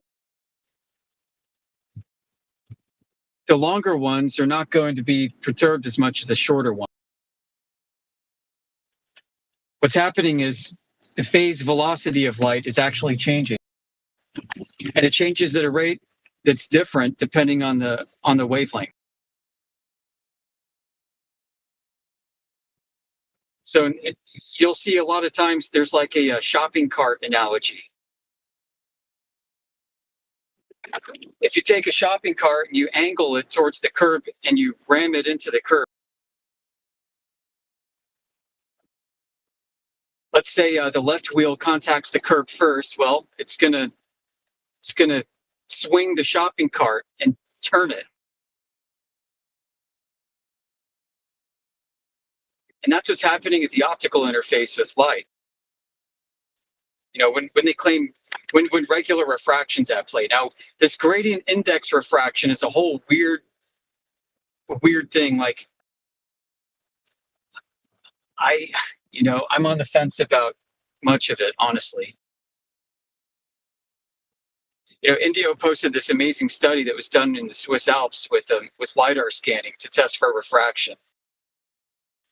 And they found that basically the deflection of light was off on the order of like mGauss when the predicted value was orders of magnitude greater. And then there's that laser beam that was shown from, or actually multiple lasers that were shown from the Big Island of Hawaii to a telescope in Maui, a propagation path of 149 kilometers. And there's supposed to be some kind of evidence that terrestrial refraction was causing things like a chromatic dispersion, which means the wavelengths are separating based off of the wavelengths are separating according to their refractive index. So you'll basically see like what a prism does and scatters light. So they're looking for the fringe effects of this. They're also looking for the conic footprint that was left on the telescope to see if general dispersion was in conformance. They're also looking at something called scintillation, which is like a shimmering effect due to turbulence. They're studying all these things, and they could not find any evidence that terrestrial refraction exists. And the path of light actually took a much straighter path than they thought it would, and did not diffract. Go ahead. So like the blue laser that had the blue spectrum light will bend more than the green one, more than the red one, so it will just create a divergence. And yeah, that was in the Swiss Alps version. For the one in Hawaii, they actually took a really deep infrared laser. They took a barely infrared laser, and then they took a blue-green wavelength. And they did this because they used them as controls, right? So they wanted to see if the colored wavelength would separate to a degree that is measurable against the infrared paths. And it didn't separate in accordance with any terrestrial refraction. They're actually surprised. They wrote in one of the papers when all three of these lights were shown directly into the telescope, and they could actually see the centroid, which is the middle, where the intensity of the light is the strongest. So within the telescope, on the receiving end, there are sub-apertures. There are many openings, and each of these lasers hit each one of those, bang, bang, bang, directly. Like, no adjustments were necessary. after the fact at least.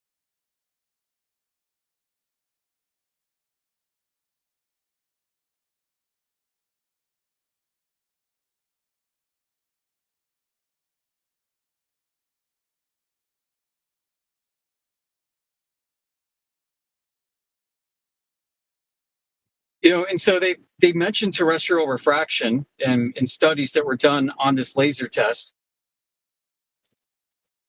and they admitted that not a single refractive model worked. They also admitted that their turbulent model works, and some of their joint effects combining turbulence and refraction models weren't working. They had to come up with a whole new model to explain it. And yes, they also baked in Earth curvature as they could, and that padded their explanation so they could feel good about the globe.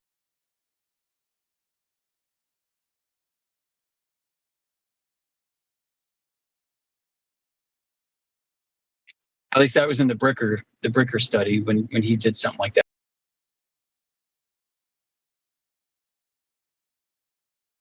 All right, I'm pulling into the driveway. I gotta go. Talk to you later. Have a good one, brother.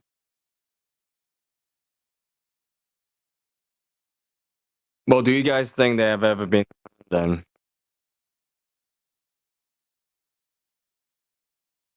Again? Do you guys think they have been to the moon? No.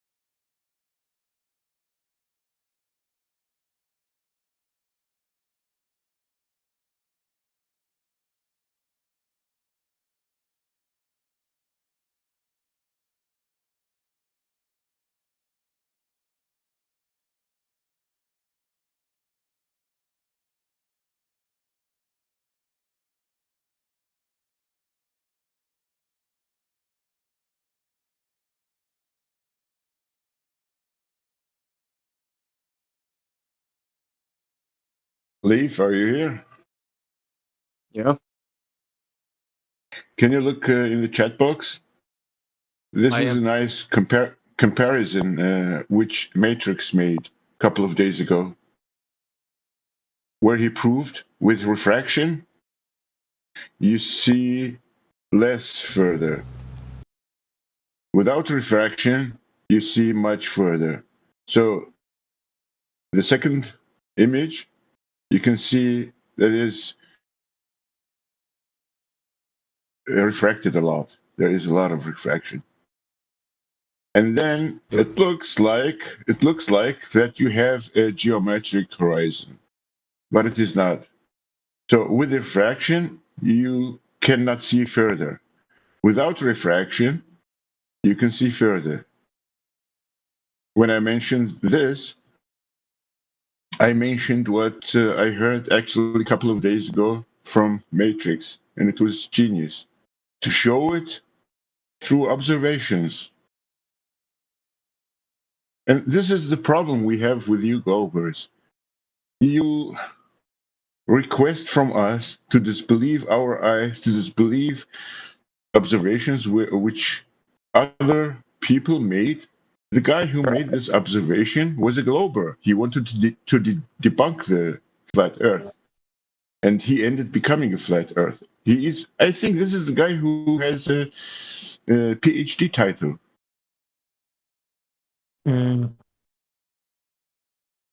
So, refraction actually debunks the globe. And when you look at the Jay Tolan videos, you can see that with refraction, with the refraction, without refraction, we can see much further. And the problem is, I just Googled, and the Google AI, Gemini, tells me no. With With refraction, we can see further. And without refraction, we cannot see very far. They are lying, literally lying. That's why I was very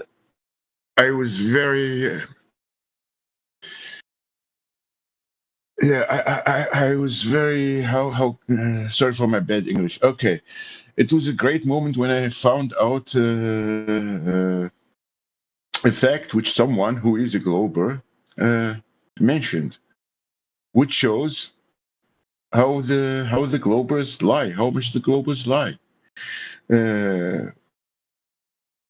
A fact that can debunk the globe Earth, but where you or other globers cannot use excuses like refraction.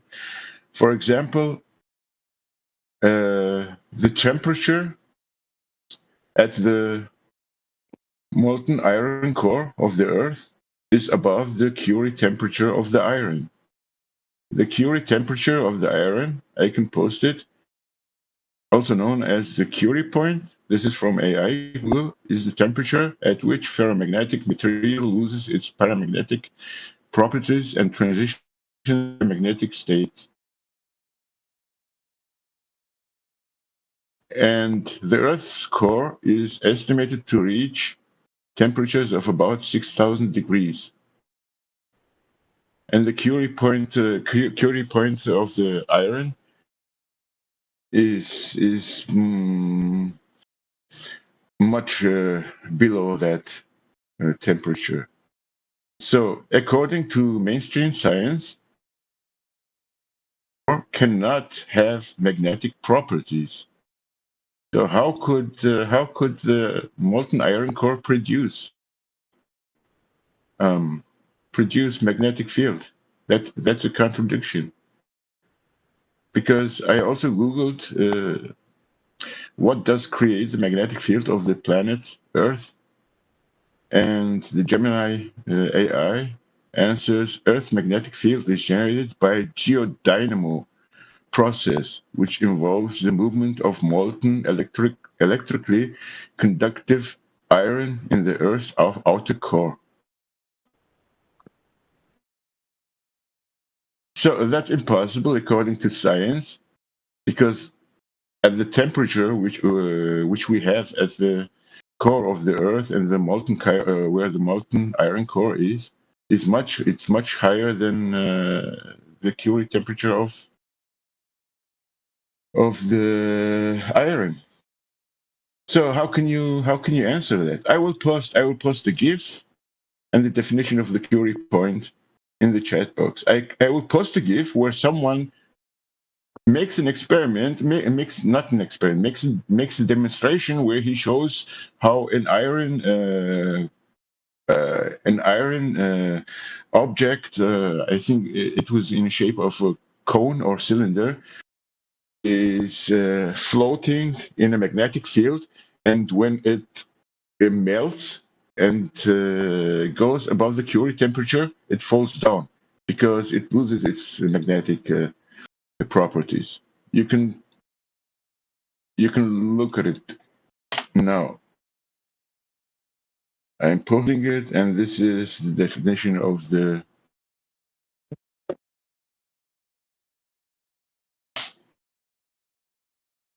Curie temperature. Can you see that in the chat box?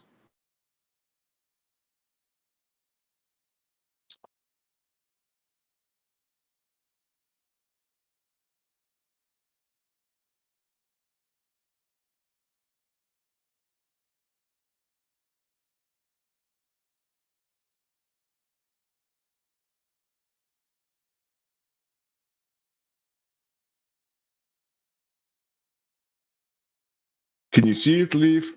Leaf, can you hear? Are you here, or you are not replying because you have no response and you don't like to give the impression that you have to concede, or because you don't want to concede but you have nothing to say, then you keep radio silence?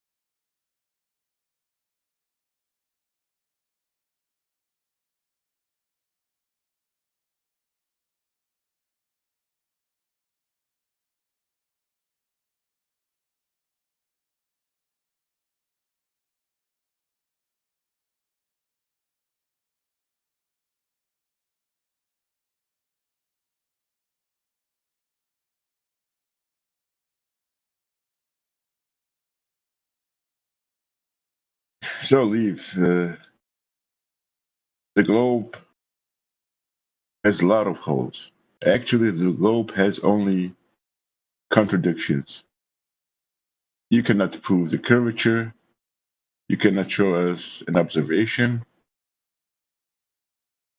which would show a drop of 66.68 miles at a distance of 66.668 feet at a distance of 10 miles, 266 feet at a distance of 20 miles, approximately 600 feet at a distance of 30 miles. And refraction, according to your own mainstream science, refraction is 7/6 times the radius. That cannot make that difference, that much difference. It cannot compensate. We are seeing 1,000 or 2,000 times further. 1,000 times further means 10 times further. So I'm not saying 1,000 times further. I'm saying 10 times. We are saying 10 times, 20 times further.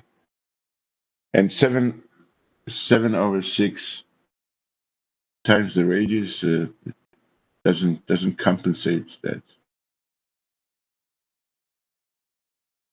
much.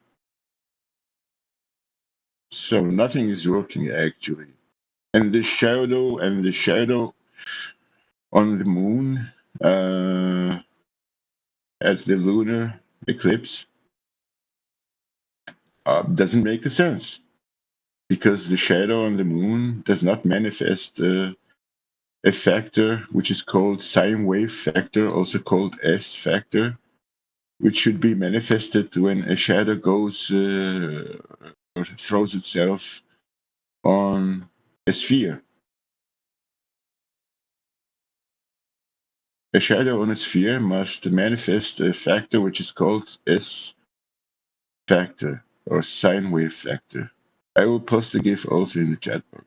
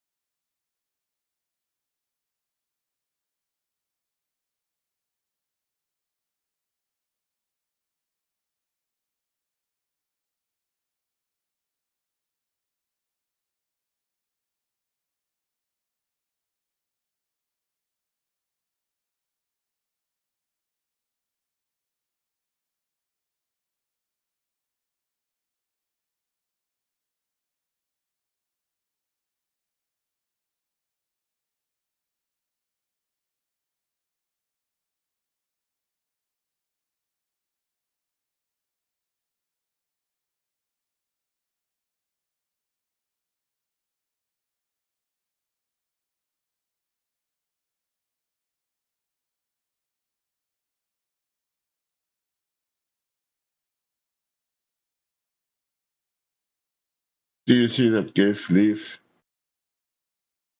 Where is the sine wave factor in the shadow on the real moon?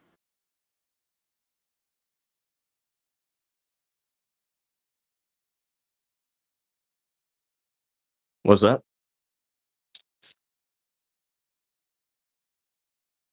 Haven't you been listening all the time when I was talking to you?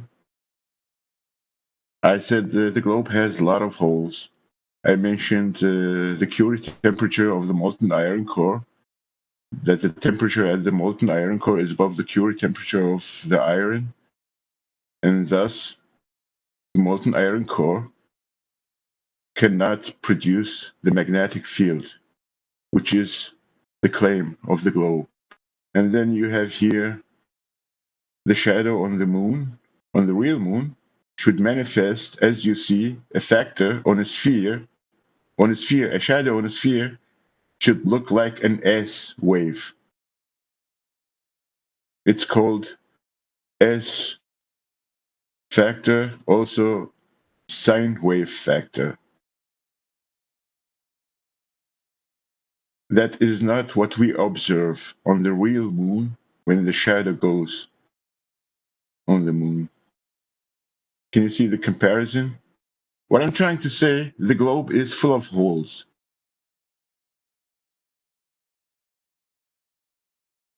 Actually, none of the claims of the globe go with science and reality and observation.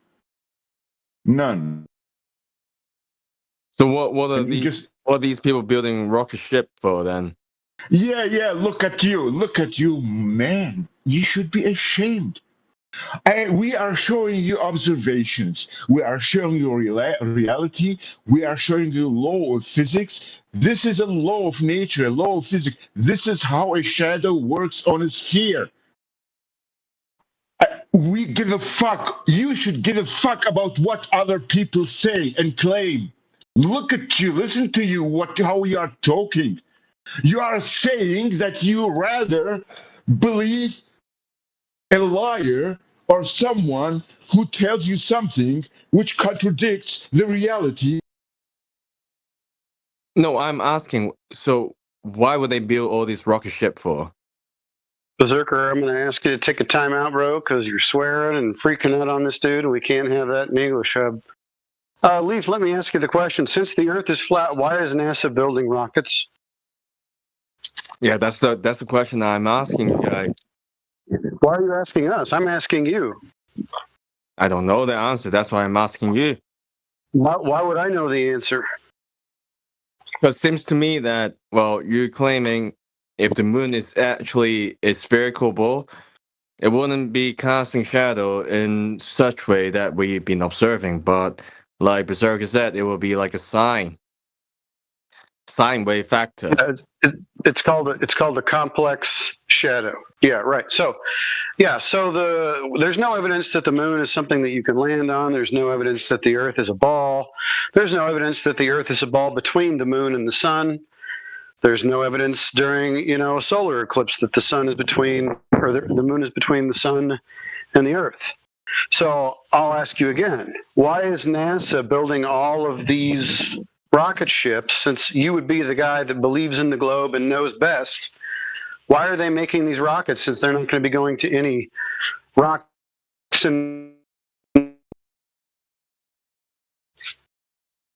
That's what I'm asking you for. Why in the world? I know you are the globe expert, right? You're the guy here that believes in the globe. You're a NASA fanboy. You tell me why NASA's doing this. You're projecting all of these on myself. I know. Oh, okay. So you don't believe that the Earth is a ball, then? You don't think that NASA is lying to you. You think that NASA is being forthright. I don't know what the reality is made out of. Okay. So why in the world would I be able to divine the thoughts of the people that work at NASA as to why they're building rocket ships? How would I know that? Look, you guys are making some extraordinary claim. No, it's not extraordinary. Extraordinary claim would be that somebody's going to the moon, or that the moon is something that somebody can land on. That would be the extraordinary claim. Is that your claim? Well, will you say that they have the ability to elevate the altitude? Will you be altitude? What the heck are you talking about?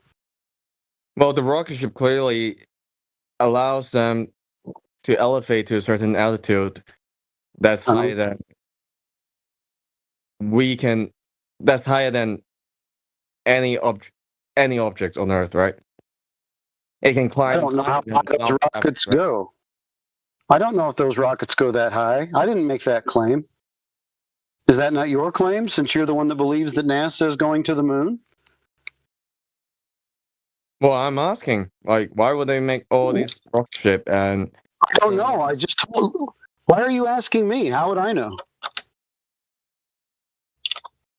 Well, I guess you guys would have some sort of idea what the true reality is, rather than what NASA is telling us. Why would we know that? Well, you guys have been figuring all these out. Even if I claim, if you can see something that's beyond the horizon is because of refraction, and you guys object my claim and saying the refractions can only... Because it's only a claim, Leaf. You have to substantiate your claims. For example, if I said I've got a purple tree with aqua-coloured dots on it in my backyard, most people would go, oh, get me a photo. That would substantiate my claim. It would back my claim. At the moment, you've just got hollow words. Nothing to back them. I'm asking you a question. Does refraction ever make Earth look more curved than you think it is?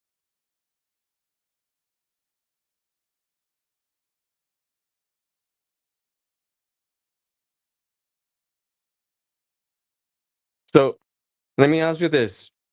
Do you believe that we can climb in altitude that's higher than Mount Everest? Would you agree in this claim? Mount Everest is, of course, a passenger plane can do that. Correct. So, we can see they are making rocket ship, right? We can see them launching rockets, correct? We can see I've seen it myself. Showing us footage from the space station, correct? Yeah. Allegedly. Oh, hold on. Is the space station somewhere? Is it a piece of machinery where people are inside it, hurling around the Earth at 17,500 miles per hour in an ever-expanding vacuum? Right. Right. I don't think that that's true. There'd have to be a lot of things to be true first for that to be true. So you don't think the space station exists? No. Yeah. There's no evidence for it.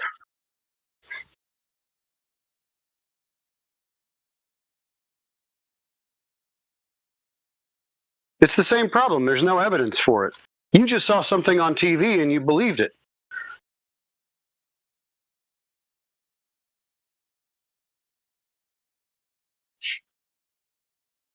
Let me guess, Loaf. You believed in Santa Claus when you were a kid because the cookies went missing. I'm trying to understand. Even given the problem is your logic. This is Leaf. I saw a rocket, therefore all this other magical stuff it happens to be true. Well, guess what? When you were a kid, you saw the carrot getting eaten, so it must have been fed to Rudolph. You saw the cookies missing. Santa must have eaten them. Look, even if there's a rocket ship, it doesn't say the Earth is curved, right? Exactly. Well, that's a you problem. I'm not. Yeah. Look, you're the one that jumped ahead. That because there's a rocket ship. No, you're jumping ahead. Why are you bringing this shit up if it's got no relevance to the shape of the ground? So it's called a red herring. It means nothing. It's pointless. I saw David Copperfield magically fly in front of a live audience on TV.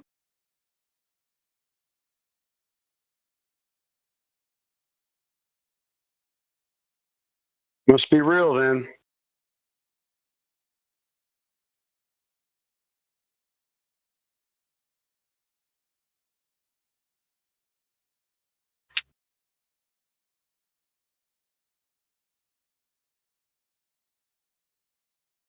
See, an argument from incredulity is not going to work. You can't just say, well, I don't believe that they're faking it. I can't believe that they're faking it. Therefore, the Earth must be a ball.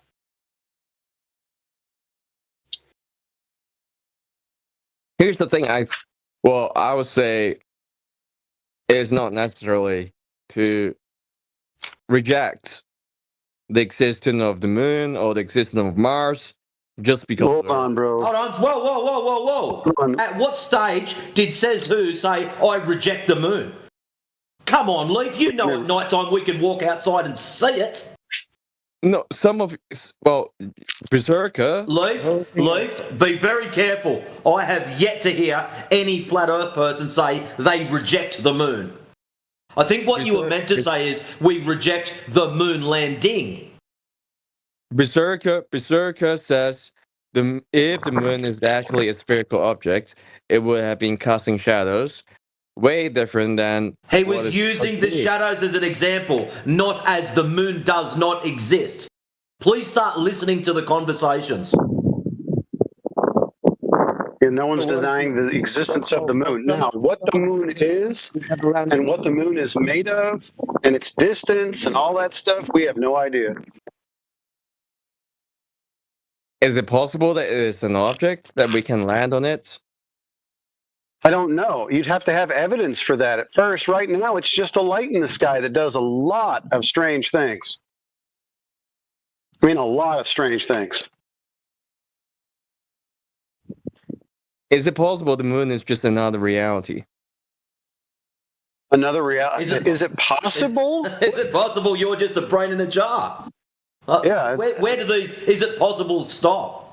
What if? It's like a little kid. What if? What if? But why? But why? Well, the reason why I'm saying this is that, yeah, right. Just because the reality we are relying on is flat, all right, it doesn't reject the existence of other reality. Well, all of you guys clearly is saying that there is something the government is not telling us fully, right? Now, I see where I don't think our government knows. I've seen some of our politicians, and fair income, I wouldn't trust them to tie up their own shoelaces. I'm just trying to understand what is reality, and these celestial objects we can see. No. You're not trying to understand what is reality. What you're doing is suffering from cognitive dissonance because you came in here barking about your refraction, how it proves the globetard, and it got absolutely shredded. And now you've gone back to reset mode and the cog dis has kicked in because you've understood and you've realised that everything that myself, Sporadic, Says Who, Berserker was true and correct. And now you've had to default back into your globetard mode because it's kicking in proper. You're starting to realise that we're not messing about, that it is flat and that it's frying your head. Because all of the things you learned as a child, all the things you're indoctrinated with, aren't measuring up. So you want to understand reality, right? And here's the reality, Leaf. Okay, the reality is the people who've been entrusted to give you this data have not utilized our trust and our funds properly, and they haven't given us the data. They haven't given us their findings. They've kept it classified. They've chosen not to tell the populace, right? So right, NASA, and I'm trying to understand. JAXA. Okay, so you want to understand, but we've given these people millions and millions and millions of dollars daily, and they're not telling us the truth. So what do you want us flat earthers to do about it other than tell you, hey, guy, you know what? It's not curving like they say it is. What beyond that do you want us to do? We can't go up and test this. I want more answers. Well, you know what? Everybody would like more answers. Everybody would like a replacement theory after they've been lied to about everything. Wouldn't that be nice for all of us? That the people that we've given all this money to would come clean and say, hey, guys, we're sorry. We're sorry for stealing millions of dollars per day for freaking over 50 years. We're sorry about that. But you know what? Here's the real data. Here's everything that we really have. Yeah, everybody wants that, but you're not going to get it standing on the ground asking questions. You're going to have to do some tests. And if you don't have the funds or the means to do it, you're going to have to form an organization and pool some funds together. I mean, you got to think about this proactively. You can't just sit around and ask questions and expect answers to jump into your lap, especially difficult answers that may not be able to be answered, right? You want these questions answered? You want to find out what the sun is? That sounds like a pretty tall order. You want to find out what the moon is? Sounds like a pretty tall order, right? You want to find out how high we can go? Well, if you send an high altitude balloon up, you're only going to get to about 110, 120,000 feet. Why? Because people have done it. People have spent $1,000 it costs to get a high altitude balloon and fill it with helium or a different noble gas. So when you start breaking this stuff down, you find out what you can know and what you can't know and what you can speculate about, right? But what you can know is that the Earth isn't curving at all. Yeah, you knocked out the easy stuff first. Okay, the Earth's not curved. That means everything about the heliocentric model falls apart because it's all predicated on the Earth being a ball. So you're starting from scratch. So what's your reality? I don't know, friend.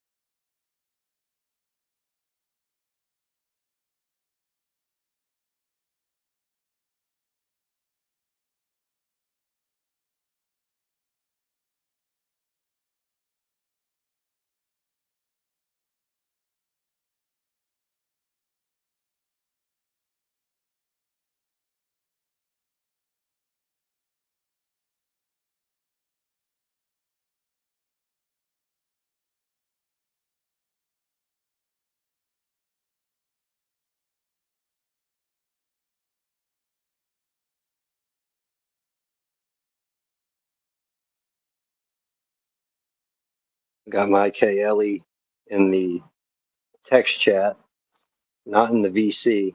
Maybe we should try and get them in the VC to ask their questions to the panel.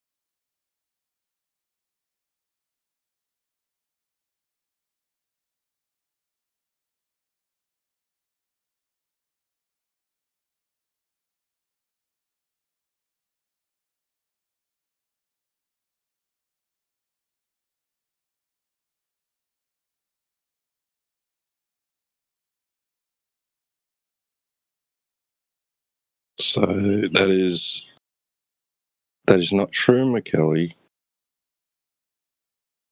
It's not true. You do not see that it's clearly a sphere from an aeroplane.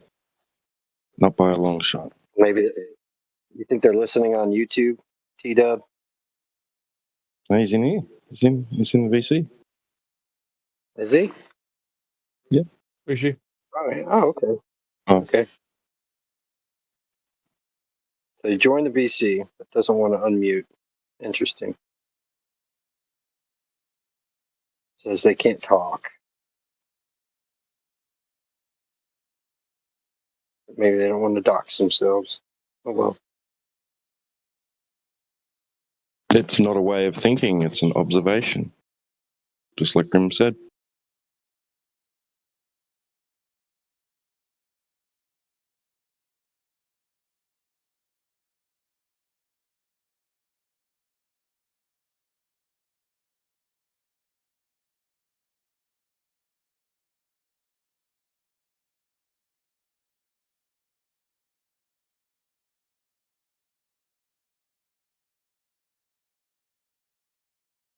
Unmute who?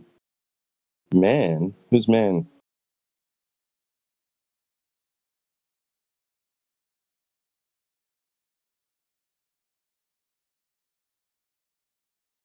There's nobody in here muted. What are you talking about?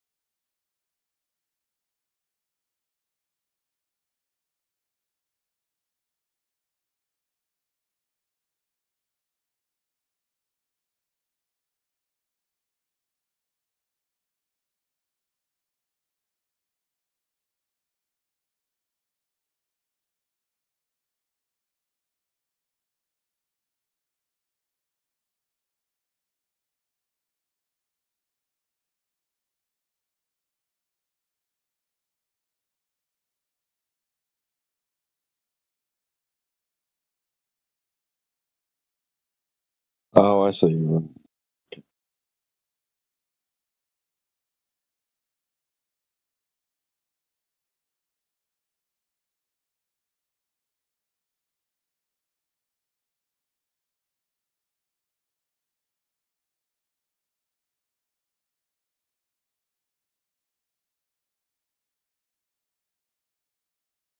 it looks like we don't have any more globe defenders. They gave up.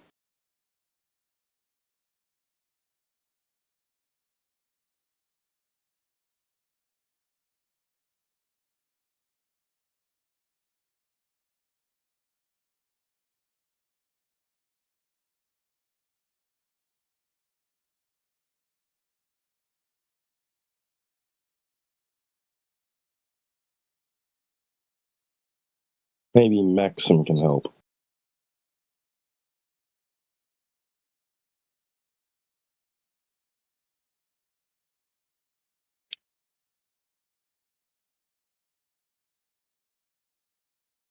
What do you say, Maxim?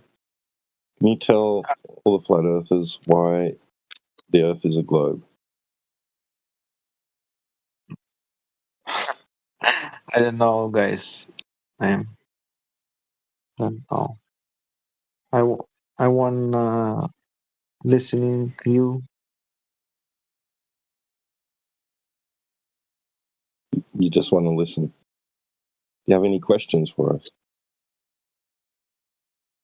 I don't have questions. I'm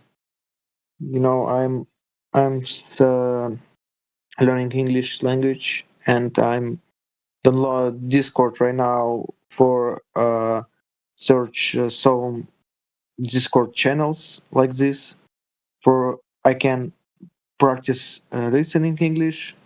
But I'm very bad in speaking because I'm sorry I cannot speaking for you about this topic because my level English don't give me do it understand. What a good way for you to practice your English. Talking more, practice more. Yes. But I'm thinking you guys not my auditory, okay. I want to find some people with English a level equal for my level. Oh, fair enough. I can understand that. Yeah. Don't worry, they're all equal to you. At least they're equal to you at sea level, according to them. Oh, very funny. Was that a joke, Leaf?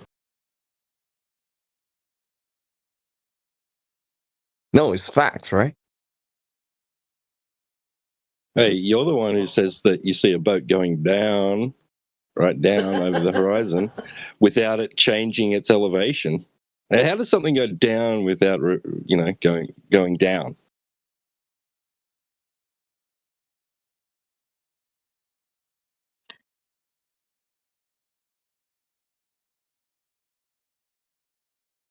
I know what's going down, man.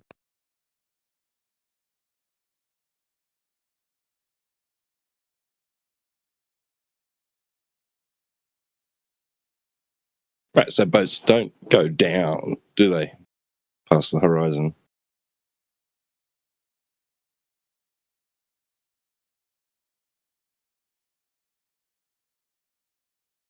Sorry, I don't understand. Are you talking to me?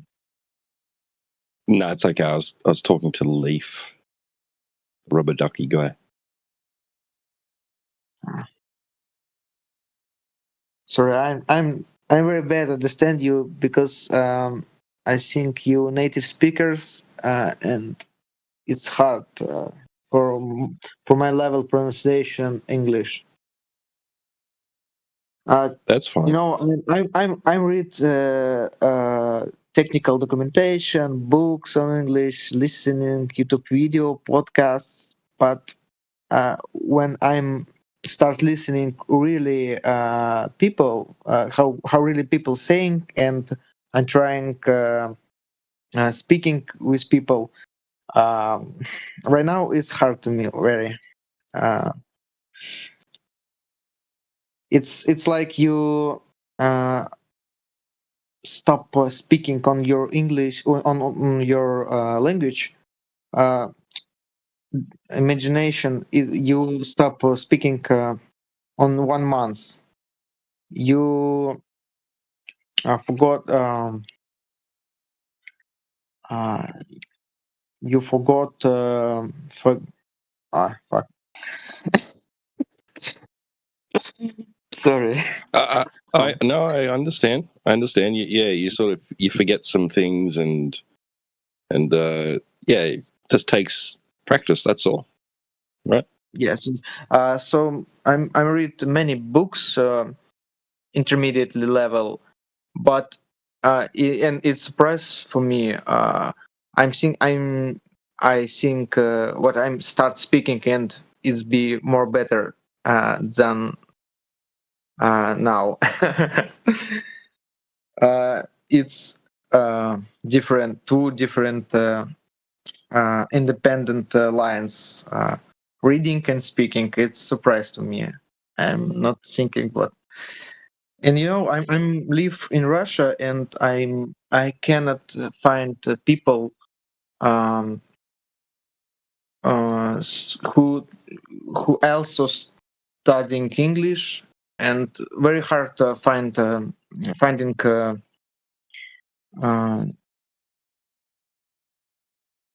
mm,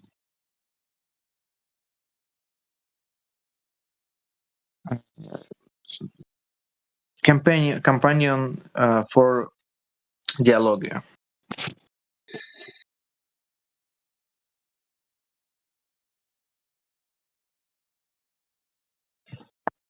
That's fine. Do you understand the English word water?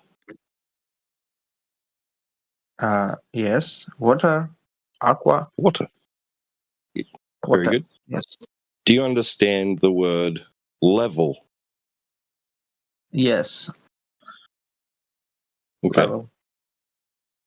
So would you say that the top of the water, the surface? Do you know what surface means? Surface. 1 second. Dictionary. Okay. Yes. Understand. Right. So the surface of water is level. Yes. Is level. The surface of water is level. What about you? Do you agree? Yes, I understand. I understand you.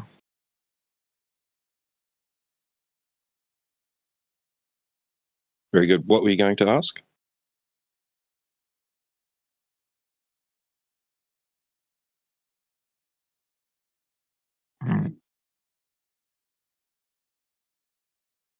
Did you want to ask a question? Oh, you wanna? I ask question for you. I think you were going to. You were going to ask a question.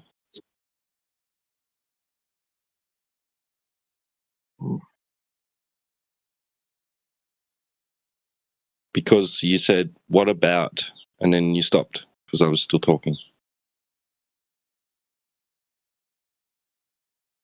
No, I don't have question. I wanna listen you guys. Oh, very good. That's okay. So if the surface of water is level and the earth is covered mostly in water, then the earth cannot be a ball.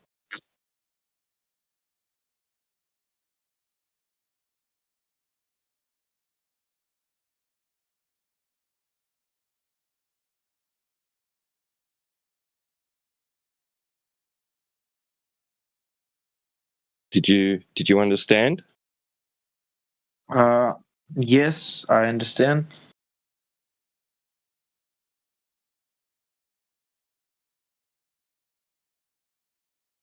Good. Right. Because they tell us, don't they? They tell us that, in school, we're told the Earth is a ball or a sphere shaped, right? Yes, да.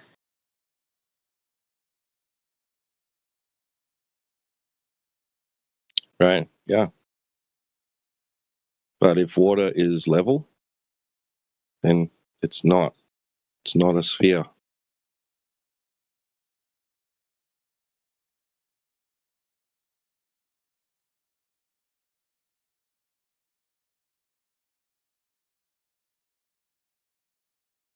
They also tell us that the Earth is moving, don't they?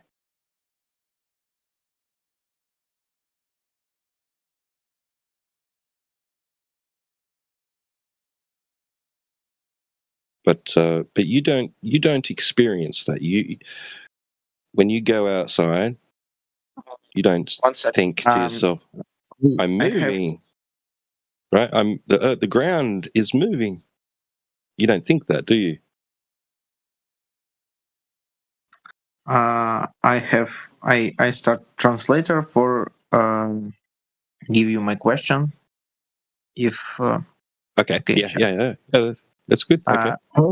Have you considered going on a round the world trip to prove or disprove your theory about flat earth? It's interesting for me because if I'm be interested in, if for me be interested in this theory, I'm I'm started on the trip for prove my theory or disprove. Why you guys don't do it, or you doing this, and I can read materials about this.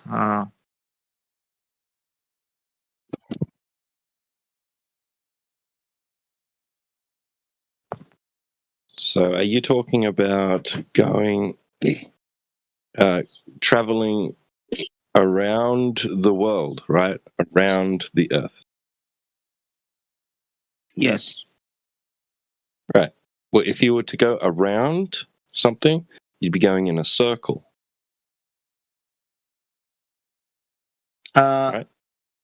Right, but you know, it's a circle if we take 1 second.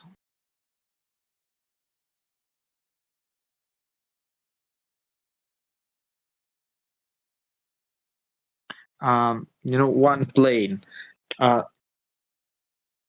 It's hard.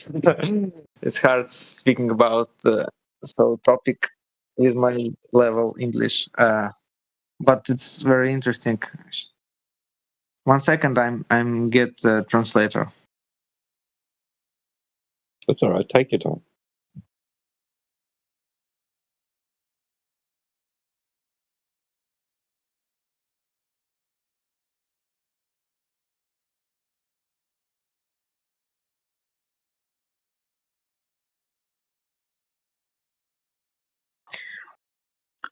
You can do 2 round trips in a perpendicular direction, and if first direction can turn you in your start point,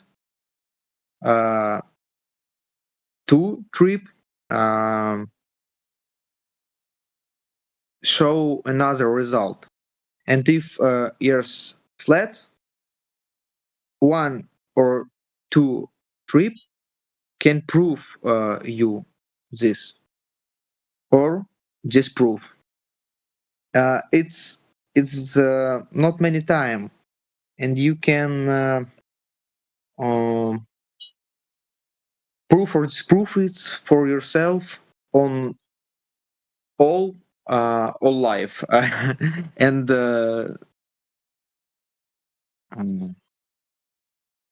keep calm your mind about it, and live relax. Not now. It's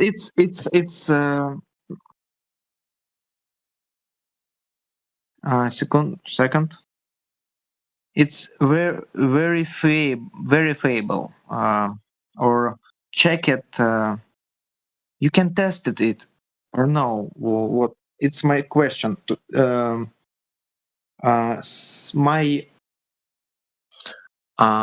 My way for solve problem. You thinking about it, or it's not a relevant method for checking this theory. You know what I'm saying, or no? I think I know what you're saying. But if you are to travel, you are going to be following directions: north, south, east, west, right? Yes. Right. So you're probably going to choose to go east or west, right? East. To do this? Yes. Right. So east and west are perpendicular to north. Yes. Right. So that would take you around in a circle, not a straight line. But why? But why you? But why circle? If I take on my hand compass and be directly way on east, it's in how can I going to the circle if I'm follow straight line on east?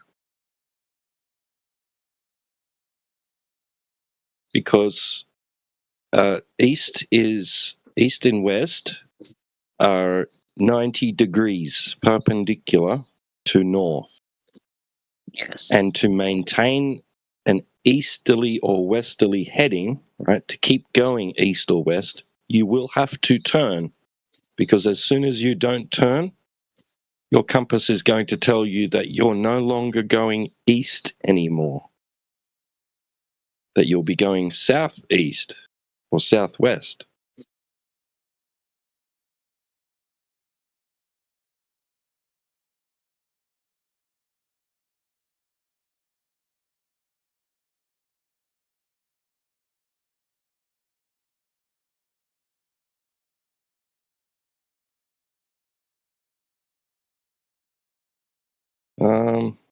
Is there some? Do have a picture for you somewhere, but it'll take me a while to find it. So you could imagine that there's the North Pole, right? Imagine that there's an actual pole there. If you hold on to that pole and you walk around in a circle, you've gone east or west. And you can complete a circle going east or west around north, around the North Pole. That's circumnavigation. That's what circumnavigation is. If you were to continue in a straight line and let go of the pole, right, and go in a straight line, you would not be going east anymore.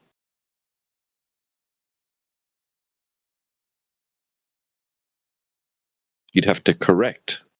You'd have to turn back and to face east again, and then take another step, and then turn again, and then take another step, and then turn again.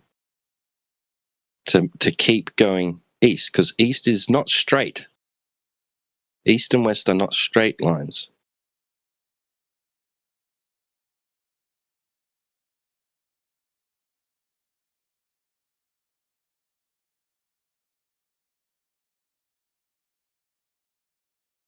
And I don't know of anybody that's ever gone in a straight line and ended back up where they started. That is going from point A and then gone straight in a straight line and come back around to point A again. I don't know of anybody that has ever done that. Do you? Okay. Yes. How does a plane from the west of the US get to eastern Russia so quickly? If the Earth is flat, it should take much longer. And another cases when airplanes flying in circle ball concepts years and flat concepts of years. Can you explain it? Well, I'm not claiming to know how the Earth is laid out, where all the continents and the countries are in respect to each other. I'm not presenting a map to anyone. All I'm saying is that, like I said earlier, the surface of the water is flat. It doesn't curve. It's level, right? It keeps jumping in and out. What is that? They've stopped. Okay. Thank you for conversation. I'm going to sleep. Okay. Yeah. Thank you. Thank you for your participation. Thank you. See you tomorrow. Okay. Yeah, come back another time. Have a listen in if you like, or if it's quiet, you can, and you want to practice your English, you're welcome to talk. Thank you, bro. I'm reading more about flat earth, and I can in future give you more interesting question. Okay, and we will dialogue with you more best. That sounds great. I look forward to that. Thank you very much. Thanks. Thank you. Thanks, Maxim.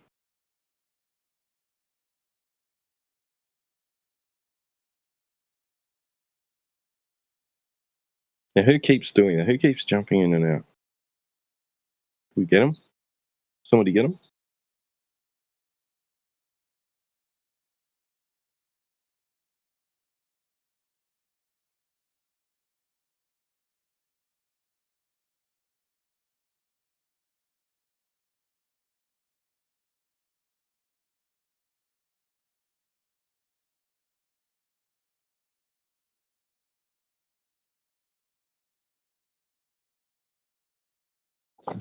Oh, cheers, Major. Cool Pool, was it? Is that who it was? Why did they keep doing that? They weren't muted or anything, were they? They didn't appear muted.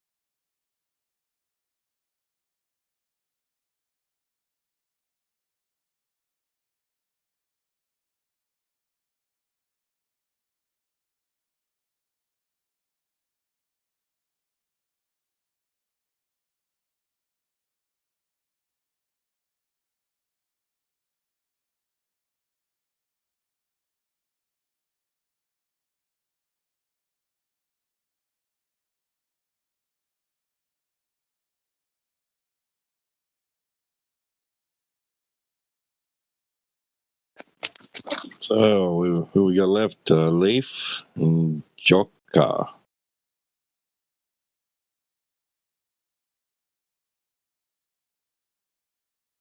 Looks like you guys are up.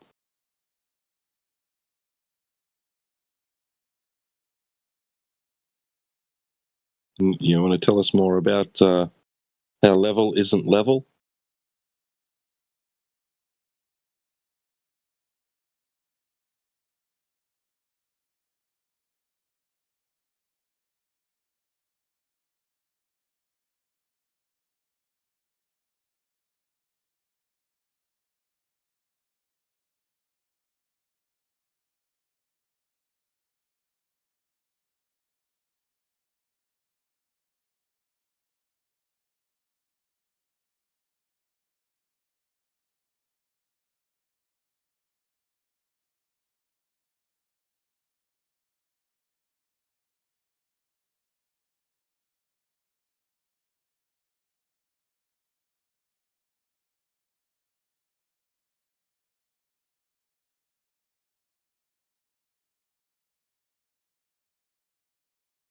Oh, we do have also have not him hiding at the top there between the YouTube bots. Let's see there. You're not him, no. You're not the one. I'm taking it. Not the one who's going to prove the globe.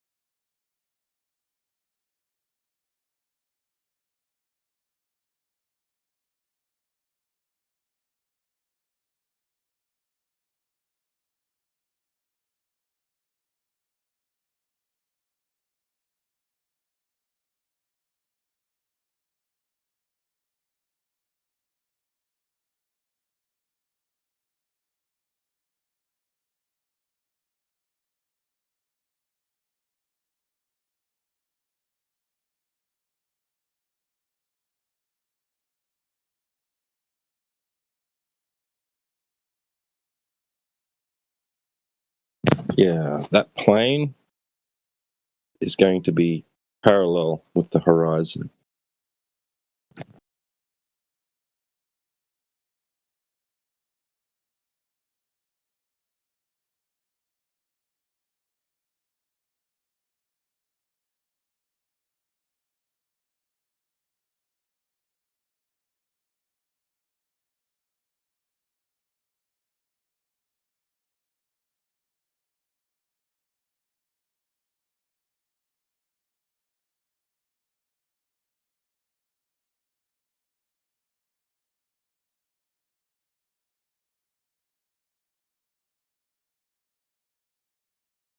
You're going to have a GP.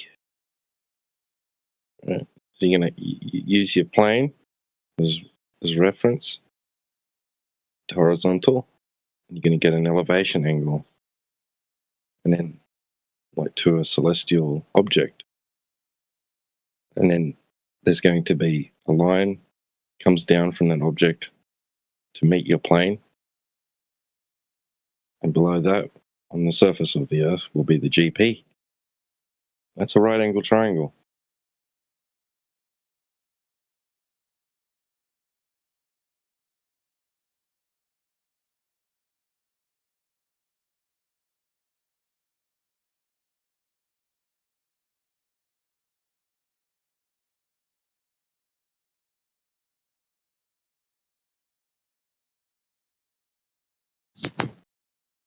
You need a exclamation mark in front of that, says who, just like the home server.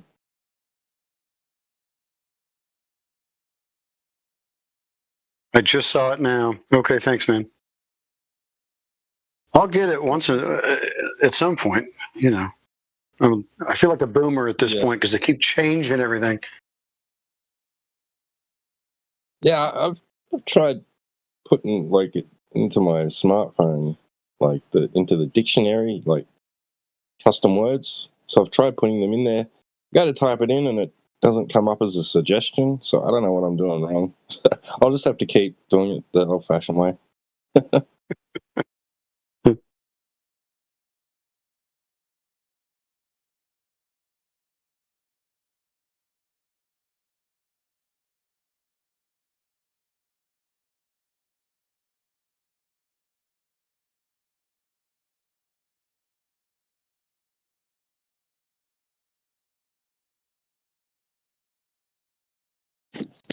Now, apparently, we've been told that the maximum is 24 hours, but I was able to, I don't know if I muted someone or banned someone for 14 days, I think it was, or something like that. It was a lot of hours anyway. I just put, but then Amish tried like 9999, and it came up as gave him an error saying he doesn't have those permissions. But, yeah, which was weird. But I did like something like what was it? I'm sure I did some number. It was lower than that, but it worked. Was that with the new bot? Yeah, with the new bot, yeah. Oh, okay.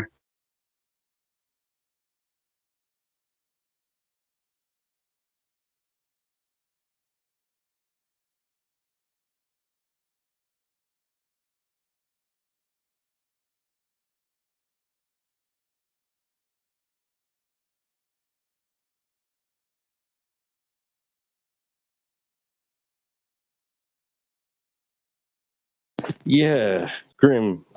So yeah, they'll say that you don't even need horizontal; you can just use vertical, right, to get the depression angle or the zenith angle, right? So yeah, but that's a side point. That works away from how a nautical sextant operates. It's like, yeah, okay, cool. I got no problem with that. And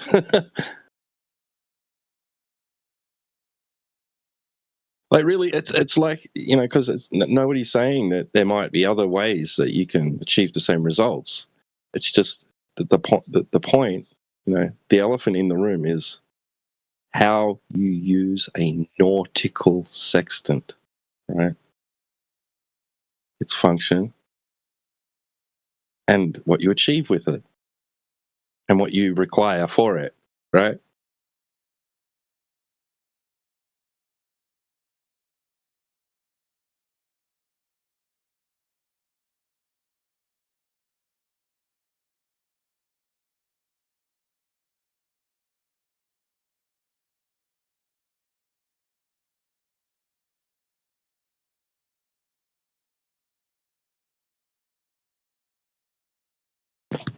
Sorry, not a depression angle. That's incorrect. I meant to say co-altitude angle.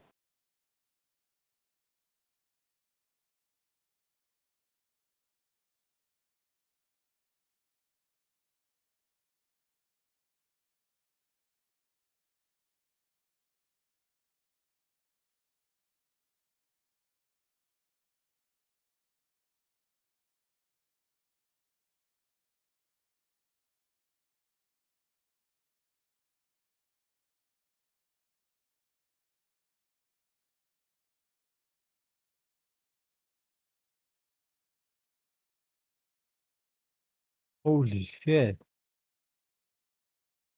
Hello. What's wrong? Oh. See you later.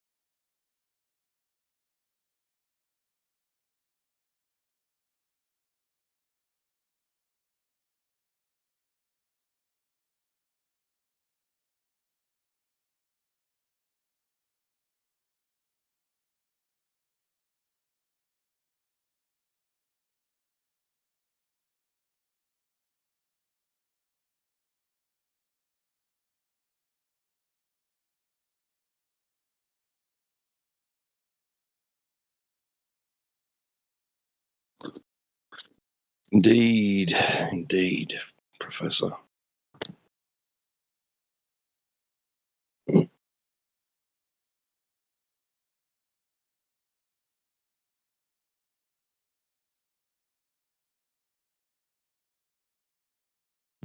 All verticals are parallel, all horizontals are parallel. Globers don't like that, though. They say that they're not. Horizontals can intersect.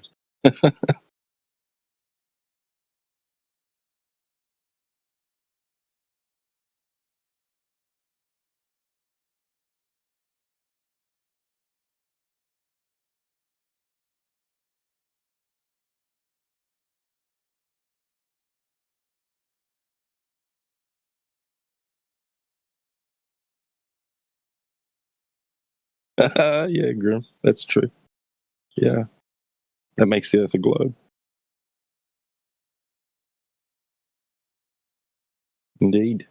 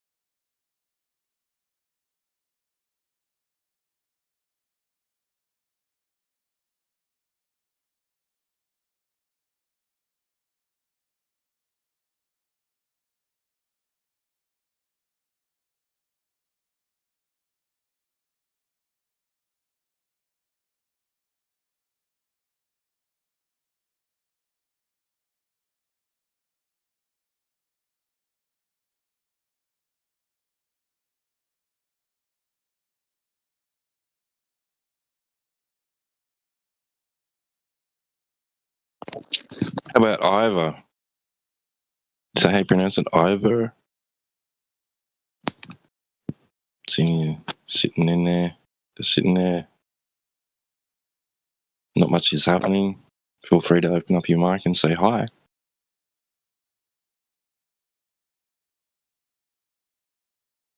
Alternatively, you can leave.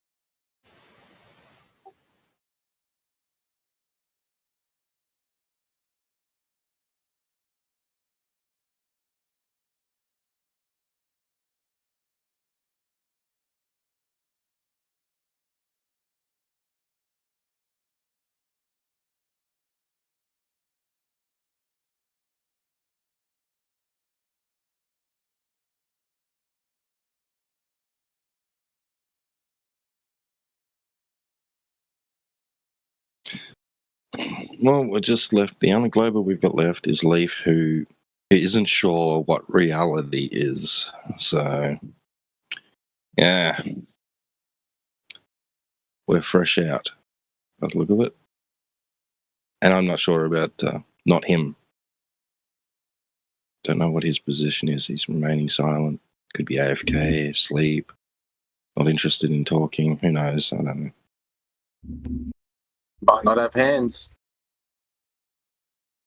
He may not have hands. Leaf could not help him with that. He's not sure if he has hands.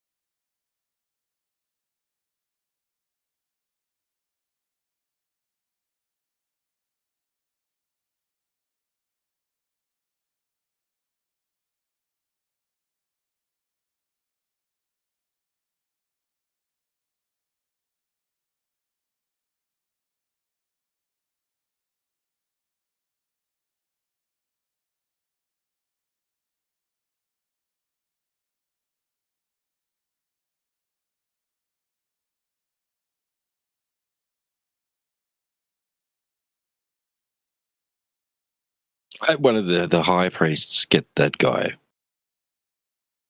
into a private, session and berate him. They're like, so, they asked you for globe proof, did they? What did you do? Well, I asked them for proof of hands. I mean, I hope that they berate him for that. Yeah, even better, and then said everything they said about proof of hands. I told them that it wasn't proof, so therefore I don't have hands. And the proof they gave me was stupid, and they should feel embarrassed by it because they didn't answer any questions, but their answers were equally as embarrassing. Right, the answers that they didn't give, but they did give. It's like he said something, contradicted himself, doubled down on it, and then ran away. You're like, wow, it was almost impressive. And this was supposed to be advertised as a professor, doctorate, interested in flat earthers and the flat earth topic, wants to come by to have a conversation. Hold on real quick. Right. Let me read off some insulting super chats. You know who we need? Drace. To hold another event with Father Balls and Blitz. Oh yeah, I second that.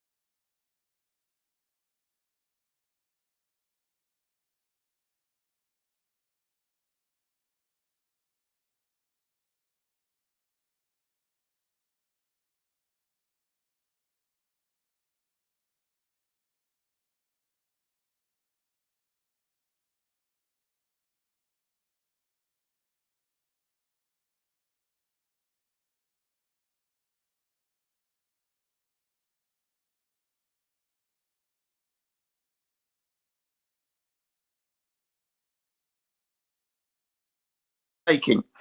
Outside of that, you've got a problem where the government will not give you the permission to go because you've got to sign several hundreds of documents.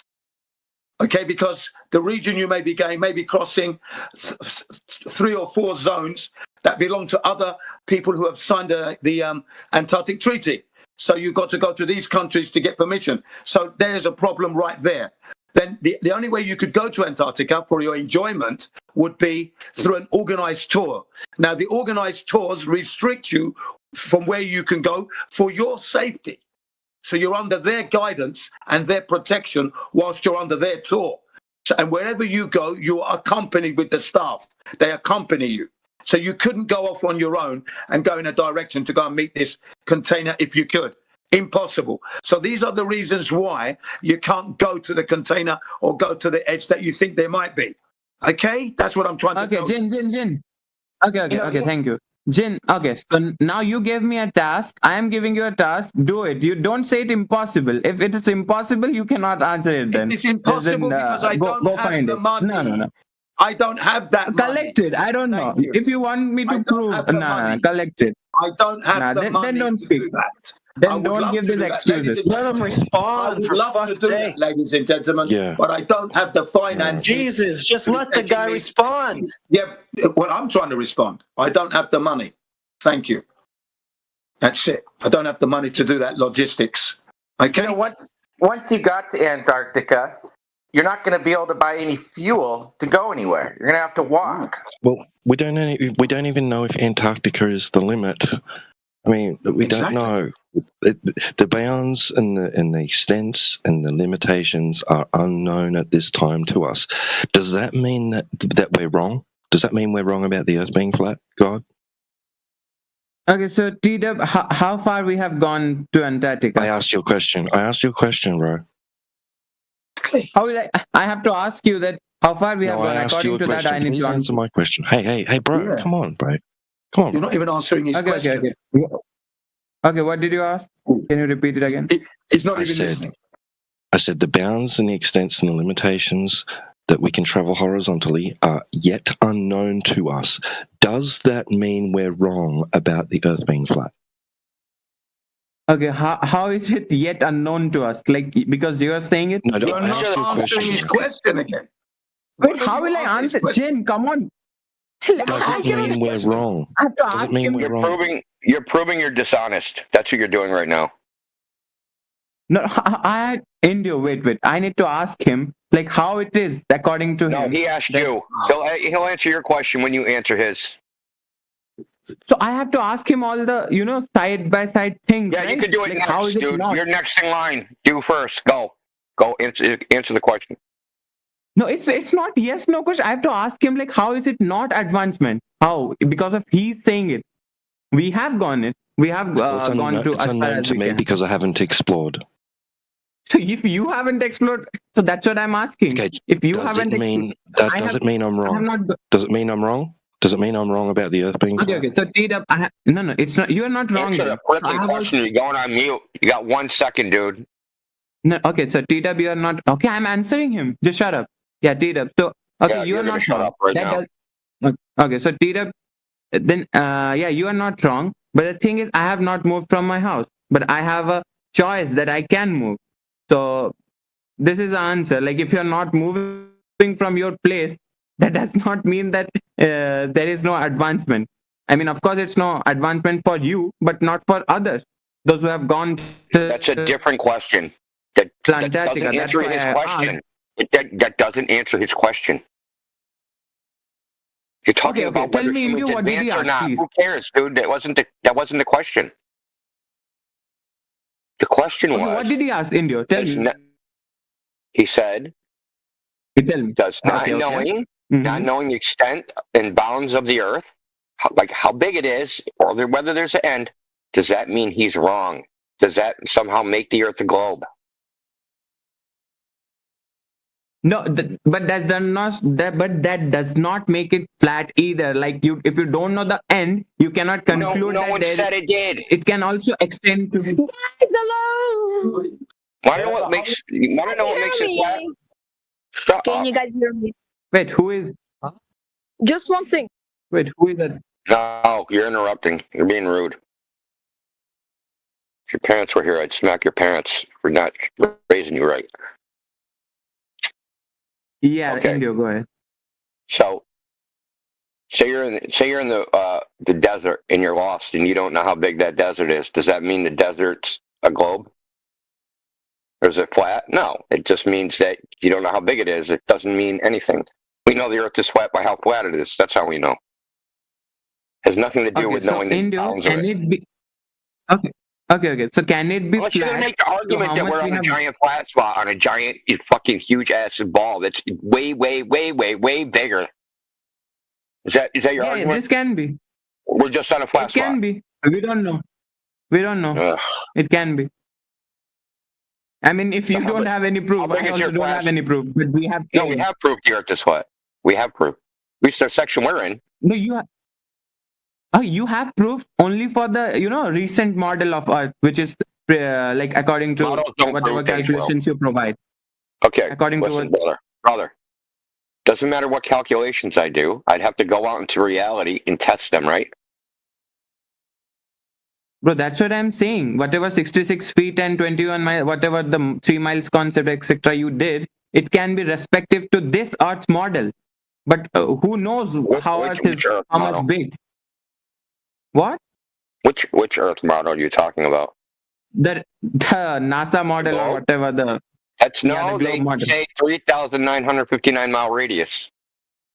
That's Yeah, what that's they what say. I'm saying. According to Earth model, the globe model. But Yeah, you according can't change it, dude. Do you know why No, you but can't I'm change it? saying Do you know why you can't change it? Because then all the what? distances and sizes of all the planets and stars and suns and distances you travel on Earth and all that stuff would be wrong. Way wrong. So if you make the radius 2 times big, now the sun is 2 times bigger and 2 times farther away. Because all the So- values from astronomical, so he says. So, well, how'd somebody go to the moon if it's twice as far? So you are agreeing that How did we somebody have go to the moon gone if to it was moon? twice as far? How'd somebody go So to you the are moon? agreeing that we have gone to moon, right? No. I'm asking you. What? How Why am are you I? asking me this? This is called an internal critique, Godzeus. That means I am Okay, so it will be analyzing double, your so what? worldview from within it without accepting it. So Okay, so okay, I'm if they go answering to you. the moon, that's 2 times too far. Okay, so what? So it took them 6 days, did it? No, India. So what? Like, did they okay, get Yeah, twice this as is the fast? rocket. That's But what they then said they they have the did. volume problem because then they need 3 times the volume for the rocket. So is the rocket the size of the Empire State Building? Okay, no problem. Okay, the NASA is wrong. So what? Like, what are you saying then? No, I'm not saying NASA's wrong. No, they are wrong. He's happy for NASA to be wrong to make his globe bigger. Yeah, so what? If you can if you Say can you make like it flat balls and and a go flat surface, back in I the can make closet. it glow. Just say you like balls and go back in the closet. What? What the fuck? Yeah, like you just want the Earth to be a ball no matter what, right? Yeah, I of know course. you're I right. am So big obsessed it may with as well ball. be flat, right?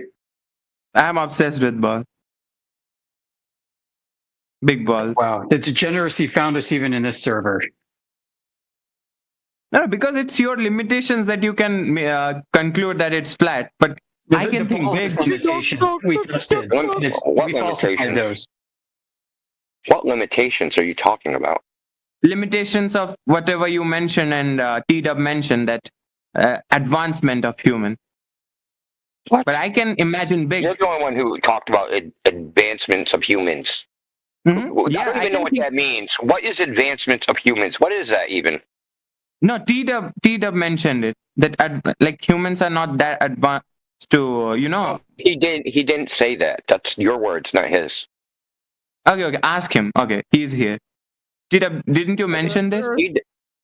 Flat, bro. The Earth is a donut. Oh my God, that's What so the hell? original. That's a So All I original. said was that That is as you not are even Adolf Hitler. logical. all I said that currently that the extents and the limitations are unknown. That's all I said. Yeah, and by the way, you keep hearing this donut thing, guys. There's a questionnaire floating around on YouTube. It's pretty popular. I've seen it several times, just like scrolling through on my feed. and it's got four options. What is the shape? And the question is, what is the shape of the Earth? They give you A, B, C, or D. A is flat, B is round, but it shows a sphere. C is donut, and then D is cube shaped. So that's why. And what was it? Donut got more votes, so that's why everyone keeps coming in and saying donut got more votes over flat Earth. That's why a bunch of randos come in here always saying Earth is donut. Just giving you a little back information on why that's. Yeah, very unoriginal, quite honestly, but you know. Look, first of all, human advancement and what that should be or whether it happens, that's completely subjective. Okay? What you think is advancement, maybe I don't think is advancement, which maybe T-Dub also does not think of advancement as advancement. So that has nothing to do with the shape of the Earth. No, but India, we agreed on this, right? There is What do we possibility. agree on? Because you did not, because if you have not, you are not considering my shape because you have not explored in that sense. It also could be something that is so large, anything. So let's imagine it's a giant velociraptor, and it's so big, our section is flat. We can make up any freaking form or shape or whatever we want and say, it's so big, on our part, it's flat. Want to know what's also flat? Want to know what's also flat? Things that are fucking flat.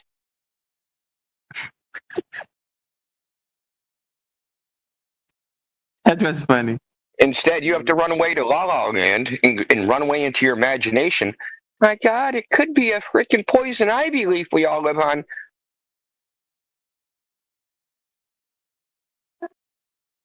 But there will be a problem, India. Okay, I have one question. There will be a problem if it's flat. I can think of a globe kind of thing, which is a very massive and very big globe, and we are living in the. You can tiny... imagine that. Yeah. Okay, let me state the problem, India. Yeah, let me state the problem. If it will be a very big flat surface, like the lava which is coming, is it like getting hold upon something under the earth? What? What the hell, dude? Where the lava is coming from? I don't know, Like, bro. Nobody knows where the lava comes from. Do you think someone dug down to the source of the lava? This guy was hypotheticals, man. Yeah, so check this out. Has anybody ever drilled? I'm going to ask you. You know how we drill for? Well, hold on. You know how we drill for oil? Has anybody ever drilled and hit lava? No. Yeah, no. No one knows where the lava comes from, brother. It comes from the 10th dimension. No, okay. Ignore the lava, but still, there is liquid thing, right, under the earth's surface. Lava is not exclusive. Yeah, water. The earth is water. not shaped like a circle, bro, nor a flat earth. It's shaped like a dick. What the heck? Yeah, well, go sit on it so it hatches. No, don't talk. It's shaped like a Go dick. sit on your earth egg until it hatches. Mother duck. I bet. Why are you still here, man? A mongoose is gonna snatch your egg. Here, bro. Hold on. Give me 1 sec. How do I? See, that's the difference between what I just did was an original troll. What you're doing is just lame screeching. I don't fit to it. Stop screeching. Dude, put some bass in your voice. Alright, is this better? That was... No, it was not better. That was actually worse. No, I don't believe. Hold on, what does it say? You were muted in English hub. Nazis are intolerant. Alright, I'm gonna go.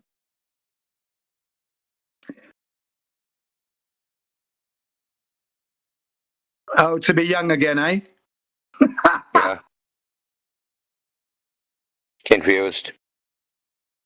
Yeah. So God Zeus, why do you think everything is an optical illusion? Can I ask you that? Yeah, why not?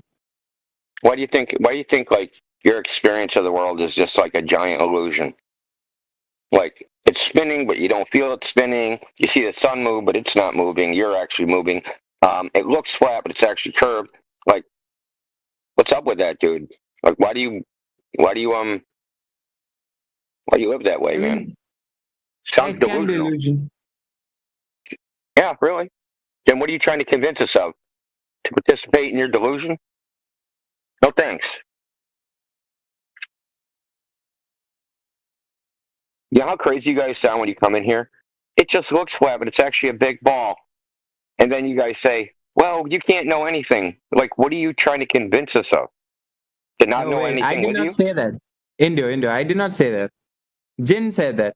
You cannot do this, you cannot Well, conclude if this. everything's an illusion, then you don't know anything. Other than it's an I said illusion. that. I said I'm skeptical about it. I'm not sure. No one is sure. Because we all I'm we sure. all do with our senses.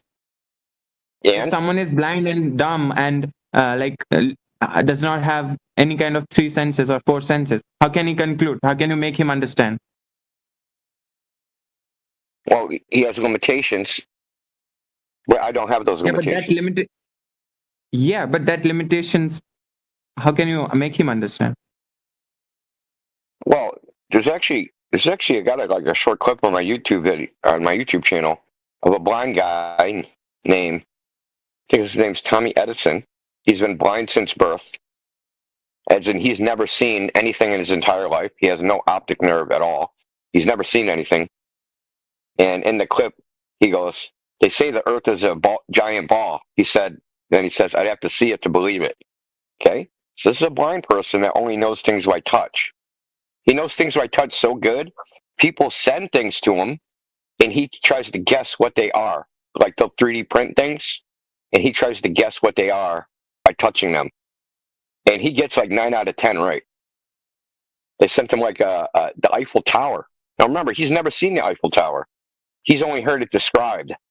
And he touches it, and from the descriptions that he's heard from other people, guesses what it is. Okay? And this is what he said about the Earth being a ball. I'd have to see it to believe it. Okay? Meaning he don't believe it. Because to somebody that doesn't have sight, the idea is idiotic.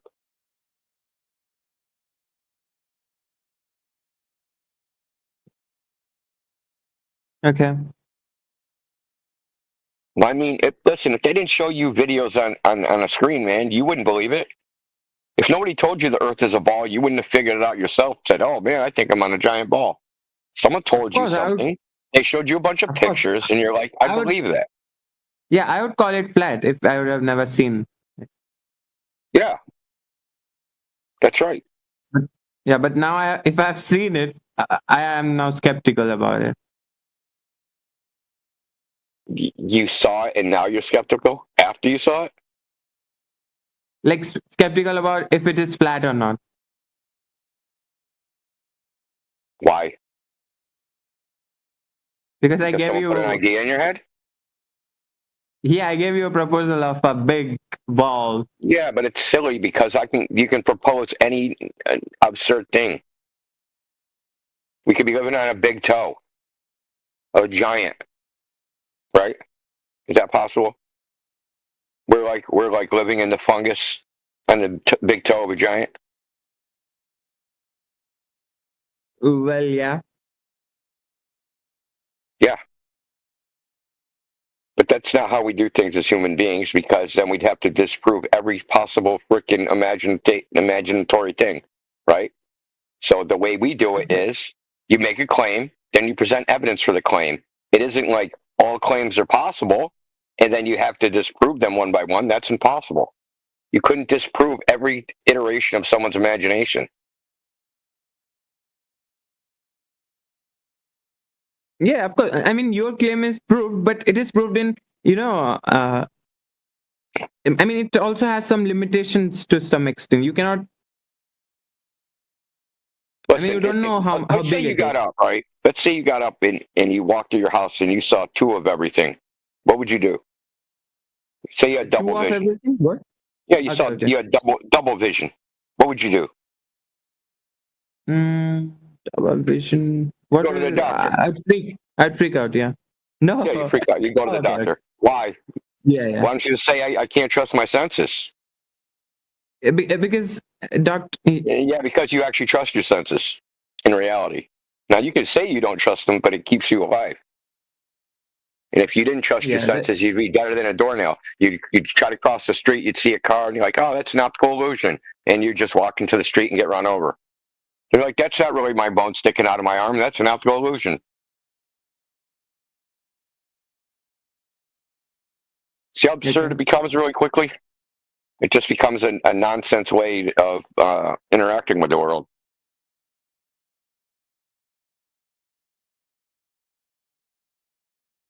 But I guarantee you today, you'll make so many mental errors, things you thought that were wrong.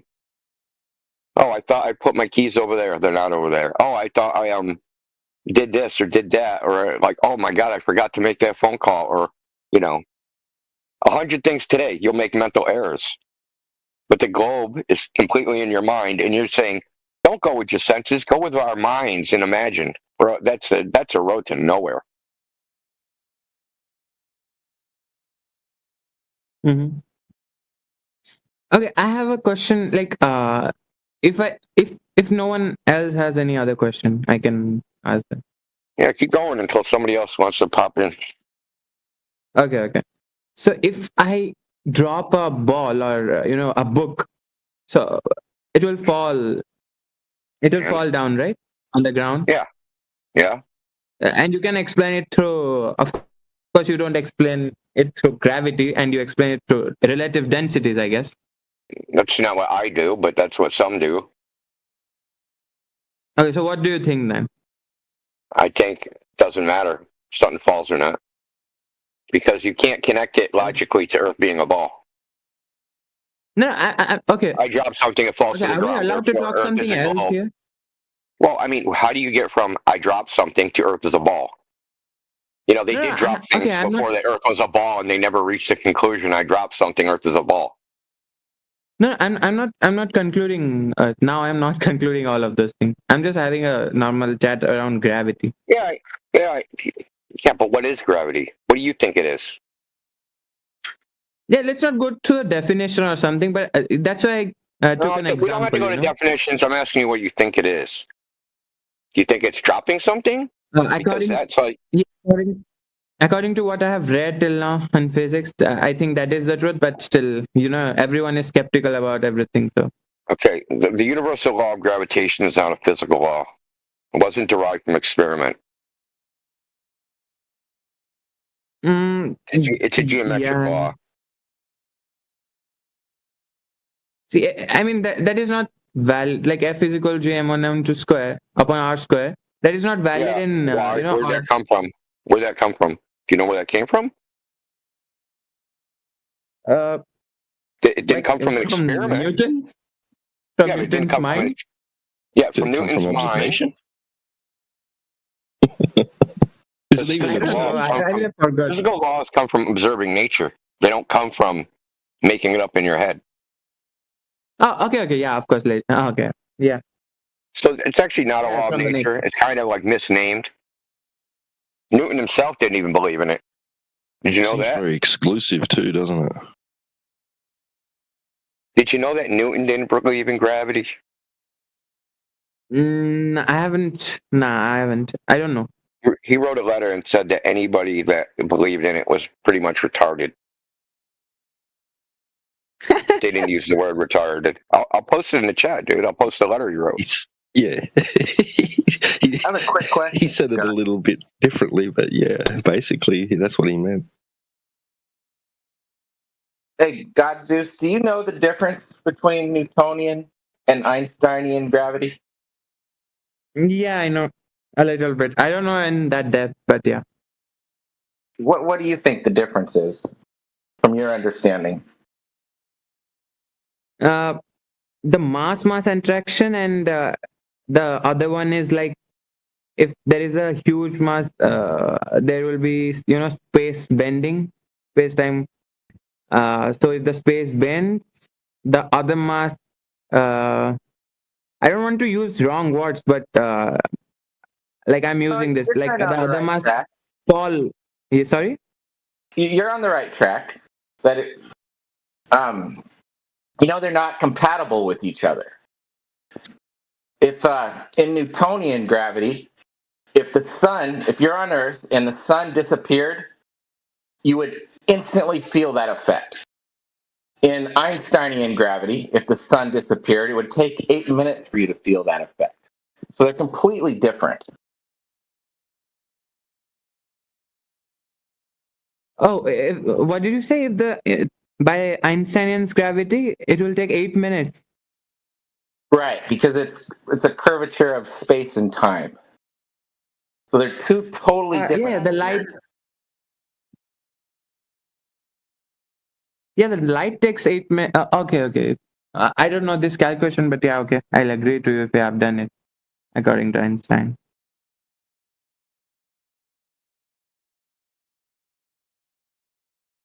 Okay, so back to my question. Like, yeah, India, what do you think then?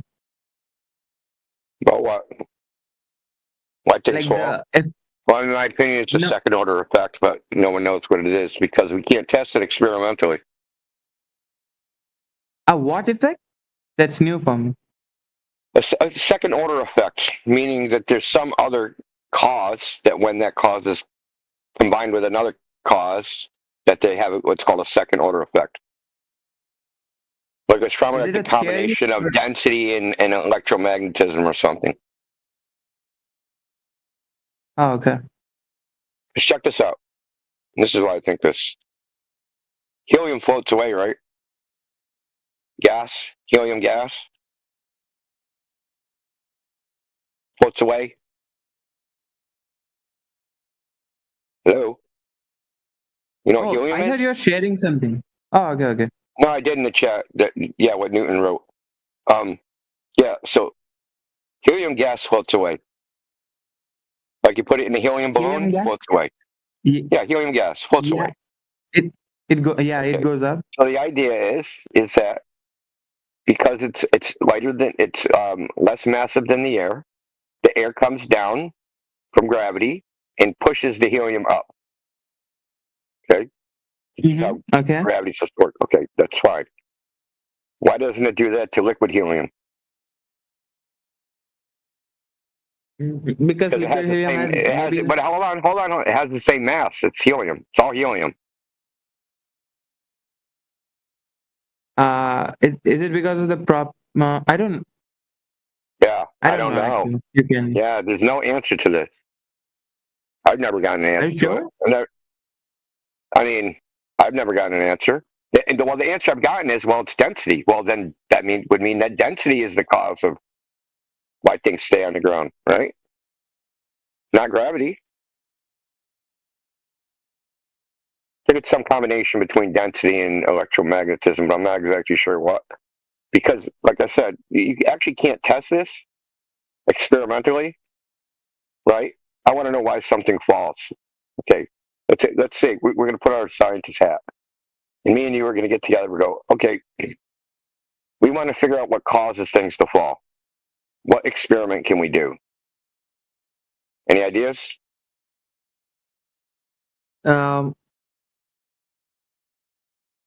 Maybe we And we can want to know test the some. cause. We already know it. We already know it falls. We want to know. That's our observed natural phenomenon. That would be our dependent variable. We want our independent variable, the cause. Whatever the causal mechanism is for that natural phenomenon, we want to figure out what it is. So what do we do? What do we do? Yeah, good question. What do we do? Can we do anything? Yeah, that's what the I'm answer asking. the answer is no. There's nothing to be done. So we're gonna live with this guilt, or we need another Einstein? Well, he was wrong too, so it doesn't even matter.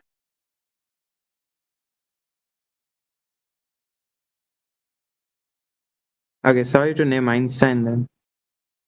Oh, I don't care about him. He wore women's shoes. Was he wrong about photoelectric effect also? I don't think so. There's some controversy about it, but could have been. Oh, come on, he got the Nobel. So? Who said it? Poincaré said, just because you have a model that makes accurate predictions does not make it correct.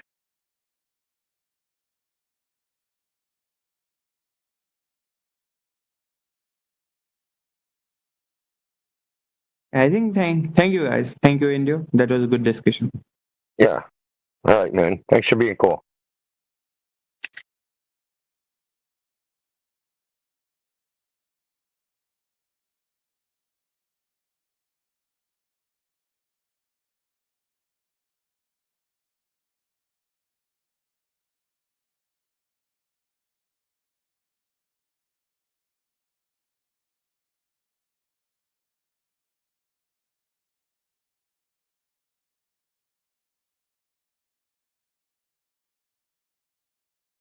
Nice blouse.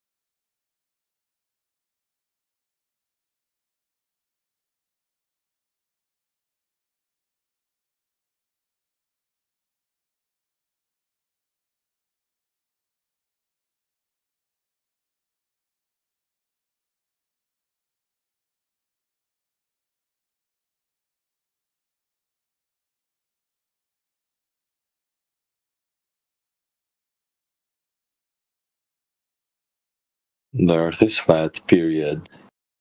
Period.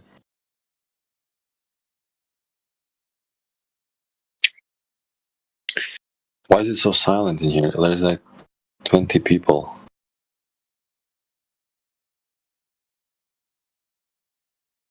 People, you can talk. You don't have to write in the chat.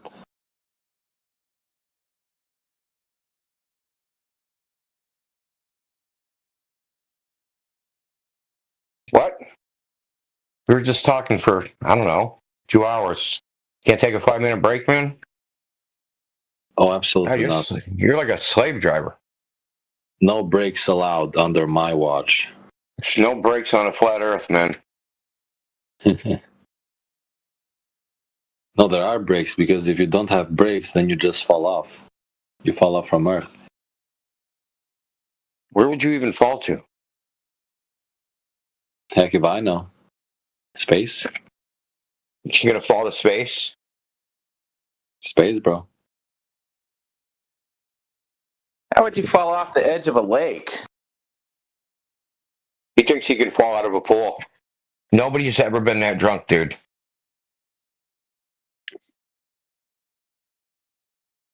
You think you get drunk enough to fall out of a pool? No. You sure? I think you should try. I've never been drunk in a pool. That sounds very risky. Being drunk sounds risky. Yes, but especially in a pool, there is a higher chance of dying even sober, let alone drunk. You know, we were trying to shoot 22 bullets into a pool a while back and then catch them when the bullet dropped towards the bottom, about 6 feet away. It was rather hard, and we were not able to accomplish it. I see.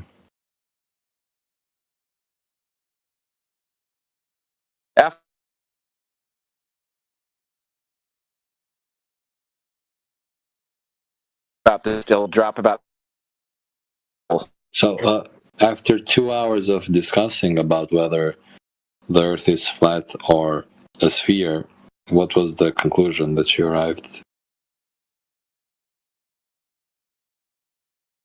We already know.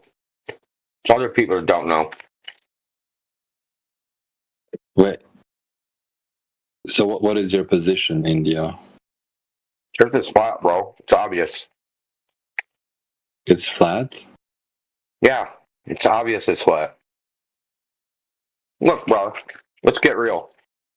If nobody told you the Earth is a ball, you would have never figured it out yourself, that's for sure. Yeah, probably, yeah.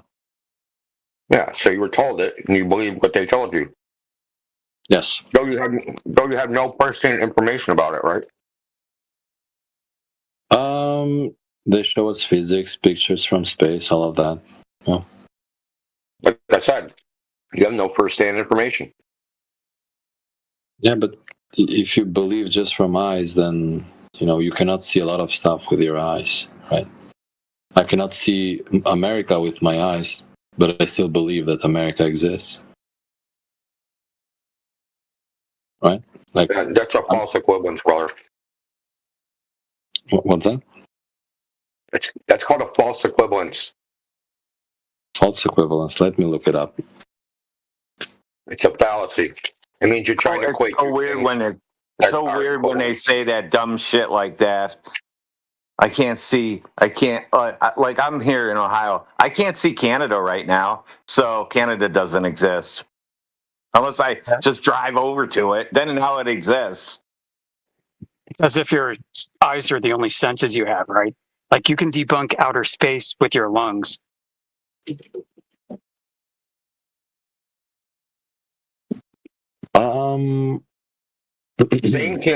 is the false equivalent. Saying America exists is not the same as saying Earth is a giant ball.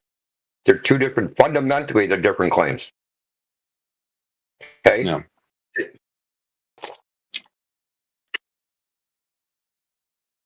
You think first of all, America, though it is it's commonly thought of as a geographic area, is it's a legal fiction, right? Mm-hmm. And it's not like you live in a country, right? Yeah. So it's not absurd to think, hey, maybe there's other countries somewhere else. You have direct experience of a country.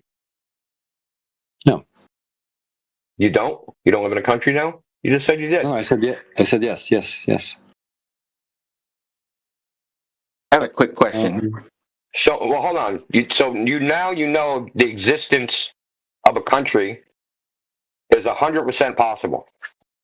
Yes. Okay. It's not the same situation with the Earth being a ball. The moon looks kind of like a ball, though. You been to the moon?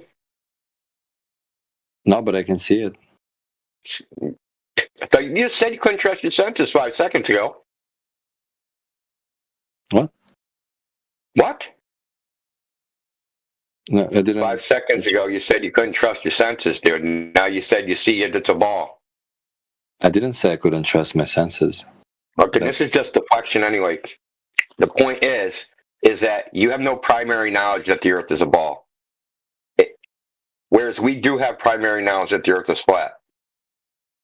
Based upon observation of the world itself. Based upon observing nature. I can get in a plane, climb a mountain, go to the ocean. But isn't there a certain curve at the end when you're watching the sunset, or when you're on a plane? You see like a curve.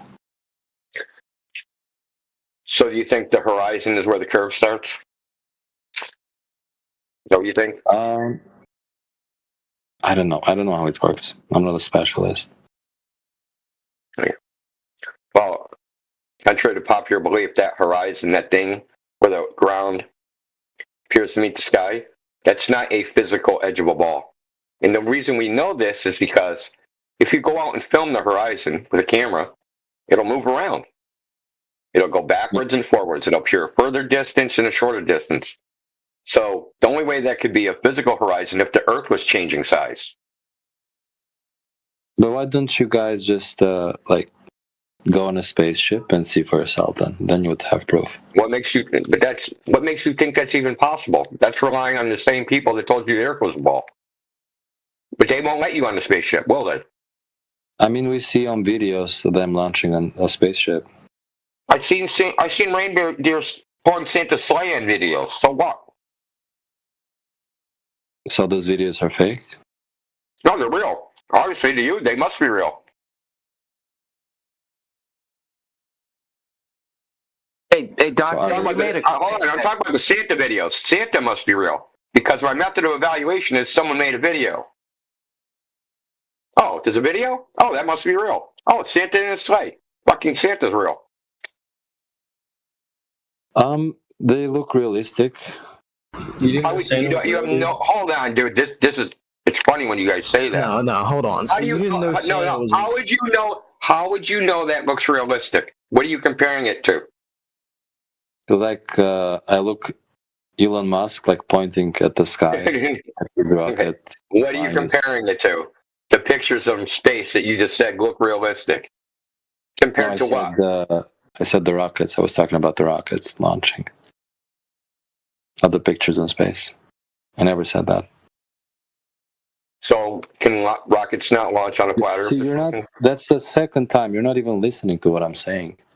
You're like giving pre-answers that you've prepared. Like you're not even listening to. No, I'm pointing out how. Listen, what I'm doing is you're pointing to these pieces of evidence that are derivative arguments, right? Elon Musk does this, rockets do that, all this stuff. The only question is, what's the shape of the Earth? No, he accused you of not giving original answers when he's not providing you original questions. Who's the one that's caught up in this belief system? Well, we started at, I wouldn't have known it. I never would have come to the conclusion myself. I said, you just get this idea because you're believing other people. And then your evidence Your justification for that is the same thing. It's just believing other people. Okay, what about this then? You've probably gone through this already, but how does that work? Like, if you keep driving on a straight line, like, would you fall off? Or how does that work? Like, if I just take a plane, and I go just straight, nonstop. How would you even do that, buddy? What do you mean? How would I even do that? It's not as simple as you're making it sound. It's not that simple. How are you going to know you're going straight? There's a compass for that, I believe. Okay. Compass is aligned with a magnetic field. That field does not point north and south, contrary to popular belief. There's a thing called magnetic declination. You can just type it into Google, look it up, you get a map. Map shows the field lines going all over the place. So no, you can't use compass. In Europe and America, the compass points north, generally. But in other parts of the world, it does not. In fact, north from Sydney, say you're in Perth and Sydney, and you had two people with a compass, if they followed that compass line, they'd freaking meet somewhere in freaking Micronesia. Okay, so what's your theory then? Like, but like, I know if I'm going straight, look, I know if I'm going straight, like my legs, let's say, I keep my arms straight, right? I know if I'm going straight, that I'm not changing directions. You can't walk straight. You can't walk straight anyway. Yeah, because we just saw another person that would die in the woods, walking in circles. Yeah, he would walk in circles in the woods and not even realize I passed that thing 10 times. Yeah, maybe. Yeah, it's true. That's what happens in reality. We know this because people have been lost in the woods, or people get shipwrecked, and they think they're going straight in a direction. They're just walking in a big circle over and over again. People can't walk straight. People can't fly straight. People can't drive straight. People can't sail straight. Yeah, they need something external. They need an external reference to determine whether they're going straight or not. That's why I asked you. It's not as simple as conceptually we just think in our mind, yeah, I can just go straight. But doing it is another thing. So, okay, I get that. That's Dante, true. Earlier you said for your proof of the globe was videos and physics. What physics are you specifically talking about that proves the globe model? I don't know, bro. I really don't know. I just know that from what they say, that everything around us, like all the entire science, is built upon the foundation that there's a center of gravity, and that's how the entire universe is. Like, there's these spheres with a center of gravity. Is everything you said there true, though? Have you actually validated to be true? Just because they've said it? No. Okay. No. So then, what branch of science? Hold on. So then you can't hold it as a true thing then. Okay? So it's not true. They may have said it, but it doesn't make it true, does it? No, but like, even the new people who go into that study physics, that create products, that create real things based on these laws. Yeah, can you give me one example? I just want one, okay? Please provide an example to justify. I wouldn't be able to know. I just, a lot of you're just making stuff up then, it sounds like. You're just saying anything that sounds good to you. Well, no, he's talking about his beliefs. I think he's being honest. I think he's been honest that he said he doesn't know. And what he's expressing here is that his belief is what's very evident at this point. I don't think he's being disingenuous at the moment. I feel that he is being honest. He doesn't know, and he's trying to find his way at the moment. Yeah. No, I'm telling you guys my perspective. I'm just telling you my perspective. That's all I'm doing. Yeah, and it's based on mostly on beliefs, predominantly on your beliefs. That's what it is, isn't it? And the trust, let's say, of the experts. Yeah. I need to believe some stuff. Yeah. Okay. Well, what about needing to know some stuff? Don't you think that would be better to actually know? Because that's where let's say, in my case, I made an error for 48 years because I trusted the experts regarding the shape of the earth. 48 years, I thought they were doing it right, only to find out that they were 1,000% wrong. Okay, but all right, we can't go straight, but there must be, and there is an edge, right? Not necessarily so, because again, I don't know if there is an edge. I don't know that. I mean, that's your imagination there. Why don't we stick with what we can actually prove? That's the best thing, and that is, if the Earth is an oblate spheroid, should we be able to measure the dimensions? If it's 24,901 miles circumference, the radius of which is 3,959 miles, with those two numbers, I should be able to make some quantitative measurements to prove whether or not the Earth is curving. Do you agree or not disagree? Maybe, I don't know. Okay, let's think again. You want to buy a Lamborghini and the pamphlet, and you're looking online on the website of Lamborghini, and it's giving you all the specifications: tire size, ride height, length, width, breadth, and you should be able to confirm that, should you not? After looking at the pamphlet. Right. Yeah, I can measure it. It sounds logical to reason that if they give us the size of the Earth, we should be able to measure it. Do you agree now? Yeah. Okay, good. So that's what we did. We flat earthers in here, each from our different locations where we live, have gone out to try and measure the curvature of the Earth, and we're finding extended horizontality everywhere. We're not able to measure the curvature at all.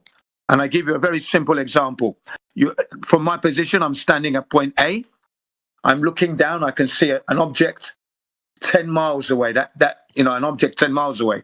Now, if the Earth is curving, there should be 66 feet of curvature blocking my line of sight, so I wouldn't be able to see the 10 miles, but I can see it. So what am I to conclude? I think, okay, I don't know how to express this, because I can visualize it in my mind, sort of. Okay. Yeah, take your time. I think because you're so close to Earth, you cannot see the curvature. But the more up you go, the more you can see from this curvature, right? Right. The further up you go, yes, the more you're going to see. But I say again that the surface of the Earth has been given to us as a certain number, fixed number, 24,901 miles. So if those experts have done it on the Earth, because they didn't go to the air to do that, they did it on the Earth, that means I should be able to do it too, shouldn't I? I don't know how they did it. I don't know if you have the... We can quantify that. Using simple trigonometry that you learned potentially in high school, you can figure out how much of Earth you should be seeing if it's a globe at any height. Mm-hmm. Right? So we can test that. We can test what you're supposed to see. We can compare that to high altitude imagery. We can tell you how much there is. What episode? Ask him if he knows how much it should curve. I doubt it, but maybe it might be worthy to ask a foundational question. Do you think they believe the Earth is a space pizza? Like that's the cartoon image that people put out about us. They'll say that we think that the Earth is actually the United Nations flag map. And I can tell you it's not. Teatro Tabazaya. Goodbye. That was strange. Yeah, so these are cartoon depictions of what we know to be true. And a lot of these cartoonish depictions are actually intended to get people to laugh at us. Okay. People don't think that. Yeah, that is pretty funny. A flying pizza. But I want to ask now, let's assume that yes, we cannot prove that the Earth is round. What do you think is the benefit for them, whoever them is, for the government, I guess, to lie to people about the shape of the Earth all these years? What's the purpose of that? Well, if you're talking to someone like me, I'm going to tell you that I don't think they're lying. We gave them $25 billion last year. No, I don't think they're lying. I think they're just as delusional as everybody else. But people are emotionally committed so much to the idea that they will abandon their own reason and logic to shoehorn observations that they make in the natural world into this mathematical model. What about the pictures from the satellites? All of this you're saying one? you're saying it's Which forged, right? I'd like No, to I wouldn't say that at all. No, they have limited capabilities to take images. Okay, so there's what's called nadir pointing cameras on satellites. Nadir means straight down. Yeah. Cameras have a straight down looking camera, or satellites, and they take footage. And you know what happens after that? They take a 3D wire mesh model of the Earth, and they wallpaper that 3D wire mesh model with the photography that these satellites took, regardless of how high these satellites are and what they actually are and what they're doing. I'd like to quickly address why the lie. If we the people, if knowledge is the ultimate power, and we the people, everything, most of what we believe to be true is actually a lie, we would have literally zero power. That's a good reason to lie. It describes the situation. If you look at how NASA was founded, it was founded under a psychological control board set up by Eisenhower and Truman called the Operations Coordinating Board, OCB. They took people from the brand new Central Intelligence Agency, and they took people from the United States Army and Air Force that was newly created, and they stuffed them into this space agency.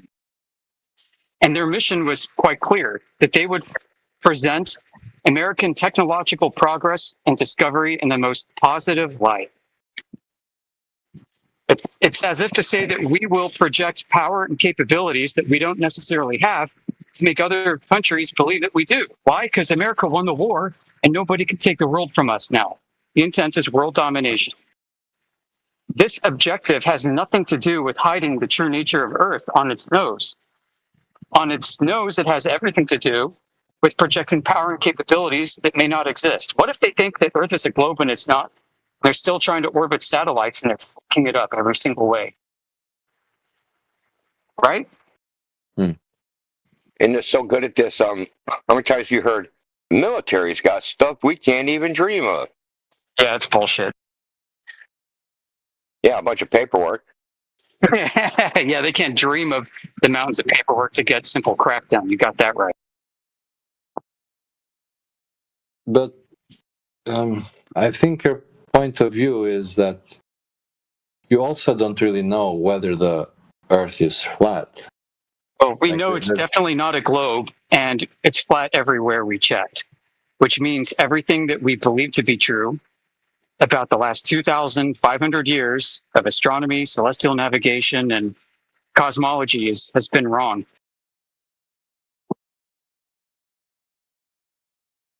Well, the Western version of it, I guess.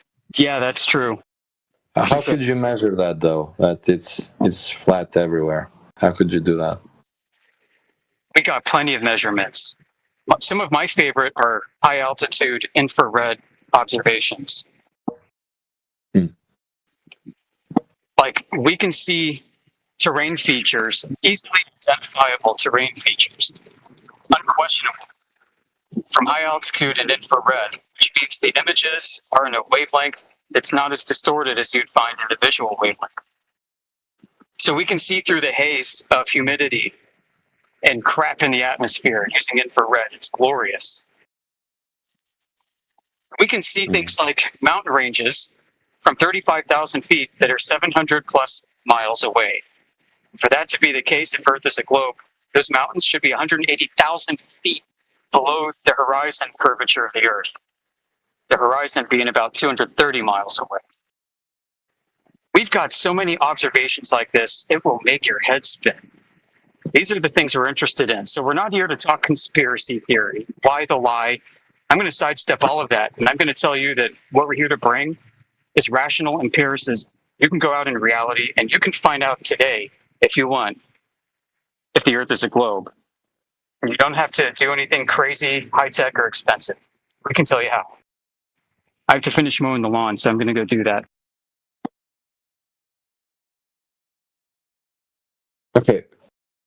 That was dope. Do you think we would have any? Okay. Do you think we would have any benefits? Let's say if this was exposed, that hey, Earth is not a sphere.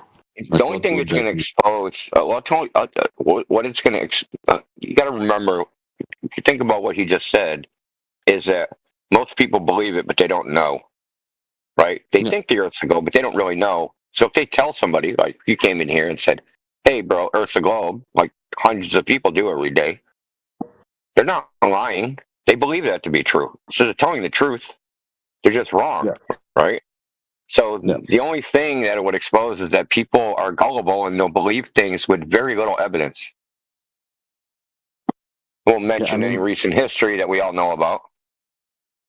Fully proving it would take a lot of effort and time, which most people don't have and don't need to apply because it changes nothing in their life. Kind of. I kind of agree with you, but I think you think it's more difficult than it really is. I mean, for Christ's sake, they claim that some Greek person 2,000 years ago proved it, right? Yeah. I think we're a little smarter than that in the current day and age. Like, we should be able to do it. Well, so we do know. Well, hold on. Let me just cover this really quick. What we do know is that most of the surface of the Earth is water, covered in water, right? We do know that, pretty sure. At least what we can access, it's water. I mean, wherever the surface of that water.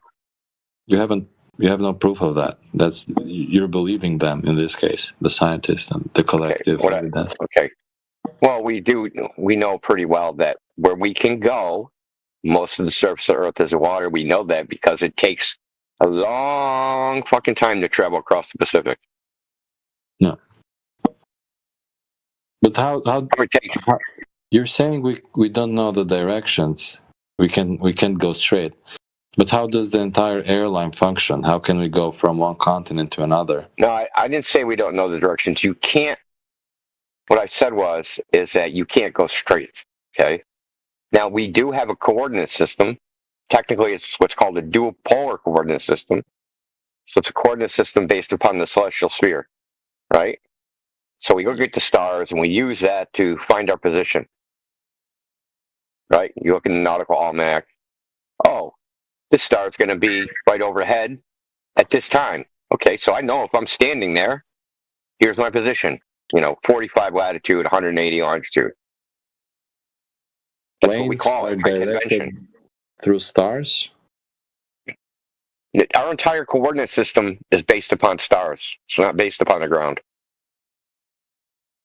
Latitude and longitude are not points on the ground. That is a myth. To another. I'm asking. Think about it like this.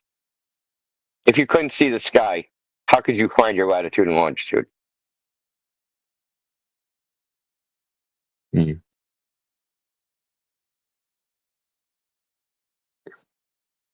It's impossible.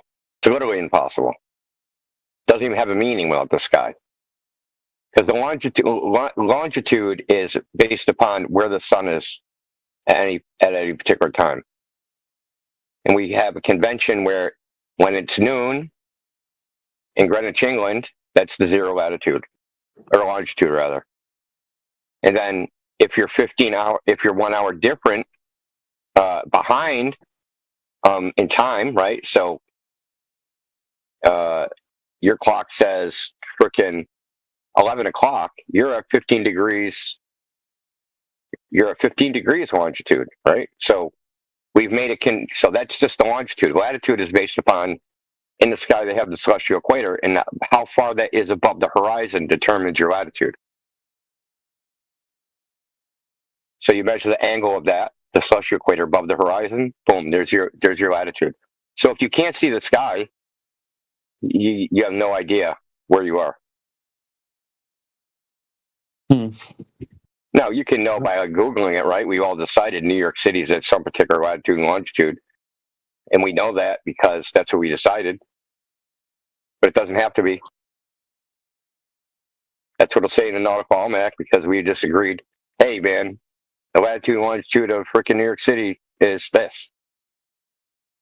What that means is the latitude is on the equinox. You're standing in New York City, you look at the celestial equator, you're going to see celestial equator so many degrees, something like 43 degrees above the horizon. Or not 43, 47.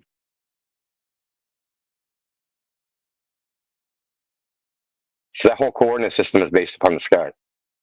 No, that's not the only coordinate system ever invented. It's just the one that allows you to navigate the world, right? Because you can see stars everywhere. What about the people who went? Go ahead. What about the people who went to space? What makes you think people went to space? No, I'm What just makes you asking. think outer space exists at all? I can see with my eyes that there's open space everywhere. Well, you see black, right? You look up in the sky, you see stars, and then you see places where there aren't stars that are black. That doesn't mean that's a giant vacuum with nothing in it.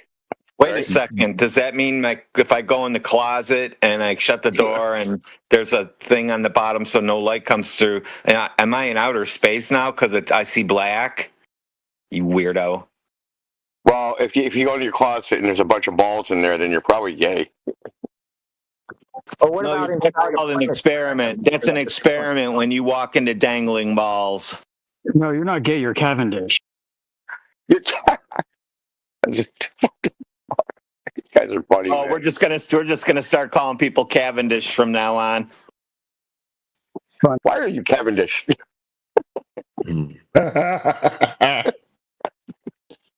when you're in a planetarium and you're looking up at the ceiling, looking into outer space. Anyway, we ignoring know there's space up there, but the thing is, they claim there's outer space, which is a giant vacuum that's nearly infinite in size, with a bunch of balls of gas and rocks and shit zipping around at absurdly fast speeds, and all of it's like spaced very, very, very, very, very far apart. Like this is like a story that you can't test, you can't prove. They say stars are made of XYZ. There's XYZ far away. They're this, they're that, they're the other thing. None of that can actually be proven ever.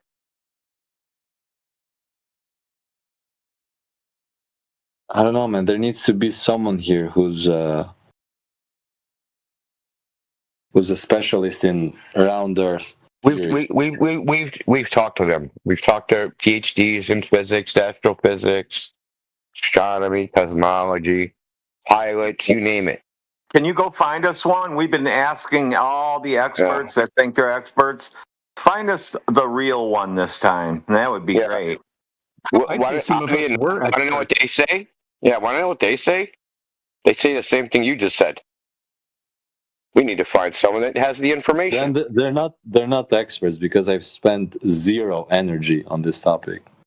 I know. All the experts think another expert has the answer. Some of our experts came to that conclusion. No, I'm not saying that they have the answers, but at least they could make a debate and give arguments. Because I'm just giving like basic. Like what we're saying is like objectively true. Like let's take a star for instance. Can you ever prove what a composition of a star is? Can that ever be proven? I'm not a scientist. I don't know. Well, okay. I'll use an analogy, right? You're across the kitchen. Somebody you don't know stocked your cupboards, and the cupboard doors are open, and you can see food in there, and you see something that you're not sure what it is. Can you ever know what it actually is unless you actually go up to it and get a piece of it? No, but that's simplifying it. Maybe there are other methods that these people are using to see to. But that's why I said. But you're never going to know. Like you can't actually prove it, right? Because it's not accessible. You can guess. You could say it's probably this or probably that, and maybe you guess right. But you can never actually know. Sure. Like I guess stars are pixie dust, you know?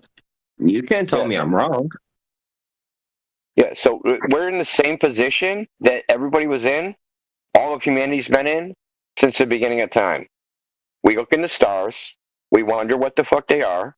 Some people we consider smart make up a story, and the people generally choose to believe it because they trust the smart people, but those people can't actually prove their claims. And this happened 100 years ago, 200 years ago, 1,000 years ago, 10,000 years ago. Every culture, every civilization has a story about the stars. And none of them can prove it. None of them. It's just irrelevant to 99.99% of people. You'd be surprised, dude. I want to buy a telescope.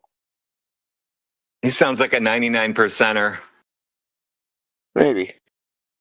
Yes, of course I am. I already said that I've spent no energy on this topic. But yes, I find it interesting, which is why I'm here. I'm here to listen. What if he knows enough about triangles? Here we go. I've heard some insults so far and some aggression, which is unnecessary. And I don't think it helps. Insults and aggression. You hurt my feelings. Someone called me dumb earlier. You know, this is one of the most contentious topics. Try going to a family gathering and pick up that glass of water, ding it with your fork, and say you have a special announcement to make. And when the room gets quiet, all your cousins, your aunts, uncles, brothers, sisters, whatever, you tell them, guys, I'm a flat earther. His balls just caught up inside thinking about that. Yeah. Yeah, I get it. You're hurt. Of course, you got insulted. No one's hurt. Who's hurt, dude? We're talking about reality. The reality, like you say it doesn't matter. If you really think that, go tell your whole family you're a flat earther and find out if it doesn't matter. There's a social cost to arriving at the truth of something and a responsibility that comes with holding it.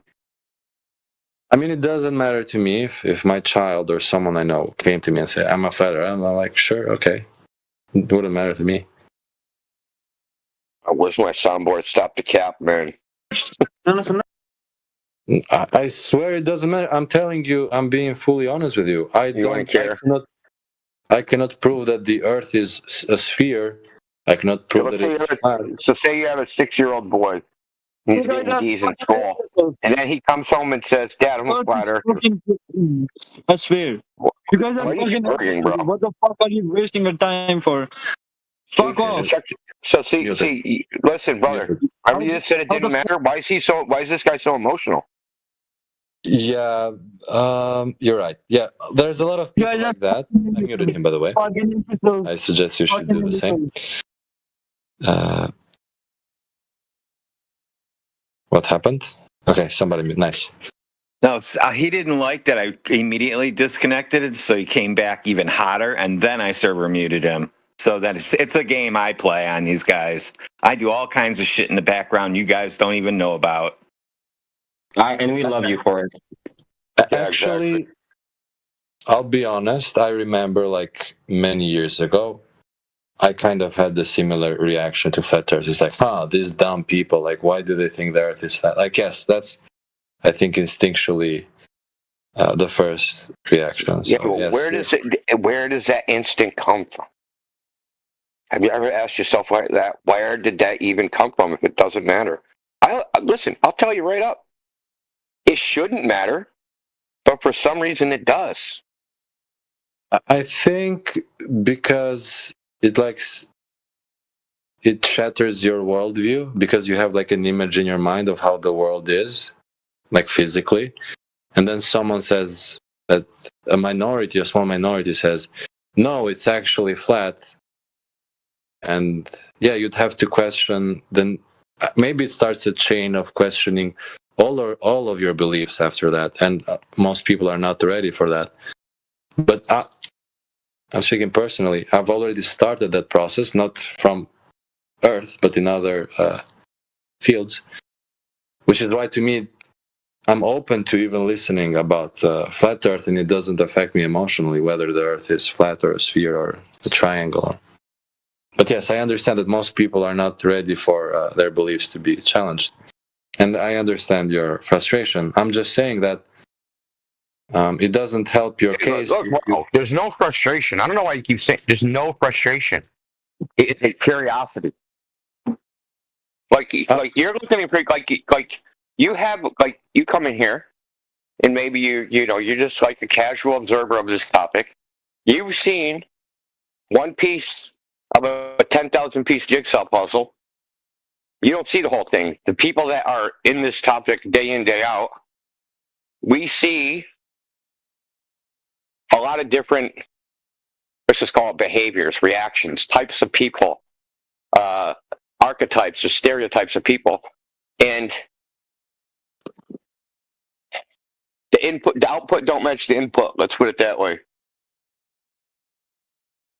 I'm just saying, like, you didn't like say something horrible to me, but there, like from the first moment I joined, especially now we've built now the conversation is going smoother. But I did feel aggression, I did feel anger, and someone even called me dumb earlier with a closet example. That's because you only see one piece of the jigsaw puzzle, buddy. Because when you came in, you were like the next in line after 50 assholes in a row. See, you assume that I'm an asshole. No. That's not what I'm saying. Did I say something? Listen. No, I'm not saying you were an asshole. I said the 50 people before you were. Yeah. So human nature is like, well, 50 were assholes. 51 probably is an asshole too. Yeah, I get you. Yeah, and that's what I'm saying. That I know it's difficult, but it would help more your case if you explain your points in, more calmer. We're not orcs, so we want to. right. We want to. They won't let us. We're a diverse bunch. We're a mixed bag. We're a motley crew. I mean, you're going to get people in any group of different character, right? So the characters are going to differ. You're going to experience that with any group that congregate together and discuss a topic of interest. So you're going to get calm, collected people, and you're going to get irate and very easily frustrated people. Yep. Like it's just the way it goes. You're going to get arseholes. You're going to get kind. Yep. You're going to get all different types. But your purpose is what to expect. Yeah, your purpose is to spread truth, and I'm just saying that people are more defensive. Like the first I had to fight my instincts. Like, okay. So what are you saying? We should stop all the people that have a low tolerance. Can I get a full sentence in without getting interrupted, please? I cannot get a full sentence in. All I'm saying is human nature is also, like when I first joined, I felt aggressive energy. I felt attack from different perspectives, from different people. And also my human nature indicates protect. Like my human nature is to, oh, your belief is bullshit. I've trained myself to stop my emotional side and wait, I'll ignore this for a while. I'll try to see what these people are about, which is why I still stayed. But I believe I'm part of a minority. I think the majority of people will just get offended, and their reaction would be to insult you back and to be aggressive back. And well, so check this out, dude. That feeling where you have to suppress your emotion when you're being attacked, we just went through that 50 times before you. You're just doing it once. We're doing it every 10 minutes, all day long, day after day after day. Okay? So if we got a bad attitude, I mean, talk to the Goldberg brothers. You haven't said you're a Goldberger, but what I'm saying is that I've been involved in a lot of controversial topics. 9/11, JFK, all the crap, right? This topic is different than all those. It's different. The way people react is different. Everything about it is different. Yeah, you're human too. I get it. I understand. Yeah. Yeah. All right, moving on. That's the rumor. I get it. Yeah. Yeah, but the point is this topic, people don't act like this topic in particular, people don't act fucking normal. Look, man, so check this out. There's people that are against this, we call anti-flat earthers. Some of them have been involved in this topic 8, 9, 7, 6 years. I could ask them, steel man a single flat earth argument. And after 8 years, they still can't. They choose not to. They can't. No, they actually can't because they haven't been listening for 8 years. Ah, okay. I see your point. Yep. My bad. It's really messed up. How can you, like, you think you would learn it just by hearing it over and over again? I'm talking about the hardcore anti-flat earthers that are debating this topic the same way we do, day after day after day. And we know all their arguments, but they don't know any of ours. They know the reputations, but if I said, hey, what actually was my argument, you're going to get some straw man nonsense. You're never going to get the actual argument you made. Like, I've never seen that anywhere else where, like, you can be exposed to something for half a decade and not even know what it is you're exposed to. Right. And even just normal, like, people that haven't talked to us before, they'll come in, right? And we'll spend 2 hours explaining our position. And then we'll turn around and ask them, so after all this, what is, can you tell us why we say that the earth is flat? And they'll say something ridiculous like, well, you don't trust NASA. That's it. And that's all they gained out of 2 hours worth of conversation of us explaining how we have long distance observations and the geometry doesn't match and blah, blah, blah, blah, blah, all the empirical stuff. And then that's all they get out of it. And it's so frustrating, right? Because that's all that they just hear what they want to hear. They don't hear what we actually say. Yeah, Dante, I asked you earlier on that if the experts give us the size of the Earth, we should be able to confirm and validate that. And then you agreed. And then I said, okay, we went out there to check it, and we're finding it very flat everywhere. And then you said, oh, maybe because you are on the Earth, maybe because you're on it, you can't see it. Well, that's not true, is it? That's not a true position, is it? Because if I'm on the Earth's surface, I should be able to measure that curvature. And we're not. So it's not that we're mistaken.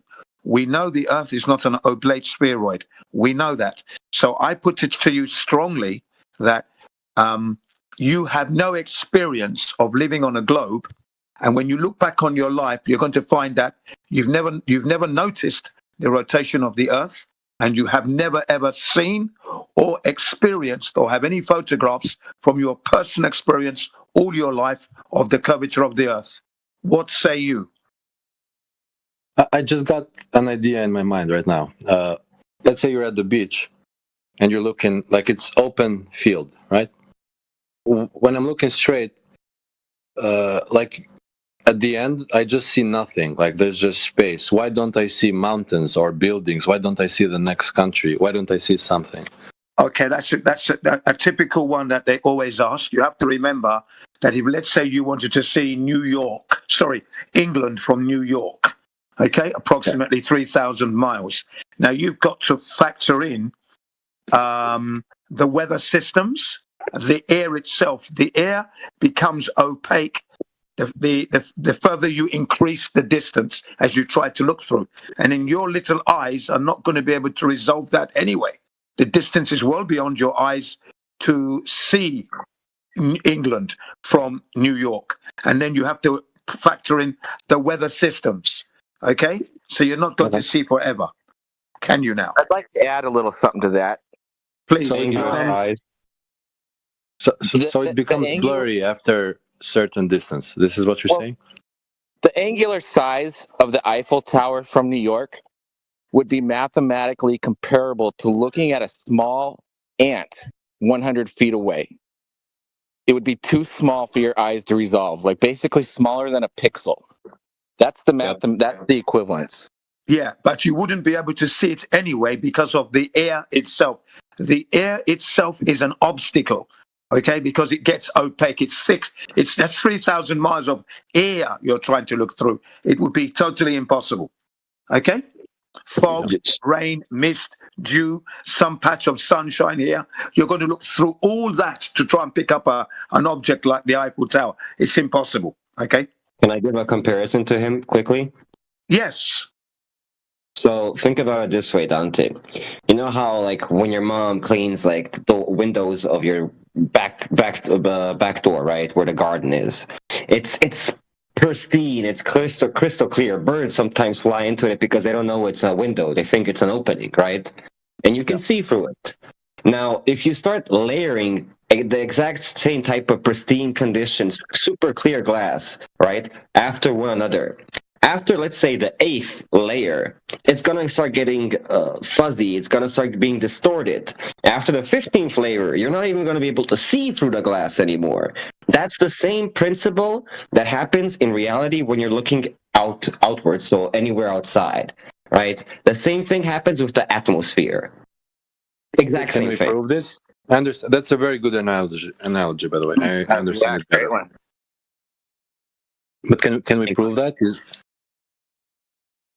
Well, we already told you, like, you can. That the air gets opaque. You said the air gets opaque, but can I prove that? Yeah.